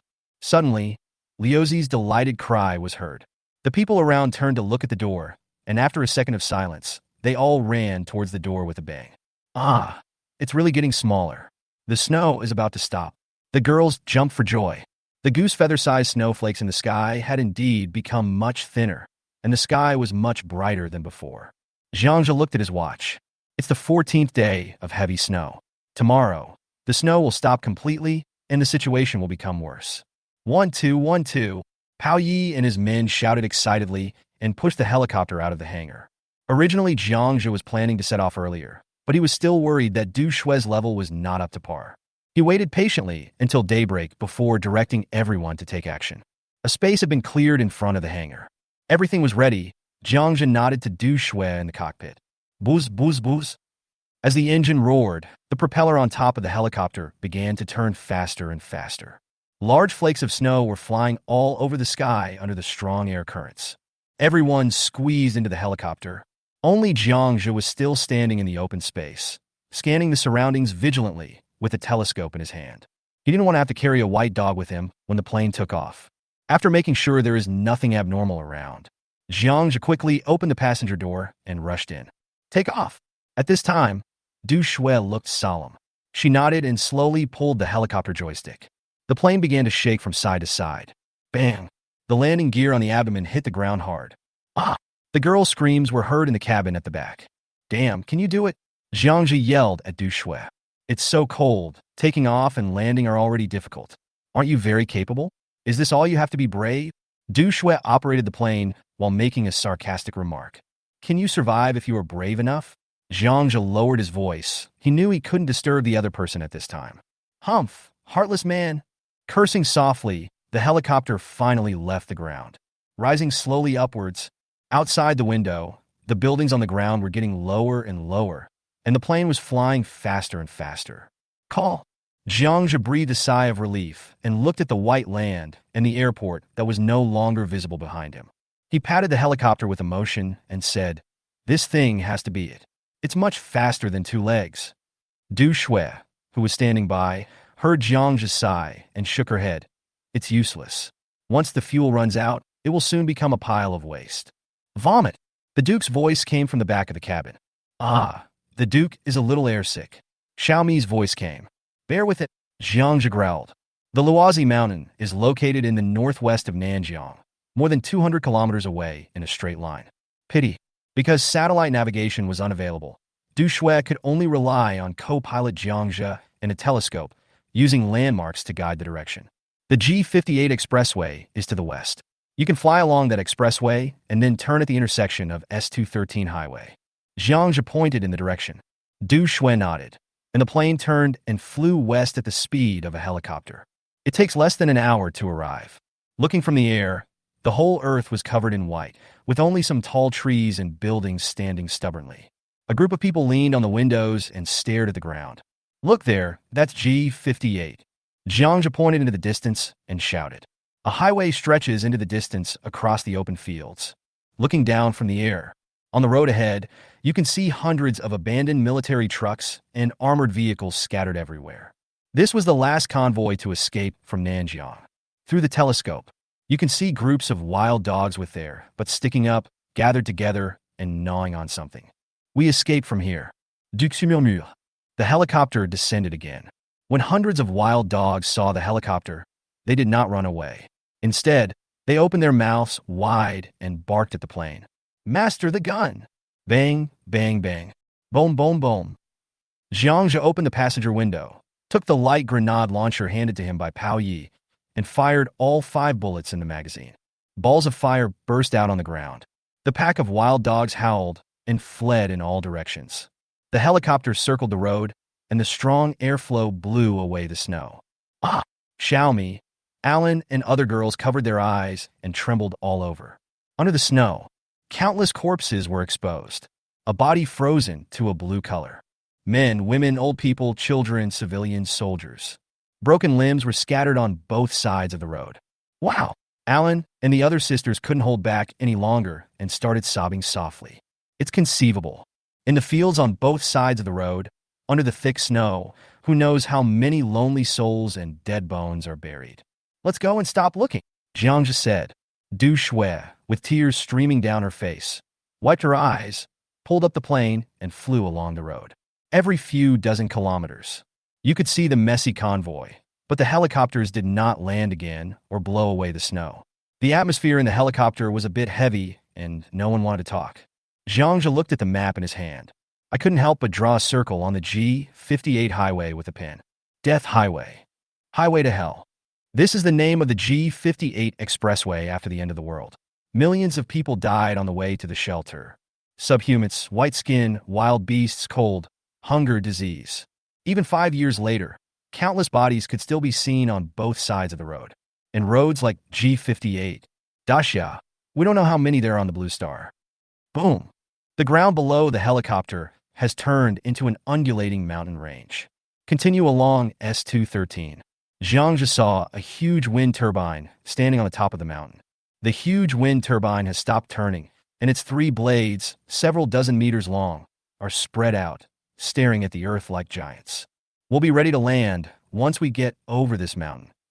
Jiang Zhe pointed at the last wind turbine and said. The helicopter flew across the sky, bypassed the wind turbines, and crossed the ridge. Below is a flat valley, perfect for parking a helicopter. Crash! Jiang Zhe opened the hatch and said, "Master Pao, I'll go down first. Wait for my signal, and then you can land." Swish! After saying that, Jiang Zhe jumped out of the cabin. The helicopter rises rapidly. Bang! Jiang Zhe landed steadily after falling from a height of more than 10 meters. He dug through the snow and found gravel underneath. He took out the binoculars and looked around vigilantly. Jiang Zhe took out 2 burning sticks and drew a circle towards the helicopter above his head. The helicopter finally landed safely. More than a dozen people quickly jumped out of the plane. After shutting down the helicopter, a dozen people followed Jiang Zhe and quickly moved along a country road toward the west of the valley. Why don't you just fly to a shelter? Du Shui beside her was a little confused. First, I'm afraid of attracting white people. Second, there's no suitable landing spot there. Also, there's no reason to do it in the future. You do what I say. Du Shui kicked a stone under her feet hard, and it fell into the snow in the distance. Less than 5 minutes. Into the valley, an abandoned 2-story building appeared. In front of the building, there is a dilapidated cement road leading directly to the mountainside. Call! A smile appeared on Jiang Zhe's face. On the wall on one side of the building, Liaison number 5 was written in red paint. The brand new red painted characters are particularly eye-catching. Chapter 52 Changes in Roe Deer Mountain. Crunch. The 2-story building is an architectural style from the last century. The outer walls and windows were already broken, and the roof and cracks in the walls were covered with dead grass. It had been abandoned for a long time. Jiang Zhe waved his hand, and everyone walked forward along the cement road. Woof woof. Suddenly, the Duke beside him stopped and roared twice towards the 2-story building. Crash! Pei and Liuzi raised the light grenade launchers in their hands. At the same time, more than 20 people, wrapped tightly in various cotton clothes, warm cotton hats and masks, appeared from the windows on the 1st and 2nd floors. In his hands, he held standard weapons from the armies of Daxia from various periods. Jiang Zhe even saw 2 semi-automatic rifles from 60 years ago, with bayonets shining on the front. Don't move. Who are you? There was a loud shout from the door on the 1st floor. Following the loud shout, a man with his mouth and nose covered appeared behind the 1st floor window, holding in Type 81 rifle. Jiang Zhe glanced at the 20 or so people living upstairs and downstairs. Don't be impulsive. We escaped from Nanjiang City and are looking for a friend of mine. Jiang Zhe signaled Pao Yi and his men to put down their guns. Hey, you escaped from Nanjiang? Boy, you are really lucky. I heard that many people died there. The sturdy man asked with a hint of surprise in his eyes. It's a lot. You'll know if you go and see. In addition, 40,000 to 50,000 soldiers were killed. An entire army was wiped out. Hiss! The people upstairs and downstairs on the other side gasped. No wonder the military wants to give people weapons. I thought those subhumans were powerful enough, but I didn't expect there would be even more vicious ones. As the man spoke, he pulled off his mask. His bearded and rough face was revealed. Okay, who's your friend? The man walked out of the small 2nd floor and waved his hand, and 10 people on the 1st floor came out. Luohan. Luohan? Ha, so you're Luohan's friend, interesting. Let's go. My name is Wang Chun. I will take you to the shelter now. The man named Wang Chun arranged his men. Leading a dozen people and Jiang Zhe, they walked along the road into the mountain, and the remaining 10 people stayed on the 2nd floor at the foot of the mountain. In the crowd, Jiang Zhe shook his head at Pao Yi and the others, signaling them to stay calm. The other party surrounded them in the middle without leaving any trace, and was obviously very alert. Jiang Zhe could understand this. It is a normal reaction to be wary of outsiders. However, the appearance of this group of survivors was beyond Jiang Zhe's plan. Luohan was Jiang Zhe's good friend before the end of the world. Only good friend. At the end of the world, the two depended on each other and fled together from Nanjiang. They survived life and death situations and finally reached the refuge. As a result, when we were at the shelter, Luohan was killed tragically after his limbs were chopped off by a supernatural being and used as bait to lure the white-skinned monster. Unfortunately, before Jiang Zhe could avenge him, he was reborn. 2 months ago, Jiang Zhe borrowed more than 3 million yuan from various online loans and banks and gave most of the money to Luohan. Let him come to the Roe Mountain to stockpile supplies and build a shelter. But, judging from the current situation, there seems to be something unexpected going on at the shelter. Thinking of this, Jiang Zhe narrowed his eyes and scanned the people in the surrounding shelters, wondering if Luohan really had an accident. Jiang Zhe will never show mercy to these people. The way up the mountain is not as far as people imagine. It only takes less than 10 minutes. At the end of the road, there is an arch-mined cave with a width and height of 5 meters. A few large carved characters appeared among the withered vines above the cave entrance. Cave number 5, Roe Deer Mountain. The red paint on the 6 big characters has become mottled. Brother, is this the shelter? Xiaomi at the side raised his head and asked. No wonder Xiaomi is curious. The main reason is that this place looks a bit too low-end and doesn't look like a shelter at all. Everyone else looked at the cave entrance halfway up the mountain with curiosity. Can this place really be used as a shelter? Pao Yi also came over and asked. There's no better place to be. Jiang Zhe looked at the words above the mine and responded. Huh. Wang Chen laughed. It seems that Luohan told you about the situation here. Otherwise, can you find this place? As he spoke, he took the lead and walked towards the cave. In the Ice Age, the best places to take shelter are those near volcanic craters, geothermal areas, or hot springs. With heat energy from underground, it will provide better living conditions for people in the shelters. Deer Mountain number 5. Originally, this was an iron ore cave decades ago, but it was later abandoned due to groundwater bursting. None of this is important. After the end of the world, once a hunting team was attacked by whites and hid here and discovered the magic of this mine. Not only hot spring water was found in the mine, but also rich iron ore. Then, after number 5 Pit Hill was discovered, it attracted people from countless shelters in the surrounding area. Later, after 3 years of construction, number 5 Pit Hill gradually developed into the largest refuge base in this area. There is plenty of water and it is remote, making it an excellent refuge. Dozens of people walked into the deep mine.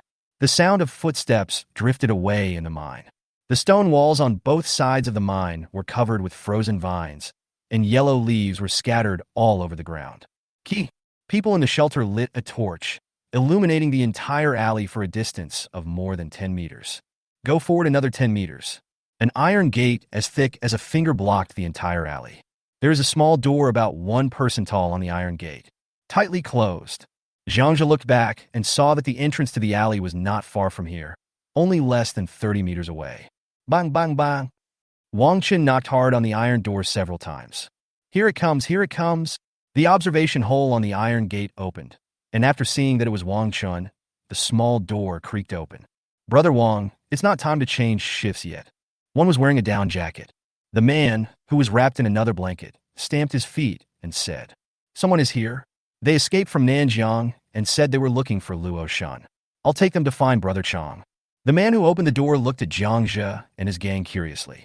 After staying with Alan and the other girls for a while, he slammed the iron door shut. Behind the iron gate, on the 2 semicircular sandbag positions, there are 2 outdated Type 56 light machine guns. 4 men were warming themselves around a bonfire. Crash! Wang Chen waved his hand, and the people in the surrounding shelters raised their guns and aimed at Jiang Zhe's team. I'm sorry, anyone coming in needs to remove their weapons before seeing Brother Chang. Wang Chen swung the muzzle of the gun and said to Jiang Zhe. He also noticed that Jiang Zhe seemed to be the leader among this group of people. Where is Luohan? Jiang Zhe asked with a frown. Luohan is nothing. He is just a piece of shit. If it weren't for him, the brothers wouldn't have found this good place. A man in a nearby shelter shouted with a sneer. Okay, be more careful with your words. Wang Chen frowned and growled, stopping his men from laughing any further. Jiang Zhe was silent for a moment. Suddenly he sneered. You're right.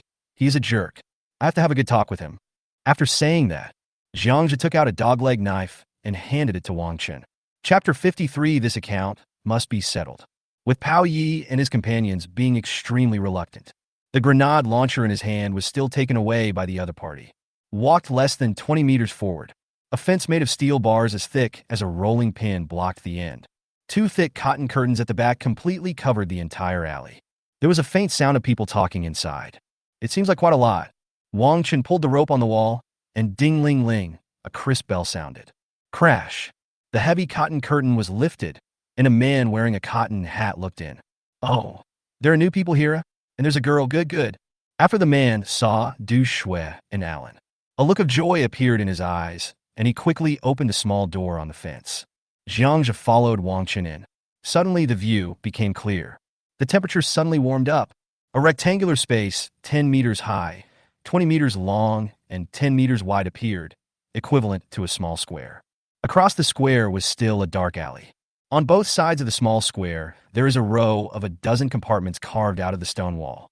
On the stone wall, there is a slogan painted in mottled white paint many years ago. Safety first, strive for excellence. This was probably originally a place used by the mining team to repair machines and for personnel to rest. The compartments are hung with thick cotton curtains. In the center of the small square was a bonfire as tall as a person. A dozen young men and women were sitting around 3 wooden tables near the campfire, playing mahjong. On the ground next to the table, it was covered with beer, liquor, beverage bottles, and all kinds of garbage. Fuck, I'm unlucky today. Let's watch a movie later. An extremely arrogant voice rang out from the crowd. Wang Chun walked over with Jiang Zhe and others. The people playing mahjong stopped and stood up to look over. Crash. A dozen men and women picked up the Type 81 rifles beside the table. At this time, only one man was still sitting at the table. He put one foot on the stool, lit a cigarette, and raised his chin. Wang Chun, what do they do? The man was in his 30s, with a crew cut, narrow eyes, thin lips, and a rosy face that didn't seem like he was in the end times. Brother Chong, they came to find Luohan. They all escaped from Nanjiang. Wang Chun responded with his hands down. Oh. Brother Chong seemed to be interested and stood up and walked over. When he noticed Du Shui behind Jiang Zhe, he smiled and said, Nanjiang, it's quite far away. I heard that many people died on the way. That means no one knows you are here. Okay, stay here from now on. Where's Luohan? Jiang Zhe calmly took a step forward and faced Brother Chong. Luohan. Brother Chong was stunned for a moment. He didn't expect Jiang Zhe to be so bold. I don't keep idle people here. I'm mining. Click. Brother Chong took out a pistol from behind his waist. He sneered and shook the Type 92 pistol. Wang Chun locked them up in the mine later, and if they don't mutate after 10 days. The men were sent to dig iron ore, and the women cooked and washed clothes. No, I want to go mining too. Du Shui beside him shouted. She felt the undisguised desire in Brother Chong's eyes. Naked and undisguised. Oh, Brother Chong sneered. But my brother will be sad. Why don't we watch some action and romance movies from Sakura Country and talk about life? Let others do the rough work. Da-da-da. In the voice of speaking. In the alley across the small square, there were sounds of disorderly footsteps. More than 20 people with dirty clothes and faces so dirty that they could not be recognized walked out slowly. Jiang Zhe's eyes narrowed. He stared at one of the figures. It was Luohan. A group of people stood in a long queue at the entrance of the pit. Let's eat. In a house, 2 middle-aged men carried a pot of sticky food and a basket of cakes and distributed food to the group of people. Mule! Jiang Zhe shouted loudly. A man in the crowd froze. She slowly raised her head and looked over, then untied the dirty scarf around her face. Ginger slices? The mule's lips trembled and he shouted hoarsely. Then he staggered over. She grabbed Jiang Zhe's arm, with joy, guilt, and tears in her eyes. Jiang Pian, I thought you were so good. Mule, what happened? I gave you millions, and now you live like this. Jiang Zhe patted the dust off Luohan, nicknamed Mule, and asked with some dissatisfaction. Mule glanced at Brother Chong evasively and said, I'll tell you later. Hi-yo, I was wondering who would have the foresight to store supplies in this godforsaken place. So it's you, my friend. I have to say thank you. At this time, Brother Chong behind him staggered over. After glancing at Jiang Zhe, he smiled triumphantly. Jiang Zhe ignored this Changgu and looked at Mule, placing his right hand on the other's shoulder. Mule, so the supplies they eat are all mine? Jiang Zhe pointed to the wine bottles and garbage bags on the ground. Yes, Jiang Pian, I'm sorry, I didn't expect things to turn out like this. Mule felt a little guilty. These supplies were all bought with Jiang Zhe's money. But the result is that others get a bargain. Even he himself was driven like a dog to dig iron ore every day. Oh, forget it. It's good to be alive. Fortunately, I came in time, otherwise I would have hung you on the wall. Jiang Zhe sighed as he looked at Mule's dark face.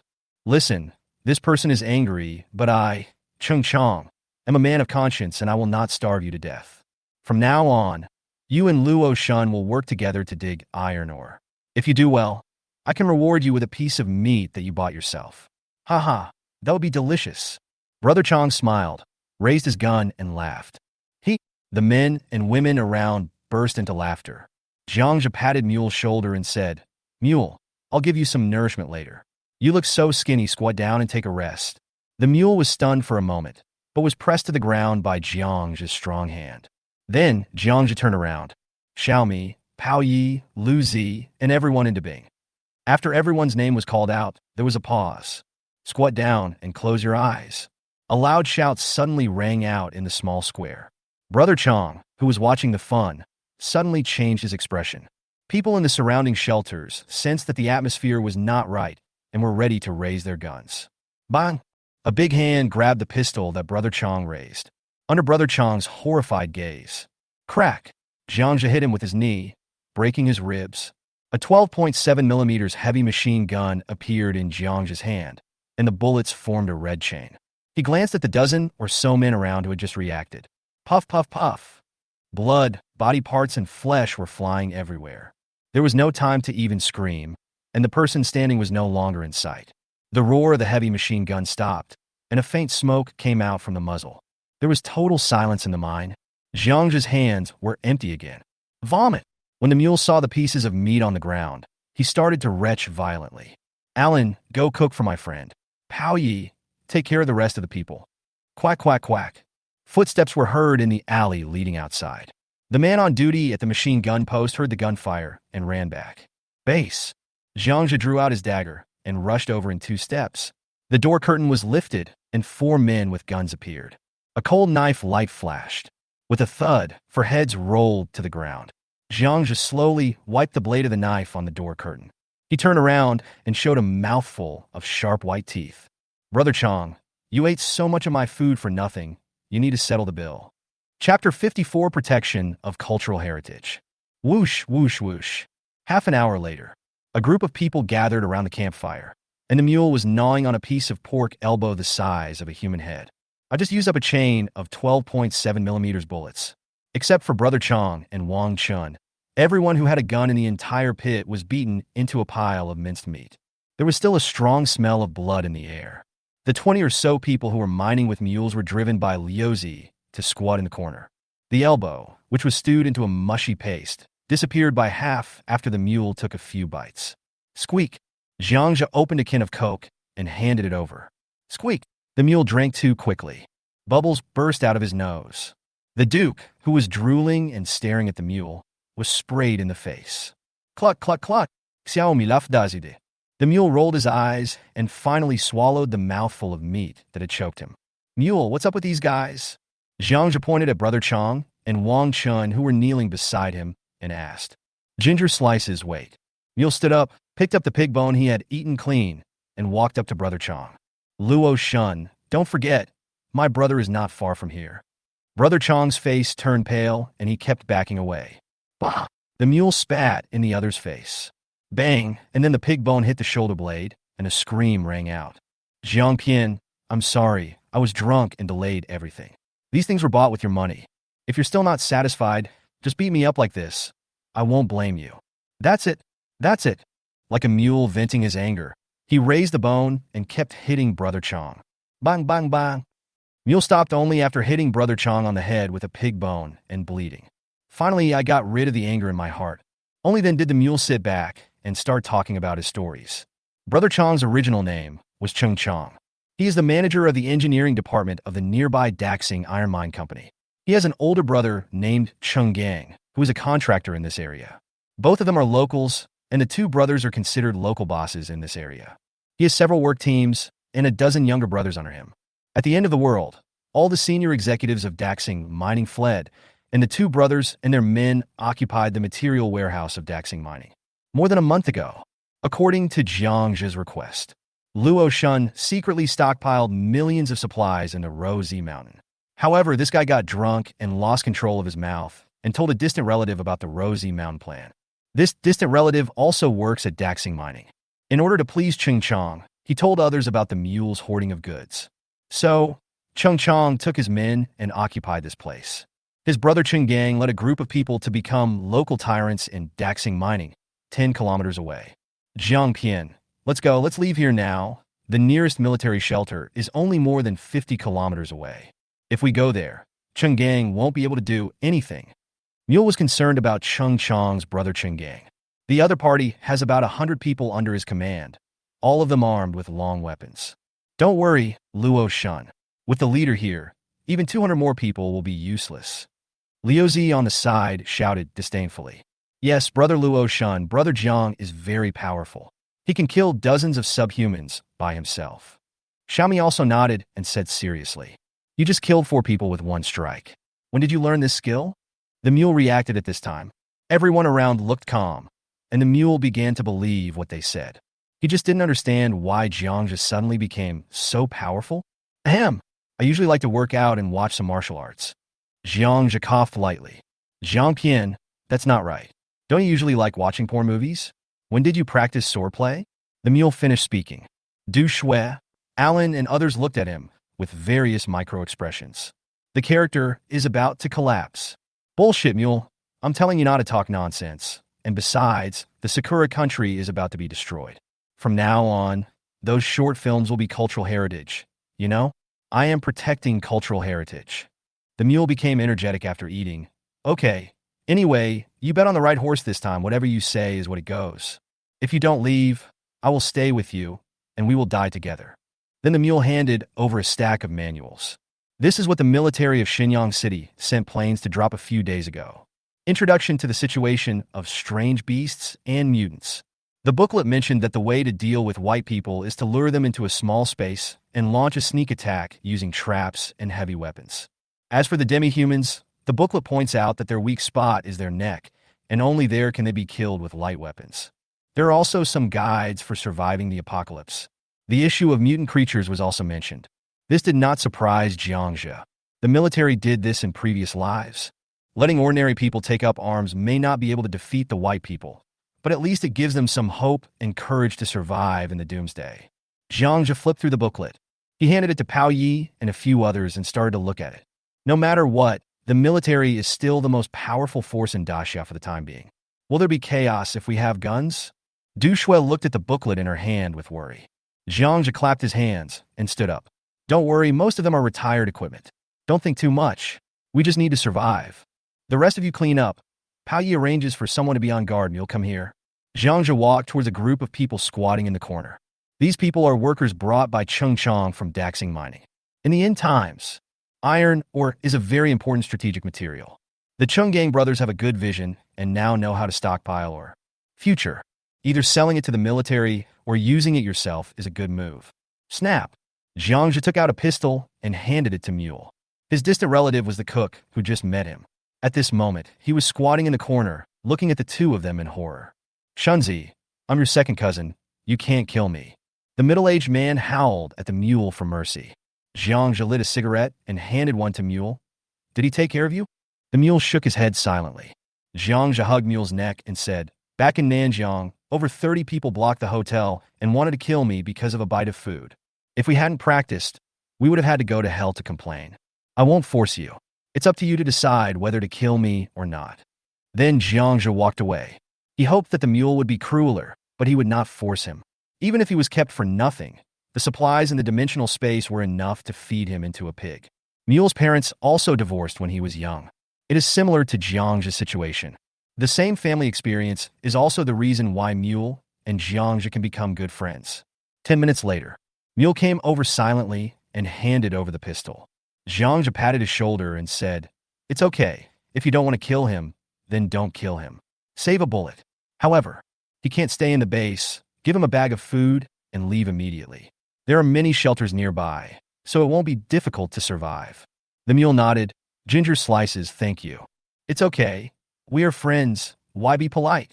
Jiang Zhe smiled and comforted the other person. Thank you, little brother. Thank you, Shunzi. I will never do stupid things again in the future. After a while, Mule's second cousin kept nodding his head, showing gratitude, and was driven out of the base with a bag of food. Jiang Zhe personally escorted him to the entrance of the alley. Thank you, little brother. I'm leaving now. The second cousin bowed to Jiang Zhe. No, he's kind-hearted. Jiang Zhe smiled. With a puff, the knife left a hole in my second cousin's heart. The Mule is kind, but I am not. Bang! The body was kicked and flew into the deep ditch near the entrance of the alley. Chapter 55, Letter of Submission. Jiang Zhe returned to the base. A group of people had already started to get busy, cleaning with various tools. Even Xiao Mi was using a small broom to clean the garbage bags on the ground. TSK Tisk. Looking at the empty square in front of him, Jiang Zhe couldn't help but sigh. If we want to stay here, there are so many things that need to be changed. Suddenly, a small hand grabbed him. Xiao Mi came over at some point and asked, Brother, is this our home from now on? The big eyes blinked at him. Well, from now on, this is our home. What do you think? Jiang Zhe smiled and pinched her little face. It's very good, much better than outside. Xiao Mi followed him on the escape, and despite her young age, she has matured a lot. I know how lucky we are to have such a place in the last days. It will get better and better. Jiang Zhe looked around, and ideas kept flashing through his mind. Boss, those 10 people are back. Pao Yi, who was on guard in the alley, came back. Jiang Zhe glanced at Brother Chong and Wang Chun, who were huddled in the corner, thought for a moment, and sneered. Okay, you ate so much of my food for nothing, it's time to repay me. Master Pao, take off the weapons of those 10 people and bring them over. Is that okay? Pao Yi grinned. Don't look down on me. After all, I am also from the regular army. Less than 10 minutes. The 10 men of Brother Chong who stayed at the foot of the mountain were pushed back by Pei Oi, Liuzi, and Dabing. A group of people were stunned when they saw Brother Chong's bloody face, and they couldn't understand why the situation changed so suddenly. Wang Chun, come here. Jiang Zhe pulled out his dog-leg knife and shouted coldly. Wang Chun looked pale and walked over to help Brother Chong. Brother, I am blind. This place and all the supplies are yours. Brother Chong shouted with blood foaming from his mouth. Eh? Jiang Zhe walked over with a smile, looked down at him, and then slap, the back of the dog-leg knife hit him in the face. He fell 3 meters away and was dragged over by Liuzi. It seems that you are used to taking advantage of others and forget that the things here are originally mine. I was wrong. My brother has a lot of supplies, guns, and food. Just ask for it. Just spare me.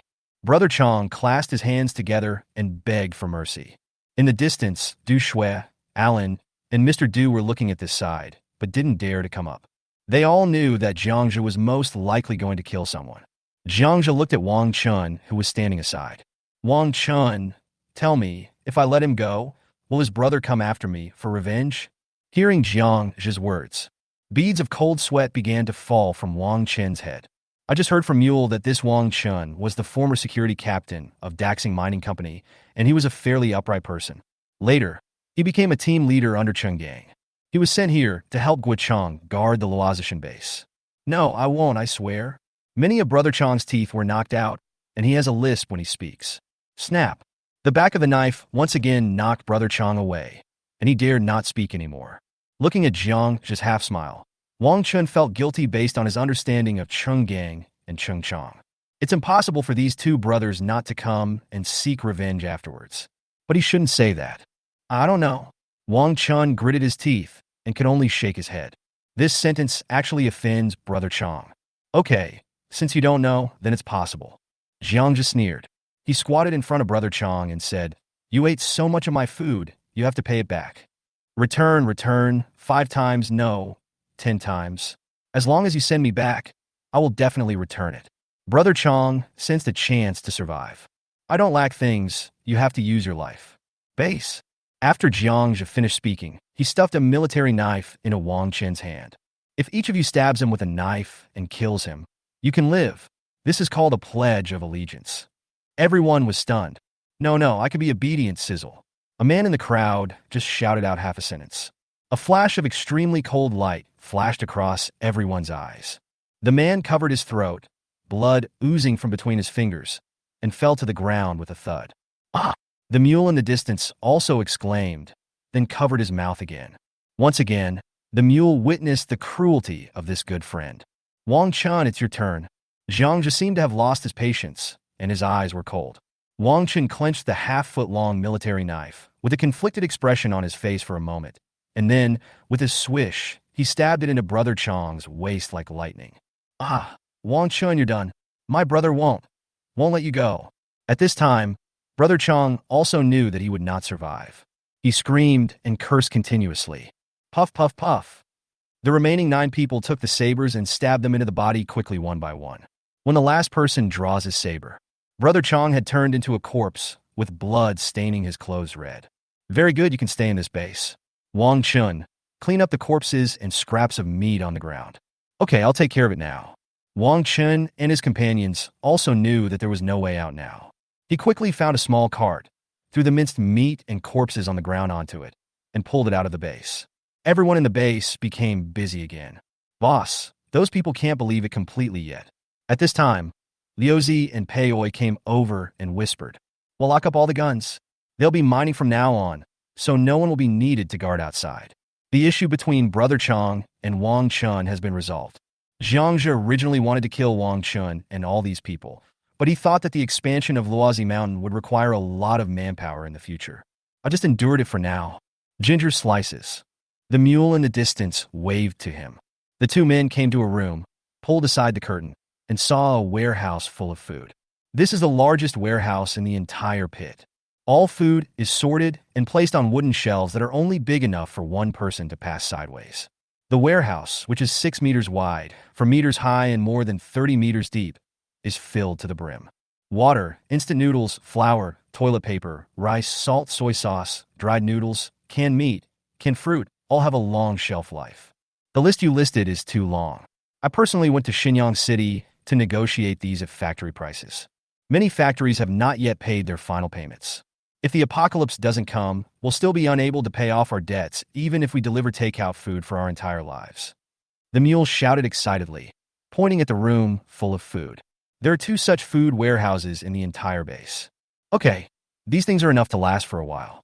Thank you for your hard work. Jiang Zhe nodded with a smile. Actually, compared with the supplies in Jiang Zhe's dimensional space, these things are nothing. Asking a mule to buy these things was just a cover-up for Jiang Zhe. What's the hard work? I just shop every day. You're really brave. Someone posted online saying that the end of the world is coming. I really dare to buy so many things. Now they smell really good, the mule said as he put his face close to a bag of flour. It's like caressing a beloved lover. Okay, from now on, you will be responsible for keeping these foods. Jiang Zhe smiled and walked out with Mule. Boss, didn't you notice? At this time, Chao came over and pointed around. What? The temperature here seems to be abnormally high. Chapter 56 Planning Base. Jiang Zhe, Chao and Mule stood in front of the tunnel leading to the depths of the mine. Standing at the entrance of the cave, I could clearly feel that the temperature in the cave seemed to be a little higher. I stretched out my hand and felt a warm current flowing. Hiss! Chao squatted down and touched the rough stone ground with his hand. Suddenly, his expression changed. Boss, this isn't going to be a crater? Jiang Zhe walked deeper into the cave. Don't worry, it's not a crater. Go and take a look, and you'll know what's going on. In the light of a flashlight, the 3 of them continued to go deeper into the alley. From here on, the entire alley began to have a slope. It wasn't big, but you could clearly feel that it was sloping down the mountain. After walking for more than 40 meters, the entire tunnel was blocked by messy rubble and pieces of sorted red iron or were piled up on the side. The light shone on the surrounding alleys. The temperature here is higher. Chao touched the wall curiously. Jiang Zhe's gaze was on the wall of the cave. A thin layer of blue-black moss emits a faint blue light under the light. There are plants here? Chao was surprised again. The mule on the side was a little heartless. Isn't it normal to have moss here? We often poop and pee in the corners, and those places grow more vigorously. Jiang Zhe glanced at Mule helplessly. I think we should build a toilet in the future. Otherwise, this place will be uninhabitable. Mule grinned. It's not time yet. Chong, that idiot, doesn't even know how to keep things hygienic. Jiang Zhe reached out his hand, picked off a piece of moss, put it in his mouth and chewed it. It still had the familiar taste. In the previous life, this black moss is an important source of vitamins for many refugees and shelters. Below this collapsed mine, there should be a hot spring vein. As long as we dig it, we can get a constant source of water and heat. Let's go back now. Chao, notify everyone to hold a meeting. Return to the small square of the pothole. The garbage on the ground had been cleaned up by Du Shui, Alan, and his group. A group of people gathered around the campfire. Jiang Zhe, on the other hand, was writing and drawing with a pen and a piece of white paper. Wang Chen and a group of 30 men who were originally miners were driven by Pao Yi into a dormitory room. A full half-hour later, Jiang Zhe put down his pen. Come and take a look. A group of people gathered around, looking curiously at the stick drawings on the white paper. This is the plan of the shelter drawn by Jiang Zhe. The blueprint was already in his mind. This was what he did in his previous life, when he saw a shelter and imitated the other person. He thought the shelter was well planned, so he started to learn and apply it. First, this small square needs to be expanded and dug into the mountain. And a 15-meter wide deep pit needs to be dug from the entrance of the alley to the square. For the time being, this pit will be dug to a depth of 10 to 20 meters, with 3-meter-high iron spikes placed at the bottom of the pit. Hiss! Mule gasped. Ginger, do we need a 20-meter pit to deal with those subhumans? Pao Yi and a few others standing by understood what was going on. I know that Jiang Zhe is not dealing with subhumans. Mule, you have never seen white skin. In fact, Even this may not be able to block it. Then, Jiang Zhe looked at Chao Wang. Chao Wang, now it's up to you. You will lead Wang Chun and his group to clean up the collapsed section of the mine. Then keep digging down and stop when you find water. Draw a circle on the picture with a pencil. Chao Wang was a little stunned. Boss, how do you know there is water here? But the water in the iron mine is not drinkable. It will kill people. Just dig, and you'll understand when the water comes out. Jiang just said as he put down his pen. He looked at Du Shui and said, take Alan and the others with you. From now on, the four of you will be responsible for the meals at the base. If you need anything, just ask the mule. He will be in charge of the warehouse. Hey Oi, Liu Zi, Dabing, you are responsible for the security of the base. Bang, bang, bang. At this point, Jiang just stomped the ground and said, from now on, this is where we will survive in the apocalypse. So, be quicker, do better, and you will have a better chance of survival. Everyone nodded solemnly. This concerns everyone's life and death, so no one dares to be careless. Boss, I've worked on a construction team before. If we only use manual labor for such a large project, it would take at least 1 or 2 years to complete it, right? At this time, Chao Wang said with some hesitation, just do it for now. When I come back, I'll get you a batch of shovels and mine trucks. Hearing Jiang Zhe's words, Mule came over and asked hurriedly, Jiang Pian, you want to go out? Jiang Zhe nodded. Now there is a more urgent matter. They all drank the snow water. I have to go out and find someone. Can you take me with you? Asked the mule. Bring food to the subhumans? Jiang Zhe said dissatisfiedly. Mule looked at the eyes of the people around him and smiled awkwardly. Jiang Pian, those subhumans are just too scary. I saw them in town before. They were more powerful than the zombies in the movies. Oh, that's not right. How can you have a solution?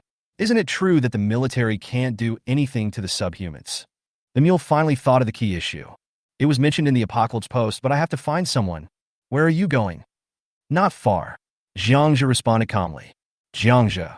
Du Sui walked over awkwardly. What's up? Can I let my brother do something else? He has never done any heavy work. Can he help me cook? Perhaps knowing that her request was a bit excessive, Du Shui lowered her head. You are dreaming. I am taking care of you by not asking you to go mining. Jiang Zhe responded coldly. Sister, even I have to wash my socks. Xiaomi muttered and shouted, then ran away immediately. I don't know why. Xiaomi was always very happy when she saw Du Shui being humiliated. She hid in the distance and looked at Du Shui with a smile. Jiang Zhe looked around the simple little square. I shook my head helplessly, as everything is difficult at the beginning. There are a lot of equipment in the dimensional space, but there are too few people who can use them now. And there are a lot of equipment that need to be installed in the base. As my thoughts turned, I couldn't help but think of Xiao Chi from Nanjiang. I wonder if that guy is still alive? It's a pity that the two met too early. Chapter 57.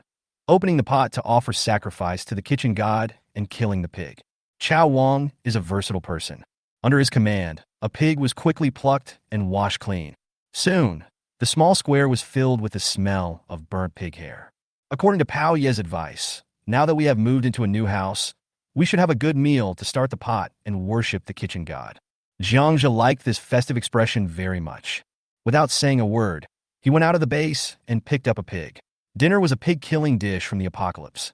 Watching a group of people busy at work, Jiang Zhe quietly walked out of the alley of Luohan. After a busy day, it was already completely dark. The snow outside is getting lighter. Tomorrow, the living people will see the long-lost sunshine. Crunch! Amid the sound of footsteps on the snow, Jiang Zhe climbed up the rocks above the cave entrance, winding his way, and soon reached the top of the mountain. Look into the distance. A ridge of undulating snow-capped mountains stands quietly, empty and cold. The whole world seemed dead. Fortunately, after going through the most difficult months, humans will slowly survive in this ice and snow apocalypse. Jiang Zhe had imagined this countless times. If there were no more humans in this world, he would commit suicide without hesitation.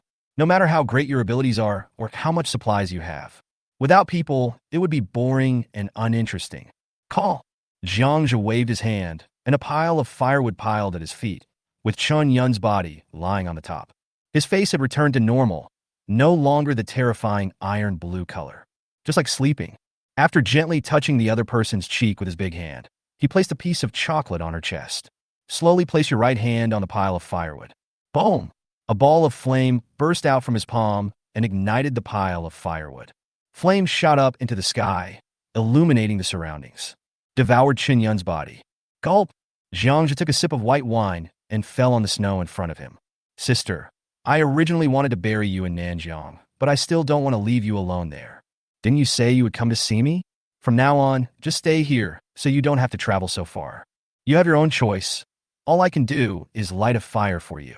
It won't be cold down there. I can't control other people. Don't blame me. In fact, we're not the same kind of people at all. For your sake, I will show some mercy to those soldiers in the future. Otherwise, if we meet down there in the future, it will be difficult for me to explain to you. Okay, there's nothing more to say. It's all in the wine. The flames illuminated Jiang Zhe's face.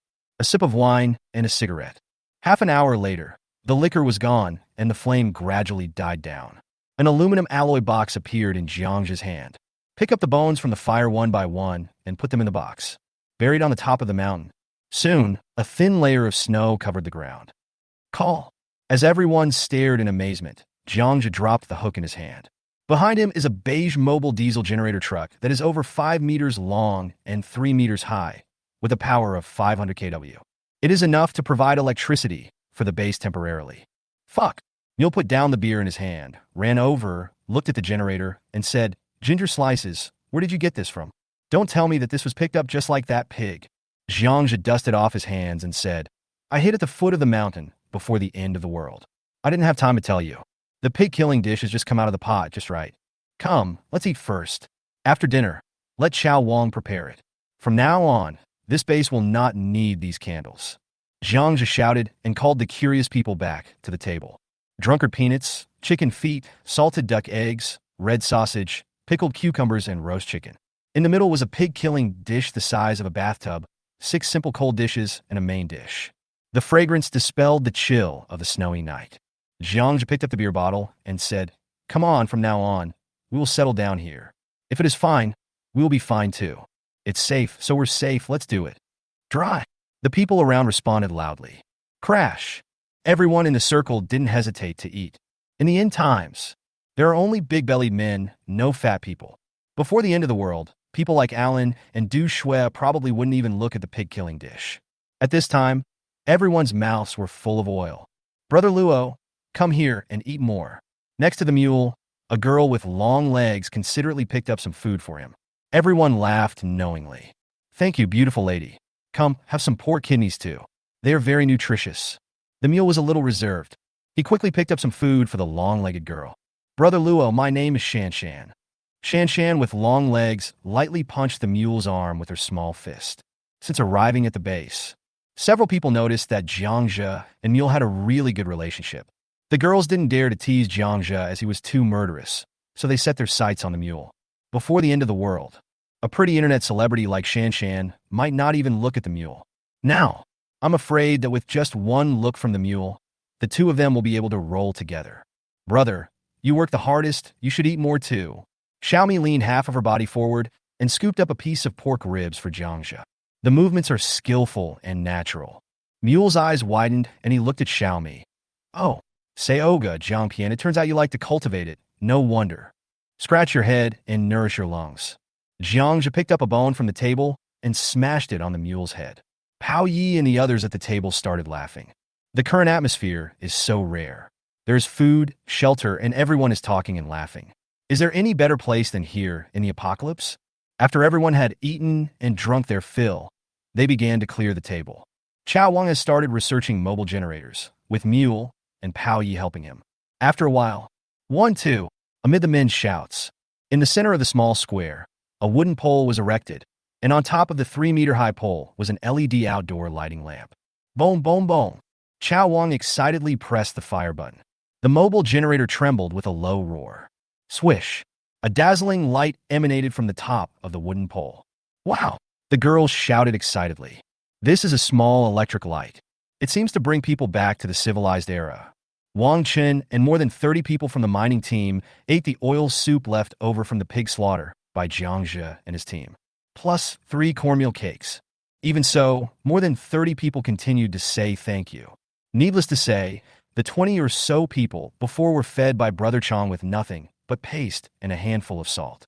Wang Chen and the other 10 people have been worried that Jiang Zhe would abuse them. When I saw the food, I realized that Jiang Zhe didn't seem to be embarrassed. Chao Wang and the other two were constantly busy. They were going to simply arrange the lighting for the entire base. Until after 12 o'clock at night, electricity was only connected to the alleys, warehouses, and bedrooms.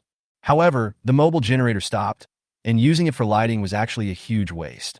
Its function is to drive the water supply system of the entire base. Needless to say, Jiang Zhe's bedroom was Brother Chang's room before. There is a large double bed inside. There is also a desktop computer without internet access and a sofa.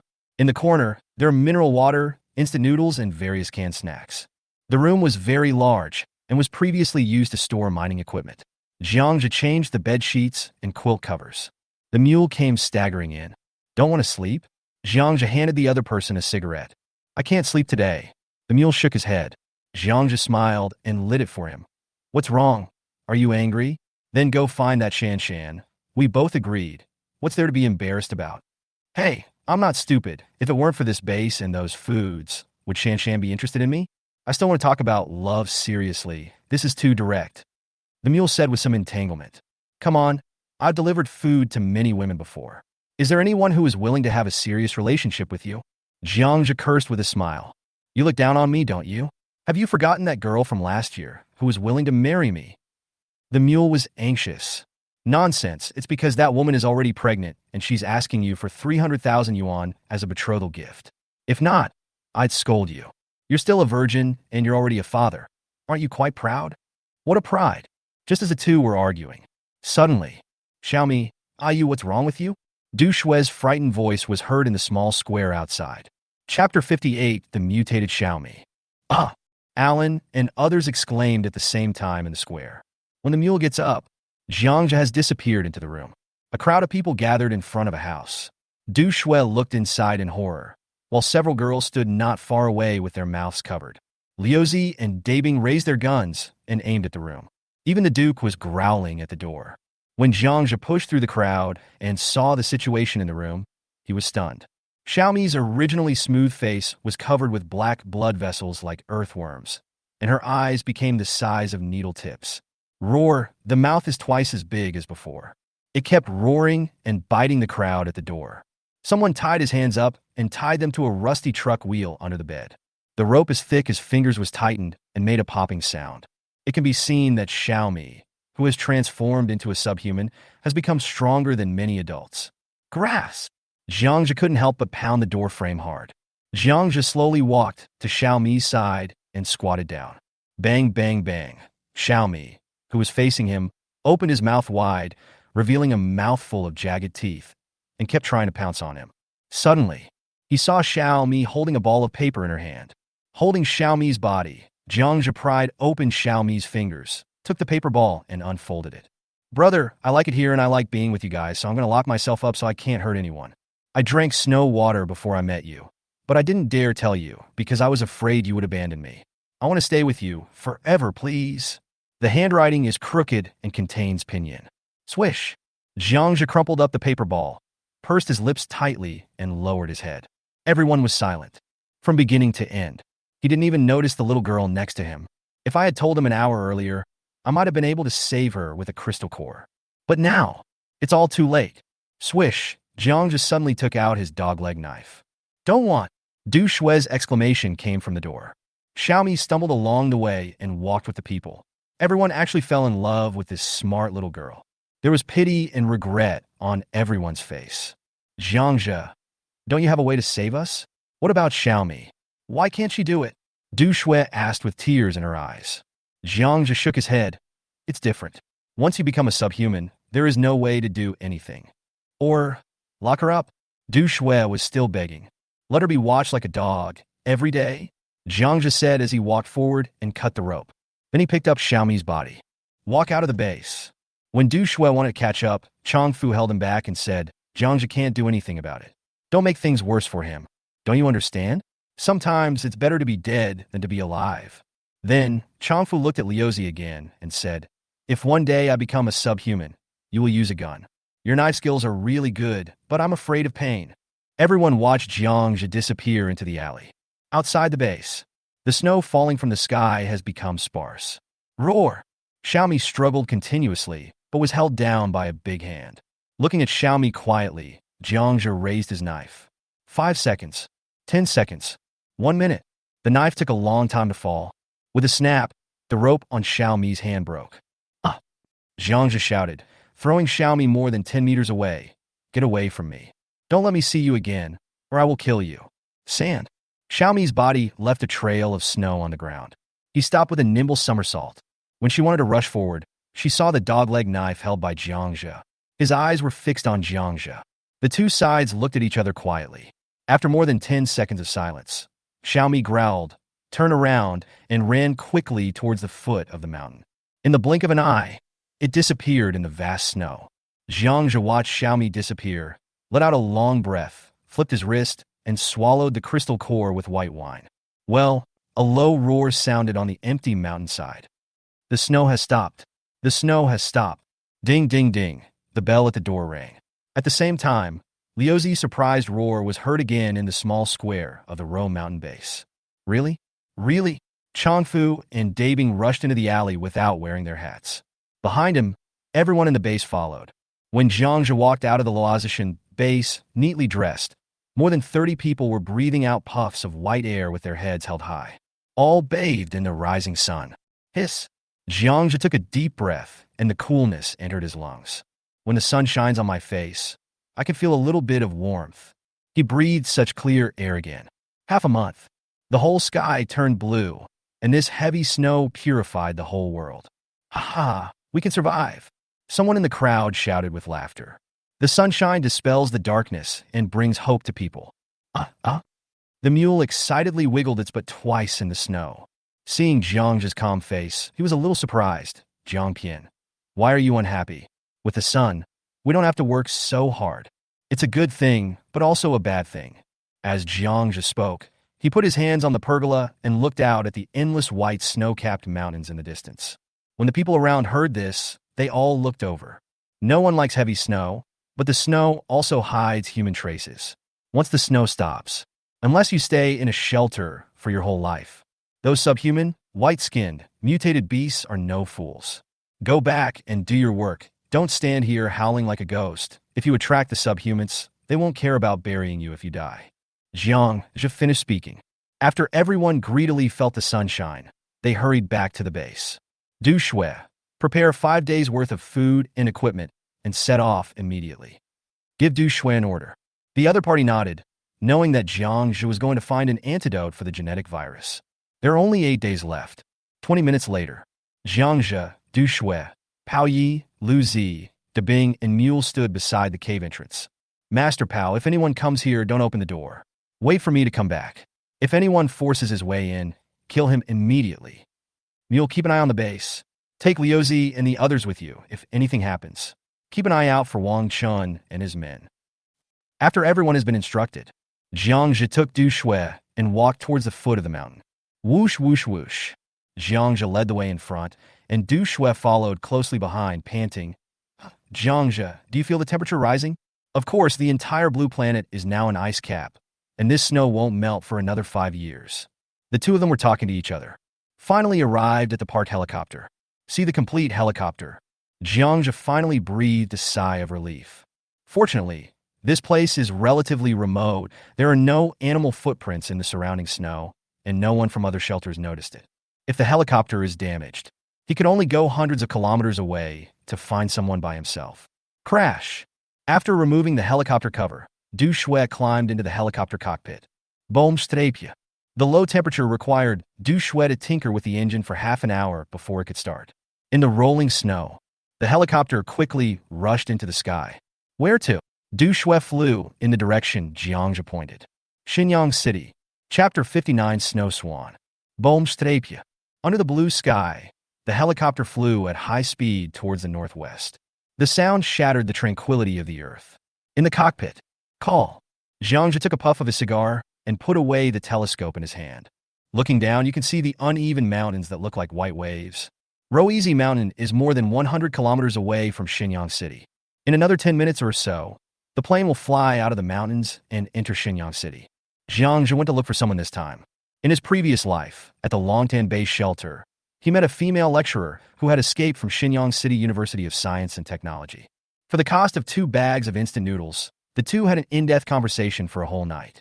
The female lecturer talked about an air raid shelter in Shenyang University of Technology.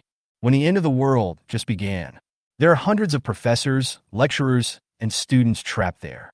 Later, under the organization of the military, the people there evacuated the military shelter. Calculate the time. Those people should still be hiding there now. Jiang Zhe wants to find a professor specializing in biology and genetics to purify gene-enhancing potions from the crystal nuclei. Jiang Zhe can ignore other people drinking snow water. But he couldn't just watch Pao Yi become a subhuman. Careful. A dark shadow flashed by like lightning in my peripheral vision. Boom! Du Shui, who was operating the helicopter, subconsciously made an evasive action and the helicopter flew sideways. Click! Jiang Zhe raised the sniper grenade in his hand. Oh look, what is that? Du Shui exclaimed.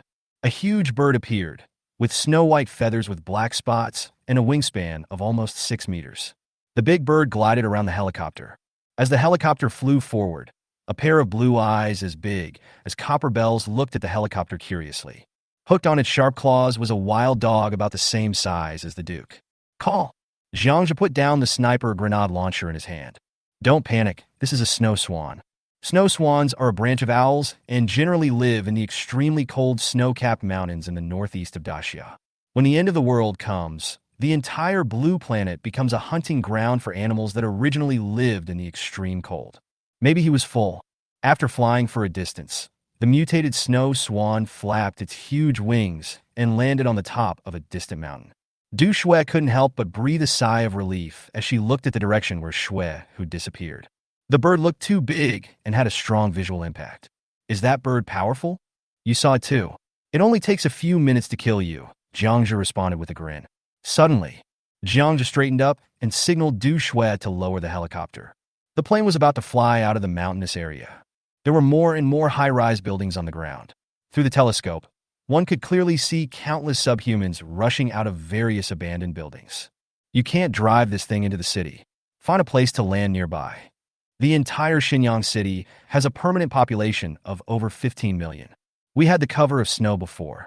As long as the helicopter flies higher, the Asians won't be able to see it, but now, under the blue sky, the helicopter was too obvious a target.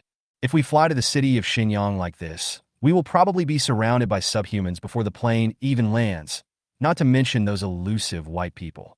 After listening to Jiang Zhe's words, Du Shui flew the plane and focused on flying in remote mountainous areas. Finally, a few minutes later, they reached the top of a hill and vaguely saw some tall buildings and a small square in the snow. Hold on tight! As Du Shui shouted, the helicopter quickly descended towards a small square on the top of the mountain. Boom strapia! The helicopter blew up large sheets of snow. When he landed on the small square, Jiang Zhe realized that this was a ski resort. The towering building on the top of the mountain seen from the air is the cable car tower crane. There are no villages within sight, which is good news. Go! After turning off the engine, Jiang Zhe took Du Shui and ran towards the highest tower of the ski resort. On the floor-to-ceiling glass at the main entrance of the tower, there was frost as thick as a finger. When I opened the door, the hall was in a mess. Tables, buckets, documents, and other miscellaneous items were scattered all over the floor. The two of them slowly climbed up the stairs to the top floor of the tower. In the middle is a huge winch. A steel plank road extends 5 meters out of the tower, and 2 steel cables as thick as wrists lead all the way to the foot of the mountain, with no end in sight. Jiang Zhe put away the knife. Originally, this is not the skiing season, but now there is a lot of snow. It's a pity that no one is here. I'm going to the bathroom. Du Shui turned around shyly and walked downstairs. Jiang Zhe took the opportunity to take out his cell phone from the dimensional space. From the navigation, he determined that this place was less than 40 kilometers away from Shenyang City in a straight line. At Jiang Zhe's speed, it is estimated that we will arrive in the evening. Ah! A low groan of pain came from downstairs. Jiang Zhe pulled out his dagger and scurried down the stairs like a cheetah. At the bathroom door, Du Shui held a metal door handle in her right hand and bent over in pain. What's wrong? Jiang Zhe walked forward, took a look, and grinned, but tried to hold back his laughter. This guy actually took off his gloves and held the metal handle. It's now over 40 degrees below zero, and metal objects will stick to her skin instantly. Push harder. A layer of skin on the palm of your hand will be torn off. Because the bathroom window was open, the snow had covered the floor, and a pool of yellow urine was in the corner of the bathroom wall. Very yellow, Du Shui has been suffering from internal heat recently. What are you looking at? I've never seen it before. Seeing that Jiang Zhe did not help him and was actually staring at the puddle of urine, Du Shui could not help but glare at him fiercely. I have seen it, but I haven't seen yours, Jiang Zhe said honestly. Ah! Du Shui was so excited that she pulled her palm and felt pain. Help me. Do you really want my help? Jiang Zhe's mouth curled up. Yes, hurry up, don't dawdle. Good. After saying that, Jiang Zhe began to take off his pants. What are you doing? Du Shui screamed and turned her head. Don't you want me to help you? If you encounter this kind of situation in the wild, the quickest way is to spray it. You should just be happy secretly, because if you meet someone with a weak kidney, it may not be able to heal you. Don't want. Du Shui looked back in horror, screamed, and turned her head away again. Jiang Zhe is a man of action. The big radish had been taken out and was directly put on. Du Shui just turned her head and saw everything. Wow! A wave of heat rose. Du Shui jumped away like a rabbit and hid in a house. Oh! Jiang Zhe shivered and put on his pants. Fortunately, he had saved up some money just now. Otherwise, he would have to use a lighter, which was such a waste. Hurry up, stop wasting time. Jiang Zhe knocked on the door. Du Shui walked out with half shyness and 9 parts resentment in her eyes. After I leave, you stay here and make sure to seal the window glass. If anything unexpected happens, hide under the winch upstairs. After Jiang Zhe finished speaking, he adjusted the backpack on his back and prepared to leave. Take me with you. Du Shui stopped him. Jiang Zhe slowly turned around and looked at her calmly. Are you ordering me or begging me? I don't know. I don't want to be here alone. Du Shui saw Jiang Luo's expression, and her words were no longer firm. Your role is to fly the plane. Swish, Du Shui stopped Jiang Zhe again. Bang! Before he could say anything, Jiang Zhe's big hand grabbed her neck and pushed her against the wall. Do you feel like I can't do anything without you? Jiang Zhe's knife was pressed against her neck. Du Shui's eyes became extremely firm at this time. Jiang Zhe, I don't want to be like Alan and Shan Shan. Use your body in exchange for the protection of others. If I die, I won't blame you. This is my choice. The two fell silent. Jiang Zhe stared at her exposed eyes for a long time, then turned around. Okay, I'll give you a chance. Chapter 60 du Xue's persistance. Swish. 2 figures wearing white snow camouflage clothing, bringing up a cloud of snow, stopped at the edge of an artificial pine forest. This is already the foot of the ski resort. Going further, there will be a provincial road leading directly to Shenyang City. Have you ever practiced skiing? Jiang Zhe took out a telescope and asked while looking into the distance. When coming down from the top of the mountain, he didn't expect that Du Shui's skiing skills were quite good. Unless she sprints at full speed, Du Shui can basically keep up with his speed. Du Shui nodded. I've also practiced rock climbing, diving, skydiving, and wingsuit flying. Jiang Zhe shook his head and looked into the distance. Before the end of the world, these sports were only played by rich people, but Du Shui is indeed very brave. Let's go! After confirming that there was no danger, Jiang Zhe rushed out like a sharp arrow. Across an open area, a small town can be vaguely seen ahead, with tall and low buildings arranged along a road. Bang! Damn it! Jiang Zhe growled. The skateboard sliding at high speed seemed to be tripped by something suddenly. Jiang Zhe flew into the air forward. Seeing this, Du Shui behind him slammed on the brakes and came to a stop after kicking up a cloud of snow. Sand. Jiang Zhe turned in the air and fell into waist-deep snow. What's wrong? Du Shui was panting and walked over with her ski goggles on. Jiang Zhe waved his hand, bent down, and pulled out a pencil-thick wire ring from the snow, with the skateboard tightly on it. What is this? Du Shui asked curiously. Jiang Zhe turned his head to look at the small town in the distance and the villages that were vaguely visible in the ice and snow around him. This is for trapping rabbits. There are survivors nearby. Be careful. There may be other traps. After saying that, the 2 men went around the wire ring and continued forward. Those who survived have begun to save themselves and have shown a strong will to survive. The 2 were approaching the town. Are we going in? Du Shui asked behind him. No, go around and keep going along the road.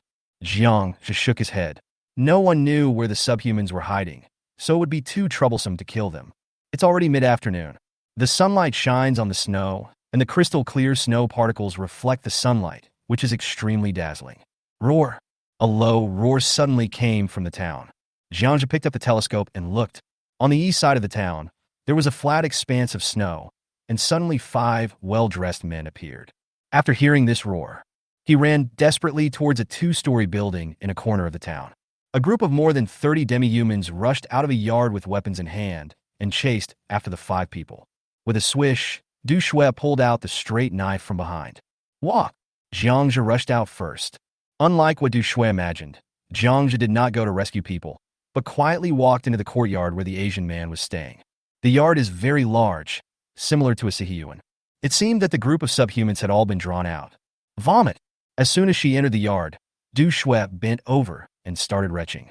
The wire that was originally used for drying clothes was now covered with frozen sawtooth mice, snow hares, and human limbs. There was a thin layer of frost on the 2 dark blue heads. With his mouth slightly open, he was facing the door. Jiang Zhe ignored Du Shui and walked straight into a room in the main house. Just walked into the room. A foul smell mixed with feces and blood hit my nose. The whole room was covered with bedding and various cushions. Center of the room, bones and hairs with blood streaks were piled up together. Wow! This time, Du Shui couldn't hold it in any longer and started to vomit while holding onto the wall. She saw a skull with long hair. There is also a blue hairpin on top. Bang! Jiang Zhe kicked Du Shui away, and a wooden stick hit the place where Du Shui had just stood. Roar! 2 little Asians about 12 or 13 years old. He stood at the door with a bloody stick in his hand, growling at Jiang Zhe and Du Shui, who had stood up. Black blood vessels covered his cheeks, and tiny strands of flesh could be seen between his teeth. Base! Jiang Zhe pulled out his dog-leg knife. One of the little Asians squatted slightly, and then smashed down on Jiang Zhe's head. The wrist-thick, heavy log club made a low whistling sound. Chi! A knife flashed, and a head flew into the air. Du Shui, you take care of the remaining one.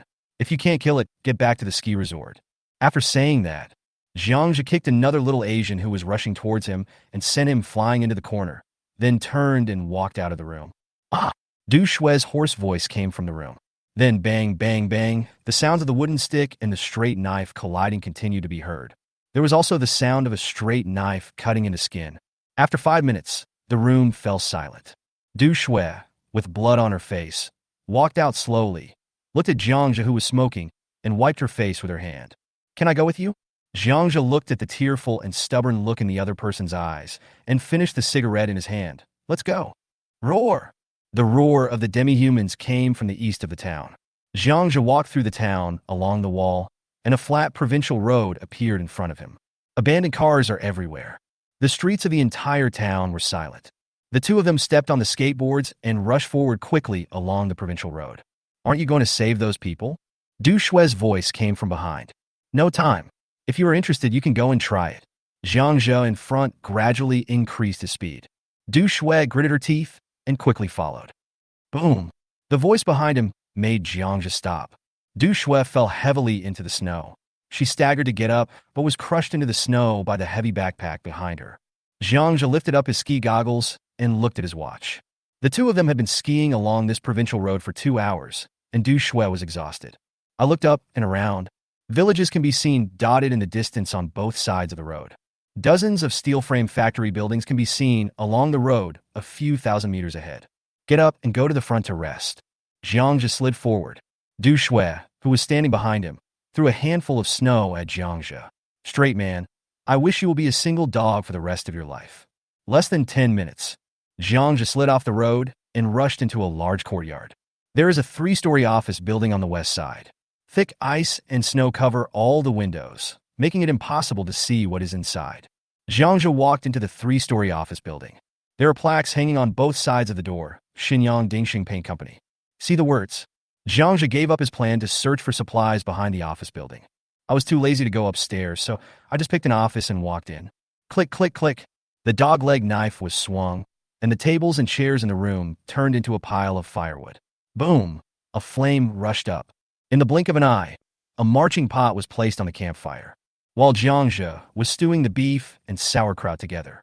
Du Shuizai came in panting, sat down with a bang, and lay limply beside the campfire. Don't you know how to be gentle and considerate to women? Du Shui looked at Jiang Zhe stirring the broth slowly without even looking at her, and said angrily, before the end of the world. She is a soft girl from the second generation of rich people with fair skin, beautiful face, and long legs.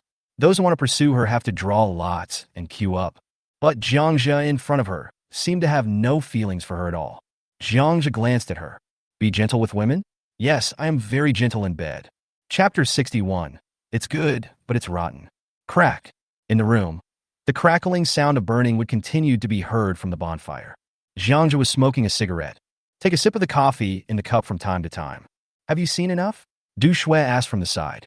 She was wearing black lace underwear and holding warm underwear in her hands to keep warm. In order not to fall behind, she almost tried her best. The warm clothes inside the down jacket were soaked. After falling into the water last time, Du Shui was very open and confident. She sat there in her underwear without any hesitation. Jiang just stared at Du Shui, who was trying to stay calm.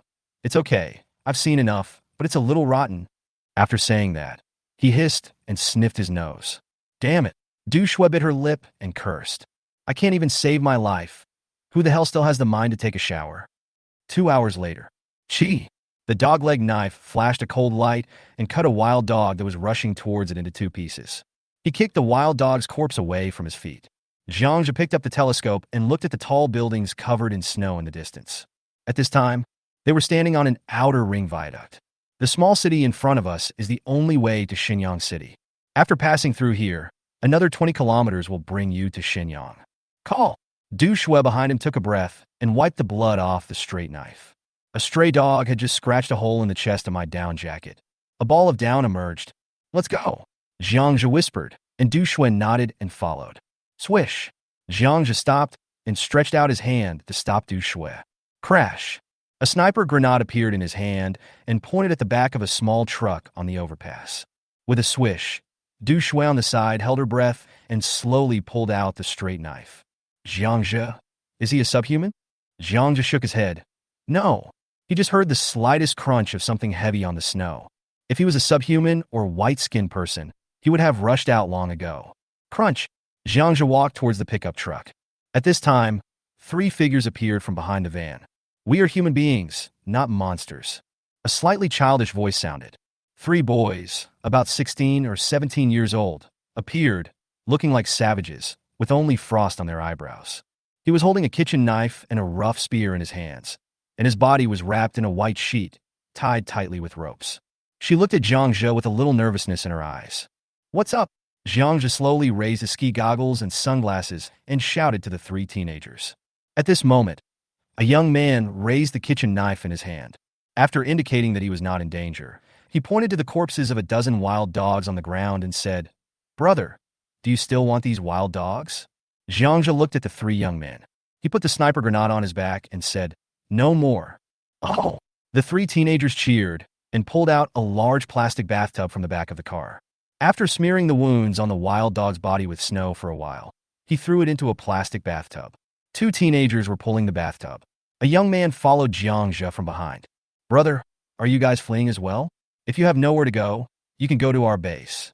I just saw it, brother. You're really amazing. You killed 10 wild dogs by yourself. A young boy said excitedly while pulling the bathtub, Aren't you afraid of those wild dogs when you come out? Du Shui, who was standing by, looked at the 3 young men and asked with some pity. If it weren't the end of the world, these teenagers would be on campus, enjoying a quiet life. Don't worry, we have this. The last boy took out 2 grenades from his pocket and shook them proudly. Where is your base? Jiang Zhe interrupted. It's right in front, where the flag is on the roof. The boy pointed to a factory building in the distance. Jiang Zhe saw the flag. After a few simple questions and answers, Jiang Zhe found out the origins of the 3 teenagers. They were all from a nearby shelter. The shelter is on the road to Xinjiang, less than 3 miles away. Just as Du Shui was on the verge of collapse, Jiang Zhe agreed to the boy's suggestion to go to a shelter. Soon, the boy took Jiang Zhe off the road, walking towards a factory not far away. Surrounded by 3-meter-high walls, the boy came to the heavy iron gate and pulled the rope on the wall. After a while, the lookout on the iron gate opened. Are they back? Hey, who are they? The man at the lookout was a little surprised to see Jiang Zhe and the other man. I met this guy on the road. He killed all these wild dogs. The boy pointed happily to the dead stray dog in the bathtub behind him. Oh, so many? I can have a good meal today. The man saw the wild dog and happily opened the big iron gate. At this time, Jiang Zhe discovered that the other party was holding an Type 81 club in his hand and was looking around vigilantly. Jiang Zhe followed the three young men into the iron gate. The iron gate closed. The tightly wrapped man led a group of people towards a huge steel-framed factory building at the back of the factory. The windows around the entire factory were blocked with sandbags. Only a heavy sliding iron door was left. Open the door. The leading man stood in front of the door and knocked gently on the iron gate. Crunch. The iron gate opened a crack, revealing a defensive wall made of sandbags about 10 meters behind. There were more than a dozen long guns pointing at the door. There is no one behind the iron gate. It is controlled remotely by a special mechanical device. Look at the defenses here. Jiang Zhe secretly praised that the leader of this shelter was a talent, as he was able to improve the defense to this level in such a short time. Pass through the sandbags that are like city walls. An iron gate was revealed at the back of the warehouse, and through the gate was an alley leading diagonally downward.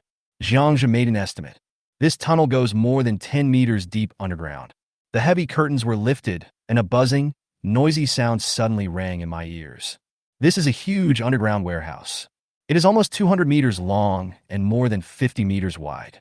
There were large jars as tall as an adult standing around, and the strong smell of kimchi mixed with an unknown stench hit my nose. More than 100 people were gathered in the center of the warehouse talking. Behind the crowd were 2 rows of iron bunk beds, both covered with a layer of foam boards. In the middle is a stove that is bigger than a kimchi jar. The heat emitted made the temperature of the entire warehouse to a tolerable level. Not warm enough, but enough to keep people alive. A group of people have seen Jiang Zhe and Du Shui and are looking at them with curiosity. In such an environment, it is a rare thing to see outsiders. Beside the stove, a tall and thin man stood up, his eyebrows so thick that they looked like they had been smeared with charcoal. The man leading the way leaned over and whispered something in his ear. The man raised his eyebrows, smiled, and stretched out his hand. "Young man, you are amazing. 2 people dare to run such a long distance. My name is Duan Zhang, and I'm the boss here." A faint light flashed in Jiang Zhe's eyes. He calmly extended his hand and shook it. "Jiang Zhe, I came from the Ro Mountain and was going to Shenyang to look for someone." Paragraph? Celebrities in past lives. Duan Zhang, who awakened as a superhuman, later became the leader of a refuge. What made him famous was not his strength, but his love of eating demi-humans. Chapter 62. Veterans are rare. Duan Zhang turned out to be the workshop director of this kimchi factory. Most of the more than 100 people in the cellar are employees of the kimchi factory. Duan Zhang methodically arranged a group of women and old men to deal with the corpses of more than a dozen wild dogs. Jiang Zhe, it seems that everyone here is willing to listen to him. Du Shui, who was standing beside her, leaned over and whispered in her ear. "Well, it's okay." Jiang Zhe nodded. "I think the person who could become the leader of the shelter later on should not be too bad." Jiang Zhe did not have any other psychological problems because Duan Zhang ate subhumans. In the end times, most people live in cramped underground spaces. They all have mental illnesses to some extent, but they're already strong enough as they haven't gone crazy. "Come on, little brother, have some hot water." A woman in her 30s handed hot water to Jiang Zhe and Du Shui. "Thanks." Jiang Zhe took the cup of water, but gave Du Shui a hidden look. He held the cup in his hand calmly, but did not drink. Du Shui understood what Jiang Zhe meant. After what happened to Yu, she became more cautious. Unless it is absolutely necessary, try not to touch strangers' food. Behind the woman, a clean little boy showed his head. He stared at Jiang Zhe and Du Shui with curiosity with big eyes, holding an enamel bowl in his hand. In the bowl was a pile of black kimchi leaves and cooked corn kernels. "Here, take it." Du Shui looked at the little boy's innocent face and couldn't help but want to take out a Snickers from her pocket. Snap. But he was held down by Jiang Zhe's big hand. "Your life, including everything you have, belongs to me. If you keep giving things away casually, get out of here. You are selfish." Du Shui's face flushed with embarrassment. Duan Zhang glanced at Jiang Zhe and rubbed the little boy's head. I wasn't angry at Jiang Zhe's indifference. After a moment, the two sides picked a topic to talk about. "Little brother, thank you for the dog meat. I won't keep you here. I wish you a safe journey," Duan Zhang said politely to Jiang Zhe. Just now, Duan Zhang wanted to invite Jiang Zhe and Du Shui to stay, but Jiang Zhe found a reason to refuse. "Thanks, you won't be staying here for long. It's still okay now, but it will become harder and harder to find food and daily necessities in the future. Maybe we can meet at an official shelter in the future. Jiang Zhe stood up and prepared to leave. 15 days have passed since the end of the world. The materials left on the surface will eventually become less and less, and eventually these small gathering points will no longer have sustained output. We'll all disappear. Only went to the official and large shelters. Only with the help of powerful technology can human beings barely survive. Well, I understand. Now that the snow has stopped, I guess the official rescue efforts will continue. We are also ready to retreat. When there is a chance, I will lead people away from here. Okay, I wish you a safe journey too. During the conversation, a figure ran in from the cellar entrance. Oh no! When Haruko and the others came back, they were targeted by a group of demi-humans. Swish! Everyone in the cellar stood up. Snap! Duan Zhang pulled out a pistol and said, "The rest of you, follow me." The women hide. After saying that, he no longer cared about Jiang Zhe. More than 30 people in the cellar rushed out together. Let's go. After dealing with the subhumans, it's time for us to leave. Jiang Zhe picked up his backpack and walked out with Du Shui. Roar, roar, roar.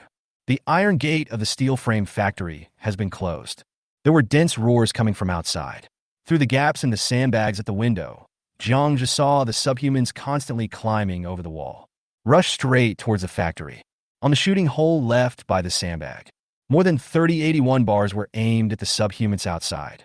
Duan Zhang stood in a corner, looking at a young man sitting on the ground with a serious expression. The other person's face was pale, and a wound on his arm was bleeding. It was obvious that the young man who went out to look for supplies was injured and brought the demi-human here. Boom, boom, boom, strapje. The sliding iron door of the warehouse made a loud noise. The demi-humans were attacking the iron gate with various weapons.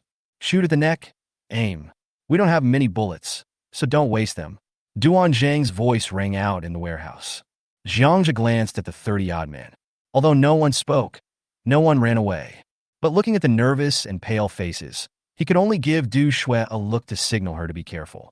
After all, they're not soldiers, so they probably wouldn't have much killing power even if they had guns. Boom! There was a constant roar around the warehouse. Bang, bang, bang. It was not known who fired the first shot, but gunmen from across the base opened fire. An assault rifle with 30 rounds of bullets can be emptied in a little over 3 seconds, except for a few people who can keep their composure and keep firing. Everyone behind the sandbags began to change magazines in a hurry. Jiang Zhe looked outside through the sandbag. There were less than 5 demi-humans lying outside the warehouse. There were still about 100 demi-humans left, waving their weapons and continuously smashing the iron outer wall of the factory. Don't waste bullets. Aim for the neck, shoot at the neck. Duan Zhang's eyes were red, and he roared at everyone. Bang, bang, bang. The gunshots continued, and this time, they were obviously much better than the last time. The gunshots turned into rhythmic bursts of fire. However, the recoil of the Type 81 rifle is quite large, and most of them are ordinary people who have rarely touched a gun. The hit rate was equally dismal. Veterans are rare, and all need to be tempered in blood and fire. There was a man holding a homemade steel bar sharpened into a spear, who kept poking out through the gaps in the sandbags at the window. Oh, I killed one. The man shouted with joy. Be careful. The next second, the spear in his hand was snatched away like lightning, and then came back like lightning. Puff! The steel bar pierced through his chest, and the smile on the man's face froze. He fell backwards with blood gushing out of his mouth. The power of the demi-humans far exceeded that of ordinary people, and his carelessness cost him his life. Boom! Before anyone had time to grieve, the sliding iron door of the warehouse fell heavily inside. Hundreds of demi-humans screamed. They rushed in wielding all kinds of crude weapons. Behind the door, on the semicircular sandbag wall more than 3 meters high, the people in the shelter no longer cared about saving bullets. Bang, bang, bang. The sound of gunfire, like frying beans, suddenly rang out. Ah! A steel fork pierced a guard's chest, and he fell off the defensive wall. A wall more than 3 meters high is too difficult for subhumans with abnormal athletic abilities. It only takes 2 or 3 steps to jump up. If the remaining people had not fought desperately, the defense of the shelter would have been broken through in an instant. I'll go and help. Du Shui on the side couldn't bear it any longer. He picked up the straight knife and rushed to the 3-meter-high defensive wall, chopped a demi-human away with one blow, and saved the guard. Pity. Du Shui's joining did not reverse the situation. In less than 3 minutes, half of the team of more than 40 people were killed or wounded. Quickly retreat. Everyone retreat to the cellar. Duan Zhang's eyes were red with anger as he watched the guards dying one after another. He could only shout with red eyes. Jiang Zhe pulled out his dog-leg knife. A lot of time has been wasted, and it is impossible for him to hide back in the cellar. As for Duan Zhang, he is a man with good luck, and there is a high probability that he will not die in this place. Boom! Just then, the roar of a helicopter was heard outside the warehouse. Da-da-da! The whistling sound of dense 12.7mm bullets was heard. More than 100 demi-humans outside the warehouse fell down in an instant like wheat cut by a sickle, and more than 20 of them fell down in an instant. Although the subhumans have amazing defense, it is only comparable to light assault rifles. The 12.7mm bullets could still tear holes in their bodies. The remaining demi-humans roared in unison and fled in all directions like rabbits. Disappeared in the blink of an eye. The military is here to rescue us. Duan Zhang, who had escaped death, reacted and shouted with joy. Just as the people in the warehouse were cheering in unison, a team of more than 20 fully armed Daxia soldiers walked in with guns. The leading soldier shouted, "Stop howling, and come with us if you're still breathing."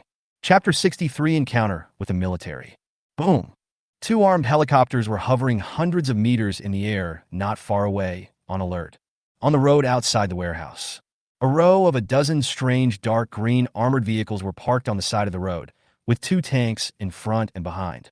On every roof, all have 4 12.7 or 14.5mm heavy machine guns. What a good thing! Looking at the tracked armored vehicle on the side of the road, Jiang Zhe's eyes lit up.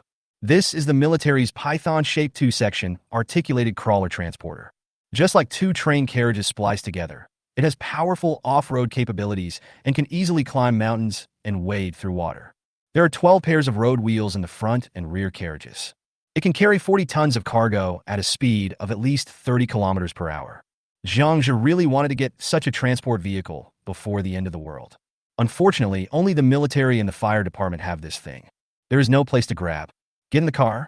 Under the urging of hundreds of fully armed soldiers around, more than 100 people in Duanzhang's shelter were arranged on armored transport vehicles. As the car body swayed, Jiang Zhe's eyes swept across the crowded crowd in the car. Finally, it fell on a row of 10 or so Daxia soldiers on the opposite side. He was wrapped tightly in a snow combat suit and holding an assault rifle with a silencer in his hand. Each of them had a thick-backed, single-edged machete behind him. "Hey, kid, where did you get the sniper grenade behind you?" A company commander on the opposite side raised his snow goggles. He asked with a pair of curious eyes. "I picked it up on the Nanjiang battlefield." Jiang Zhe also took up his snow goggles. "Nanjiang?" Several soldiers around the company commander looked over curiously at the same time. "Then have you ever seen the battle between the 3rd Military Region Army and the White People?" The company commander asked, leaning forward hurriedly. "Yes, I was in a small town not far from the artillery brigade's position." "It must be very tragic." The company commander on the opposite side was silent for a moment before asking in a serious voice. "Yeah, I've been to the battlefield and it was miserable." Jiang Zhe nodded. "Boy, you are so reckless. How dare you go to the battlefield?" The company commander looked Jiang Zhe up and down and asked in confusion. "If you're not brave enough, you might die faster." "That's right." The company commander gave Jiang Zhe a thumbs up. "What's your name? Once we get to the shelter, I will transfer you to my side." The company commander seemed to have taken an interest in Jiang Zhe. Jiang Zhe shook his head and said, "I'm sorry, I'm not going to the military shelter. I'm going to Xinyang City to look for someone this time." "Huh?" The captain glared. "Aren't you in the same group as that one?" "No." Just now the company commander misunderstood and thought that Jiang Zhe was with Duanzhang. "Boy, I advise you to follow the convoy to the military shelter. Now the entire Xinyang has become a battlefield. You don't have to be brave to survive there." A soldier next to the company commander interrupted. Jiang Zhe still shook his head stubbornly. "Thanks, are you guys here to rescue people?" It seems that Jiang Zhe has made up his mind.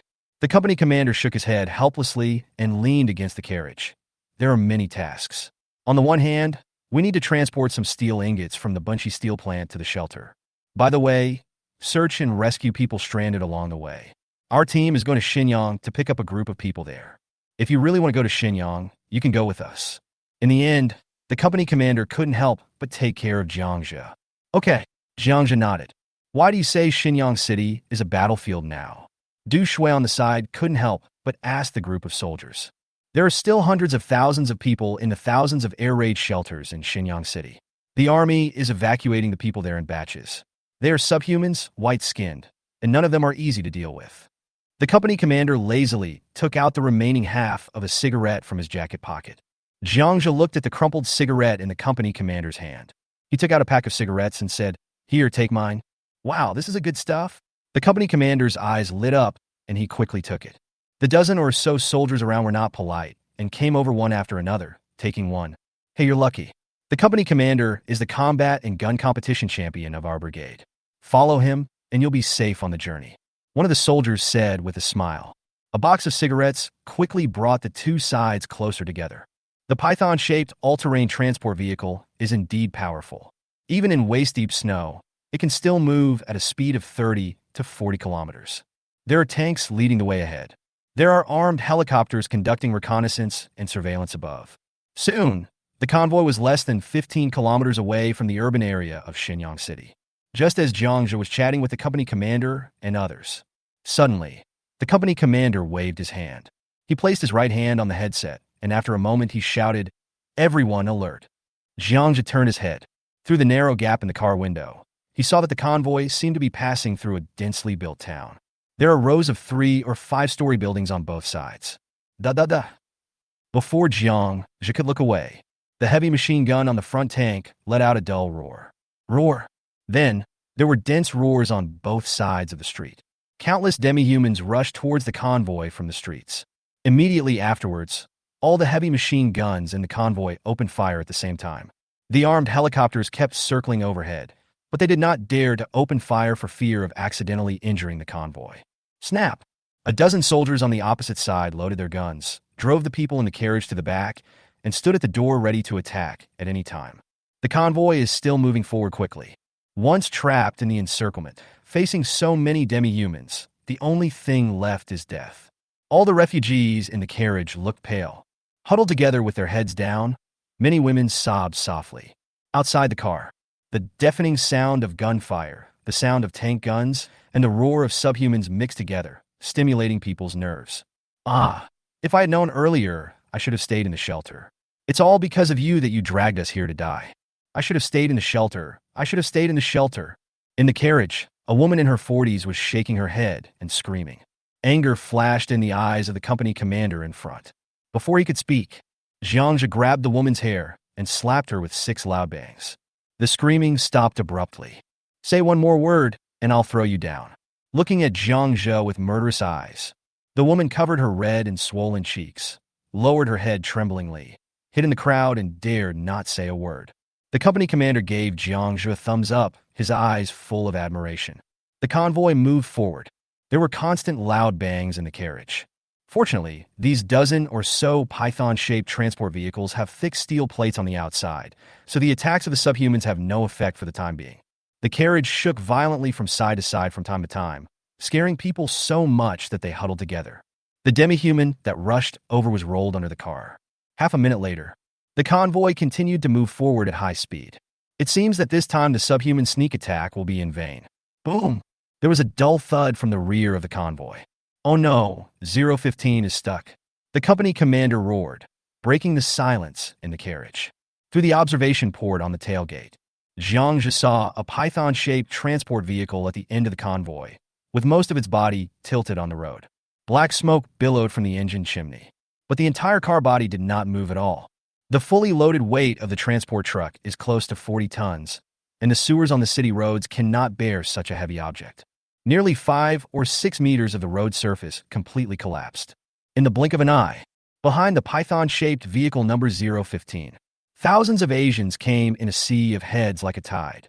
Chapter 64, IP Man's 5th-generation successor. Da-da-da. The rear tank stopped. The 12.7 millimeters heavy machine gun on top continued to spew out flames, and the demi-humans in the front fell to the ground wailing. 2 armed helicopters in the air were also hovering at low altitude. The door machine guns continuously poured ammunition into the air, trying to prevent other demi-humans from surrounding the transport vehicle. Parking. As the company commander shouted, Jiang Zhe's transport vehicle stopped abruptly. Bang! The carriage door opened. The company commander and 10 men rushed towards the number 015 transport vehicle that had fallen into a deep pit. At this time, the door on the 015 transport vehicle also opened. A dozen soldiers and more than 50 survivors came out of the carriage and ran towards Jiang Zhe's car. The company commander and his men raised their guns and continued shooting at the demi-humans rushing towards them. The helicopters and the machine guns on the roofs of the cars stopped firing. At this time, the subhumans have already caught up with us, and if we shoot again, we will accidentally injure our teammates. Ah! A scream rang out from the crowd. Several survivors who were running at the end were knocked to the ground by the demi-humans. Run, run! The company commander kept yelling at the crowd. The assault rifle in his hand kept firing at the demi-humans around him. Fortunately, these soldiers are good marksmen. Basically, a single shot could hit the demi-human's neck. But more and more demi-humans were rushing over from all directions. The company commander didn't dare to stay any longer and ran towards the transport vehicle with his men. Ah! Help me, help me! Screams continued to be heard from the crowd. Unfortunately, at this time, the company commander had no choice but to turn back, which would only result in more lives being lost.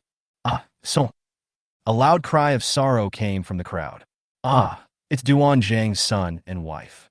In the car, Du Shui grabbed Jiang Zhe's arm. Among the running crowd, a woman and a child were knocked to the ground by two demi-humans. Their screams were heard only once and then stopped abruptly. During the journey of more than 100 meters, people were constantly knocked down by the subhumans chasing them from behind. The company commander and his men have run out of bullets. Pull out the machete from behind. Run! The company commander pulled up a teammate who had slipped, turned around, and attacked. With the crisp sound of metal collision, sparks flew from the steel pipes and machetes in the hands of the demi-humans. The company commander took advantage of the situation and crouched down, turned to the side of the demi-human, and brought the machete in his hand down hard on the demi-human's neck. Puff! A stream of black blood spurted out. The demi-human screamed as the entire blade of the machete cut into his neck, and blood spurted out of the huge gap. Despite injuries that would kill an ordinary person instantly, this demi-human was still able to wield the steel pipe in his hand ferociously. The company commander took a nimble step back to avoid it. The machete fell on the wound on the demi-human's neck again like lightning. Amidst the black blood that gushed into the sky, the demi-human's head fell to the ground. Da-da-da! The heavy machine gun on the roof of the transport vehicle sounded again, covering the company commander's retreat. Going quickly. The first survivor to arrive was pulled onto the carriage. Hurry, company commander. The two soldiers guarding the carriage opened fire. He kept shouting at the company commander, who was 20 meters away. At this time, only the company commander and two of his men were left outside the transport vehicle. A fatal accident happened suddenly. A soldier stumbled and was tripped by something. He fell to the ground. The company commander pulled the soldier up with one quick step. In this brief delay, the demi-human behind him had caught up. There was a flash of determination in the company commander's eyes. He pushed the two men behind him hard and said, "Run away now." He turned around and swung the machete in his hand. Company commander! Two soldiers wanted to step forward and pull the company commander. "Oh!" The company commander shouted, and used his machete to block the steel pipes thrown down by the two subhumans. He staggered and almost fell to one knee. The difference in strength almost caused the company commander to drop the machete from his hands. "It's too late to escape. Go quickly, don't worry about me." The company commander shouted at the transport vehicle. A mace came down hard on the company commander's head, just as the company commander raised the machete with trembling arms. "Call!" A dull whistle came from behind. A dogleg knife turned into a disc and cut into the demi-human's neck. A hideous head flew half a meter high in front of the company commander. Before the company commander could react, a big hand grabbed him from the back, and then he was thrown into the arms of two soldiers. "Captain, remember, you owe me your life." Jiang Zhe's voice rang in my ears. Bang! With a kick, the demi-human in front flew out like a cannonball, knocking down a dozen demi-humans who were rushing towards him. Jiang Zhe picked up the dogleg knife, a straight-blade saber in the left hand and a dogleg knife in the right hand. Like two sides of the god of death, they continuously reaped the lives of the Asians who rushed up. Every knife, one of the Asians will fall. In less than 10 seconds, Jiang Zhe cleared out the dozen or so demi-humans who were chasing him. Then, use your whole body to exert force on your feet. Like a cheetah, it caught up with the transport truck and leapt into the carriage. The car door is closed. The company commander stared at Jiang Zhe blankly, and after a while he asked, "Why are you so awesome? What do you do?" "I was a delivery man before the end of the world." Jiang Zhe shrugged and shook off the blood on the knife. The company commander looked at his teammates, who were equally confused. "Bullshit, if all the delivery men are like you, there's no point for us to stay here." The company commander looked at Jiang Zhe indignantly and complained, "If you don't believe me, what can I do? Then let me put it another way. I'm the fifth-generation descendant of IP Man. This should convince you." Jiang Zhe winked at the company commander. The company commander grinned and didn't listen to Jiang Zhe's nonsense anymore. He also knew that the other party didn't want to reveal his identity.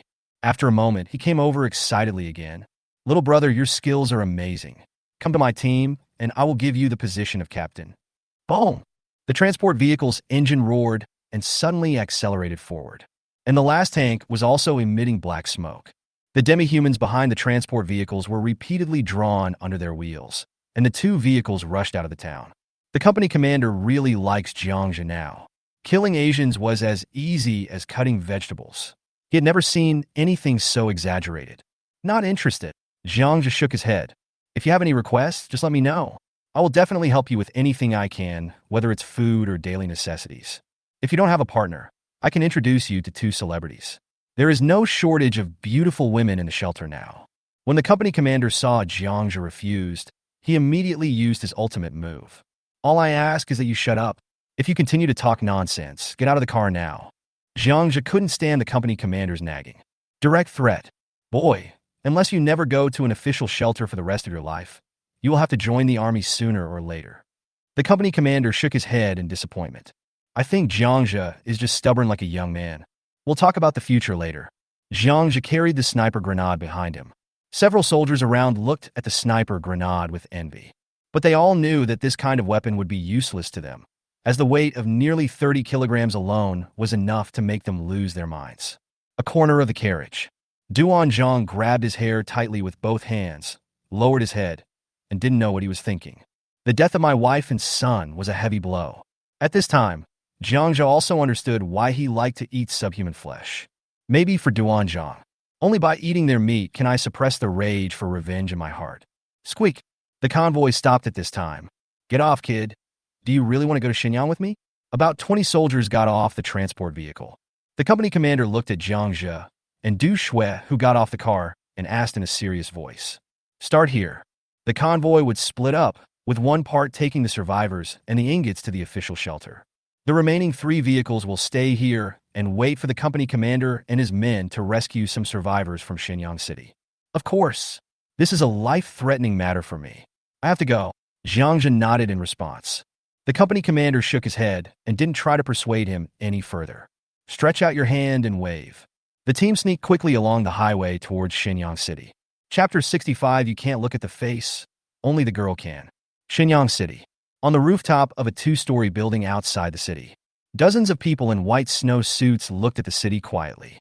Jiang Zhe looked into the distance through the telescope. The sun has set. The snow reflected the slightly reddish sunlight. The whole city was shrouded in white snow, as if it had fallen asleep, and there was no sign of life. Only occasionally, an explosion would be heard somewhere in the city. A diagram of the city's underground pipe system is laid out on the ground. From here, we will follow the underground pipeline to the People's Park air raid shelter, and we must remain absolutely silent on the way. Remember, we are here to save people, not to kill Asians and white people.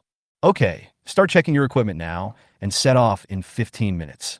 After the company commander gave the task, he walked to Jiang Zhe's side. "Are there a lot of people left in People's Park?" Jiang Zhe asked, still looking into the distance. "About 40,000 to 50,000 people," the company commander responded. Jiang Zhe put down the telescope and asked, "Why not use a helicopter?"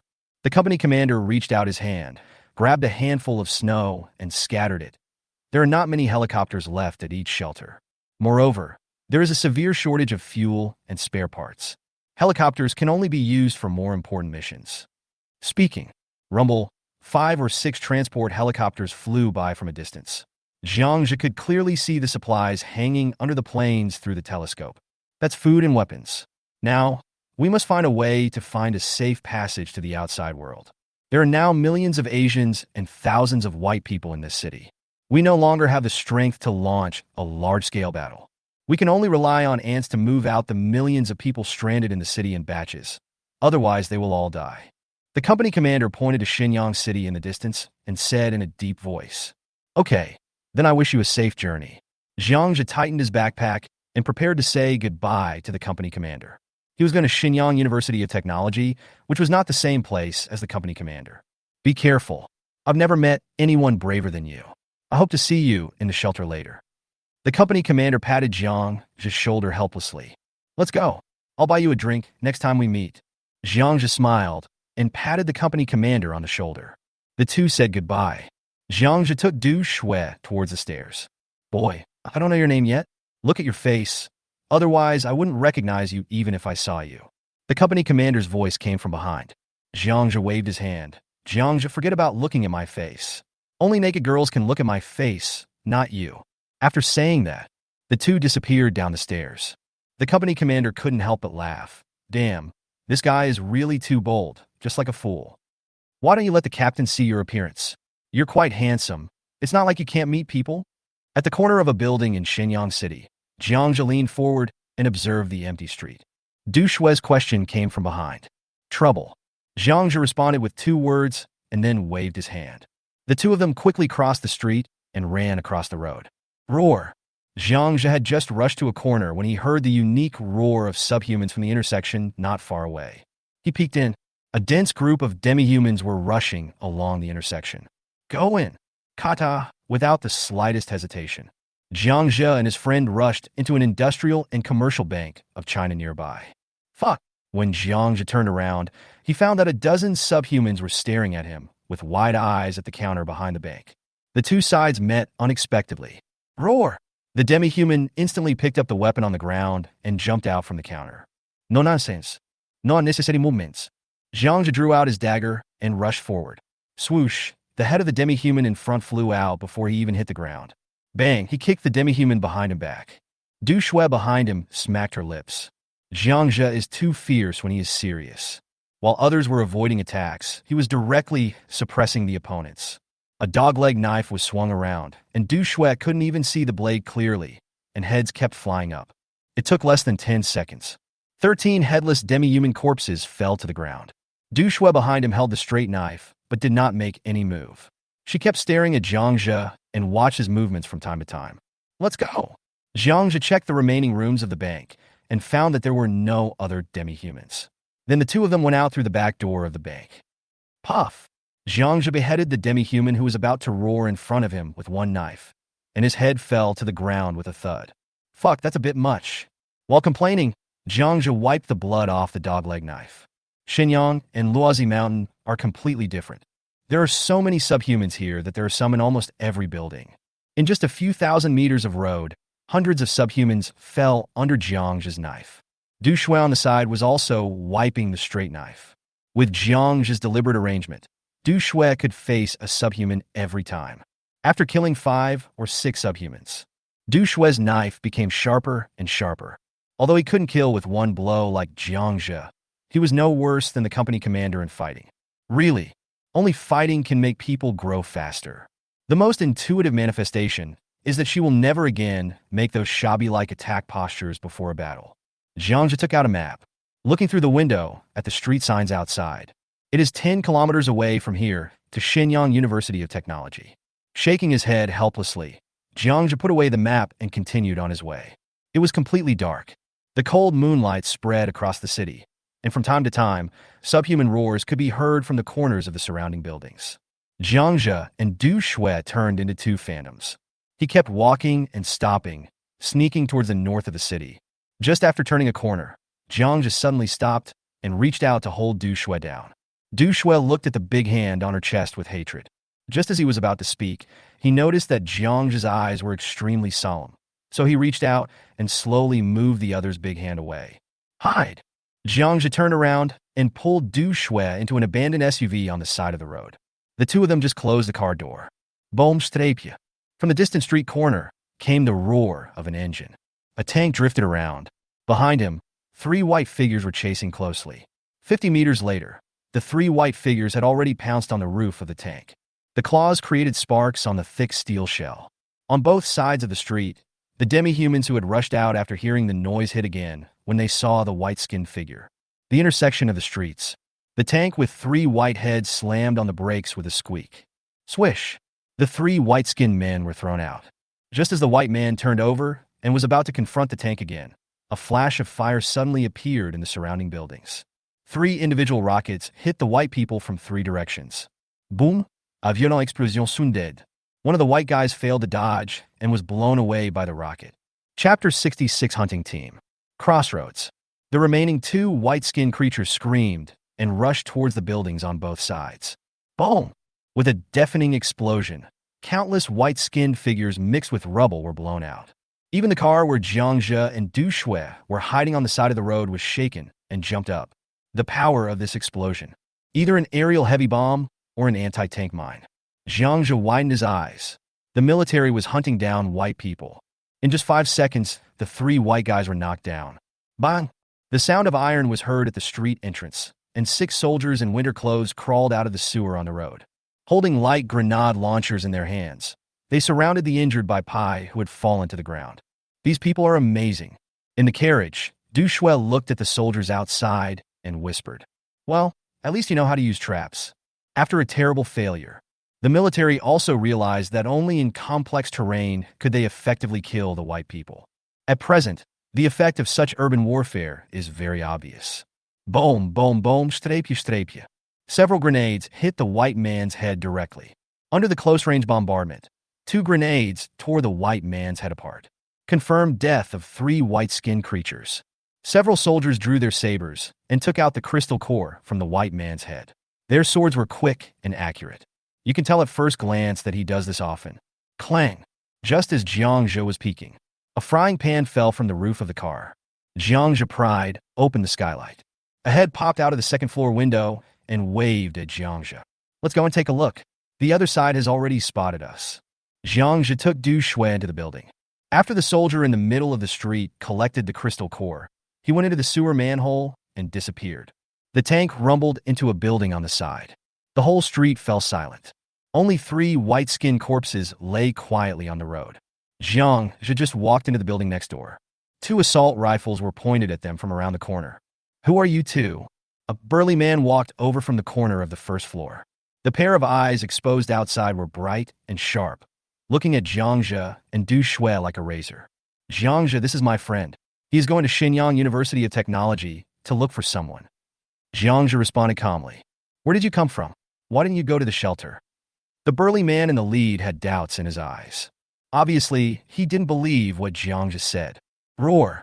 At this moment, the dense roars of the subhumans were heard on the street. Countless demi-humans swarmed around.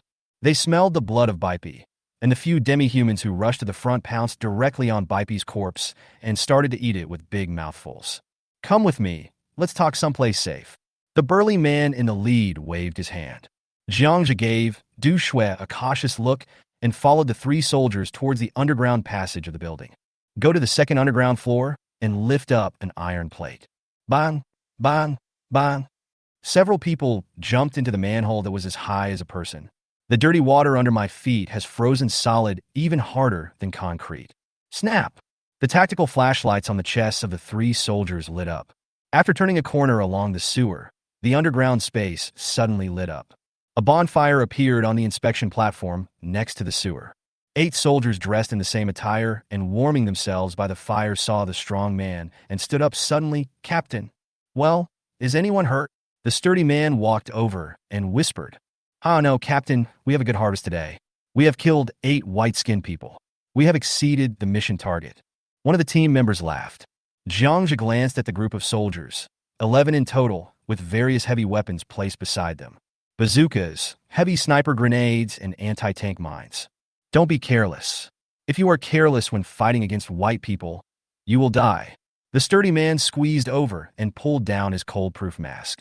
A bearded and resolute face was revealed. "Boy, we are the 18th Hunting Squadron of the Shenyang Military Region. I am the captain, Zhao Cheng. Where did the sniper grenade behind you come from?" The captain named Zhao Cheng did not let Jiang Zhe sit down. Instead, he turned his head and asked in a low voice, "Zhao Cheng?" Jiang Zhe's eyes narrowed. This person was a very famous extraordinary person in his previous life. A fourth-level physical extraordinary person. Super strong combat power. In his previous life, he had heard of it and envied it. Unexpectedly, after my rebirth, I met this celebrity in the sewer of Shenyang. The gun was picked up from the Nanjiang battlefield. Jiang Zhe said as he took off the sniper grenade from his back and handed it over.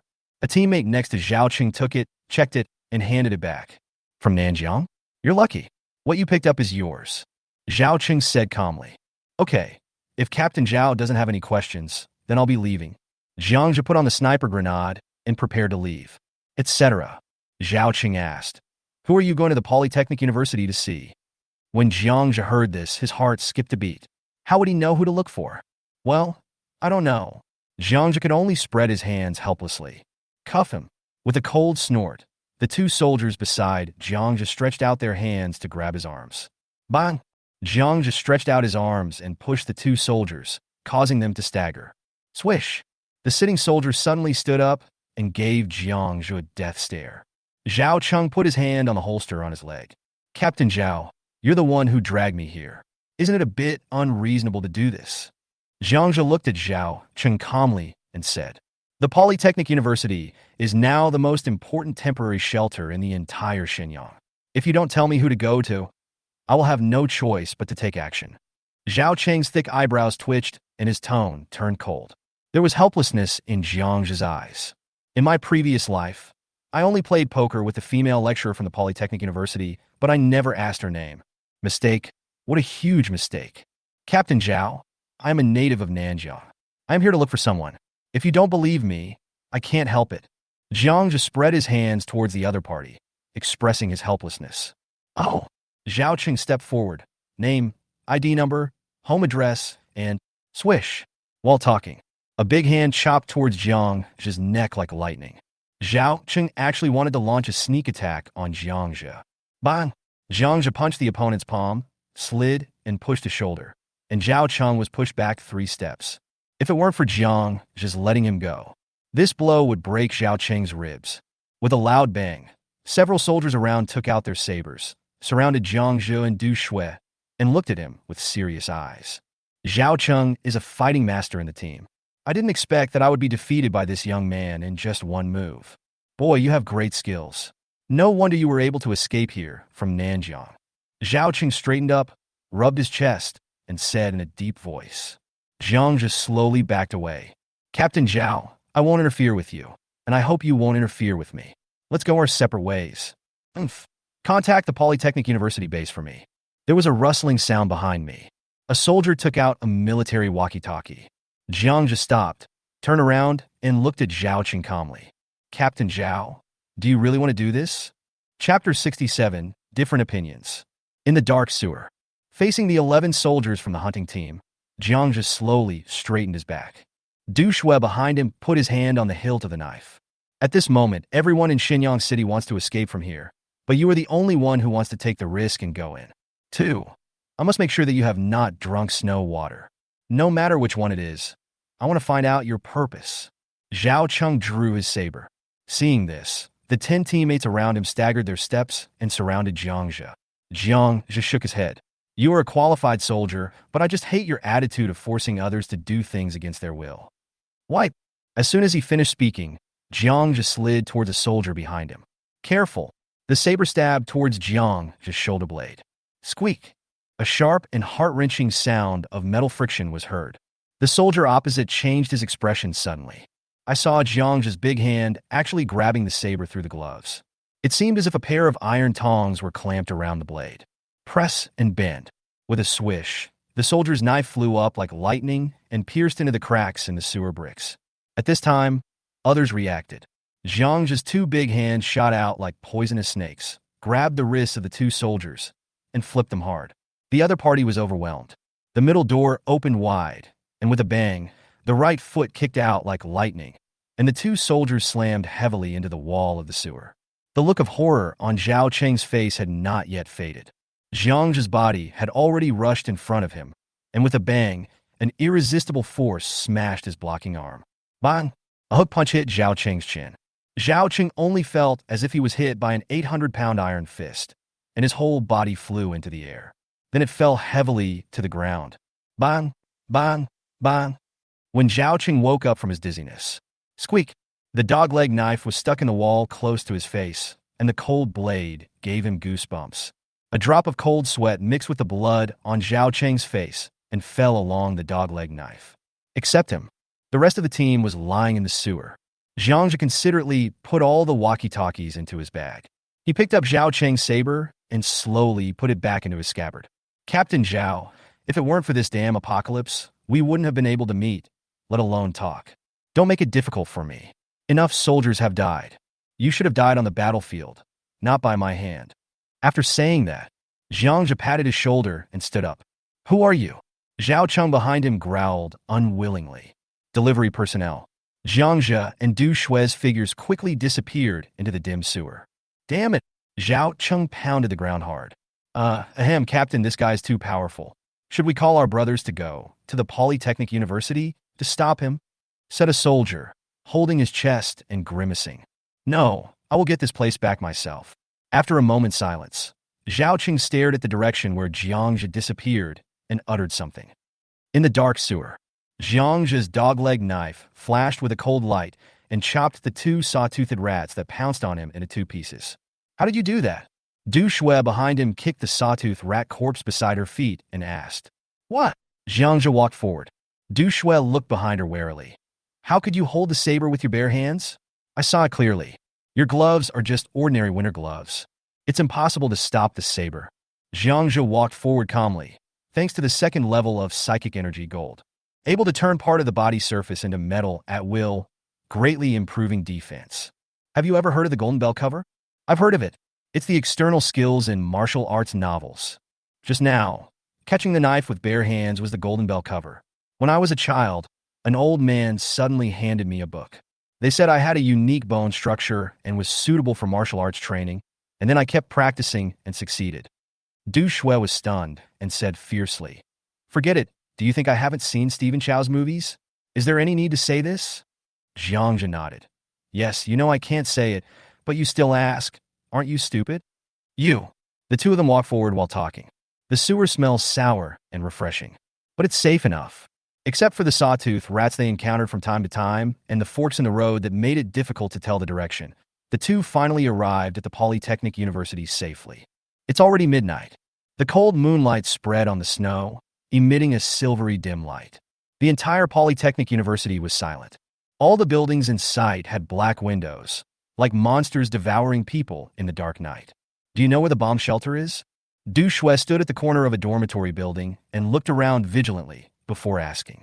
Have no idea. Jiang just shook his head honestly. He only knew that the air raid shelter was on campus, but he had no idea of its exact location. How to find it? Du Shui asked in a low voice, leaning against the wall. The woman was actually very tired, but Jiang Zhe didn't ask for a rest. She didn't ask for a break either. Still gritting my teeth and holding on, Jiang Zhe pointed to the ground and said, Look for it. People coming in and out of the air raid shelter must have left traces. After saying that, taking Du Shui for a walk in the empty campus. Half an hour later, there, Jiang Zhe said, pointing to a football field in the southeast corner of the campus. A spacious football field. The place was filled with densely packed Asian corpses and bomb craters of varying sizes. The southernmost corner of the stadium, a rectangular single house made entirely of reinforced concrete, stands quietly. Crunch! Jiang Zhe slowly crossed the playground and walked towards the house with confidence. He was sure that was the entrance to the air raid shelter. Besides, someone must be watching. Instead of sneaking around, it's better to walk in openly. 2 minutes later, Jiang Zhe and Du Shui stood in front of a door that was 3 meters high and 6 meters wide, like a warehouse. I don't know how thick the steel door is. Upper right corner of the door, a surveillance camera was flashing a faint red light. Jiang Zhe waved at the probe. Then he used a pen to write the 3 big words survivor on the back of Du Shui's down jacket. Really? 1 minute later. Buzz, buzz, buzz. The heavy iron door was opened from the side with a gap, just big enough for one person to enter and exit. Crash. As Jiang Zhe walked into the base, more than a dozen dazzling lights appeared on the opposite side. A dozen fully armed soldiers holding various assault rifles surrounded them behind bulletproof shields. Jiang Zhe tilted his head slightly to avoid the glaring light. Where did you get it from? The soldier's deep, questioning voice rang out from behind the shield, echoing in the empty air raid shelter alley. Nanjiang, when I fled to Bunshi, I encountered the army pulling steel ingots. I came here to find my brother. Who is your brother? Luohan, a junior student majoring in bioinformatics at Shenyang University of Technology. I'm here to see him. Du Shui beside him was stunned when she heard this. She quickly lowered her head, reached out and grabbed his arm tightly. What's your name? Who is she? My name is Jiang Zhe, and she is my girlfriend Du Shui. Hearing Jiang Zhe's answer, Du Shui's hands trembled violently. What nonsense are you talking about? Your last name is Jiang, and your brother's last name is Luo? The voice behind the shield asked somewhat unhappily. Jiang Zhe looked straight ahead. My mother is getting married for the second time. Each of us has our own way of talking. After a moment, the lights were turned off. Come with us. The voice rang out again. A downward slope appeared in front of Jiang Zhe. Chapter 68 Air Raid Shelter. Da-da-da. The dense footsteps kept echoing in the alley, which was more than 6 meters wide. A dozen soldiers surrounded Jiang Zhe and his companion and walked down the slope of the alley. On the walls on both sides, there is a dim emergency light every 10 meters or so. After walking for 10 minutes, finally reached the end of the alley. A 3-meter-high and 3-meter-wide iron gate appeared before my eyes, with a person-high position on the surrounding walls. It is a shooting hole like a machine gun bunker. Dozens of heavy machine guns were pointed at the alley. Ding, ding, ding. One of the soldiers pressed a button on the wall, and the iron door creaked open. Go in. Following the order, Jiang Zhe and Du Shui walked in through the iron gate. Behind the door is still a tunnel leading to the underground, but it is much narrower, only 2 meters wide. 2 middle-aged women in white coats were yawning. He looked at Jiang Zhe with some dissatisfaction and said, Stretch out your arms. What? Du Shui behind him asked in a daze. Nonsense, of course I'll draw blood for a test. What if you two have already drunk the snow water? One of them said impatiently. Broken. Jiang Zhe's heart skipped a beat. He didn't expect that the military would develop a genetic virus testing agent so quickly. In his previous life, it would take at least half a month. Some things in the timeline have changed because of him. The most important thing is that Du Shui was infected. Really? A minute later, a man in a white coat suddenly jumped up and ran behind a soldier like a rabbit. Pointing at Du Shui, he shouted, She has been infected with the black light of life. Crash, the word just fell. A dozen soldiers around raised their assault rifles. Jiang Zhe had already stepped forward to block Du Shui. Hey, don't be impulsive. Jiang Zhe raised his hand to indicate that he was not in danger. The leading soldier glared at Jiang Zhe and said, Get out of the way, kid. Are you going to stop us? Brothers, don't be impulsive. As Jiang Zhe spoke, he took out a pack of cigarettes from his pocket and handed it over. In the end times, if there is anything that can bring two people closer together the fastest, it must be cigarettes or alcohol. This is useless. If you don't want to be locked up with her, get out of the way. The leading soldier took Huazi, and his tone became much better. Ki. Jiang Zhe lit up a cigarette for himself. Dude, how do you usually deal with this situation? The soldier lit a cigarette, took a long puff, and then said quietly, Either he will be locked up and let those researchers do experiments on him, or he will be beaten to death and thrown out now. Okay, let me have a few words. Jiang Zhe nodded, turned around and hugged the pale Du Shui, whispering in her ear, Don't say anything, I'll take you out in 1 day at most, and I'll keep my word. You get Jiangdi. After a moment, I believe you. If you don't come to save me, I won't let you go even if I become a ghost. Bang bang. Jiang Zhe patted her back gently. Don't worry, I'm least afraid of ghosts. The good atmosphere was shattered by this sentence. Du Shui glared at him fiercely, and they separated. Brother, please do me a favor and lock her up. I can't let her become a wandering ghost. After Jiang Zhe finished speaking, he took out a bottle of Mindalulu from his backpack and handed it over. Behind him, Du Shui gently pinched Jiang Zhe's arm. Cigarettes and alcohol. The leading soldier on the opposite side shook his shoulders and said, Okay, for this reason, I will arrange a more comfortable cell for her. I'm sorry, buddy. There's nothing we can do about it. By the way, he also comforted Jiang Zhe. Du Shui was handcuffed with cast iron handcuffs and leg cuffs as thick as thumbs. The group of people continued to move deeper underground. Jiang Zhe estimated that they had gone more than 50 meters underground and finally reached the end of the alley. Lift the thick door curtain at the entrance of the alley. A low, buzzing noise reached my ears. There was also a foul smell mixed with various flavors that penetrated into my nose. What meets the eye is an arched tunnel that seems to have no end. On both sides of the more than 5-meter wide tunnel, there are neatly lined up emergency double tents. The temperature here is much warmer than the alley outside. From the thermometer on the wall, we can see that the temperature has risen to around minus 10 degrees Celsius. Countless refugees were sitting, talking, or doing various things in front of the tents. Regardless of gender, they were all wrapped tightly, revealing only a pair of tired and distracted eyes. Occasionally, some people showed their faces. The men had unshaven beards, and the women had unkempt hair and dirty faces. It was obvious that living conditions in the air raid shelter were not good. Maybe it's just that you won't starve to death or freeze to death. Make way. The leading soldier kept shouting. The crowd occupying the middle aisle quickly made way for them. Many people looked at Jiang Zhe and Du Shui curiously. Both sides of the air raid shelter. There are also many tunnels leading to unknown places, which are still filled with densely packed survivors. Dude, how many people are hiding here? Jiang Zhe leaned forward and asked in a low voice. There are probably more than 30,000 people. Most of them are faculty and staff of the Polytechnic University and survivors from nearby areas. The leading soldier responded. The group walked forward along the straight tunnel. Little brother, come and see. An LV bag worth 200,000 yuan can be taken away with just a pack of instant noodles. This is a $3 million Vacheron Constantine watch. Brother, just 2 cans of meat will be yours. I have a good thing here, a $1 million antique, a snuff bottle, and all I want is a box of canned meat. Little brother, I have a signed photo of the Star Ching Long. I only want a bag of instant noodles. Brother, there is a treasure map in my sister's chest. Do you want to go to the tent and take a look? Along the way, survivors on both sides kept coming up to sell various things, but were driven away by the leading soldiers. After walking about 400 or 500 meters, we finally arrived at an iron gate guarded by 2 soldiers.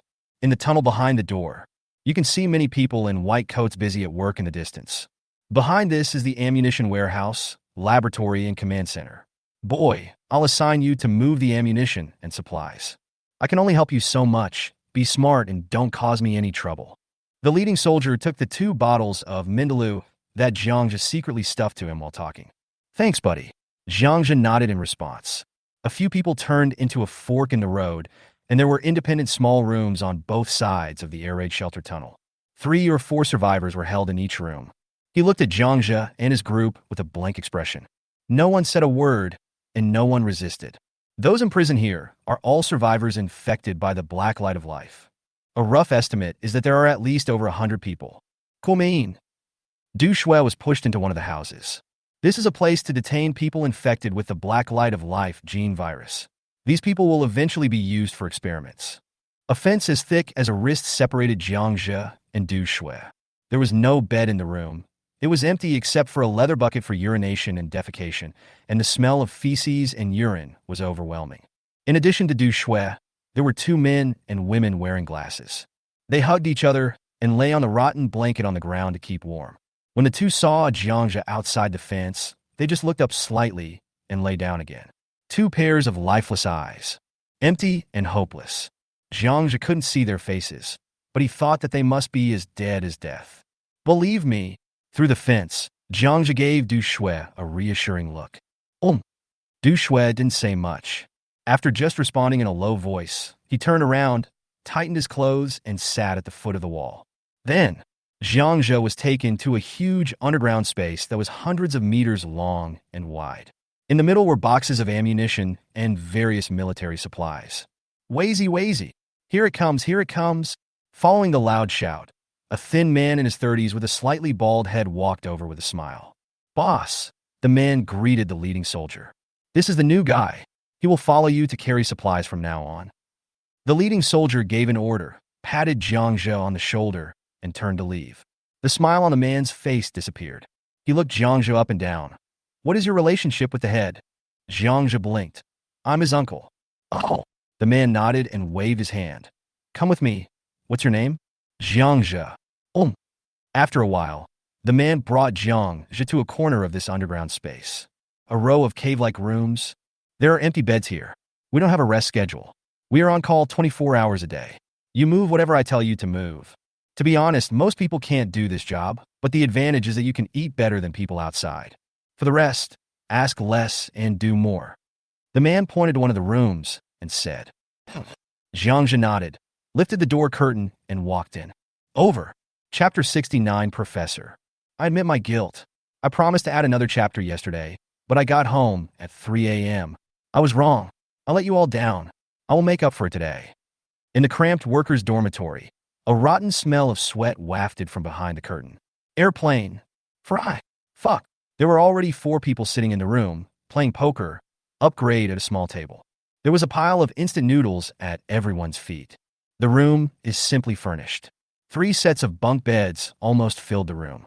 The 4 of them, who had just finished a game, saw Jiang Zhe come in and looked up. New here? Why haven't I seen you before? One of the big men, who was wearing a cotton hat that showed off the wind, looked Jiang Zhe up and down and asked. From outside. Jiang Zhe responded and threw his backpack and Du Shui's bag onto an empty bed. The big man stood up and walked over slowly. Have you done the Black Light of Life virus test? As he spoke, the other party's big hand reached towards the backpack on the bed. Jiang Zhe narrowed his eyes. His right hand shot out like lightning and grabbed the big man's hand like an iron clamp. The big man looked at Jiang Zhe's hand and sneered. I am the captain, kid. The rule here is that newcomers have to pay homage to the mountain leader. Jiang Zhe also sneered. I also have rules, that is, don't tell me about your broken rules. No matter what the environment. There are too many rubbish who think they are superior to others just because they have a little power. Okay, kid, you're tough. The man laughed. Squeak. At this time, a sharp whistle sounded outside. Come out to work. The man tilted his hat, gave Jiang Zhe a sneer, waved his hand, and walked out with the other 3 men. A group of 20 rockets. 2 groups of 30 heavy anti-tank mines. 3 groups of cans and 2 boxes. For groups. In the square, the man named Wazy was holding a list and giving orders loudly. Immediately, more than 40 people around the square took things out of the piled-up supplies and put them on the flatbed truck. Jiang Zhe followed the big man and placed 8 20-kilogram heavy anti-tank mines on the flatbed truck. Then followed the team deep into a tunnel. The end of the tunnel. It is a small conference room-like room. More than 50 fully armed soldiers were eating in the room. Jiang Zhe's eyes narrowed. He saw 2 soldiers put 12 white-skinned crystal cores into a box on the table, and then they were taken away by 2 researchers in white coats. Pressed down the thought of snatching the crystal core. Jiang Zhe turned his head and looked at these soldiers. Humans have already begun an effective counterattack, and it is estimated that the military now has a lot of crystal cores. After eating, pack up your equipment and set off. One of the soldiers wiped his mouth, threw down his lunchbox, and put a heavy anti-tank mine into his backpack. A dozen soldiers finished their food in a hurry. Pack up the cans, rockets, bullets, and various supplies and check them. After saying hello to others, walked out from an iron door on the other side. The air raid shelter of Shenyang University of Technology is also the resting point for these white-skin hunting teams. It's time for supper. When Jiang Zhe followed the moving team back to the dormitory, Wazy stood in the small square and shouted loudly. On a cart, 3 stainless steel barrels, each 1 person tall, were placed on top. A group of researchers in white coats walked over from a tunnel on one side. Hundreds of people lined up to receive food. Jiang Zhe received a bowl of sauerkraut instant noodles and a piece of white flour pancake kneaded with salt. The researchers had an extra can of pork. More than 100 people were squatting in the square, chatting in groups of 2 or 3 while eating. The midnight snack was 2 packets of instant noodles and a cornmeal pancake. Jiang Zhe squatted in the corner and kept looking at the material storage warehouse. Suddenly, a team of more than a dozen people walked out from the depths of the air raid shelter. Leading the team was a young officer with the rank of battalion commander and a slightly bald and fat middle-aged man. The 2 of them talked in low whispers as they walked. Then he stood in front of the piles of supplies. The food pressure at the base is very high. If we increase the supply, will there be no way to guarantee food for the researchers? The middle-aged man was standing right in front of Jiang Zhe and could hear what he said clearly. The young officer was silent for a moment, then said in a deep voice, "Then cut the food for the management of our base and give it to the children and women. We will eat whatever the survivors outside eat." "Ah!" the middle-aged man exclaimed in surprise. "Everyone will be dissatisfied. It's all very hard." At this time, the battalion commander turned around and Jiang just saw his profile. There is a soldier's sharpness. Who wouldn't be suffering at this time? We should share the suffering together. We don't want any special treatment. After the battalion commander finished speaking, he turned and left. The middle-aged man behind him slammed his palm lightly and followed. Jiang Zhe looked in a certain direction. He stood up and walked over. "Sister, Who are those two people? Two girls wearing glasses were munching on biscuits when Jiang Zhe's voice sounded behind them. The girl looked up and saw Jiang Zhe's deep eyes. Their faces quickly turned red. Ah, you mean Captain Qin and Principal Li. One is the battalion commander Qin Chi, who is in charge of the military at the base. One is Principal Li Gang, who is in charge of logistics management. One of the girls finished talking like pouring beans. Jiang Zhe was very familiar with people and squatted between the two of them and asked, I have a younger brother named Luohan, who is a biology major. Have you heard of him? No. The two girls shook their heads. Maybe they have been moved to the military shelter. Oh, Jiang Zhe blinked. What do you mean? Did the biology major transfer away? One of the girls leaned closer to Jiang Zhe. All students and teachers related to biological research have been drafted by the military. We are the last group left here. Jiang Zhe frowned. What's going on? Could it be that the female lecturer who played poker with him in his previous life lied? Didn't they say that everyone here was abandoned? Damn, something unexpected happened again. Jiang Zhe pinched the pancake and decided that he would get the two researchers back to Luohan Mountain even if he had to kidnap them. It is actually not difficult to purify the genetic medicine of the crystal core. I guess any student who is familiar with the process can complete it. The reason why the military has not produced any extraordinary people so late is that all the time was wasted in the human experiment stage. Not really. It's just a pity that Teacher Li is such a good person. One of the girls actually choked up while eating. Jiang Zhe thoughtfully handed the girl a tissue and asked, What's wrong? Who is Teacher Li? The girl wiped her tears.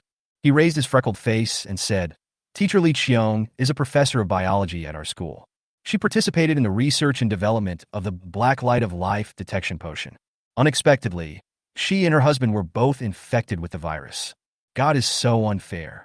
Integrated into a subhuman, Jiang Zhe also felt deep regret and sympathy. This was probably the most regrettable thing. The girl shook her head and gestured towards the tunnel not far away. Teacher Li and her husband have been locked up. I guess they will turn into those horrible subhumans in a few days. Hear what the girl said. Jiang Zhe looked back and saw that the tunnel was where Du Shui was imprisoned. His eyes gradually brightened. Then, the corners of his mouth curved up imperceptibly. Professor? Is there anyone more suitable than this? There was no need to explain in detail, just tell them that they could survive. Jiang Zhe didn't believe that Professor Li would not follow him to Rowi Mountain. Don't worry, maybe good people will be rewarded.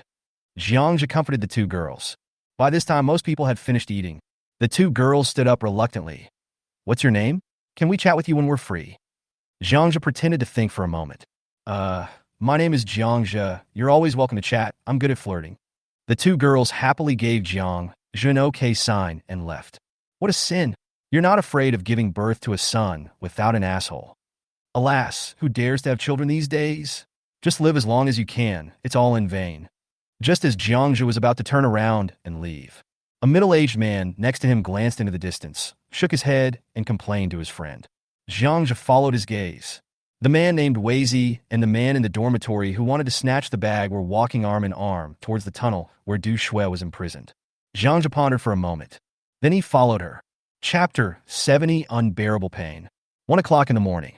The tunnels holding the survivors infected with the genetic virus were quiet. In the cells on both sides, the survivors huddled in the corner in a daze, waiting to be transformed into subhumans and taken away for dissection and experiments. The tunnel is not a straight line, but an L shape. Just turn the corner. Jiang Zhe saw two big men carrying Type 81 rifles standing guard on both sides of a cell door. He was smoking and chuckling. From time to time, he looked back at the cell. Kid, get out of here. This is not the place for you. When the two men saw Jiang Zhe coming over, they frowned and warned him. At the same time, remove the 81 bar from your back. Isn't Weizi in there too? Jiang Zhe ignored the two of them and walked straight over. The sound of playing poker could be heard in the cell. Looking through the fence, with an inexplicable roar, a long-haired woman had her hands and feet chained to the wall, unable to move. Behind, the man who snatched the bag was stuck on my back, wriggling like a maggot. The long-haired woman looked greedily at a can of pork on the ground. He totally ignores the existence of the person behind him. Hey you, are you fucking deaf? The two men with guns became furious when they saw that Jiang Zhe was not paying any attention to them. Snap! The bayonet at the front end of the Type 81 rifle suddenly popped out. One of them was ready to draw his knife to force Jiang Zhe back. Jiang Zhe dodged and slapped away the opponent's spear. Hey kid, Are you looking for death? The man with the gun growled. Ah! At this time, the sound of the motor in the room suddenly stopped. The man who snatched the bag opened the woman's handcuffs and turned around. He smiled contemptuously at Jiang Zhe, picked up the can of meat, and walked out. After locking the cell to death. Throw the can in, eat it. Next time, there's only half a can. I'm tired of playing with it. The woman in the room stood up and ran over. Grabbed the can. Click, click, click. He pulled the ring open and started to eat voraciously. At this time, Zhang Luo finally saw the woman's face clearly. Very young, most likely just a student. Because he ate too fast, the edge of the can scratched the corner of his mouth, and he didn't even notice the blood flowing out. Boy, these women are going to become subhumans, so I'm going to be kind and give them 2 delicious meals before I die. Otherwise, you will starve to death. Unfortunately, I don't like you. Even if we play, you won't have a chance. The man who snatched the bag lit a cigarette and said proudly to Jiang Zhe. Jiang Zhe ignored him. Instead, he looked at the woman in the room. After she finished eating, she curled up quietly in the corner. Glanced at Jiang Zhe. A barely perceptible trace of shame flashed across his eyes, quickly replaced by a look of despair, and then he lowered his head. Where's the crooked one? Jiang Zhe's eyes were calm. The 3 men opposite sneered and were about to speak. Ah, my dear Dandan. A painful roar came from deep in the tunnel. You deserve it. People like you don't die. God is really blind. At the same time, there was Du Shui's angry scolding. Jiang Zhe's face changed. The 4 of them didn't bother to argue and ran forward immediately. In the room where Du Shui was imprisoned, Weizi covered his crotch with his hands, leaned against the wall, his face pale, his lips trembling, and stared at Du Shui viciously. The couple who were sharing the room were huddled in the corner. Huzi, hurry up and kill this woman for me. Just don't kill her. Fuck her, ah. Weizi saw his 3 companions coming over and pointed at Du Shui and shouted. The man who snatched the bag was about to rush in. Jiang Zhe grabbed his hair and sent him flying onto the opposite fence. The violent impact knocked him unconscious. This guy is so disgusting. He wants to sleep with me with canned food. He is blind. Du Shui saw Jiang Zhe. He kicked the can off the ground, but it was picked up by the couple in the corner. They pulled open the iron ring with a click and started to eat it voraciously. Crash. The 2 men at the door took down their Type 81 rifles. The gun was aimed at Jiang Zhe. Unfortunately, Jiang Zhe was faster. Before the 2 men could steady their guns, Jiang Zhe already had a saber in his hand. Gulp! The 2 men's bodies remained still, and with a hissing sound, blood suddenly spurted out from a red line on their necks. Then, as several people watched, the head fell off. Ah! Weizi was stunned. He just shouted out half a word when Du Shui kicked him between the legs again. Huh! Weizi kept rolling his eyes. The remaining couple in the room huddled in the corner, hugging each other, and saw Jiang Zhe's gaze coming over. The woman was stunned for a moment. He quickly grabbed the remaining meat from the can and stuffed it into his mouth. You two, I want to ask you something. Do you know which house Professor Li Qiong from the Polytechnic University is being held in? As he spoke, Jiang Zhe handed over 2 packs of instant noodles. I am Li Qiong, and this is my husband. The short woman wearing a pair of glasses stopped chewing in surprise and said in a daze. Jiang Zhe laughed and shook his head. This is a coincidence. The couple looked disheveled and no different from the other survivors. He looks a bit like Xiao Chi in temperament. They're the kind of intellectuals who are purely engaged in scientific research and academics. Her husband protected Li Qiong behind him with some caution. What do you want to do? We have been infected with the genetic virus. No matter what you ask for, I'm afraid it can't be done. How many days have you been infected with the genetic virus? 7 days. Amid the 2 people's surprised looks, Jiang Zhe leaned over and whispered a few words in their ears. Ah, are you telling the truth? The man grabbed Jiang Zhe's arm, and his originally dull eyes lit up. Follow me. You and your wife still have a glimmer of hope. Besides, what do you have to lose now? Jiang Zhe waved his hand and said seriously. After a while, the couple looked at each other and nodded heavily. We will go with you. If it doesn't work, you can kill us. Jiang Zhe laughed. Don't worry, this miracle will be born in your hands. Then, Jiang Zhe grabbed Weizi and said, Come on, Weizi, take us out. You hissed you can't get out. Many people know Professor Li Qiong. Really believe me. Weizi is still talking. He became quiet after being hit on the mouth by the handle of a knife by Jiang Zhe, and 2 teeth flew out. Etc. Du Shui shouted before going out. He walked to the side of Uzi and, pa, threw a dozen big dice on his face. Huh, Zi was awakened by the beating. He saw two fresh heads beside him in a daze. Just as he was about to scream in fear, Du Shui kicked him in the mouth. We can't let this guy go. With a swish, Du Shui thrust the saber in her hand fiercely between his legs. Ah! Zi wailed heart-wrenchingly, and blood was spurting out. The blood quickly soaked the thick cotton pants. Jiang Zhe's eyelids trembled as he watched. I didn't expect Du Shui to have such violent tendencies. It's completely useless. A man's pain is unbearable. Chapter 71. Silencing the Witness. Went back to get the backpack. Jiang Zhe, along with Du Shui, Li Qiong and his wife, walked out of the base in a swagger. After the couple wolfed down 2 cans of beef and 2 bottles of mineral water, they finally regained their strength. Jiang Zhe took out 2 polar cold-proof suits from his bag and asked the 2 of them to put them on. They are the treasures of the base. Pao Yi and his group are still hoping to take them back. Along the way, people passing by have not yet recognized the tightly packed Li Qiong. Instead, he kept greeting Zi. It seemed that this guy was very popular in the base. The 5 people finally arrived at the residential area at the outermost part of the tunnel. Go through that iron gate. The 2 soldiers with guns did not notice anything unusual at first.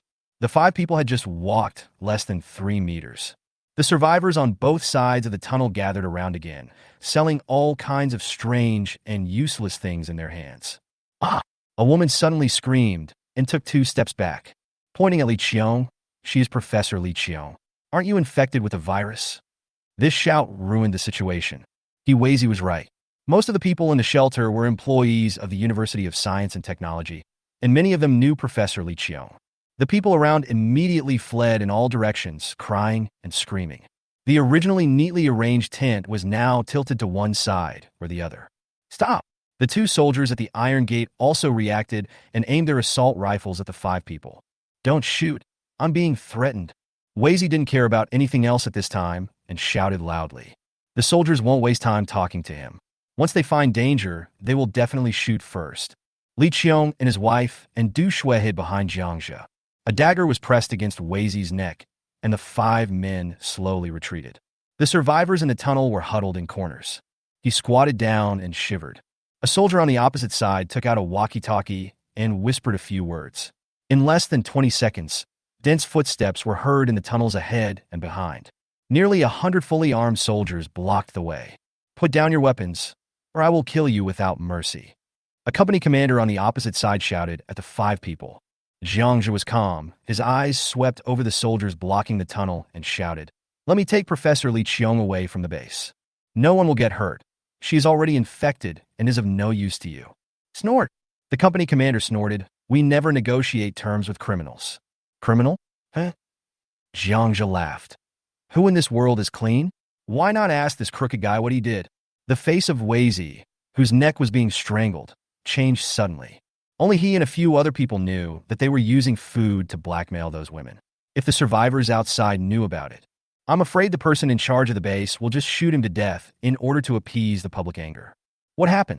Suddenly, there was a sound of dense footsteps in the tunnel. Another group of fully armed soldiers came before them, accompanied by several people. It was the battalion commander Qin Shi and the so-called Principal Li whom I had just met. The company commander whispered something in the ears of Qin Shi and Principal Li. Then, the 2 looked over with curious eyes. "Take off your mask." The middle-aged man put his hands behind his back and shouted at Jiang Zhe in a low voice.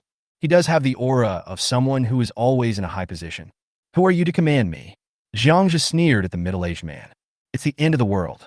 She was still putting on airs in front of him. Jiang Zhe couldn't help but sneer in his heart. "I am Li Gang, the president of Shenyang University of Technology, and also the person in charge of the shelter. I advise you." "Shut up. What do you think you are now? I have only one condition. Let us go." Jiang Zhe interrupted Principal Li with a loud shout. The other person's eyes immediately turned gloomy. "Brother-in-law, this guy's girlfriend has also been infected. Don't force him." Zi shouted anxiously. This guy was afraid that if the talk between them broke down, he would kill him.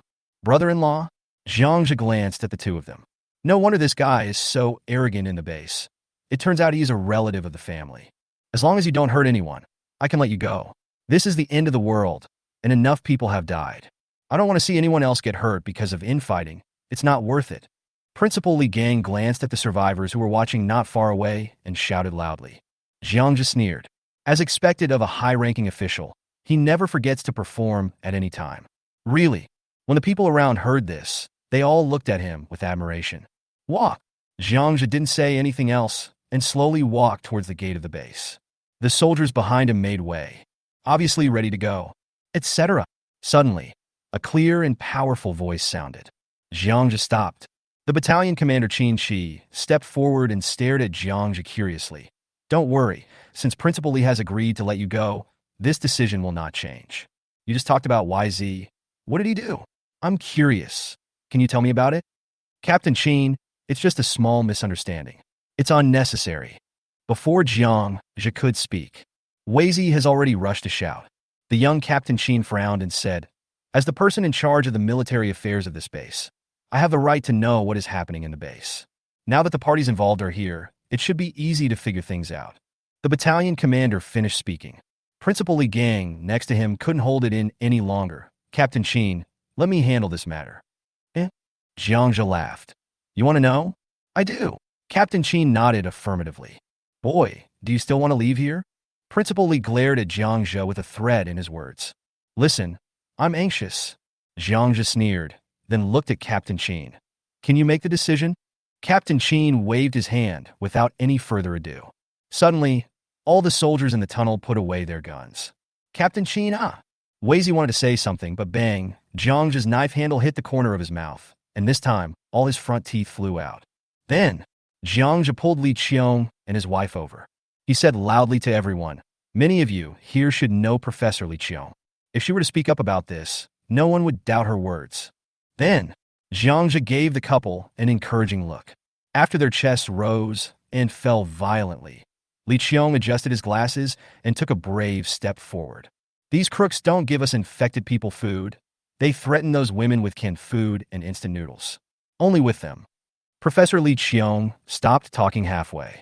Bang bang dong dong. The sound of 2 gunshots interrupted the. Everyone was stunned. Principal Li held the smoking pistol and stared ahead in disbelief. Jiang Zhe slowly moved the knife in front of him away, revealing a pair of cold eyes. On the heavy blade, 2 circular craters are clearly visible. You want to kill someone to silence him? Chapter 72, Truth or Dare. Squeak. Under the gaze of everyone, the dogleg knife pierced a huge gash in Weizi's neck, and blood spurted out on both sides. Don't kill anyone, Captain Qin growled. Jiang Zhe, however, had already rushed out like a ghost. The distance of 10 meters was reached in the blink of an eye with 2 sliding steps to the left and right before the surrounding soldiers could react. Click! Jiang Zhe's big hand has already reached onto Principal Li's pistol. Pick it up with force. The pistol fell into Jiang Zhe's hand, and he smashed it upward with his right fist. There was a crisp sound of bone breaking at the principal's right elbow. White bones popped out. Ah! Li Gang let out a scream. Captain Qin beside him stepped forward to rescue the other person, but Jiang Zhe kicked out with his right foot like a spike. Bang! Battalion Commander Qin's face changed. He felt the unmatched strength from Jiang Zhe's feet. His body flew into the air and knocked over a dozen soldiers. Wait until everyone can see the situation clearly. Jiang Zhe's knife is already on Principal Li Gang's neck. Crash! The surrounding soldiers raised their spears again. The scene seemed to return to what it was just now. However, the hostage changed from the crook to the principal. Brother, don't be impulsive. I will investigate this matter thoroughly. Even if I kill him, you won't be able to escape. Everyone else, don't move. Anyone who shoots again will be put in solitary confinement. Captain Qin stood up, rubbing his chest and grinning. Quickly calmed the emotions of both sides. Jiang Zhe looked at the battalion commander in surprise. This guy actually had a good temper. Even after being kicked by him, I didn't get angry. At least he is not in cahoots with Principal Li Gang. Captain Qin stared at Jiang Zhe with a burning gaze. Brother, it would be a pity if you don't join the army with your skills. Release Principal Li, and I can guarantee that there will be no trouble. Jiang Zhe blinked. The tip of the dogleg knife was pressed against the side of Principal Li's neck. What about him? What will happen? Li Gang, who was under the knife, panicked. He quickly said, Little brother, don't be impulsive. I was wrong just now. If you have any requests, just ask. Captain Qin looked at Principal Li with contempt in his eyes. There are no fools around. The 2 shots, just now, were obviously intended to silence the witness. The military will investigate this matter thoroughly. Don't forget that those women are still in the cells. Jiang Zhe laughed and looked at Captain Qin calmly. Don't worry, let me play truth or dare with Principal Li. After saying that, Jiang Zhe took out a large pair of pliers from his pocket, gently placed it on Li Gang's thumb. First question, Li Gang. Do you know anything about YZ? I don't know. Crack. A tragic wail sounded as the pliers directly cut off his thumb. Blood spurted out, and only a thin layer of skin remained connected to the finger. Then, the pliers were placed on the index finger. With a scream, the index finger broke into two pieces. Jiang Zhe stared at Captain Qin calmly, shaking his head slightly, signaling him not to interfere. Then, the pliers were placed on the middle finger. I know, don't pinch it anymore. Li Gong begged, trembling all over. Captain Qin, I have investigated it for you. Now, the second question is, Li Gang, have you ever slept with those women? This is a fatal problem. No, really not. Li Gang was shouting loudly with snot and tears streaming down his face. The middle finger was broken. Everyone around frowned, watching this scene quietly compared to the principal's miserable condition. They also wanted to know whether this usually high-handed head of the base had ever violated those women. With a scream, all 5 fingers on his hand were broken off. That's enough. Principal Li hasn't admitted it. Don't force him to confess anymore. When Captain Qin saw Jiang Zhe put the pliers on the fingers of his other hand, he couldn't help but let out a low growl. Jiang Zhe smiled and shook his head. This answer determines his future. He won't admit it until the end. After saying that, with a swish, Jiang Zhe cut open Li Gang's pants with his knife. The pliers reached into his crotch. Li Gang, think about it first. Have you ever slept with those women? Li Gang shook his head, his face pale. Perhaps he felt the force of the pliers and nodded quickly. Yes. Then, a heart-wrenching wail sounded from his mouth. With Li Gang's personal admission, the survivors and soldiers around looked at Li Gang with disgust. Go to hell. It's the end of the world, and you're still thinking about that trivial thing in your crotch. Suddenly, a woman's voice came from among the survivors. Brute! Beast! The crowd around him kept cursing. Captain Qin took a deep breath and asked, Can we let him go? Jiang Zhe shook his head. The dogleg knife was placed on Li Gang's neck again. I was helping you just now, but now it's my business. Captain Qin's expression changed. What on earth do you want to do? Everyone looked at Jiang Zhe in shock. A thought popped up in their minds at the same time. Madman. This is a madman. Doesn't he leave himself a way out? Jiang Zhe chuckled. His eyes turned cold in an instant. Just now, 2 shots were fired. 1 shot hit the target and 1 shot hit me. I'm a fair person. If you want to kill me, you must be prepared to die. Captain Qin's eyes widened instantly. Under everyone's gaze, the dogleg knife slowly pierced into Li Gang's neck. In the gurgling blood, the tip of the knife emerged from the other side of the neck. Cluck, cluck, cluck. Li Gang opened his mouth wide. Blood kept flowing out from the corners of his mouth, and a low growl came from his throat. After a moment, his head drooped and he died. Asshole, why are you doing this?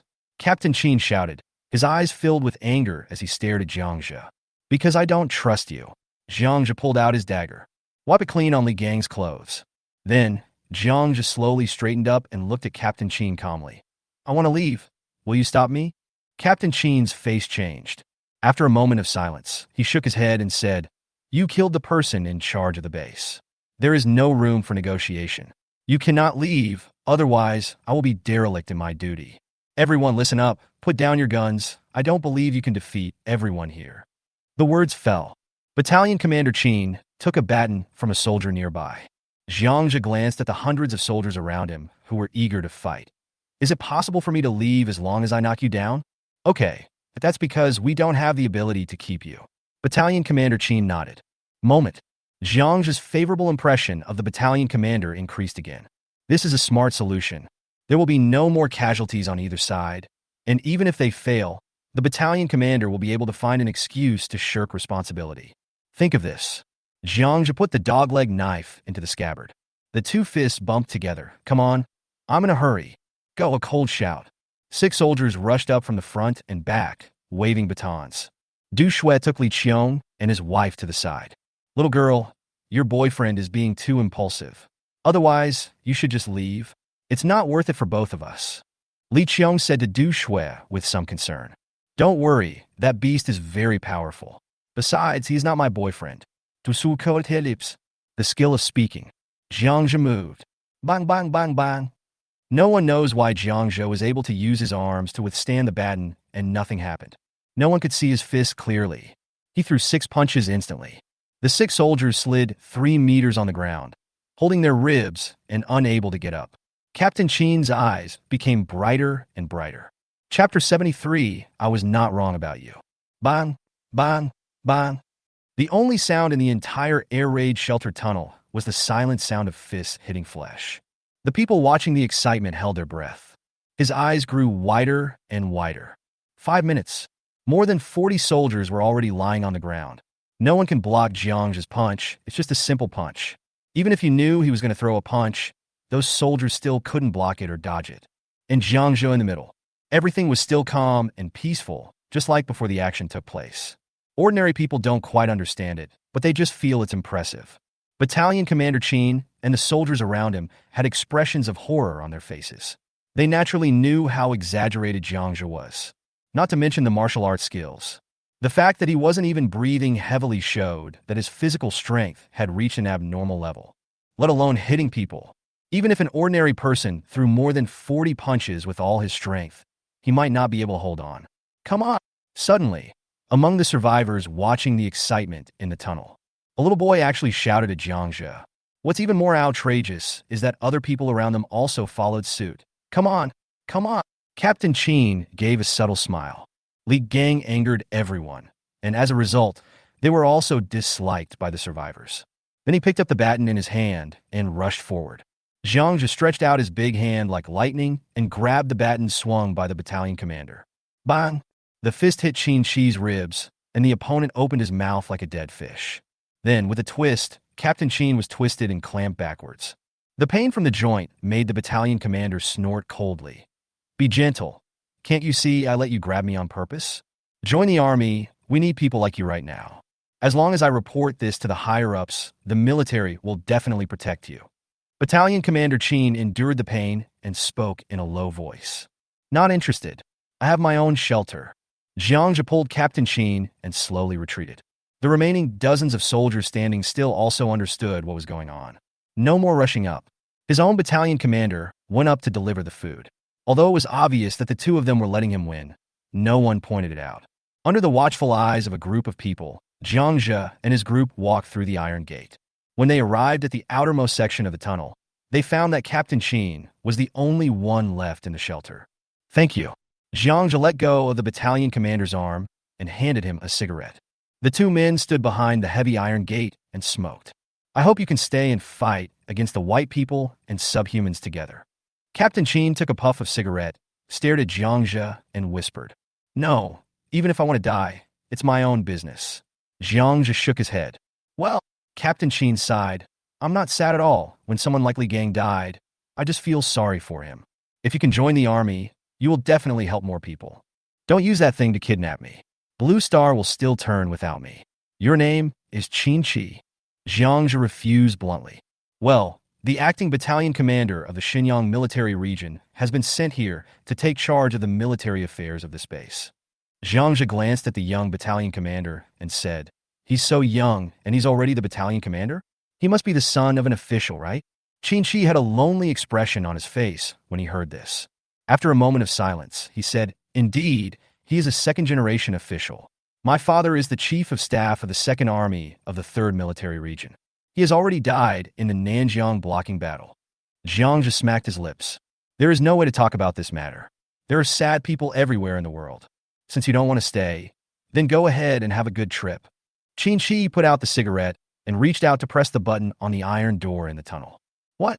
You're not going to persuade me to join the army? Jiang Zhe propped up his backpack and asked with some surprise. Forget it. It's a good thing that you can protect the people in a shelter. It doesn't matter where you go. Jiang Zhe gave him a thumbs up and said, That's a good idea. Quack quack. With the low hum of the motor, the heavy door of the air raid shelter rose. Take care of yourself. Both parties nodded goodbye. Fuck.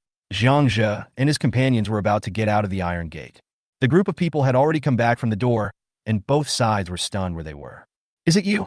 Jiang Zhe and the leading soldiers said in surprise at the same time. It turned out to be the group of soldiers from Zhaoqing. There were icicles on Zhao Qing's eyebrows. He widened his eyes and looked at Qin Chi and Jiang Zhe, who were standing together in surprise. You two know each other? Qin Shi asked in surprise. Jiang Zhe laughed and nodded. I know him.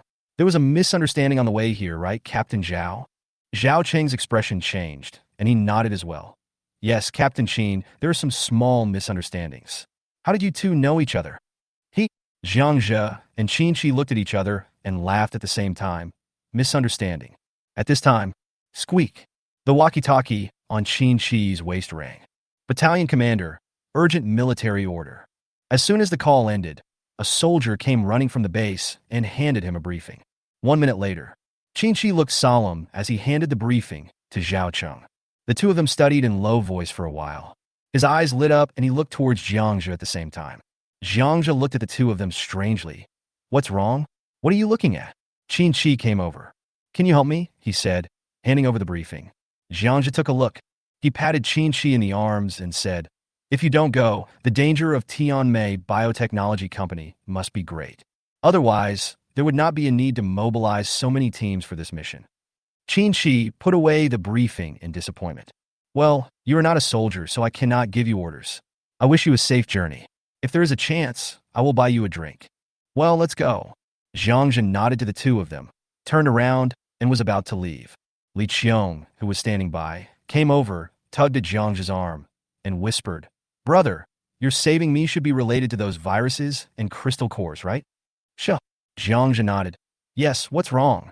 Li Qiong looked back at Qin Shi and said, Tianmei Biotechnology is the company with the most complete biological equipment in Shenyang City. If you let me do the experiment, do you have all the equipment? What? Jiang Zhe was stunned. Li Qiong raised her hand.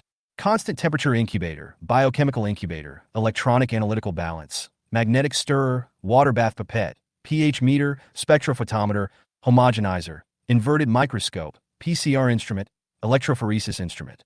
Stop! Jiang Zhe was overwhelmed. He quickly stopped the words from coming out of Li Qiong's mouth. He only has a high school education, and he can't recognize all the instruments that Professor Li Qiong mentioned. Do you have it? Li Qiong asked curiously. Jiang Zhe sucked his teeth.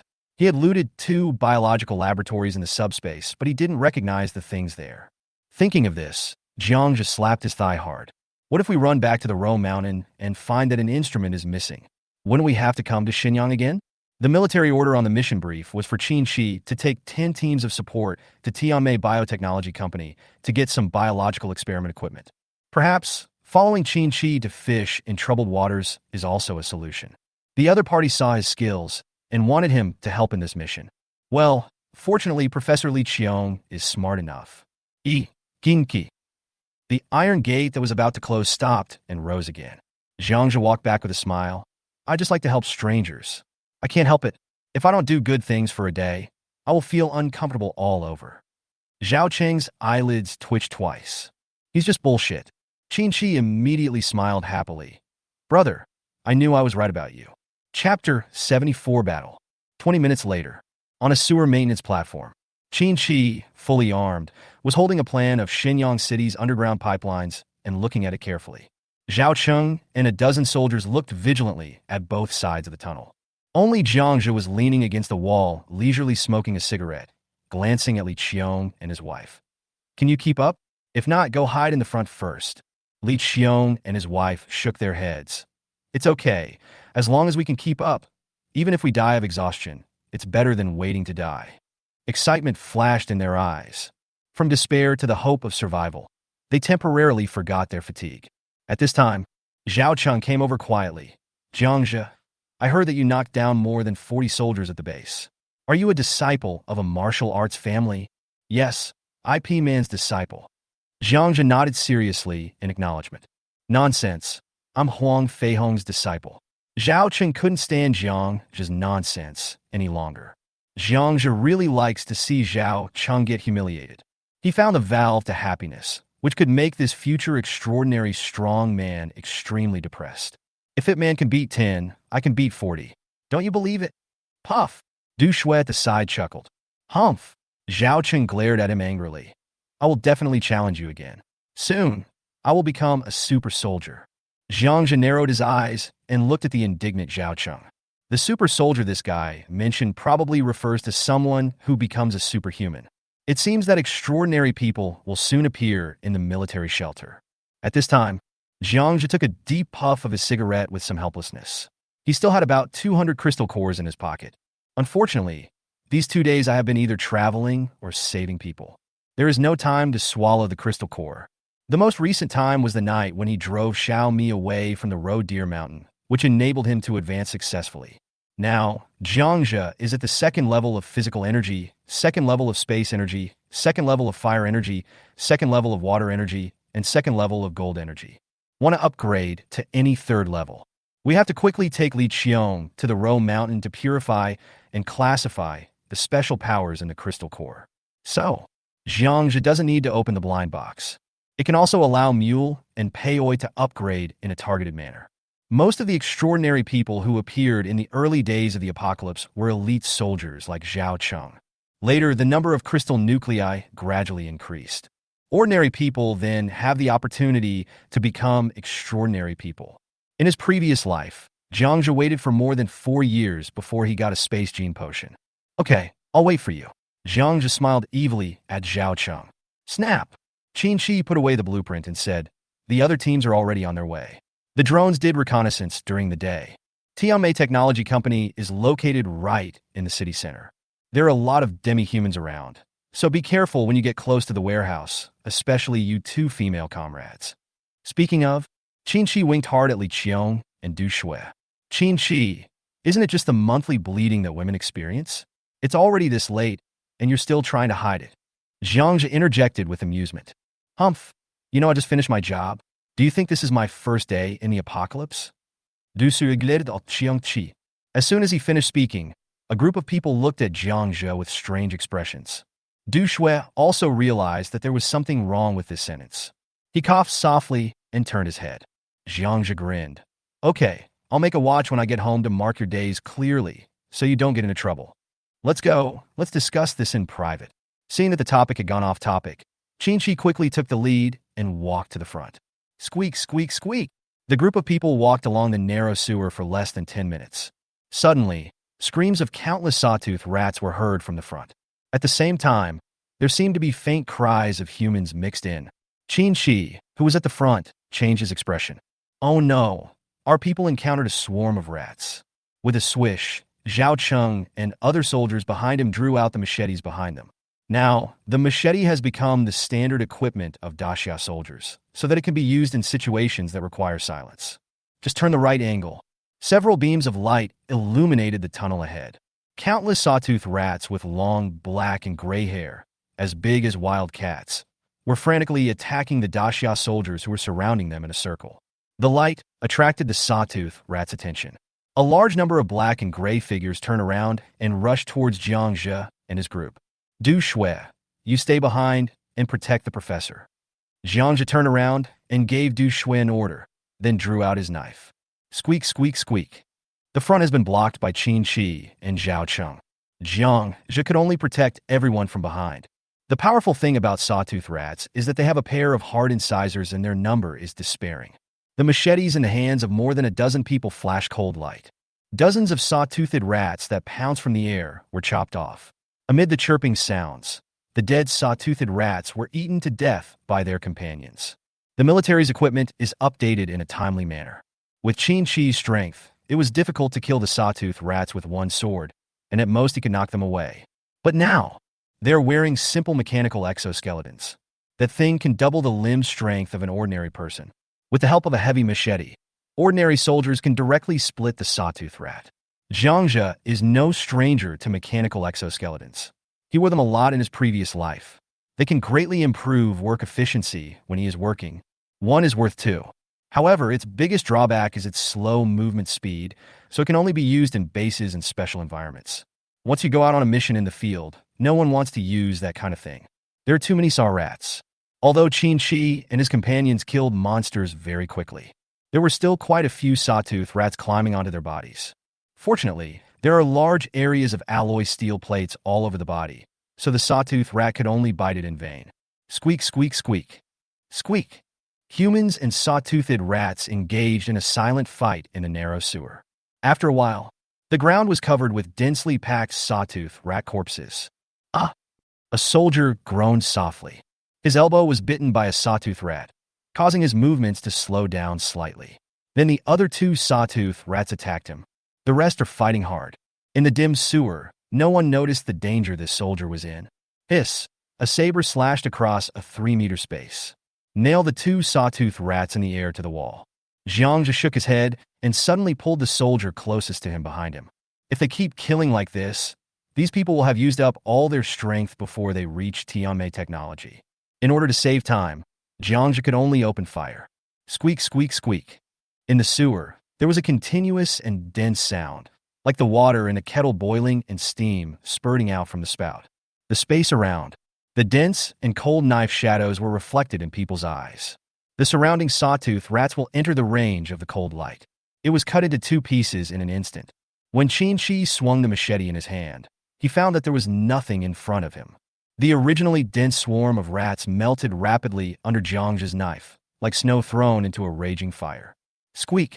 The remaining rats called out. They fled in all directions like a tide. These beasts felt the breath of death from Jiang Zhe. Oh my god, I was just wondering how that guy Zhao Cheng became so powerful, and it turned out to be you? We are really destined to be together. Followed by a surprised voice. Not far away, several blurry figures walked into the light. You can recognize this? Jiang Zhe smiled and shook off the blood on the knife. The person opposite him turned out to be the company commander who came to Shenyang with him.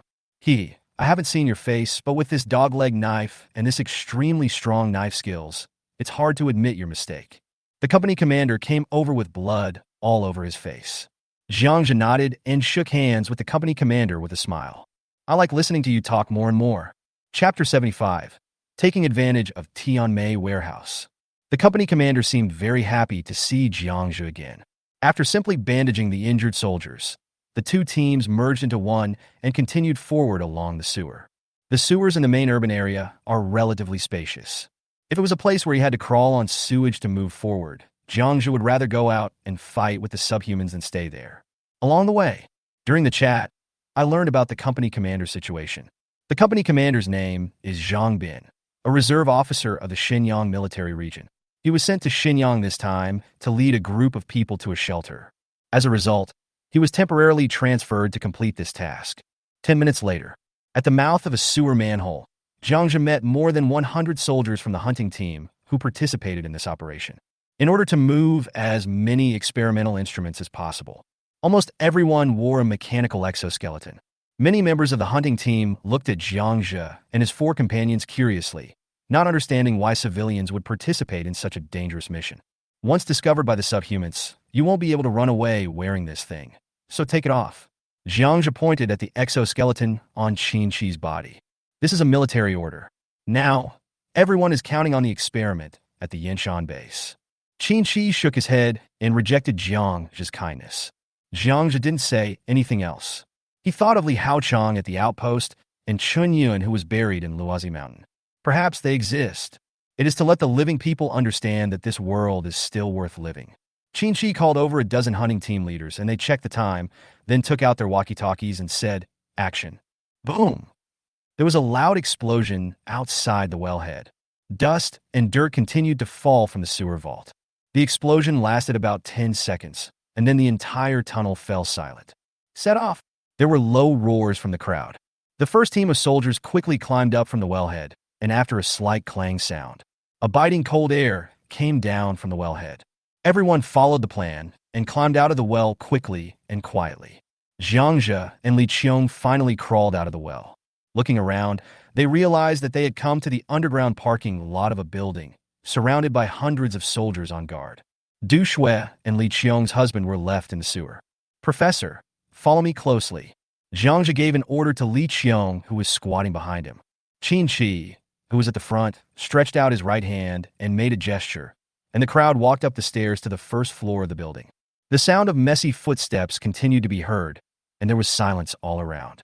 In the dim corridor, Jiang Zhe discovered through the promotional advertisements on the wall that they were in the building of Tianmei Technology Company. More than 100 people took turns moving forward, keeping watch on each other. Professor Li behind him just made a sound when Jiang Zhe covered his mouth. The professor's eyes widened. With a look of fear in his eyes, He raised his hand tremblingly and pointed to an extinguished campfire in the room. Several human thigh bones and skulls were discarded casually nearby. That was eaten by the subhumans, Jiang Zhe explained in a low voice. He pulled her and walked towards the first floor lobby with the others. Various gnawed bones can be seen everywhere in the corridors and rooms on the first floor. After a while, a group of people came to the hall. Behind the building is a spacious parking lot, and opposite is a dark warehouse. First floor lobby. Frozen hard subhuman poop can be seen everywhere. The military used drones to create explosions to lure away the demi-humans here. The warehouse is just opposite, so we have to act quickly. Following Xiao Chi's order, more than 100 people quickly crossed the parking lot. The warehouse in front of me is very large. Concrete walls and a half-foot-thick steel door with an electronic lock. This left Xiao Chi and his group of soldiers dumbfounded. Tianmei Technology Company believes that humans can return to the state of their previous lives. In order to protect this batch of expensive experimental instruments, the entire warehouse door and windows were welded shut with iron fences. Click, click, click. A dozen soldiers wearing exoskeletons worked together. The iron gate and the fence remained motionless. Xiao Chi frowned. Barbecue, who had been busy for half the night, was blocked by an iron gate. Several people discussed using bombs, but they were afraid of attracting the subhumans, so they stamped their feet anxiously. But no one noticed where Jiang Zhe went behind. We can't wait any longer. Use explosives immediately. Pick 2 people from each group to guard the door, and the others should get the experimental equipment as quickly as possible. Just when Xiao Chi had no choice but to give the order. Get out of the way, everyone. I'm telling you guys off. Didn't you expect people to lock the door when you came out? Come on, get out of the way. Jiang Zhe's voice stunned everyone. He pushed through the crowd and walked over with 2 oxygen cylinder-like tanks behind him. Squeak! A blue flame came out from the spray gun in his hand. Huh? Where did you get the cutting machine? Xiao Chi said excitedly. I just picked it up while taking a shit, Jiang Zhe said as he sprayed the thumb-thick fence with the spray gun. It takes less than a minute. The electronic locks and iron fences were shredded by the flames of the oxyacetylene welding machine. A group of people happily followed Jiang Zhe into the warehouse. The flashlight flashed. What catches your eye are rows of shelves more than 4 meters high, filled with all kinds of experimental instruments. From as small as a flask to as large as a baking oven and separator, we have everything. A group of people immediately took action. Take items from the outer packaging box, according to the form. This is a centrifuge, and this is an electrophoresis apparatus. And this... Professor Li Qiong kept looking at the instruments on the shelves, and whenever Jiang Zhe named one, he would mark it on the box with a knife. Half an hour later, the soldiers piled hundreds of instruments on a flat wooden frame, tied them tightly with ropes, and pushed them to the parking lot in front of the warehouse. Jiang Zhe suddenly understood. At first he thought they were going to be carried away on someone's back, but it turned out they were being packed up and lifted away by a helicopter. Xiao Jiang, what should we do with your equipment? Professor Li Qiong asked anxiously. Wait a minute, I'll mark it again, and then send someone to get it. Jiang Zhe lied casually and ran back. In less than 30 seconds, it popped out again. He just guarded the group of soldiers in the warehouse, and he didn't want to expose the subspace. Everything is ready. Jiang Zhe and a group of soldiers hid back on the first floor of Tianmei building. Hundreds of soldiers stared at the parking lot and the mountain of instruments through the broken windows. The most critical moment of action is coming. As long as we wait for the military transport helicopter to lift the equipment away, the mission will be successfully completed. Above the packaged instrument, a disc flickered with red light. That's the device used to locate the helicopter. The signal has been sent, and a group of people are holding their breath, waiting for the plane to arrive. 5 minutes later, boom! A low roar was heard in the dark night sky. In the sky, 3 helicopters swooped down to Tianmei Technology's parking lot from a height of 200 meters. After flying around the square, Jiang Zhe discovered that they were 2 Z-10 armed helicopters and 1 Z-88 medium transport helicopter. Hurry up, hurry up! Xiao Chi stared at the landing transport helicopter, muttering to himself and stomping the ground with his right foot. Helicopters will attract Asians or white-skinned people. As long as we can hoist the packaged instruments into the air before they arrive, the mission will be completed perfectly. The transport helicopter was already hovering 20 meters in the air. A blinding beam of light reached the ground. The rope on the plane was descending quickly, and Jiang Zhe could see the shiny iron hook shaking constantly. The 4 soldiers who remained in the parking lot waved their arms on the ground to give directions to the helicopter pilot. 5 meters. 4 meters. 2 meters. The sling will soon connect to the hook strap on the instrument bag. Roar, roar, roar. At this time, the roars of the demi-humans could be heard all around the warehouse. Immediately, densely packed demi-humans appeared on the low walls surrounding the place. Chapter 76, Iron Claw Grey Wolf. Booz, booz, booz. 2Z. 10 attack helicopters opened fire.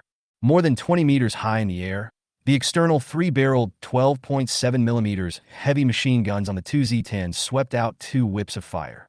The demi-humans that rushed in from all directions like a tide slammed heavily into the wall of bullets. There was a very obvious pause. The powerful kinetic energy of the bullets blew away dozens of demi-humans who were rushing in front. The armed helicopter bought the transport plane critical time. The hook finally caught on the hook strap. Boom! As the sling tightens, the hill-like instrument package slowly rose. Call!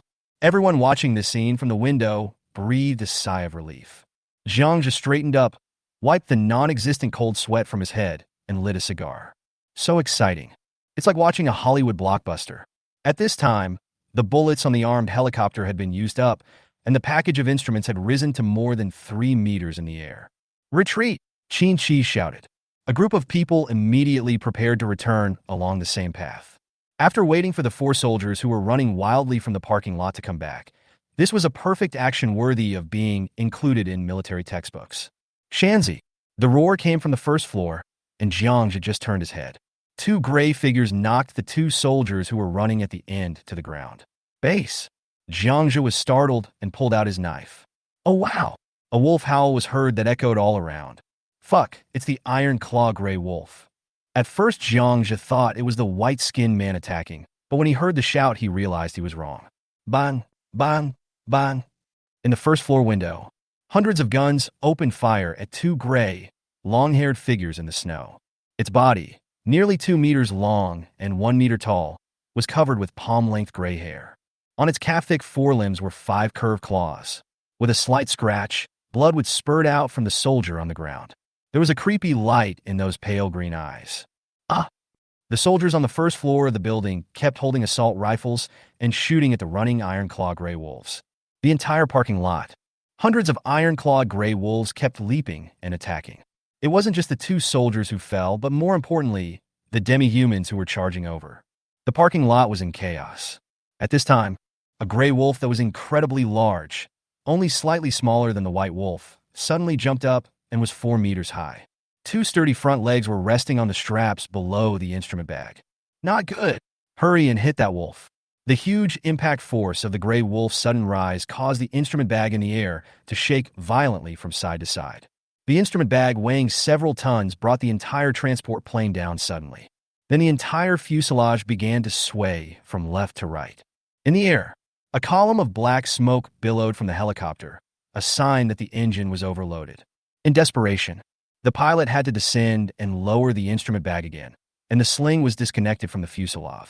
Hundreds of guns were shooting at the largest gray wolf. Jiang Zhe frowned. He was sure that this gray wolf was the king of the pack. And what was even more terrible was, this gray wolf must have eaten the white wolf's crystal core. Gray wolves generally live in the northernmost jungle bordering Daxia and Daxiong Kingdom, a bitterly cold place. Now, without humans and threats, they began to enter urban areas to hunt. They came following the sound of the helicopter. Large intestine and small intestine. Life is unpredictable. The good situation suddenly changed. Xiao Chi and a group of soldiers from the hunting team gritted their teeth and continued to fire at the Iron Claw Grey Wolves and demi-humans in the parking lot. Several giant wolves and hundreds of demi-humans noticed this place. They rushed over one after another. Prepare for close combat. Xiao Chi shouted. Base! Hundreds of soldiers drew the machetes behind them. The next second, countless demi-humans broke through the window and rushed in. Fortunately, they had the exoskeleton device and teamwork. The hunting team was not overwhelmed. However, they were still being pushed back by the demi-humans. 2 giant wolves rushed into the hall, knocked down a soldier, and bit him on the neck, causing blood to gush out immediately. Zhang Bin, who was at the forefront, chopped down 2 of the subhumans who were rushing towards him with a machete. But he was tackled by another tall subhuman. Just as the other party opened his mouth wide and was about to bite, a saber flew over and pierced his neck. Thank you.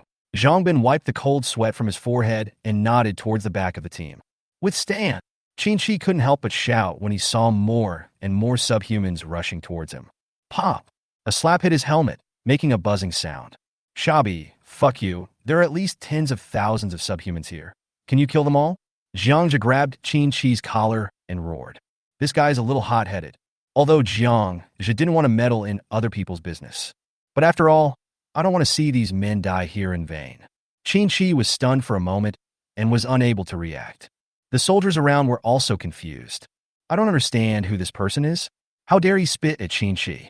Will the subhumans eat those instruments? Can't you wait for them to disperse before calling a helicopter? After saying, Jiang Zhe let go of the other person's collar. Get out of the way. A loud shout came from a man holding a dagger. Squeak, squeak. One kill, one head, one step. Kill hundreds of demi-humans crowded in the corridor. Then he grabbed 5 grenades from a soldier next to him, ripped them open, and threw them at the charging demi-humans. Boom, strape you. The demi-human who was in the front was blown away. The corridor became quiet for a while. I won't die with you. Jiang Zhe glanced at Qin Shi, turned around, and ran towards the basement. Qin Shi's eyes changed. He hesitated for a moment and finally uttered one word. Retreat. The entire parking lot behind the Tianmei building was in chaos. Subhuman, iron claw gray wolf. The roar of helicopters and the roar of wild beasts mixed together and spread far away in Shenyang City. In the basement of a 5-story building opposite the Tianmei building, Jiang Zhe, Du Shui, and Professor Li Qiong and his wife were hiding in a warehouse. Outside the corridor, there lay the headless bodies of a dozen subhumans. Through the narrow window of the basement, one could see countless subhumans on the street pouring towards Tianmei Company like a tide. In the basement, a portable natural gas stove emitted a glowing flame. Let the temperature in the room continue to rise. Baji. The 4 of them were munching on beef jerky. Xiao Jiang, aren't you going to help Captain Xin and the others? Professor Li asked in the room. No. Jiang Zhe responded straightforwardly. Professor Li Qiong glanced at Du Shui, who shook her head and said nothing. The atmosphere in the room was a little awkward. If Qin Shi is not a fool, he should hide now and think of a solution after those subhumans disperse. Professor Li hummed and lowered his head to eat beef jerky. It's been a busy day. Jiang Zhe decided to rest here for one night, wait for the professor to recover his strength, and then return to Luozi Mountain tomorrow morning. Roar, roar, roar. Suddenly, on the street outside, the originally chaotic roars of the demi-humans suddenly became uniform. The people who were drinking ginger sugar water were stunned. Jiang Zhe stood up and rushed out. Hide well and don't make any noise. After saying this, he disappeared. On the wide street, countless demi-humans stood on both sides, holding various weapons and roaring continuously. A figure about 2 meters and 5 meters tall, with exposed skin like pieces of rock, like a titan giant in mythology, slowly walked towards the Tianmei building. On each shoulder, there was a bone spur more than half a meter long and as thick as a wrist. In his hand was a guillotine as big as a door panel. So imposing. The surrounding demi-humans looked at this demi-human who stood out from the crowd and roared. It seemed as if they were welcoming their king. Thank goodness the demi-human king appears so soon. Jiang Zhe, who was hiding on the rooftop, couldn't help but exclaimed. The demi-human king was a unified name given by humans in previous lives to those demi-humans who had swallowed the white-skinned crystal core and become mutated. The more crystal cores it swallows, the larger its body becomes, and the stronger the demi-human king becomes. Judging from the current situation, this should be a first-level subhuman king. But the opponent's combat power is definitely not much less than that of a second-level physical transcendent. If this demi-human king is allowed to continue growing, he will definitely become the most terrifying existence in the entire Shenyang. Oh wow! On one side of the Tianmei building, the Wolf King seemed to sense the breath of the demi-human king and let out a provocative howl. Roar! The demi-human king stopped and roared as well. With a swing of the guillotine in his right hand, the demi-humans on both sides rushed towards the parking lot. Like a fierce general on the ancient battlefield. It's full and rushing straight into the sky.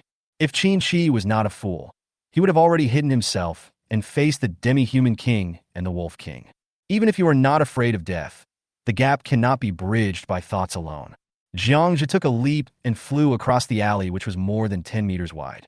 Jumped onto another building. He became interested in the battle between the demi-human king and the wolf king. Such scenes were rare. In the previous life, he had seen from afar a fourth-level transcendent fighting with a subhuman king. It took only 1 minute for two monsters to turn a building into ruins. It was extremely terrifying. A few dozen seconds later, Jiang Zhe just jumped onto the roof of the nearest building. I saw the two huge bodies of the Wolf King and the demi-human king collide fiercely. Good job. He just gets down to business and is ruthless without saying much. Chapter 77, No Martial. The entire parking lot was littered with corpses. Scattered there were the broken limbs of countless subhumans and the corpses of more than a dozen giant wolves.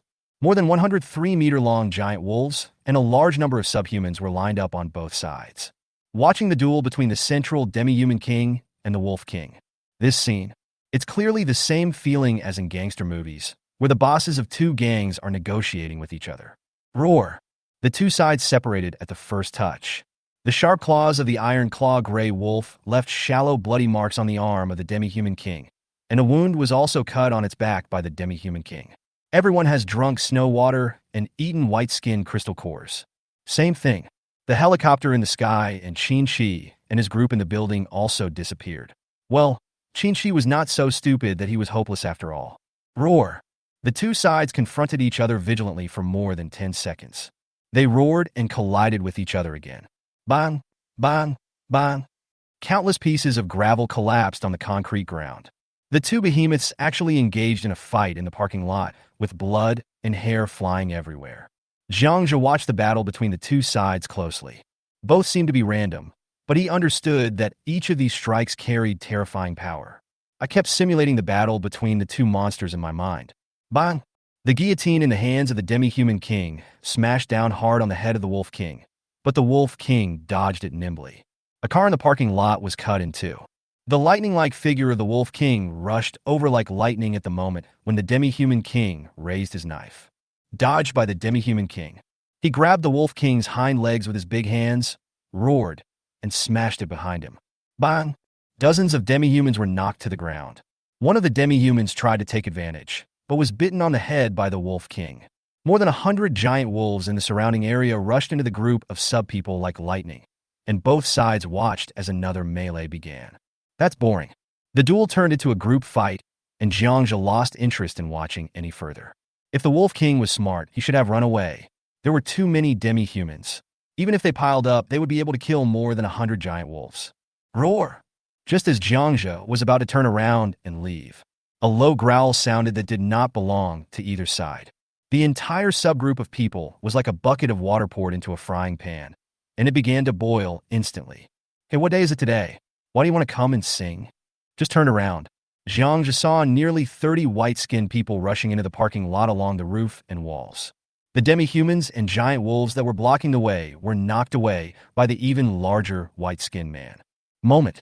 In the small parking lot, the subhumans, the white-skinned people, and the wolves were in a complete melee. Roar. When the demi-human king saw Bai Pai killing his demi-humans wantonly, he roared. The demi-humans who were originally intimidated by the white man's momentum suddenly roared together, and then rushed forward fearlessly like a tide. There were also many giant wolves that rushed towards the white-skinned man. Maybe he hates the other party's lack of martial ethics. Or maybe both the demi-human king and the wolf king felt threatened by the white skin. The subhumans and wolves, who were fighting for their lives, rushed towards the white-skinned man at the same time. More than 20 white-skinned people were submerged in the tide of subhumans. One by one, the subhumans were bitten to death or dismembered, and more of them pounced on the white-skinned man like ants. Two giant wolves bit a white-skinned beast's hind legs fiercely. Under the pulling of their huge mouths, the white-skinned beast staggered and fell. The hill-like subhumans submerged the white-skinned people. Roar! The demi-human king roared and rushed towards the fallen white-skin, charging savagely. The white-skinned man who had just stood up was hit on the neck by the bone spur on the shoulder of the demi-human king. Poof! The white-skinned man who was wreaking havoc in the whole place died. Jiang Zhe's eyes lit up, seeing the demi-human king and the wolf king leading their men to fight to the death with the white-skinned ones. An idea could not help but come to mind. Since we have such a good helper, at least I have to get a dozen crystal cores to make the trip to Nanjiang City worthwhile. In the parking lot, The demi-human king killed a white-skinned creature, which angered the surrounding white-skinned creatures. 7 or 8 white-skinned creatures rushed towards the demi-human king. Following the roar of the demi-human king, countless fearless demi-humans also rushed towards the white-skinned people. In an instant, the two sides rolled together like a snowball. A bloody fight took place. No one noticed that a figure rushed out from the Tianmei building. He rushed to the side of Bai Pai, who had just been killed like lightning, and with a puff, the dog-leg knife accurately pierced Bai Pai's head. With a twist and a pull, the crystal core disappeared from Jiang Zhe's hand. The two demi-humans beside him were stunned for a moment, and just as they were about to raise their weapons, 2 heads flew out. The parking lot was already in chaos at this time. Jiang Zhe crouched down like a snow rabbit and rushed towards a white-skinned beast that was killing everyone not far away, following the roaring crowd. Puff, puff, puff. The white-skinned creature was covered with subhumans, who kept attacking with their teeth and the weapons in their hands. The white-skinned tentacle wrapped around a demi-human, who pounced on its head. Then the claws dismembered the demi-human. Roar!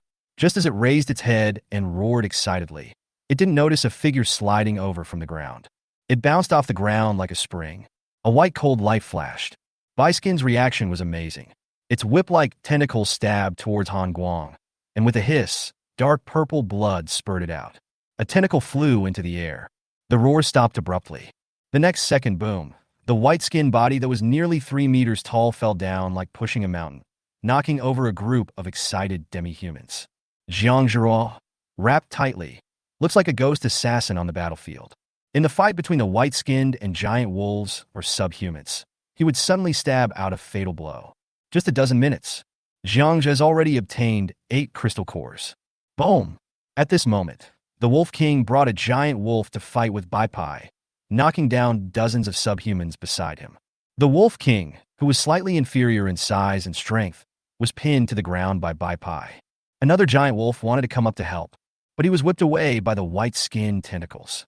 A big mouth bit towards the Wolf King under it. Suddenly, a figure appeared silently above the white-skinned creature and gently hooked its neck. Before Bai Pai could react, puff, the space blade pierced through the white-skinned man's head from the lower jaw. The huge body smashed down. The Wolf King struggled to turn over and leaped away, but Jiang Zhe had already swiftly taken out the white-skinned crystal core. Jiang Zhe half knelt on the ground and looked at the Wolf King. There was an inexplicable light flashing in the other's dark blue eyes. The Wolf King was very smart and knew that the man in front of him had just saved his life. Call! A whistling sound was heard. Jiang Zhe jumped out sideways, and boom, pieces of cement under the snow flew up. The demi-human king discovered Jiang Zhe at some point. He actually attacked him from behind. Fuck, you have no martial ethics. I'll just help you kill the white guy. Jiang Zhe shouted as he rushed to the side of a white guy. The space blade in his hand cut off the opponent's waving tentacles. Roar! The white-skinned man screamed in pain, and the other 10 or so white-skinned men in the parking lot rushed towards him. Day! This female white-skinned creature is a white lotus, yet she has so many bootlickers. Jiang Zhe turned around decisively. He pulled out a 12.7 heavy machine gun in his hand. Da-da-da! The bullets tore a path through the demi-humans blocking the road ahead. Jiang Zhe's body shot into the lobby of Tianmei building like a sharp arrow. Behind, a dozen white-skinned people chased in. Chapter 78, Cannons as Guns. On one side of the lobby of Tianmei building is a corridor nearly 20 meters long. At the end, Boomstrapia, a 155mm howitzer appeared in the dark corridor. The muzzle of the gun was pointed straight ahead. The entire cannon body filled the corridor, and the 4 crab-leg-like cannon hosts smashed through the walls on both sides. The howitzers were collected by Jiang Zhe from the Nanjiang artillery position, and there are still hundreds of them in the dimensional space. In the previous life, Jiang Zhe learned a lot about artillery firing from Pao Yi at the base. Although not as accurate as Pao Yi, but simply firing the cannon is no problem. Boomstrapia. A dozen white people rushed in one after another. Snap, Jiang Zhe lit a cigar, and a steel plate as big as a door panel and half a foot thick appeared in front of him. The noise attracted Bai Pai. Squeak, squeak, squeak. 10 white-skinned people came into the corridor and rushed over. A group of huge white people almost filled the entire corridor. Looking at the white skin that is already so close, Jiang Zhe took a deep puff of his cigar and pulled the trigger hard. Boom, strapya. A dazzling light suddenly lit up in the narrow corridor. The powerful air wave from the muzzle directly collapsed the walls on both sides. Dust flew up and flooded the corridor. The building began to shake. Fuck, this is too big. Jiang Zhe and the steel plate were blown away by the air wave and hit the wall behind him. If Master Pow were here, I'm afraid my jaw will drop. No one had ever used a howitzer like he did. The cannon with a maximum range of dozens of kilometers was used as a heavy machine gun. Not to mention the shock wave of the explosion. The sound waves gathered in the corridor alone are enough to kill an ordinary person. Jiang Zhe only felt that tens of thousands of tons of seawater were poured into his ears. Buzz, buzz, buzz. My head feels dizzy. 3 minutes later. Puff! Jiang Zhe shook his head and spat out the dust in his mouth. The corridor was silent. All that could be heard was the sound of the subhumans and the remaining white people fighting in the parking lot. After putting away the howitzer, Jiang Zhe discovered that the entire corridor had been destroyed. The broken limbs and arms of 10 white-skinned people were stuck in the rubble wall. Even so, these monsters have amazing defensive capabilities. Even though a 155mm shell hit him in the face, he still couldn't escape being torn apart. Jiang Zhe smiled. He pulled out his dagger, dug out the white-skinned corpse, and quickly harvested the crystal cores. No more, no less, exactly 10. All the white people who rushed and were sacrificed. Just as they finished cleaning up, the roar of the demi-human king was heard from the square. Your uncle. This time it's your turn, you bastard. Just now, the demi-human king launched a surprise attack without any moral principles. Jiang Zhe had already marked him with lines. A 14.7mm flat-fire machine gun was placed at the entrance of the hall. Da-da-da. Among the crowd of people who were celebrating their victory, blood flowers suddenly burst out. Bullets thicker than a palm tore into the demi-human's body. A cloud of snow exploded from the demi-human king's chest. Roar! The demi-human king let out a roar that shook the earth, and the demi-humans around him rushed towards Jiang Zhe. A box of bullets was used up in less than 10 seconds. The area in front of the building also turned into a bloody hell. Draft? That's mine. Jiang Zhe looked at the demi-human king, who was trying to dig out the crystal core of a white-skinned man, and shouted anxiously. Base! He drew out his dagger and rushed forward. Squeak! Without Bipe, Jiang Zhe no longer needs to worry about being ambushed. The two knives flashed with dense cold rays. The heads of the demi-humans rushing towards us from all directions kept flying into the air. The demi-human king roared, and the demi-humans beside him made way for him, and the guillotine in his hand smashed down towards Jiang Zhe. He dodged it with a quick move. A blazing flame appeared in Jiang Zhe's left hand, and with a bang, the flaming right fist smashed hard into the demi-human king's chest. Squeak, squeak, squeak. The aroma of barbecue wafted in. The demi-human king roared in pain and swept the guillotine in his hand. A 2-meter-high steel ingot suddenly appeared beside Jiang Zhe. Clang! Amidst the flying sparks, the demi-human king staggered back due to the recoil, and the guillotine in his hand shattered into pieces. Squeak! A ball of water hit the demi-human king's head out of thin air. It instantly formed an ice ball. Roar! The roar stopped abruptly. A huge head flew up and was kicked away by Jiang Zhe, taking advantage of the time when the surrounding demi-humans were stunned. A dozen heavy anti-tank mines flew in all directions, and Jiang Zhe jumped towards the Tianmei building like a rabbit. Boom, boom, boom, strapje, strapje. The subhumans just reacted. The entire parking lot was filled with clouds of gravel and smoke rising into the sky, as well as countless pieces of subhuman body parts. Huff, huff. In the dark sewer, Jiang Zhe laughed breathlessly. This trip was worthwhile. Not only did I get the experimental equipment, but I also accidentally got 22 white-skinned crystal cores. It's a pity that although he is a second-level physical transcendent, with a physical fitness nearly 8 times that of an ordinary person, fighting with subhumans is exhausting enough. Otherwise, all the crystal cores in the square could be dealt with. What made Jiang Zhe most happy was not the crystal core. Instead, he became a superhuman in all aspects. In the battle with the demi-human king, just now, he used fire psychic energy and water psychic energy.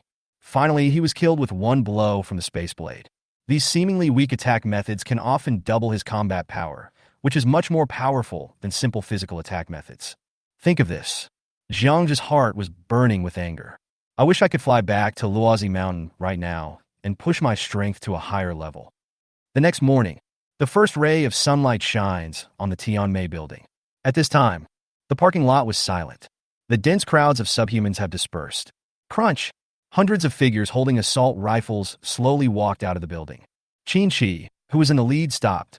He glanced at the countless demi-human corpses and heads in the parking lot and couldn't help but frown. Several hunting team leaders came to examine the demi-human corpse. Fuck, a captain exclaimed. He is definitely an expert with a knife. They were all killed with one strike. Look at the cuts. I said, could it be the guy from yesterday?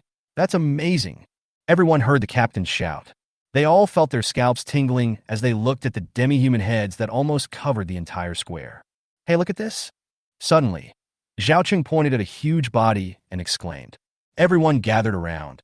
This subhuman is definitely mutated. Although the demi-human king had turned into a corpse, his huge body still brought considerable impact to everyone. Xiao Chi looked at the demi-human king on the ground. He couldn't help but be thankful for the slap Jiang Zhe gave him on the back of the head last night. It woke him up and saved his life. Even if there were 100 hunting teams, they might not be able to kill a monster like this. All teams alert. Xiao Chi was silent for a moment, then left and called for a helicopter. This time, the military sent 3 armed helicopters. There is no more demi-human king. The number of demi-humans attracted was much less than yesterday. Under the cover of the helicopter, the packed instruments and the body of the subhuman king were quickly taken away by the transport helicopter and left Xinyang. Xiao Chi, who was hiding in the corner, saw that the mission was completed. I couldn't help but breathe a sigh of relief. Jiang Zhe, who are you? In the whisper, the hunting team disappeared into the sewers. Chapter 79. 2 rabbit legs are not enough. Xiao Jiang, what did you do before? I'm just a delivery boy. At this time, on a road about 10 kilometers away from Nanjiang City. Jiang Zhe lifted up his ski sunglasses and grinned at Professor Li behind him. Xiao Jiang, you really prove the saying that experts are found among the people. Professor Li Qiong praised Jiang Zhe. Jiang Zhe smiled and brushed off the snow on his legs. It was all forced out. It is less than 5 kilometers away from the ski resort. We will be able to take a helicopter back to the Road Deer Mountain base soon.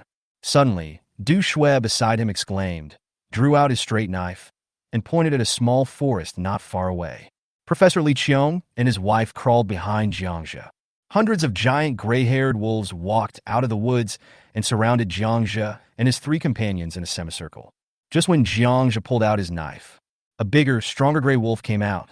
He was on all fours with a height of nearly 2 meters, and he brought with him a strong sense of oppression. Jiang Zhe couldn't help but wonder. It turned out to be the Wolf King from last night, with subhuman bloodstains on its fur. The Wolf King stopped about 10 meters away from the 4 people. A pair of deep blue eyes looked at Jiang Zhe quietly. Deep, but not murderous. Jiang Zhe, is that a wolf? Du Shui swallowed and spoke with a dry throat. Yes, Iron Claw Gray Wolf. Jiang Zhe nodded and walked out. The wolves probably weren't here to cause trouble. Otherwise, they would never have held pre-war negotiations like humans did. Jiang Zhe walked 3 meters away from the Wolf King and stopped. Base. He put the dogleg knife back into the sheath and said, what do you want from me if you rob me on the road? If you want to thank me for saving your life, then you don't have a single hair on your head. Your sincerity is not enough. After finishing speaking, Jiang Zhe burst out laughing. He was amused by his own childish behavior. It's stupid to chat with a wolf. The Wolf King tilted his head, sniffed at Jiang Zhe, and then looked back. Rustle. 2 giant wolves ran over with furry prey in their mouths. Bang bang. Then he threw it in front of Jiang Zhe. This scene stunned the 4 people. Looking at the snow rabbit with a bloody hole next to its feet, Jiang Zhe frowned. What is going on? Hey buddy, are these 2 big rabbits for me? Both sides were silent for a moment. Jiang Zhe pointed at the rabbit on the ground and spoke while gesturing with his hands. The Wolf King stepped forward and pushed the rabbit towards him with his mouth. Watch this action. Jiang Zhe couldn't help but laugh. It was confirmed that the other party really came to deliver the rabbit. He accidentally saved the other person's life last night. This guy is here to return the gift. Well, he is really a loving wolf who knows how to repay kindness, which is very good, better than many people in the apocalypse. Jiang Zhe took out his dog-leg knife. Cece cut off the 4 hind legs of the 2 big rabbits and tied them to the back of his backpack. Okay, it's really difficult for you. I'll just take for legs. Jiang Zhe patted his legs behind him and said. The Wolf King tilted his head and looked at Jiang Zhe, as if he understood what he meant. After a low hum, he turned and walked towards the grove. Jiang Zhe smiled, shook his head, and turned away. This is quite a mysterious experience. In previous lives, telekinetic beings were indeed able to tame some ferocious beasts through mental communication. He had once seen a superhuman in the base tame a mutant tiger. He rides on his tigress and runs around like a show-off every day. This made him and Pao Yi very envious. Oh wait! Suddenly, Jiang Zhe turned around and shouted. The Wolf King turned around in confusion. You are the Wolf King. 2 rabbit legs are not enough to buy your life. I'm just saying this. Think about it yourself. Take your time to think about it. Jiang Zhe winked and grinned at the other party. Then he walked back under the Wolf King's puzzled gaze. Du Shui and the other two's eyelids twitched. This guy was so speechless that he even wanted to pull the fur of a wolf. Xiao Jiang, do you know that wolf? Professor Li asked curiously. Well, I saved that guy's life last night. The professor and the other 2 looked in amazement at the Wolf King, who was still thinking. The 4 of them quickly disappeared into the vast snow. The sun sets. 3 hours later, Du Shui landed the helicopter in the previous valley. Xiao Jiang, you have given me so many surprises. I didn't expect that you not only have a helicopter, but also your own refuge base. How do you do this? Do you have the ability to predict the future? The professor and his wife said with emotion as they looked at the helicopter behind them. Originally, Li Qiong didn't hold out much hope. Even the most powerful Daxia military couldn't do it, so Jiang Zhe was not expected to be able to do it at the beginning. They just wanted to leave the air raid shelter base that made them desperate. Mr. and Mrs. Li Qiong hoped to die outside. Now, Jiang Zhe has given them too many surprises.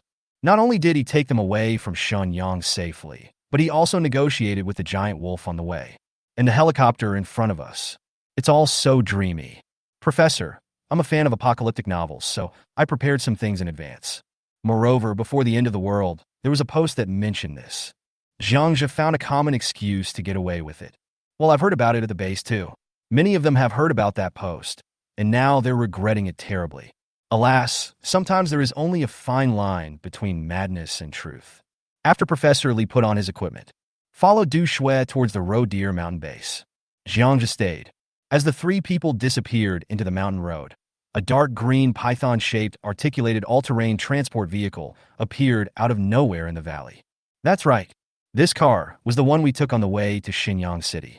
Jiang Zhe picked up the abandoned transport truck that had fallen into a pit when passing by the town. Looking at the huge transport truck in front of him, Jiang Zhe rubbed his hands excitedly. In the end times, which kind of transport vehicle on the ground is the most powerful?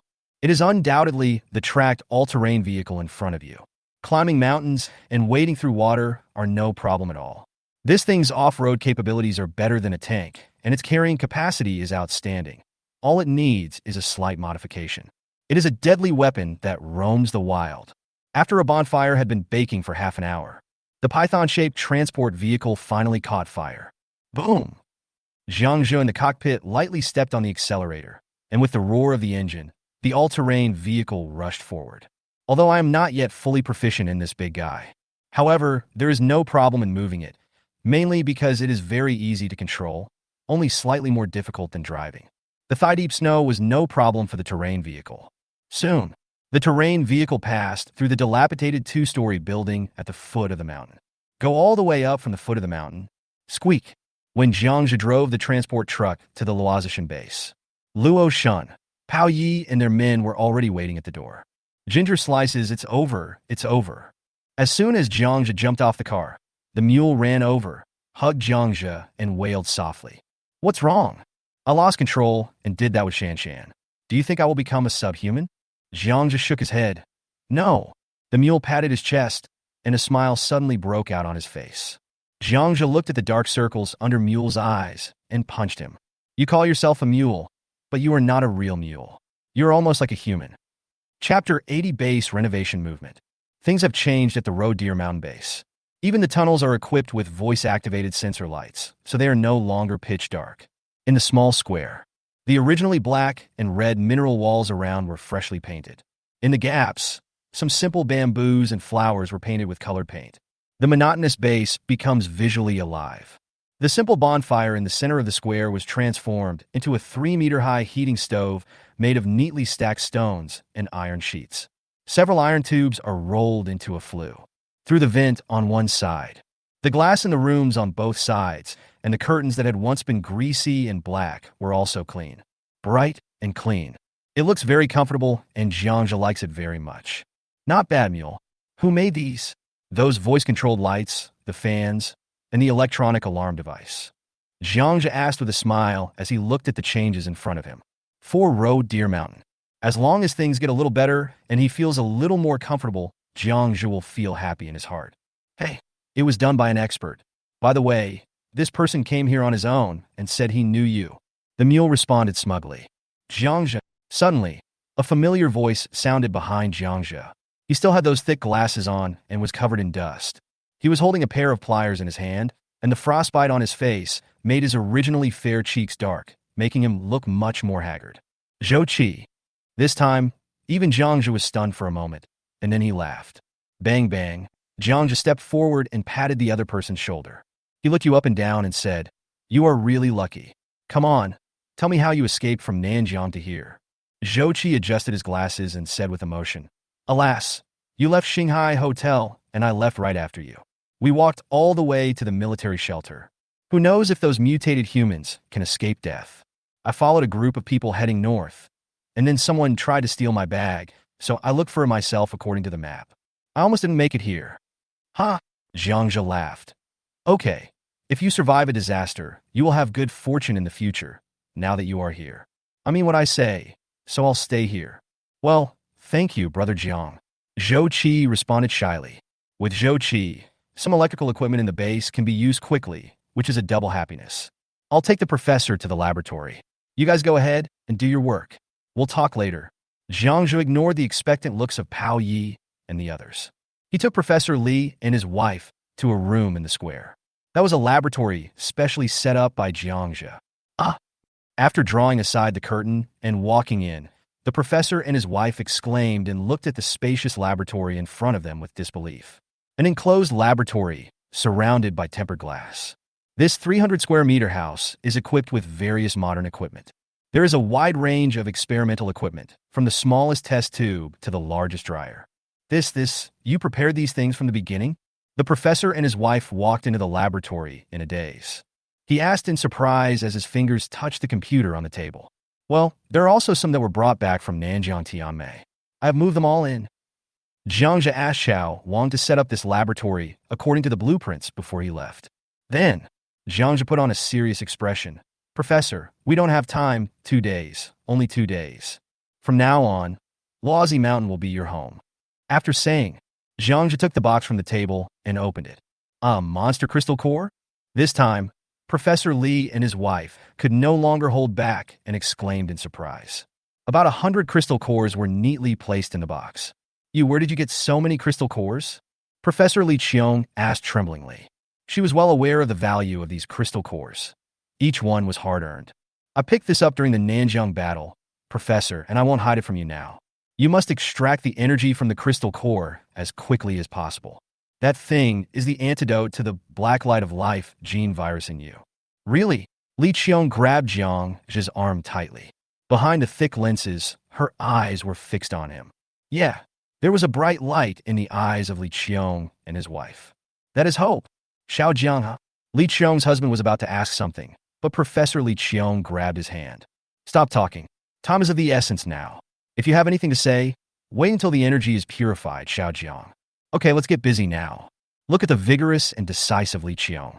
Jiang Zhe nodded. "Professor, if you need anything, tell me right away. I will find a way to solve it. Remember, 2 days, at most 2 days. Call." Walked out of the laboratory. Jiang Zhe lit a cigar and took a long breath. Whether it can succeed depends on Professor Li Qiong and his wife. The purification of crystal core energy is related to their own lives. I think Jiang Zhe doesn't need to say anything more. The mobile power generation vehicle was placed outside the laboratory. Now, electricity is fully supplied to the entire laboratory, and in the center of the small square, there is only one LED lamp emitting light. Pao Yi and Lu Zi and a group of people surrounded them. Jiang Zhe knew that they were concerned about the virus. A group of people came to the 3-meter-high stove in the middle of the small square and sat at the tables around it. Jiang Zhe took out a cigarette and passed it around to Pao Yi. "Just wait. We'll know the result in 2 days at most." A group of people nodded without saying anything. "Xiao Wang, how are those miners doing? What's the current situation in the mine?" Jiang Zhe looked at Xiao Wang. Boss, don't worry. We didn't mistreat them. We just relied on manpower without machinery, so the progress was a bit slow. Chao Wang quickly stood up and said. Jiang Zhe pointed outside the base and said, I brought some construction machinery from outside. You can bring people to drive all the machines back later. There might be a hot spring in this place, so hurry up. In addition, assign a dozen people to build a platform at the entrance of the alley for the helicopter to land. Du Tao's helicopter is so precious. Jiang Zhe was always worried about leaving it in the valley. Although this area is relatively remote, there are still many subhumans and shelters in case they are discovered. By then it will be too late to cry. No problem, boss. Chao Wang agreed. When he came back, Jiang Zhe had already placed more than a dozen construction machines at the foot of the mountain, and Chao Wang had to lead people to collect them. Boom! At this time, Mule drove the python-shaped articulated transporter and slowly stopped in the small square. A group of people looked at this huge creature curiously. Fortunately, the mine is spacious enough. Otherwise, we would have to park it in the wild. Du Shui and Alan didn't know the girls, but Pei Oi and Liuzi and others surrounded them. This is a good thing. I didn't ask just now. This thing belongs to the military. Did you pick it up? Pao Yi stroked the python-shaped car and asked curiously. Outside Shenyang City, we happened to run into a military transport team, and this vehicle got stuck in a pit. I just happened to get it back. Jiang Zhe chuckled and opened the car door. Ban, ban, ban. The equipment was taken off the car one by one. Fuck, is this a mechanical exoskeleton? And heavy machine guns? Pei Oi, Liuzi, and Dabing exclaimed. The mechanical exoskeleton was stolen from the warehouse of the University of Science and Technology, and the 614.7mm heavy machine guns came from the Nanjiang battlefield. There are also a bunch of odds and ends. Steel plates, steel bars, oxy-welding machines, acetylene cutting machines, various PVC pipes, and wires and other debris piled up into a small mountain. Jiang Zhe glanced at the people around him. He shook his head sadly, saying there were still too few people. Next, he, as the nominal leader, will most likely have to take part in the battle himself. Base excavation and transformation. Python-shaped car transformation. Build a helipad. There are too many things that need to be upgraded and renovated at the Luohan base. He doesn't have big ambitions. He just hopes that the base will be more solid, the food and accommodation will be more comfortable, and the strength will be more abnormal. In the end times, with the brothers eating and drinking well, hunting and pulling radishes, a lifetime passed quickly. This life would be perfect. Just do it. Everyone in the base was busy again.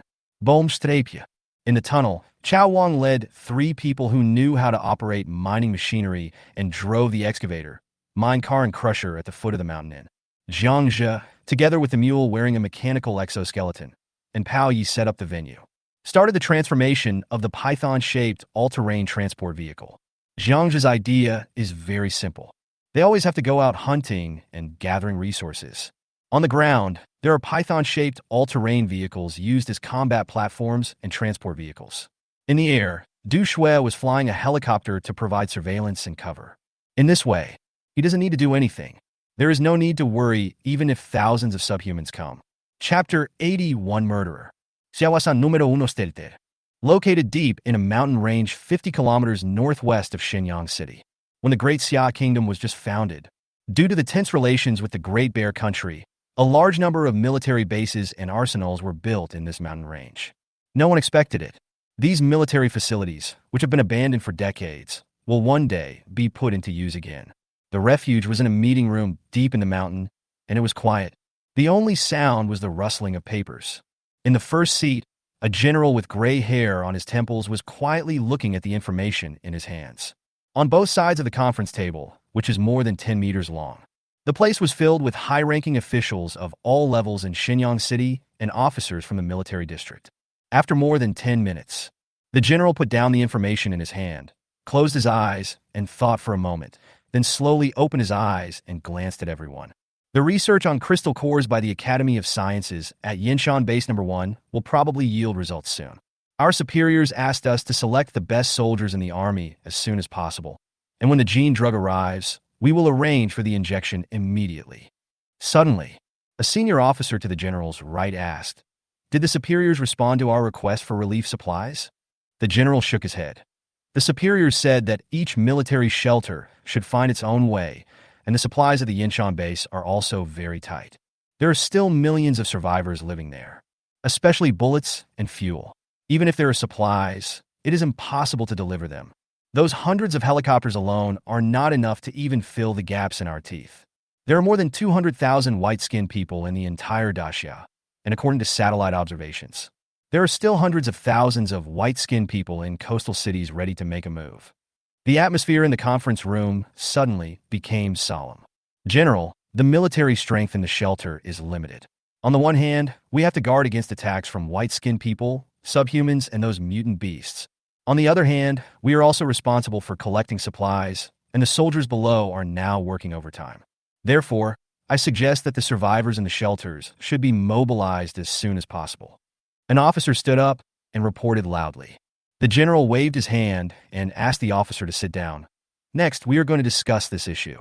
I propose that we select healthy survivors aged 16 to 50 from the refugee base to form a supply collection team. In the future, the army will be mainly responsible for collecting strategic materials such as steel and fuel. The survivor team is responsible for collecting food and other daily necessities. Now is the end of the world, and the refuge is a refuge for everyone. Everyone should do their part. The military and others immediately discussed and formulated rules and regulations for the refuge. If anyone refuses, they will be punished by military law. After the general finished speaking, the people in the conference room looked at each other and nodded silently. General Zhao. Suddenly, a middle-aged man stood up, took out a document, and waved it towards everyone. Everyone, this man named Jiang Zhe was guarding the shelter of Shenyang University of Technology in front of tens of thousands of people and tortured and killed the person in charge, Principal Li. This is a blatant provocation to the authorities. If we fail to respond immediately and strongly to this incident and punish the murderer, will more people follow his example in the future? How can we, the Daxia government, maintain our prestige in this apocalypse? The man said and slowly sat down. Yes, if anyone kills our officials because it is the end of the world, then everyone will be in danger, right? Someone in the crowd immediately spoke out in support. It must be severely punished. Bring the people here for a public trial. This is an extraordinary period, and the public must be shown the tough side of the authorities. In the conference room, many people from the official faction of Shenyang City responded one after another. The military remained silent. The leading general lit a cigarette, and after the noise in the meeting died down, he looked at a middle-aged man on his right and said, "Governor Li, we can set up a special investigation team to investigate this matter, and the military can help you bring the people here. What do you think?" The middle-aged man adjusted his glasses and nodded. "Okay, I will set up an investigation team as soon as possible after I go down." The meeting is adjourned. Chu, Jiang Zhe, who was busy at the Road Deer Mountain base, couldn't help but sneeze. "Ginger, are you catching a cold?" The mule at the side asked nervously. In the end times, if you get sick, it's like losing half your life. So mule can't help but be nervous. Bang! Jiang Zhe picked up a piece of steel plate and handed it to Pao Yi in the carriage. "Don't worry, I am now immune to all poisons." In the end times, one of the greatest benefits of becoming a superhuman is that you will never get sick again, no matter what the disease is. Busy time is always short. The day passed quickly.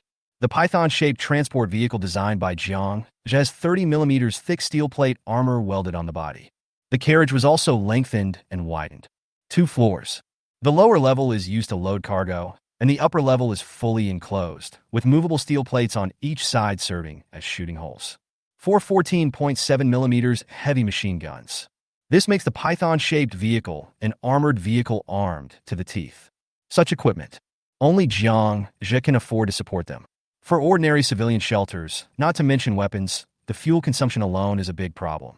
Before the end of the world, Jiang Zhe naturally knew the importance of fuel. If the fuel stored in the dimensional space is only used for helicopters and python-shaped vehicles, it's no problem to run for 100 years. Dingling! Dinner is ready.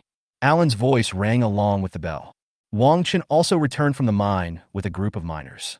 Du Shui and 2 kitchen helpers pulled out 2 large stainless steel barrels on a flatbed cart. Each worker was given a bowl of noodle soup and a bowl of potato and sauerkraut sauce. There is also a big bowl of pickle mustard. Head!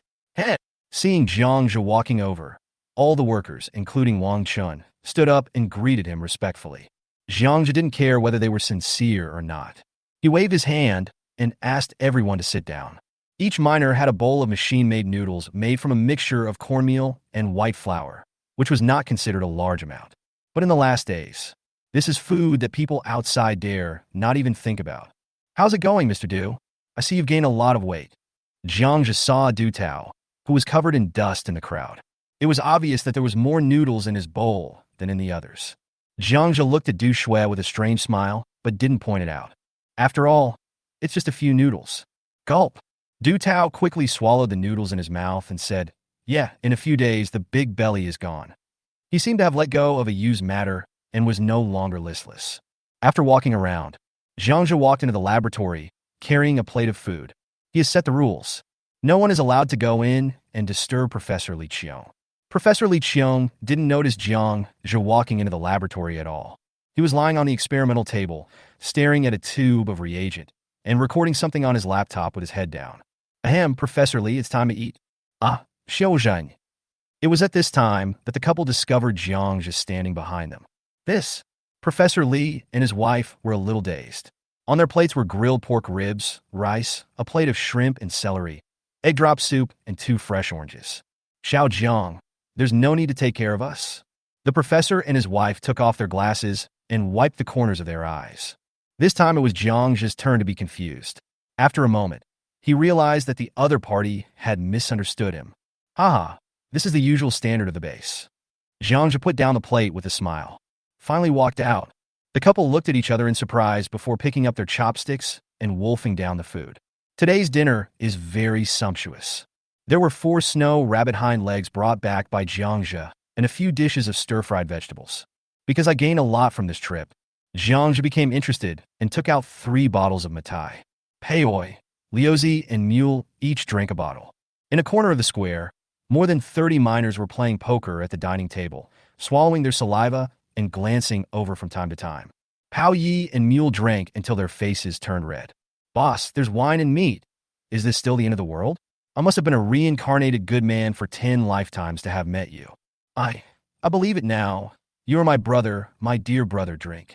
Pao Yi picked up the last glass of wine and said with a grin, "This guy is so mean. Not only does he secretly watch porn movies by himself, but he also doesn't even take me with him when he practices martial arts." The mule next to him also patted Jiang Zhe's shoulder and muttered something. Then with a loud bang, it crawled under the table. Shan Shan, Alan, and another girl named Nana carried the mule back to the room. "Master Pao, we are brothers, have you forgotten?" Jiang Zhe and Pao Yi clinked their glasses and drank the wine in one gulp. Gulp! Pao Yi also drank it all in one gulp, and then said, "Ah, my poor Tse, you haven't slept with me yet." He cried out with his mouth wide open. Even Jiang Zhe was frightened and shivered. He held back his smile and gave Liuzi a look, who quickly pulled Pao Yi back to sleep. Pao Yi's shout made Suetsue's secret come out 2 years earlier. Just as Jiang Zhe was about to get up, bang! A gunshot was heard in the alley. The pancake on duty opened fire. Chapter 82, The Wolf King Arrives. Bang! The dull sound of gunfire made everyone in the base suddenly nervous. "Liuzi, take everyone to the python-shaped car and close the door." Jiang Zhe growled. Everyone hurriedly got into the unfinished ATV. He kicked the Duke to the back of the carriage. Jiang Zhe took a quick step, rushed 5 meters, and arrived at the alley in the blink of an eye. Next to the thick iron gate, Dabing was holding a 12.7mm sniper rifle and aiming outside through the observation hole in the iron gate. "Big Pancake, who is it?" "No one." Jiang Zhe frowned. "Why are you shooting when there is no one around?" "Boss, I heard some noise outside the iron gate just now and saw a dark shadow running away, so I fired a shot." "Put away the guns." Then, Jiang Zhe took out a high-power flashlight. The white beam of light illuminated the tunnel for dozens of meters. At the end, 2 faint blue spots reflected the light. Around, more than a dozen gray-white figures nearly 3 meters long were walking slowly back and forth at the entrance of the alley. "Oh my God, why is this guy here?" Jiang Zhe was confused. Dabing's head came closer and said, "Fuck wolf, it's a big bad wolf." With a strange cry, he raised the sniper rifle again. "Stop, stop, stop. Don't be in a hurry. This is my friend." Jiang Zhe stopped Dabing and reached out to open the iron gate. "Friend." Dabing stood there in a daze, then quickly laid down at the observation port and watched Jiang Zhe slowly walk towards the giant wolf. "It is indeed the Wolf King." Jiang Zhe walked up to the Wolf King with a confused look on his face, leaned forward slightly to look at him, and frowned. I said I discovered this place first. Even if you have 2 more legs than me, you still have to be reasonable, right? Oh. The Wolf King let out a low growl from his throat. 2 giant wolves jumped out from the pack behind him. Bang bang. The bodies of the 2 snow rabbits were placed in front of Jiang Zhe. No, you ran dozens of kilometers to chase me just to give me a snow rabbit? Jiang Zhe widened his eyes. Pointing at the snow rabbit on the ground, he shouted in a surprised tone. Oh. The Wolf King raised his head slightly and growled at Jiang Zhe. A pack of giant wolves turned and walked down the mountain. The picture is a bit weird. On a desolate mountain road, a group of giant wolves were walking together, but a man behind them waved goodbye with a smile. Ordinary people would be scared to death when seeing this. Is this the end of the world? This is clearly Liao Zhai. The cold moonlight sprinkled on the white snow, making the entire ground look hazy and bright. Etc. Jiang Zhe shouted loudly, and hundreds of giant wolves suddenly stopped. They all turned their heads. Hundreds of blue eyes were staring at him, and thanks to Jiang Zhe's bravery, he was not frightened by this horrific scene. Jiang Zhe squatted down and stretched out his hand to twist the snow. Then he walked quickly forward. Sure enough, he found a bullet wound on the Wolf King's hind leg, although it was not fatal. But the blood still flowed out slowly. The drops falling on the snow are particularly eye-catching. Swish! Jiang Zhe took out the wound cooling agent and shook it towards the Wolf King. Well, it was just a misunderstanding. I will help you treat the wound. This thing can stop bleeding and reduce swelling, and it feels numb and cool. We are respectful people. We cannot let you go back with injuries after delivering the gifts. There is no such person in the Jiang family. Jiang Zhe talked a lot to the Wolf King. The Wolf King tilted his head and looked at the wound coagulant in Jiang Zhe's hand in confusion. Well, Jiang Zhe sighed, and with a hiss, he sprayed something towards his palm. See? It's not poisonous. After saying that, the condensing agent moved towards the Wolf King's hind legs. The Wolf King seemed to understand Jiang Zhe's words and did not move. Squeak! A stream of milky white mucus spurted out, and the Wolf King's hind legs trembled. Jiang Zhe looked at the wound and said, "Okay, it's basically fine. Don't do strenuous exercise in the next 2 days. Try to avoid sex. The scar will probably form in 3 to 5 days." The Wolf King looked at Jiang Zhe deeply. Then he turned and walked down the mountain. This is a bit fantasy. Jiang Zhe wiped his cold face with both hands, then turned around and returned to the base tunnel. Boss, did you just talk to the wolf? Back at the Iron Gate, Dabing came over, looked at the 2 snow rabbits with a shocked look on his face, and asked. Jiang Zhe stamped his feet and shook off the snow on his trouser legs. I met him in Shenyang City. He saved the life of the Wolf King. Look at this snow rabbit. Someone ran dozens of kilometers to deliver it to me. TSK. In the end times, humans are no longer human, and wolves are no longer wolves. Dabing was amazed and gave Jiang Zhe a thumbs up. Boss, I was beaten by Shout-Out today. It's an eye-opener. You really need to open your eyes. Jiang Zhe glared at the pancake in annoyance. Then he pointed to the observation port and said, "It's less than 15 meters away, and it's a sniper rifle with a scope. I only hit the other person's thigh, and it was just a scratch. How bad is your shooting skill?" Pancake licked his lips and smiled. Boss, I used to be an artilleryman. My specialty is firing cannons. Sniper rifles are not my advantage. Okay, practice more in the future. It's the end of the world. You have to learn a little bit of everything. Maybe it will save your life someday. Jiang Zhe patted Dabing's shoulder. Okay, I'll listen to you. Dabing agreed with a silly smile. Afterwards, Jiang Zhe carried the 2 snow rabbits back to the base. The danger is over. A group of people walked out of the python-shaped car. Looking at the 2 snow rabbits thrown by Jiang Zhe, Du Shui walked over, her eyes getting wider and wider. Jiang Zhe, this couldn't be sent by the big bad wolf, right? Yes. Jiang Zhe was not interested in explaining any further and turned to walk towards his room. In the square, Du Shui was surrounded by several girls and was telling them about the Wolf King. From time to time, there were bursts of girls' exclamations. Jiang Zhe's room is very clean. Several girls come to clean the place every day. The entire base is still very cold now, only after the geothermal hot springs are dug up and the heat pipes are installed. This is the place that is truly suitable for people to survive. Swish! A mobile natural gas heating stove appears. Half an hour later, Jiang Zhe lay in the bathtub and closed his eyes to rest. The constant running and fighting over the past few days had made his eyelids gradually become heavy.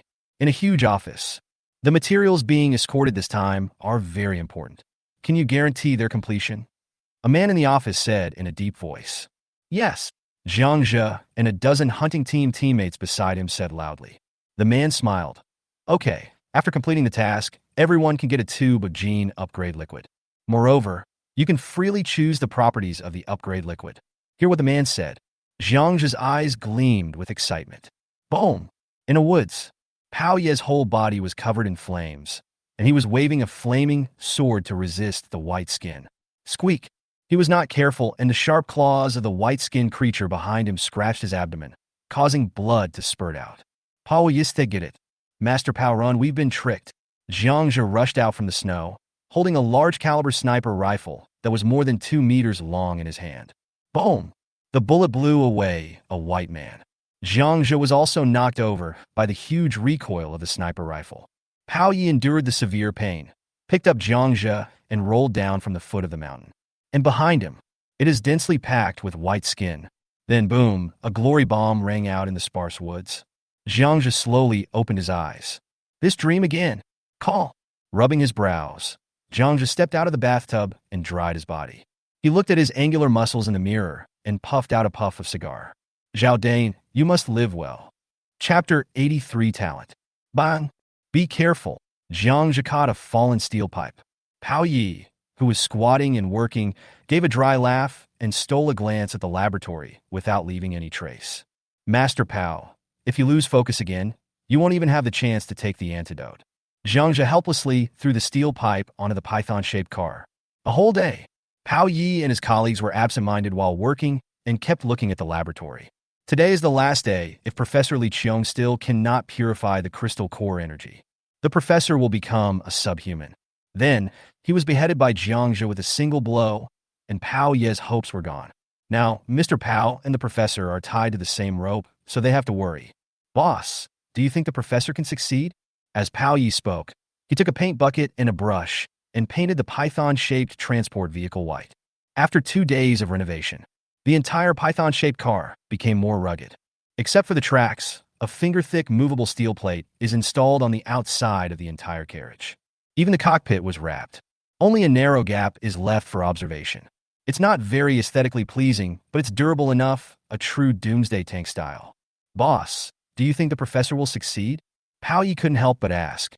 Jiang just stuck his head out of the car and said, Master Pao, if your arms become as thick as your thighs, or your penis becomes 2 meters long, either become a subhuman.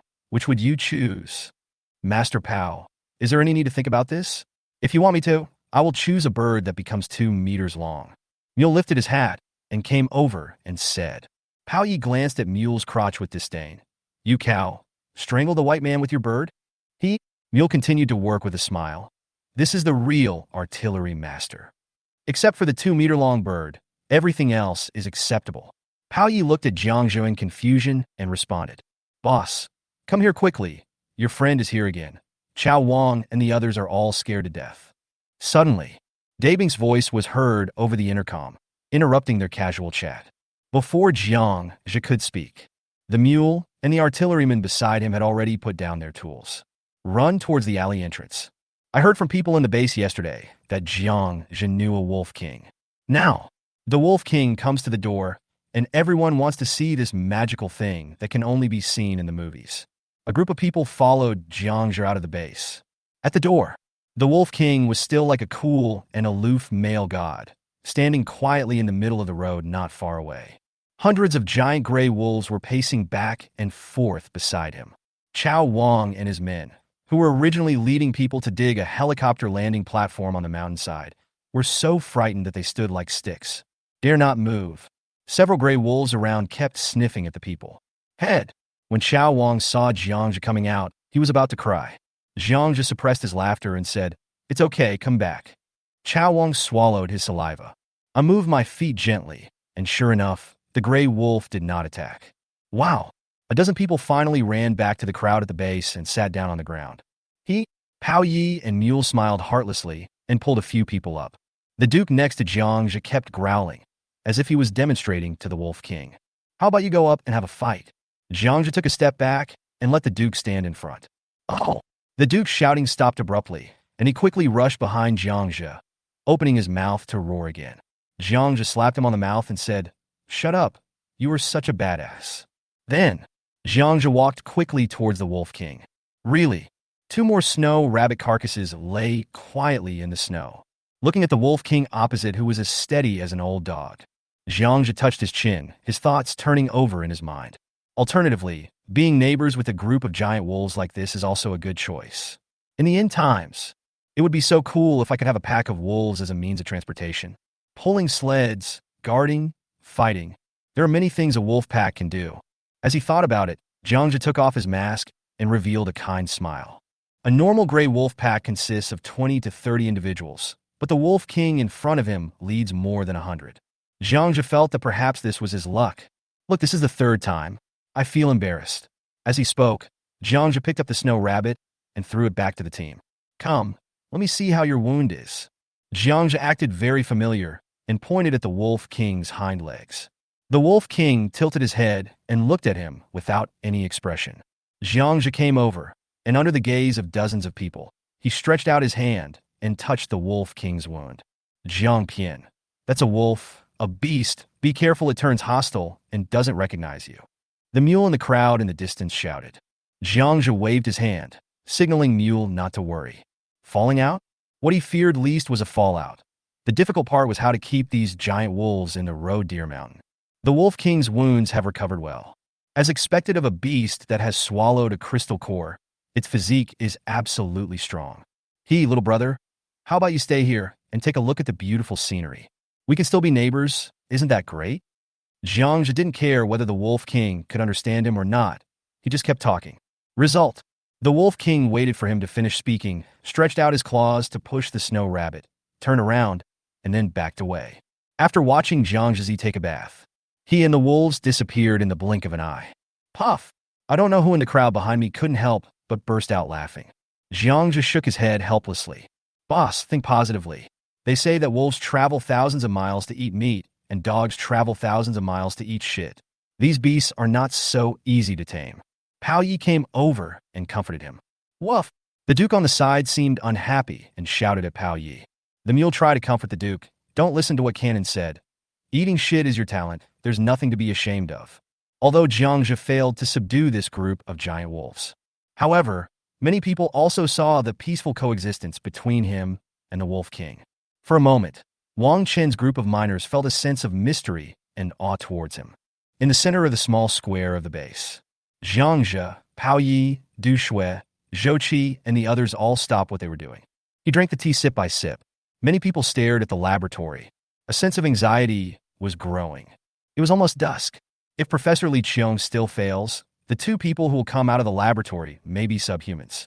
Jiang Zhe's hand was on the dog-leg knife on the table. He seemed calm and relaxed with his eyes closed, but his ears were always focused on the laboratory. He wanted to kill Li Qiong and his wife the moment they turned into subhumans. However, the probability of this happening should be small. In previous lives, many shelters with complete equipment were able to complete the task of crystal core purification. 10 minutes, half an hour, 1 hour. No one spoke, and everyone drank cup after cup of tea. Only the Duke was happily gnawing on a bone. Snap! In the laboratory, there was a sound of glass bottles breaking. Jiang Zhe rushed in at a rapid pace. Chapter 80 for the final test. What's wrong, Professor? As soon as Jiang Zhe rushed into the laboratory, he saw Professor Li Qiong lying beside the laboratory table. Her husband Zhang Changsheng was calling out anxiously. She hasn't slept for 2 days. She must be exhausted. It's okay, just let her get some sleep.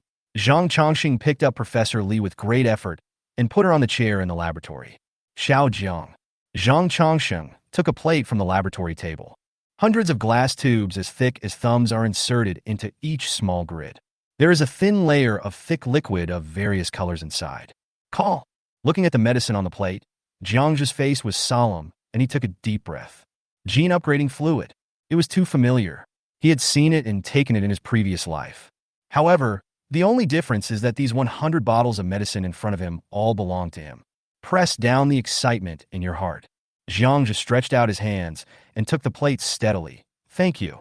Then, he took out 2 tubes of milky white medicine and stuffed them into the other person's hands. You and Professor Li Qiong each take one. Drink it now, stay in the lab, and don't say anything. After saying that, Jiang Zhe put away the medicine in his hand and walked out. A group of people who had been craning their necks to wait immediately gathered around. Pao Yimule, Xiao Chi, Du Shui, Lu Zi Debing, Chao Wang, Du Tao, Alan, Nana, and the Duke. The small square was silent, and everyone's eyes were filled with hope. Ginger, what happened? Seeing Jiang Zhe's leisurely look, Mule couldn't help it anymore. No problem, it's out. Yeah, Mule growled, then hugged Shan Shan and gave her a kiss. Shan Shan, look, I told you ginger slices will work. The other people around him breathed a sigh of relief and smiled happily. A tube of colorless gene-upgrading medicine appeared in Jiang Zhe's hand. This is extracted from the crystal core of the white-skinned head. Eating it will make you immune to the black light of life virus. He glanced at everyone and paused. But there's only one tube. Who is it for? One tube, the mule exclaimed. The eyes of everyone dimmed quickly, and everyone looked at the tube of genetic medicine in Jiang Zhe's hand, and there was silence again.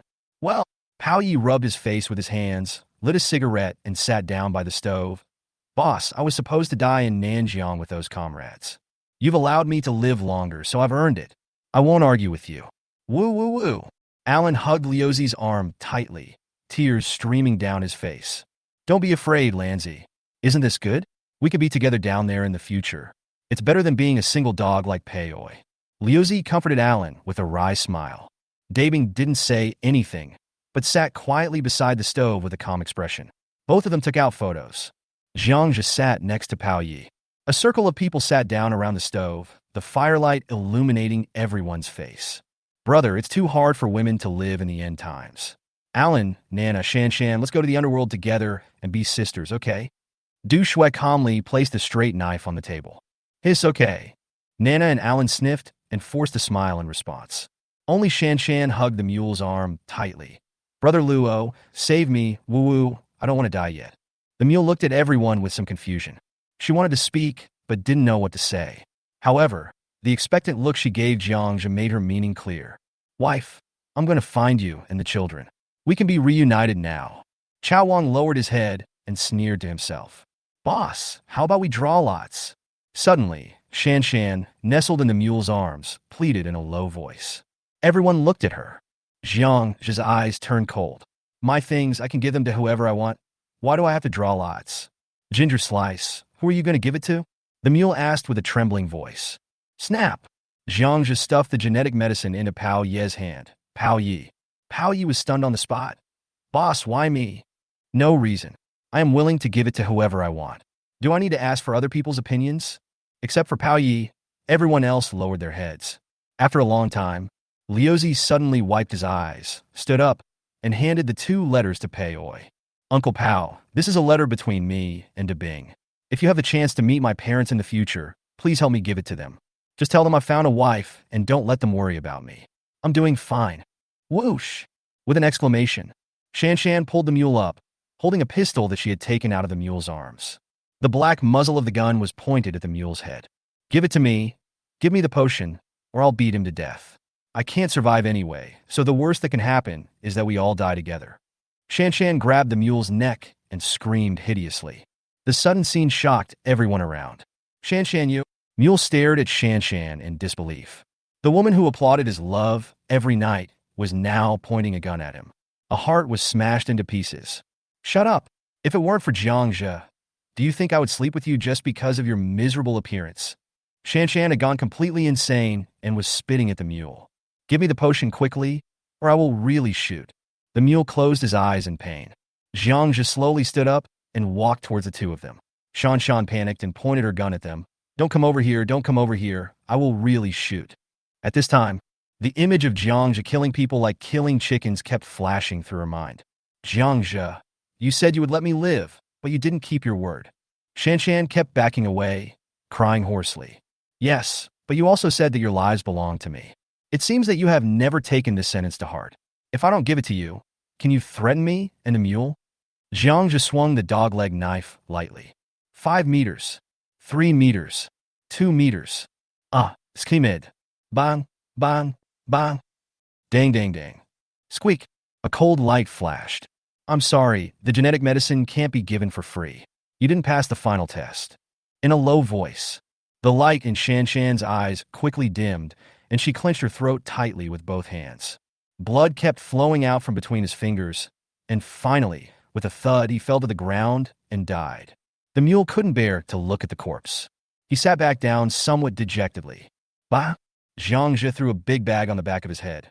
Coward, why would you be sad about a woman threatening you with a gun? While talking, with a wave of his hand, dozens of bottles of medicine appeared on the table. Everyone around was stunned, and couldn't help but feel lucky that they had made the right choice just now. Now, they finally understood what Jiang Zhe meant by failed the test. These are all antidotes? The mule asked stupidly. Jiang Zhe nodded, then looked around at the people around him and said, to be honest, I'm not sure whether I can become a demi-human in the end. Who of you wants to try it first? I'll do it. A delicate voice was heard, and it was Du Shui who squeezed in. Jiang Zhe, tell me first, why are there so many colors of these antidotes? What are the differences between them? Jiang Zhe sat down slowly. He tapped the tabletop with his fingers for a long time before speaking faintly. These medicinal liquids are extracted from the crystal core. Now, the military has probably already started using it in human experiments. I also learned about it accidentally from someone. In fact, the most valuable thing about these potions is not that they are antidotes, but that they can turn ordinary people into extraordinary people. A group of people stared at Jiang Zhe in confusion. After saying that, Jiang Zhe slowly raised his right hand. Boom! A blazing flame more than a foot long jumped out from the fingertips. Wow! The people around took 2 steps back as if they had seen a ghost. The Duke even forgot to retract his hanging tongue, and his dog eyes were full of shock. Fuck. The mule forgot his sorrow, rushed over, took out a piece of waste paper from his pocket, and handed it over. Boom! The paper turned into ashes in an instant. Fuck, ginger slices, what is this? The mule asked with his small eyes wide open and his mouth wide open. The extraordinary ones, those who have taken these genetic drugs, are called extraordinary ones, and they have abilities that surpass those of ordinary people. From now on, humans will leave their shelters and confront the white-skinned people head-on. Following Jiang Zhe's explanation, everyone's eyes became brighter and brighter. Snap! Jiang Zhe grabbed the hand that Mule stretched out to him and said, Why are you so anxious? Don't you see that this potion has many colors? Let me tell you, each person can only awaken 2 abilities. The light blue is water. Yellow is soil. Silver is metal. Green is plant. Orange is fire. The colorless and transparent one is the body. There is still space and mental strength, but I don't have it for now. The lecture lasted for 20 minutes. Jiang Zhe finished talking about the awakening, classification, and upgrading of the extraordinary people. Jiang Zhe, is it because you took the physical gene potion that you were able to kill the demi-human with 1 strike? Du Shui reacted quickly. I immediately thought of the source of Jiang Zhe's ability. No, I just took the genetic medicine. Jiang Zhe's eyes were calm. In the crowd nearby, Xiao Chi's eyelids twitched and he lowered his head. Okay, I want to become a physical and spiritual type. Jiang Zhe grabbed Du Shui's wrist with his big hand and said, You have to think clearly. To become a physical system, you have to go out of the base and participate in the battle.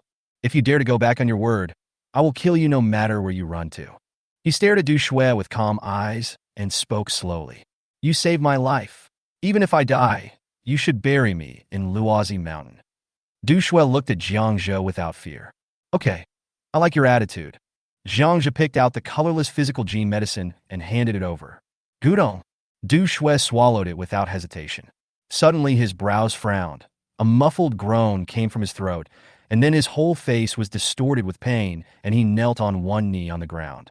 Aksu, what's wrong with you? Alan, who was standing by, wanted to go over and help him up. No need. This is a side effect of swallowing the medicine. It hurts. It hurts a lot. Isn't it said that childbirth is a level 10 pain? This is 10 times more painful than that. Jiang Zhe's words made the people around him gasp. Everyone watched as cold sweat rolled down Du Shui's head, and she curled up on the ground with her mouth open like a dead fish. After 2 minutes, Du Shui returned to normal and stood up from the ground. Then he stared at his fist in disbelief. Base. The straight knife was pulled out and chopped towards the corner of the wooden table. A triangular piece of log fell to the ground, as smooth and silky as cutting a piece of cake. Du Shui's face showed ecstasy. The rest is easy. Pao Yi didn't say anything. In his previous life, he majored in physical strength and psychic fire. In this life, following Jiang Zhe's suggestion, I still chose these two. The mule chose physique and metal. Liuzi and Dabing must be soldiers of the base. Jiang Zhe gave each of them a tube of physical gene medicine. Chao Wang and Du Tao have the psychic power of Earth. They will be responsible for engineering work at the base in the future. Jiang Zhe didn't expect the two men to fight. Alan was given psychic water, and Nana was given psychic plants. After, vegetable greenhouses and water supply systems will be built in the base, and their extraordinary abilities can be used to do just that. At last, Jiang Zhe gave Xiao Chi telekinesis, and he will be the electrical engineer of the base from now on. Except for Pao Yi and Mule, everyone must awaken a superpower. Suddenly, the screams of men and women could be heard throughout the base. The top of Roe Deer Mountain. The three people and the dog quietly looked out at the snowy mountains in the distance. Each of them had a cigar and puffed out smoke. Is this still a human? The mule looked at his hand that had turned silver and muttered to himself. Of course it's a human. What else could it be? Mutants are also human. Pao Yi regained his spirits and waved his hand to throw out flames. Bang bang. Jiang Zhe stamped his feet and said, Master Pao, Mule, from now on, Luozi Mountain will be where the three of US brothers will settle down. Mule, don't blame me for being cruel. Shan is the one who sleeps in the same bed with you. If you betray someone once, there will be a second time. Ginger slices, no need to say anything, I understand. The mule blew out a smoke ring. Then he fiercely flicked the cigarette but away, cupped his hands to his mouth, and shouted towards the sky. Fuck your love, I don't want it anymore. Love can go wherever it wants. Pao Yi also shouted wantonly. Chui, I miss you so much. Chop these two monsters to death. The three of them looked at each other and burst into laughter. All the unhappiness disappeared with the laughter. Chapter 85, The Real Big Dog. Roe Deer Mountain Base. Those who have become extraordinary people are constantly becoming familiar with the changes in themselves. Ginger, I want to challenge you. First, beat 1, then beat 10. Mule had a solemn look on his face and shouted in a posture similar to Wing Chun in the movies. Jiang Zhe, who was drinking tea, stood up and said, Okay, then walked quickly towards the mule. Look at the punch. Bang. The mule flew 3 meters away. Physical fitness just gives you the conditions to be a master, just like a boxer, giving you the same power as Tyson. Tyson can beat the shit out of you in the ring. Jiang Zhe stood up and pulled up the mule with a sad face. Everyone looked at the mule with pity. It was so cruel that Jiang Zhe shattered a young man's dream of becoming a master. Du Shui on the side had an excited expression on her face. The straight knife in his hand swished twice. Jiang Zhe, I want to compete with you in swordsmanship. That's all. The straight knife was as fast as lightning and was slashing towards Jiang Zhe's waist.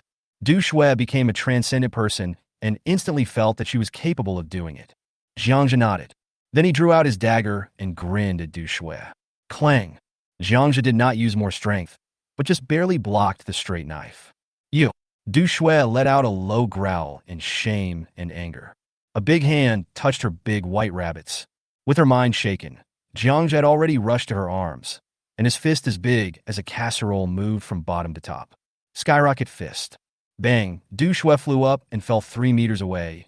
You don't talk martial arts? Before she could finish her words, Du Shui fainted. Hiss! Oh, cruel. The people watching murmured. Such a beautiful woman was knocked unconscious by Jiang Zhe with just one punch. It was extremely brutal. Pao Yi patted his head. He took out a cigarette with some sorrow and lit it with the flame from his fingers.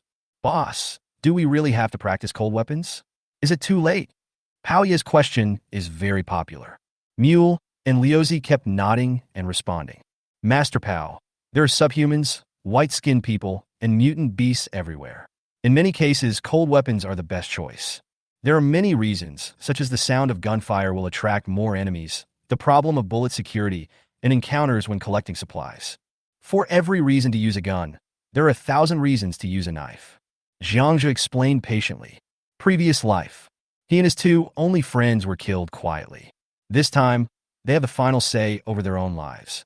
Jiang Pian, I see. I want to learn swordplay. I'm definitely not afraid of hard work. I want to learn 5 tigers breaking, gate sword, and water breathing. Take out all the secrets and tricks you have now. At this time, the mule patted his chest and shouted with determination. Jiang Zhe rolled his eyes at him and said, "What a bullshit secret. The best and fastest way is to kill people. Kill Asians. The more you kill, the more familiar you will become. Without so many moves, do you think it's a duel?" Then, Jiang Zhe walked up to Chao Wang, Du Tao, Alan, and Nana. "Since Nanjiang started killing Asians, I have saved you no less than 3 times. So, remember this. Your lives belong to me." "Boss, I understand. Without you, there would be no Chao Wang." "Of course." Du Tao and others nodded in unison. Jiang Zhe glanced at the few people calmly and said, "I am a person who judges actions rather than intentions. In the future, if I find out that you are doing something fishy in the base, I don't need to say more about the results, right? Boss, don't worry. I'll be the first one to beat anyone who doesn't listen to you." Chao Wang was the first to express his loyalty. Looking at the few people nodding their heads like pecking at rice, Jiang just said nothing more. "Xiao Jiang, thank you."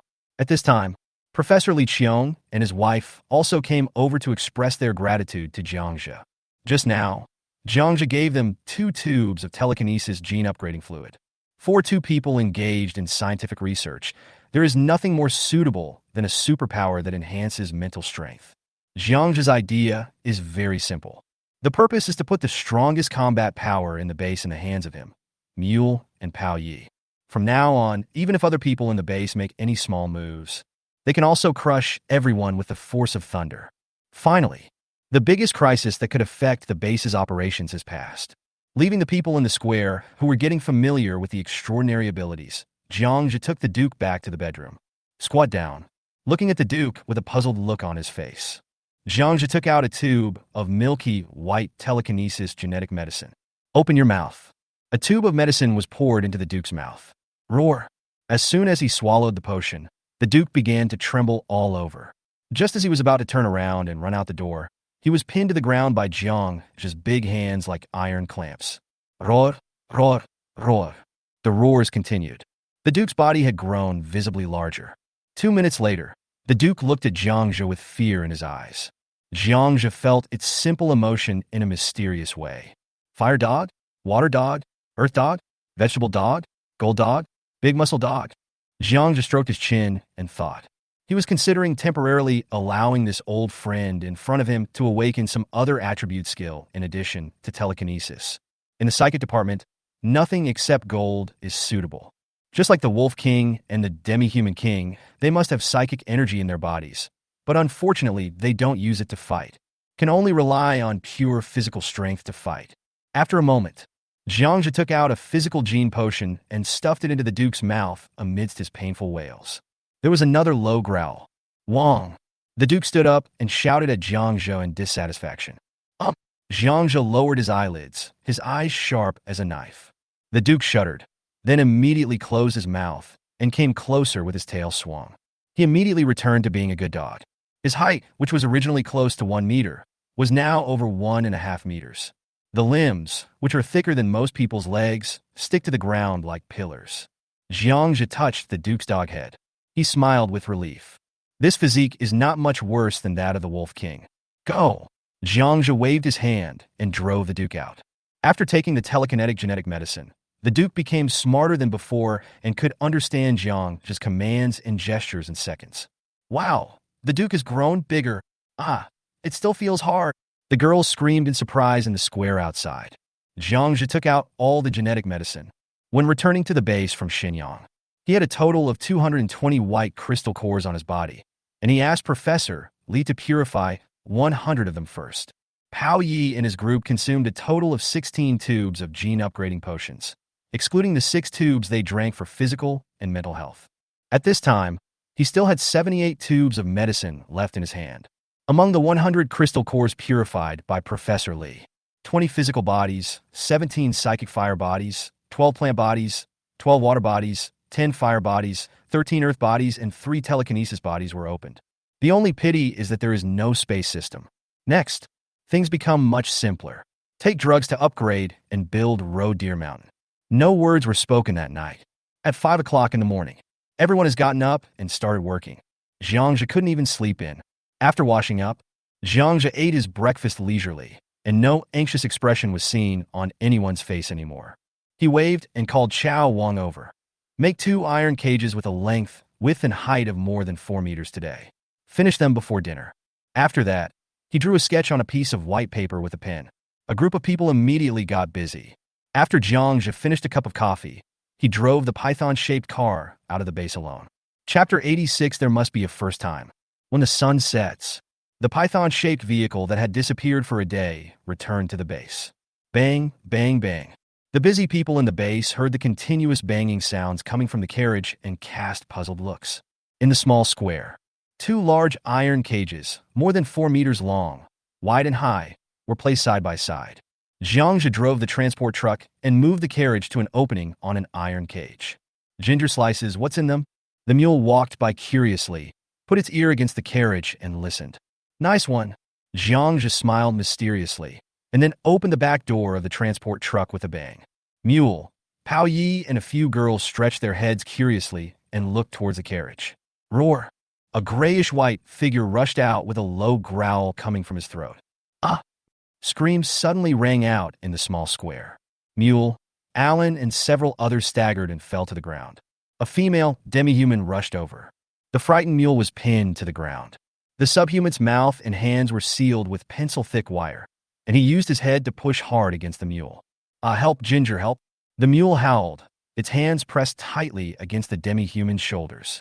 The extreme fear made it impossible for him to fully exert his strength, which was no less than that of an ordinary person. His legs and hands were weak, and he even forgot the most basic counterattack. Jiang Zhe ignored the mule. He stretched out his hand to stop Pei and Liuzi from shooting. However, Alan, who had run away, stepped forward to help Du Shui to choke the subhuman and pin him to the ground. Immediately afterwards, dozens of demi-human figures rushed out of the carriage. Bang! Bang! Bang! Jiang Zhe kept punching and kicking. Soon, more than 30 subhumans of different heights were kicked into the iron cage. He growled at the crowd in the small square through the wrist-thick fence. Because I can't close my mouth. The demi-humans were drooling. Fuck, Jiang Pian. Couldn't you give me a heads up? The mule watched the female demi-human being thrown into the cage by Du Shui. He cursed with a sad face, then turned and ran back to the room. I was really scared to death. Boss, you don't want us to engage in hand-to-hand combat with these subhumans, do you? Pao Yi bravely came over. After all, he has served in the military and is braver than ordinary people. Hey! Jiang Zhe looked at the demi-human in the iron cage and smiled with satisfaction. Master Pao, don't you think the base is too boring? Pao Yi looked at the demi-human in the cage. Finally, he shook his head helplessly. I knew I couldn't escape it. An hour later, everyone finally adapted to the existence of subhumans and their actions returned to normal. Everyone in the base gathered around the cage, curiously. Even Li Qiong and his wife temporarily put aside their work of refining the genetic medicine and came out of the laboratory to watch. The female Asian who knocked down the mule was driven into another empty large iron cage. 8 miners stood outside the cage, pulling tightly at an iron chain locked around the demi-human's neck. Dinner has already been eaten. Jiang Zhe sat on a stool drinking tea, glancing at the people around him. Pei mule, Du Shui Liuzi Dabing, come on, everyone has to have a first time. Jiang Zhe's voice sounded. I'll do it. As expected, Du Shui was the first to speak. Under the gaze of everyone, she opened the iron cage and crawled in. Everyone around looked at him with admiration. Mule, Pei and others also had an eager look on their faces. Jiang Zhe's mouth curled up. This is exactly the effect we want. He didn't want Mule and Pao Yi to be paper masters who were made up of drugs. There was a solemn silence in the small square, and everyone held their breath. There was only the roar that continued to sound from the demi-human's throat. Du Shui raised her fist slightly and looked at the female Asian opposite her vigilantly. According to Jiang Zhe's request, they can only use weapons when they are able to fight against subhumans with bare hands. Start. Following a low shout. With a loud crash, the chains in the hands of the 8 miners loosened. The female demi-human pounced forward like lightning. Du Shui is already a first-level physical transcendent, and is no less powerful than ordinary subhumans in terms of strength, speed, and reaction. Du Shui dodged the attack from the female Asian by leaning sideways. He kicked the female Asian hard in the waist with his right foot. However, an accident happened suddenly.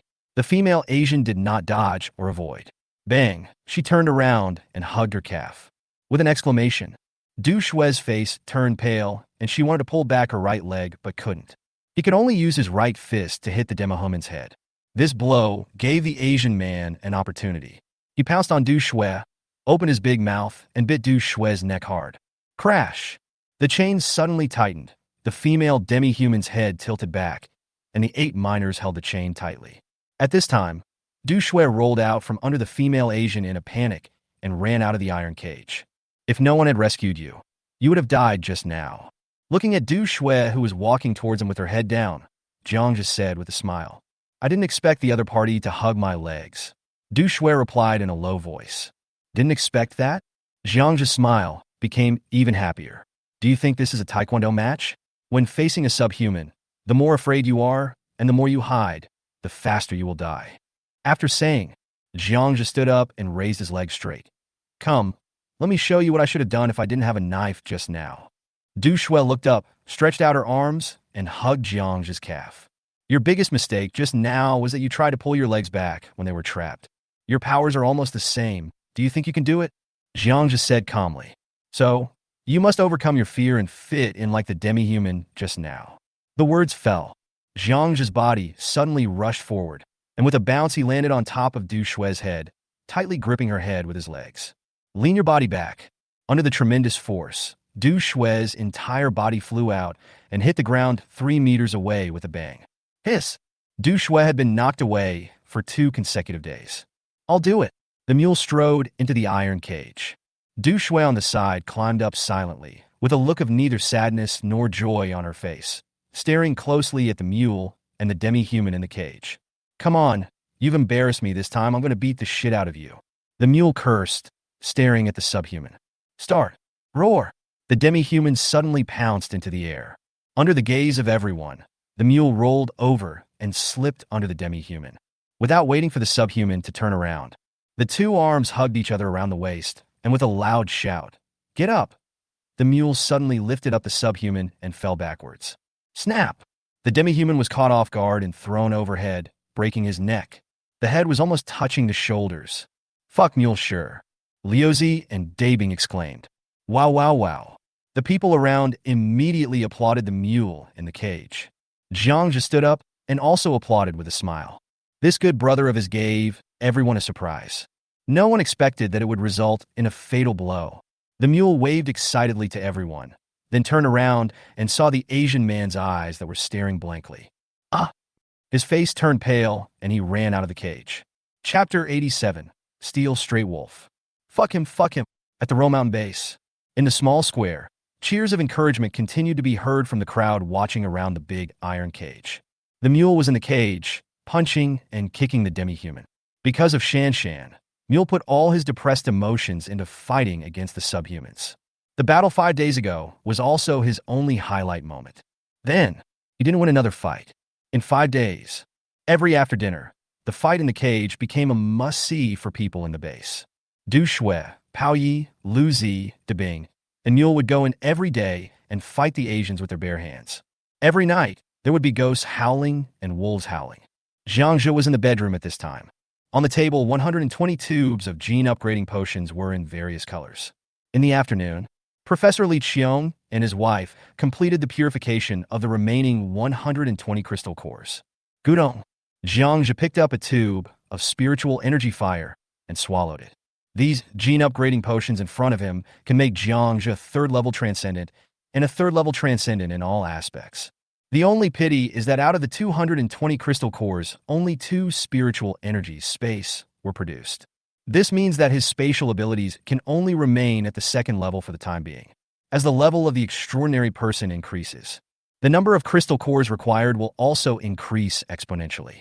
To ascend to the 4th level transcendent, 48 crystal cores with the same attributes are needed. If you want to upgrade, you need a large number of crystal cores. Gulp! After swallowing a tube of potion, Jiang Zhe endured the slight pain and waved his hand to collect the remaining potion into the dimensional space. The present Jiang Zhe. Taking a tube of medicine is no different from eating candy beans. Payoi, payoi. Get out of the bedroom. Cheers rang out. The small square was transformed into a boxing arena, and except for the absence of the DJ girl on the scene, the atmosphere was absolutely perfect. When Jiang Zhe squeezed into the crowd, Pao Yi had already walked out of the cage with a cigar in his mouth, His nose and face were bruised, and he looked a little funny. But it still can't stop the showy look. The demi-human in the cage had his limbs broken, lying on the ground and roaring. After 5 days and destroying more than a dozen demi-humans, these 5 people finally got over their initial panic and were now able to defeat the demi-humans head-on.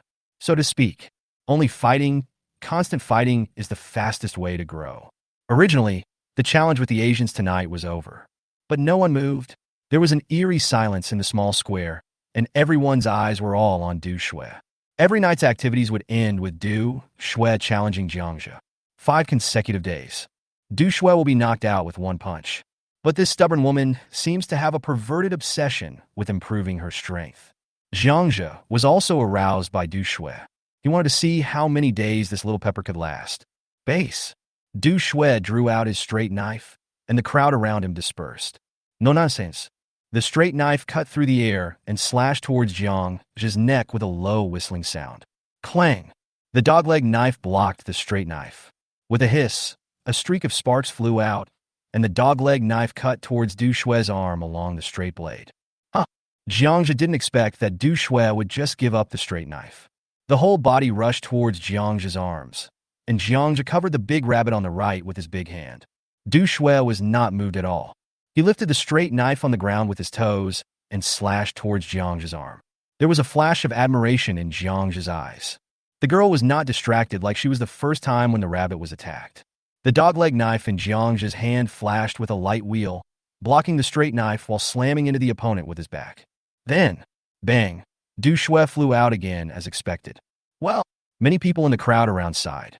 Many people shook their heads and dispersed.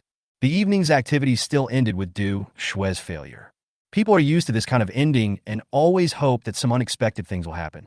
Jiang Pian, you were too ruthless. She is more ruthless than the average man. The key is that she is also ruthless to herself. If you want to do that, be gentle. It will be bad if you hurt her. At this time, Neil held a cigar in his mouth and raised his chin towards Du Shuiyang, who was standing up. The gene-upgrading potion for physical and mental health can optimize body proportions. Du Shui's figure is already developing in the direction of being hot and sexy. That time just now, Jiang Zhe could clearly feel that the other person's chest muscles had grown stronger. There are grooves and bumps all over his body. Jiang Zhe smacked his lips. It won't break. The transcendent is very strong. In the refuge of the end of the world, you have to find a place to vent your emotions, and fighting with subhumans, boxing, and pulling carrots are traditional programs. If Du Shui is willing to be with him, Jiang Zhe will naturally not refuse.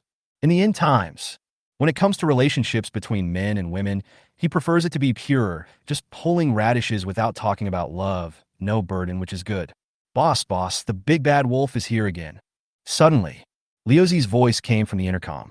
Hey, Ginger, why don't you keep it? I might be able to be a wolf knight in the future. Jiang Zhe walked towards the tunnel and heard the sound of a mule behind him. Wolf rider? His heart moved, and he was touched by the mule's idea. The giant wolf has great endurance, runs fast, and most importantly, is silent, without making any noise like a python-shaped vehicle. It is indeed the most suitable means of transportation in ice and snow. But when he saw the Wolf King, Jiang Zhe also felt helpless. He had wasted countless words these days, but no matter how much he talked, the Wolf King remained unmoved. Just 2 snow rabbits every day, nothing else. At the entrance of the alley, the Wolf King still looked aloof. However, Jiang Zhe used the light from the snow to see 2 half-foot-long wounds on the other person's body. Hey, little bro, who did you fight with? Jiang Zhe walked forward and looked at the wound while talking to himself. Then his brows furrowed. The wounds were not caused by weapons, but more like claw marks. Hiss! Jiang Zhe took out the wound-cooling agent and sprayed it directly on the Wolf King's wound. In fact, the Wolf King's wound did not need to be disinfected. Cooling agents can only reduce pain. When the treatment was over, the Wolf King turned around and ran down the mountain with a group of giant wolves. Damn it, a steel wolf. Jiang Zhe complained, picked up the 2 snow rabbits, and walked back. Ya está el base número 1. In the hollowed-out mountain, there is a laboratory covering an area of nearly tens of thousands of square meters. Thousands of researchers in white coats were busy coming and going. Deep inside the laboratory, behind an explosion-proof door more than 1 meter thick, is the most heavily guarded genetic research base in the shelter. At this time, hundreds of Daxiao officials and dozens of scientists in white coats were standing quietly in the room on the second floor. All eyes were on the open space on the first floor.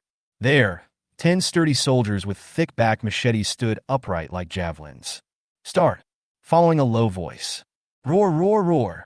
10 demi-humans with weapons in hand rushed out from behind an iron gate on one side. The soldiers dispersed immediately. Squeak, squeak. 10 machetes cut through the air with cold rays. All the demi-humans were beheaded by these soldiers in less than 5 seconds. Watching the soldiers below, killing the demi-humans like cutting melons, all the senior officials on the second floor had smiles on their faces. Commander, one of the mysterious energies purified from the crystal core can greatly improve the quality of the human body. The strength, speed, and reaction are about 3 to 4 times that of ordinary people. He is no longer inferior to those subhumans. But should we wait a little longer? Make sure these gene drugs have no other side effects before moving on to the next stage of research. In the observation room on the second floor, a scientist said to the old man in the front. The old man shook his head, looked at the soldiers, and said in a deep voice, "The supply of energy, food, and weapons in the shelter is becoming increasingly tight. We don't have time. Even if there are side effects, it is better than becoming food for those monsters. Immediately carry out further research. As long as we have more and stronger warriors, Daxia will not perish." Chapter 88 Hot Springs. Roe Deer Mountain Base. Jiang Zhe and the people who escaped from Nanjiang gathered around the big iron cage. A demi-human was locked to an iron cage with his hands handcuffed behind his back. Opposite, Du Shui slightly shifted her feet and pointed the straight knife in her hand diagonally at the ground, although there was a little sweat on her forehead. But his body was as straight as a pine tree, and his hands holding the knife were as steady as a rock. Many people around looked at him with admiration. At Du Shui's request, she wanted to challenge the demi-human directly with a straight knife and completely let go of the subhumans. A real life-and-death fight. Jiang Zhe nodded to Wang Chun, and the other party understood and untied the chain that locked the demi-human with a click. Roar! The demi-human regained his freedom and lunged at Du Shui with a growl. Ah! Alan and several girls who were watching the fight covered their eyes in fear. Laugh! Just when the subhuman's finger was less than half a foot away from Du Shui. Du Shui stood quietly, waving the straight knife in her hand, and her whole body was like a nimble civet cat. He turned his body and moved away from the demi-human's arms. The straight knife in his hand bounced up, and a cold light flashed in the splatter of blood. The iron cage fell silent, and with a gurgling sound, the demi-human's head fell off. Staring at the crowd watching the fight. Clang! Du Shui walked out of the iron cage slowly, with an expressionless face, no longer attached to her achievements. Tiske, what a cruel woman, Mule said with emotion. If a person is not ruthless, he will not be able to stand firm. You need to learn more. Jiang Zhe looked at Du Shui with an admiring expression. This girl definitely has the potential to become a strong person. It's out of the water. It's out of the water. Suddenly, in the alley leading deep into the mountain, Chao Wang rushed out shouting, "Let's go and take a look." Jiang Zhe, Pao Yi, Mule, and others rushed into the tunnel. As long as you can get a hot spring, the quality of life of the entire base will undergo a qualitative change. Really, walking down the tunnel, before reaching the water exit, a wave of hot and humid mist hits us in the face. One side of the original tunnel collapse point, in a circular pit with a diameter of 4 meters. Thick fog continued to roll up from the deep pit. Standing on the edge of the pit, one could not see the situation at the bottom of the pit at all. The miners around were watching excitedly. Chao Wang, how deep is it? It's about 5 or 6 meters, and the water down there is very hot. I'd estimate it's over 80 degrees. While talking, Jiang Zhe picked up a stone and threw it down. A splash sound came from the deep pit. Swish! A rope with an iron bucket appeared in Jiang Zhe's hand. The affairs of the extraordinary people have been made public. There was no need for Jiang Zhe to hide anymore, as he came up with a bucket of water. A group of people gathered together. The water was still quite turbid and had a reddish color, which was affected by the iron ore. Jiang Zhe touched it with his fingers. His face was full of smiles. What Chao Wang said was right. The temperature was definitely over 80 degrees. It was a high-temperature hot spring. It's so cool. Okay, great. Chao Wang, evacuate all the people and machines and dig a new tunnel. Under Jiang Zhe's arrangement, Chao Wang and Wang Chen arranged for the miners to drive the mining carts and the excavators to withdraw. Immediately, two high-power water pumps, leather hoses, PVC pipes, generators, electrical wires, and a pile of engineering materials appeared in the alley. Xiao Chi, Pao Yi, bring 10 people to install the machine. From now on, this will be our heating station. No problem. This place is really a treasure. Who would have thought that we could use heating? Pao Yi shouted happily. A group of people just do what they say. Professor Li Qiong has analyzed the hot spring water and found it to be alkaline, rich in minerals. Moreover, it is a fault water hot spring coming from an unknown depth underground and is not infected by genetic viruses. Small square with lounge chairs. Jiang Zhe drank tea while looking at the busy people. He took a sip of tea and couldn't help but sigh. Good days are created with our own hands. Wait until dinner time. PVC pipes thicker than thighs have been laid from the tunnel to the small square. In a corner of the square, a huge prefabricated house is being assembled. That place, it will become a bathroom later. Done. Thank you for your hard work. At dinner time, Jiang Zhe generously took out a cow from the dimensional space and rewarded more than 30 miners, plus a bottle of beer per person. Thank you, boss. At Xiao Wang's signal, more than 30 miners bowed to Jiang Zhe to express their gratitude. After half a month of getting along, the miners knew that the man in front of them was cruel and would kill without blinking an eye. But as long as you work diligently and do your job well, there is absolutely no risk to life. More importantly, in the end times, there is food to eat in a base that is getting better and better. Is there any place more comfortable than this? The happiest people are, of course, Alan and her group of girls in the base. Being able to take a hot bath in the end times is undoubtedly a fatal attraction for them. Jiang Zhe, thank you. Although you are very selfish, I admit that people live very comfortably following you. In the middle of eating, Du Shui toasted Jiang Zhe with a bottle of beer. Then, the girl drank the beer in one gulp. Alan and a few other girls came over with a smile and toasted Jiang Zhe. Ginger slices, I didn't expect that I would live a more comfortable life in the apocalypse than before. From now on, Mule put his arm around Jiang Zhe's shoulders and pointed at the base. This is our home. It's not easy. If anyone dares to come here to rob, I will beat him to death. The mule was getting himself drunk again. Ever since he knew that he would not get sick after becoming a superhuman, this guy started smoking and drinking and letting himself go. The meal was quite lively. After dinner, a group of miners did not rest, but worked overtime to lay heating pipes and assemble bathrooms. He no longer cared about the battle between Du Shui, Pao Yi, and the subhumans. Jiang Zhe looked around and found that he had become the most idle person again. Big Pancake, the Wolf King didn't come today? The entrance of the alley. Jiang Zhe asked, looking at the two snow rabbits on the ground in confusion. Well, it's not the Wolf King, it's an ordinary wolf. It left the snow rabbit behind and ran away. Dabing also responded in confusion. This evening is a little strange. A bad thought came to my mind. He has always wanted to subdue the Wolf King. If something happens to him, it would be difficult for him to have such an opportunity again in the future.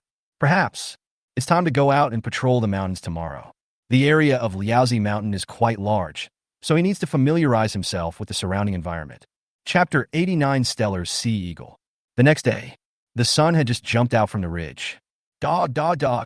With a low roar, the Duke leaped with all his might, and the sled behind him, carrying Jiang Zhe and Du Shui, rushed down the mountain. The Wolf King did not show up yesterday. Jiang Zhe thought about it again and decided to go out and look for it, and at the same time investigate the situation around the Roe Deer Mountain. The Duke, who had taken the gene upgrading potion, did not disappoint him. The strong and powerful limbs crushed the snow and pulled the sled forward quickly. White sled, white snowsuit. The two men and the dog galloped silently on the snow like ghosts. Jiang Zhe, a sled is better than other mechanical means of transportation. Du Shui, behind him, keenly realized the benefits of the sled. Of course, at least we don't have to worry about being heard by the subhumans and white-skinned people. Jiang Zhe nodded. Now, Jiang Zhe is almost at the third level in all aspects. The threat posed by the demi-humans to him was already minimal, unless there were tens of thousands of them trapping him in a room. The greater threat to him comes from the white-skinned people. In fact, hundreds of thousands of white-skinned people are scattered over millions of square kilometers of Daxia, and the density is pitifully low. As long as Jiang Zhe doesn't seek death, you will live a very comfortable life in the last days. Going east along the valley at the foot of the Roe Deer Mountain, there is a small town less than 10 kilometers away. It is a small town with only a few hundred households, but there are more than a dozen restaurants. This area belongs to the iron or region. There are more than a dozen mining companies of all sizes scattered within a radius of dozens of kilometers. The town became a place where mining company employees usually had their meals. However, the town is now silent, as if it was frozen on the earth. Jiang Zhe walked around the town and didn't see any life. He could only see footprints of various wild animals on the snow. The two stayed in the town for a short while. What's in the bag? In front of a two-story building, Du Shui walked out of the house, carrying a bulging travel bag in her hand, and put it on the sled. Shampoo, bath towels, and the like. We'll be able to take a shower soon at the base, so prepare them first. After hearing Du Shui's answer, Jiang just said nothing. The two got on the sled and prepared to continue their tour. Boom! Just as Jiang Zhe was about to set off, a rumbling sound was heard in the sky. It's a helicopter. A military transport helicopter flew over the ridge and passed over the town. At the same time, a pile of colorful paper fell from the helicopter. Base! Du Shui grabbed Jiang Zhe's arm and whispered, "Look, what is that?" Follow her gaze. Jiang Zhe raised the telescope and saw a black dot rushing towards him from the mountains at an extremely fast speed. The black spot is getting bigger and bigger. It's a stellar sea eagle. As the black spot got closer, Jiang Zhe couldn't help but blurt out. The stellar sea eagle was originally a large bird of prey that lived on the seashore, feeding on marine fish, birds, and carrion. The stellar sea eagle in the sky had obviously also swallowed the crystal core and mutated. The sea water froze, and there were no fish to be caught. The bird of prey flew inland to the mountainous areas in search of food. When the wings are spread out, they are more than 8 meters long, equivalent to a small airplane. The hooked beak and claws are a bright golden color. Woof! The Duke on the ground looked up and shouted. The stellar sea eagle ignored the Duke's provocation, and its attention was all on the helicopter in the air. Very fast, it rushed towards the slowly moving helicopter like lightning. Jiang Zhe and the others on the ground could already see the golden claws spread out. Fortunately, the pilot of the helicopter discovered the other party. He leaned sideways to avoid the attack from the stellar sea eagle. Da-da-da! The door machine gun on the side of the helicopter opened fire. The long bullet chain swept towards the stellar sea eagle, and the bullets hit it. In midair, several feathers fell from the sea eagle's body. Violent, the sea eagle let out a sharp scream. The beast was angry, turning in the air and rushing towards the helicopter at an even faster speed. Watching the helicopter dodge left and right, Jiang Zhe couldn't help but observe a moment of silence for the other party. The pilot must have been extremely panicked at this moment. Once the huge sea eagle catches a helicopter, even if it can be killed, the helicopter will inevitably be destroyed. Fortunately, the pilot has good skills. A helicopter was being played around in the air, trying its best to avoid sea eagles. The two men and the dog complained that the view was not clear enough. I ran straight to the roof of the second floor and watched the helicopter and the sea eagle fighting in the air. Just when Jiang Zhe was feeling excited, the hair on my neck suddenly stood up, and a low, whistling sound of wind came from behind my head. Wong! He kicked Duke and Du Shui away. A cloud of light that blocked out the sun and sky passed overhead. Jiang Zhe, Du Shui on the roof, cried out sadly. Jiang Zhe and the stellar sea eagle flew into the air at the same time. Grass! Fortunately, in the critical moment, Jiang Zhe's third-level metal ability was activated, covering his entire body, and the sea eagle's sharp claws only scratched his clothes. Squeak! The space blade in his hand swung in a circle. A puff of blood spilled from the sky, and a huge claw fell to the ground along with Jiang Zhe's body. Violent, the huge pain made the stellar sea eagle scream. After drawing a circle in the air, the stellar sea eagle with 2 broken claws swooped down towards the fallen Jiang Zhe with extreme ferocity. Jiang Zhe was angry. Boom! A city crossbow slammed heavily to the ground. Fuck you, you dare to attack me by surprise. Even if you were a protected animal before, I will stew a pod of vulture today. Shouting angrily, Jiang Zhe held the crossbow handle tightly with both hands. 3 long crossbow arrows with cold light were pointed diagonally into the air. The stellar sea eagle turns a corner. He pounced straight towards Jiang Zhe. This sea eagle is slightly smaller than the one fighting the helicopter, but it is also more than 6 meters wide. Du Shui took the Duke and hid at the stairs. 100 meters, 50 meters, 30 meters. Jiang Zhe could already see the sea eagle's cruel eyes. Probably because it had eaten too much human flesh. Blood-red threads hung in the huge eyes of the stellar sea eagle. Bang, bang, bang. The crisp sound of steel plates ejecting was heard. 3 crossbow arrows flashed by. Violent. The sea eagle 10 meters away let out a shrill cry, and 3 crossbow arrows pierced straight through its chest. This is a weapon specifically designed to deal with white-skinned people. Even if this sea eagle swallowed 1 or 2 crystal cores, it could not withstand the sharp crossbow arrows. Call. As the wings flapped, the snow flew everywhere and the stellar sea eagle kept screaming. The whole body has flown off the roof, but it was badly injured and couldn't pull itself up. Jiang Zhe took a big step and followed the stellar sea eagle, holding the space blade high in his hand. Squeak! The sea eagle's head, which was about the same size as a human, flew out. Large amounts of blood were spilled on the ground. Bang! The body of the stellar sea eagle smashed through the roof of a bungalow and fell into the house, where it remained motionless. Violent. Another sea eagle in the sky dropped the helicopter, rushing towards Jiang Zhe. Boom! Another crossbow appeared next to Jiang Zhe. The stellar sea eagle screamed, circled in the air, and flew towards the distant mountains. Pa, you're smart. Watching the stellar sea eagle disappear, Jiang Zhe put away his bow and crossbow angrily. Chapter 90 Satellite Communications. The military helicopter did not land. After flying around the 2-story building where Jiang Zhe was, the pilot and the machine gunner waved to express their gratitude from a distance. After dropping a bag of emergency supplies, it flew away. The supply bag contained canned food, compressed biscuits, candy bars, 2 pistols, and bullets. Jiang Zhe curled his lips. These things are good things for people in other shelters, but in Rome Mountain, they're just average. It's real emergency supplies. Survivors of Xia. Create a brightly colored marker around your shelter, and our satellites will be able to spot you. If possible, collect generators, solar panels, and turn on the TV and radio. Satellite radio and television signals have been restored within Xia. No matter where you are now or how difficult the conditions are, please persevere. Xia will win. The signature is from the Xia Military Department. On the back of the paper is a map that can be unfolded. Above are the locations of weapon storage points and official shelters within 200 kilometers of Shenyang City. Jiang Zhe, should we go get some weapons? There are helicopters at the base. It will be quick. Du Shui pointed to the military weapons storage site closest to Luohan Mountain, about 30 kilometers to the west. No, we don't need it. There must be a lot of shelters around now for the survivors to go to. We can just exchange it for food. There aren't many people in our base, and you're the only pilot. If something unexpected happens and I die, where can I find someone else? Jiang Zhe shook his head and rejected Du Shui's suggestion. Du Shui, who was originally quite moved, glared at Jiang Zhe angrily and stopped talking after hearing the last sentence.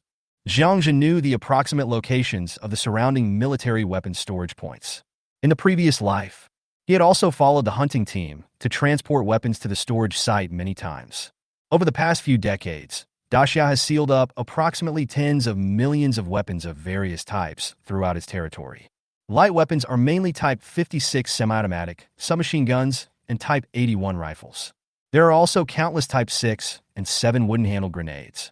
It is said that there are enough bullets to fight 10 years of war. The only drawback is that these weapons are from the last era.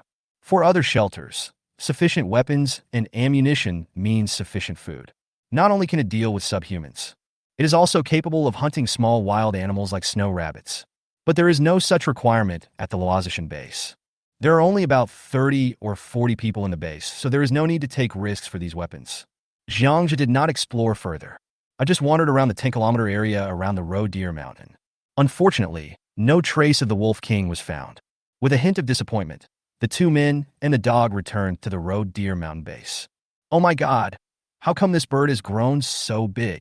The dead stellar sea eagle was piled up in the small square from the dimensional space. When the mule saw it, he gasped. Other people in the base also gathered around. The stellar sea eagle, which was larger than a car, really stunned everyone. The mule raised its golden paw and gestured with its head, as if a quail egg was placed in its palm. This is a stellar sea eagle. We're having a roasted eagle tonight. After Jiang Zhe gave the order, Mule, the logistics manager, brought a few girls to prepare the ingredients. Then, a 100-inch TV was placed in the small square. Jiang Zhe was busy with the power supply and the satellite dish cover. An hour later, pop, as the TV screen lit up, a channel familiar to all Daxia people appeared. Dear survivors of Daxia, we are now at Yinshan Base Number 1, where there are 2 million survivors. There are also Base 2 and Base 3, and each base has millions of survivors living here. What we just saw was the largest shelter in the world. There are weapons workshops, biological laboratories, hospitals, water plants, pharmaceutical factories. A female reporter's voice was heard on TV. The scene kept jumping inside Yinshan Number 1 base. Crash. Everyone in the base dropped their tools and gathered together. They all stared in a daze as the beautiful female reporter on TV introduced the situation at the base. Woo-woo, Daxiao is still here. Someone whimpered softly. More than 20 days. Most people here live in mines like gophers, with no communication with the outside world. Suddenly saw the official news. Many people were so excited that their eyes were wet. Eat. At this time, Alan and his friends considerately pulled the stainless steel bucket containing rice in front of the TV. A group of people were eating and watching TV. On the screen, an absurdly large residential area appeared before everyone. The cylindrical space leads directly to the top of the mountain. Almost hollowed out a mountain, layers of densely packed rooms are embedded in the mountain like a honeycomb. Countless people went up and down the circular iron corridor. The camera rises from the bottom. The survivors at the top layer looked about the same size as grasshoppers. Too big. This place is so huge, no wonder it can accommodate millions of people. This scene stunned many people in Luohan Mountain. Jiang Zhe also slowed down his eating speed. He had never been to Yinshan Number 1 base in his previous life, but he was still shocked every time he saw this scene. Base Number 1. It is known as the largest survivor base on Blue Planet, and it lives up to its reputation. Dinner was stewed and roasted eagle. Because they had to work overtime these 2 days, Jiang Zhe thoughtfully asked the kitchen to give each miner a bowl of carved meat. It smells so good, ginger slices. This protected animal is so delicious. The mule gnawed on a piece of barbecue and sighed, smacking his lips. On TV, following the reporter's camera, hundreds of people in chef uniforms pushed carts filled with rice to the residential square. At this time, the residential area of the Yinshan base has also opened for dinner. The Yinshan base currently has sufficient supplies to fully guarantee the survival of the survivors. Look, there are not only vegetables here, but also meat. The female reporter scooped up a spoonful of the stew. The camera focused on the spoon, which contained a thumb-sized piece of meat. At this time, the people in the Roe Mountain base fell silent. He looked down secretly at the bowl full of meat. How do you say this? Many people actually feel guilty, which is so unfair. The meat in the bowl tasted even better after taking a bite. The meal is finished. The miners immediately picked up their tools and went to work. Jiang Zhe looked at the miners who were full of energy. I couldn't help but laugh. People are strange. Many times, their sense of satisfaction comes from comparing themselves with others. Bang! In the small, open space, President Du's helicopter appears. This scene was no longer surprising to everyone, because Jiang Zhe was the only space-related person in the base. No one knows how big his dimension is. Mule, come and lend a hand. Jiang Zhe called Mule and started to modify the helicopter. After seeing the 2 stellar Sea Eagles today, he prepared to equip the cabin door machine guns on both sides of the plane. Otherwise, what if we encounter a similar bird of prey again? This plane has no ability to resist. Tomorrow, continue patrolling the mountain by helicopter. The Wolf King must still be nearby.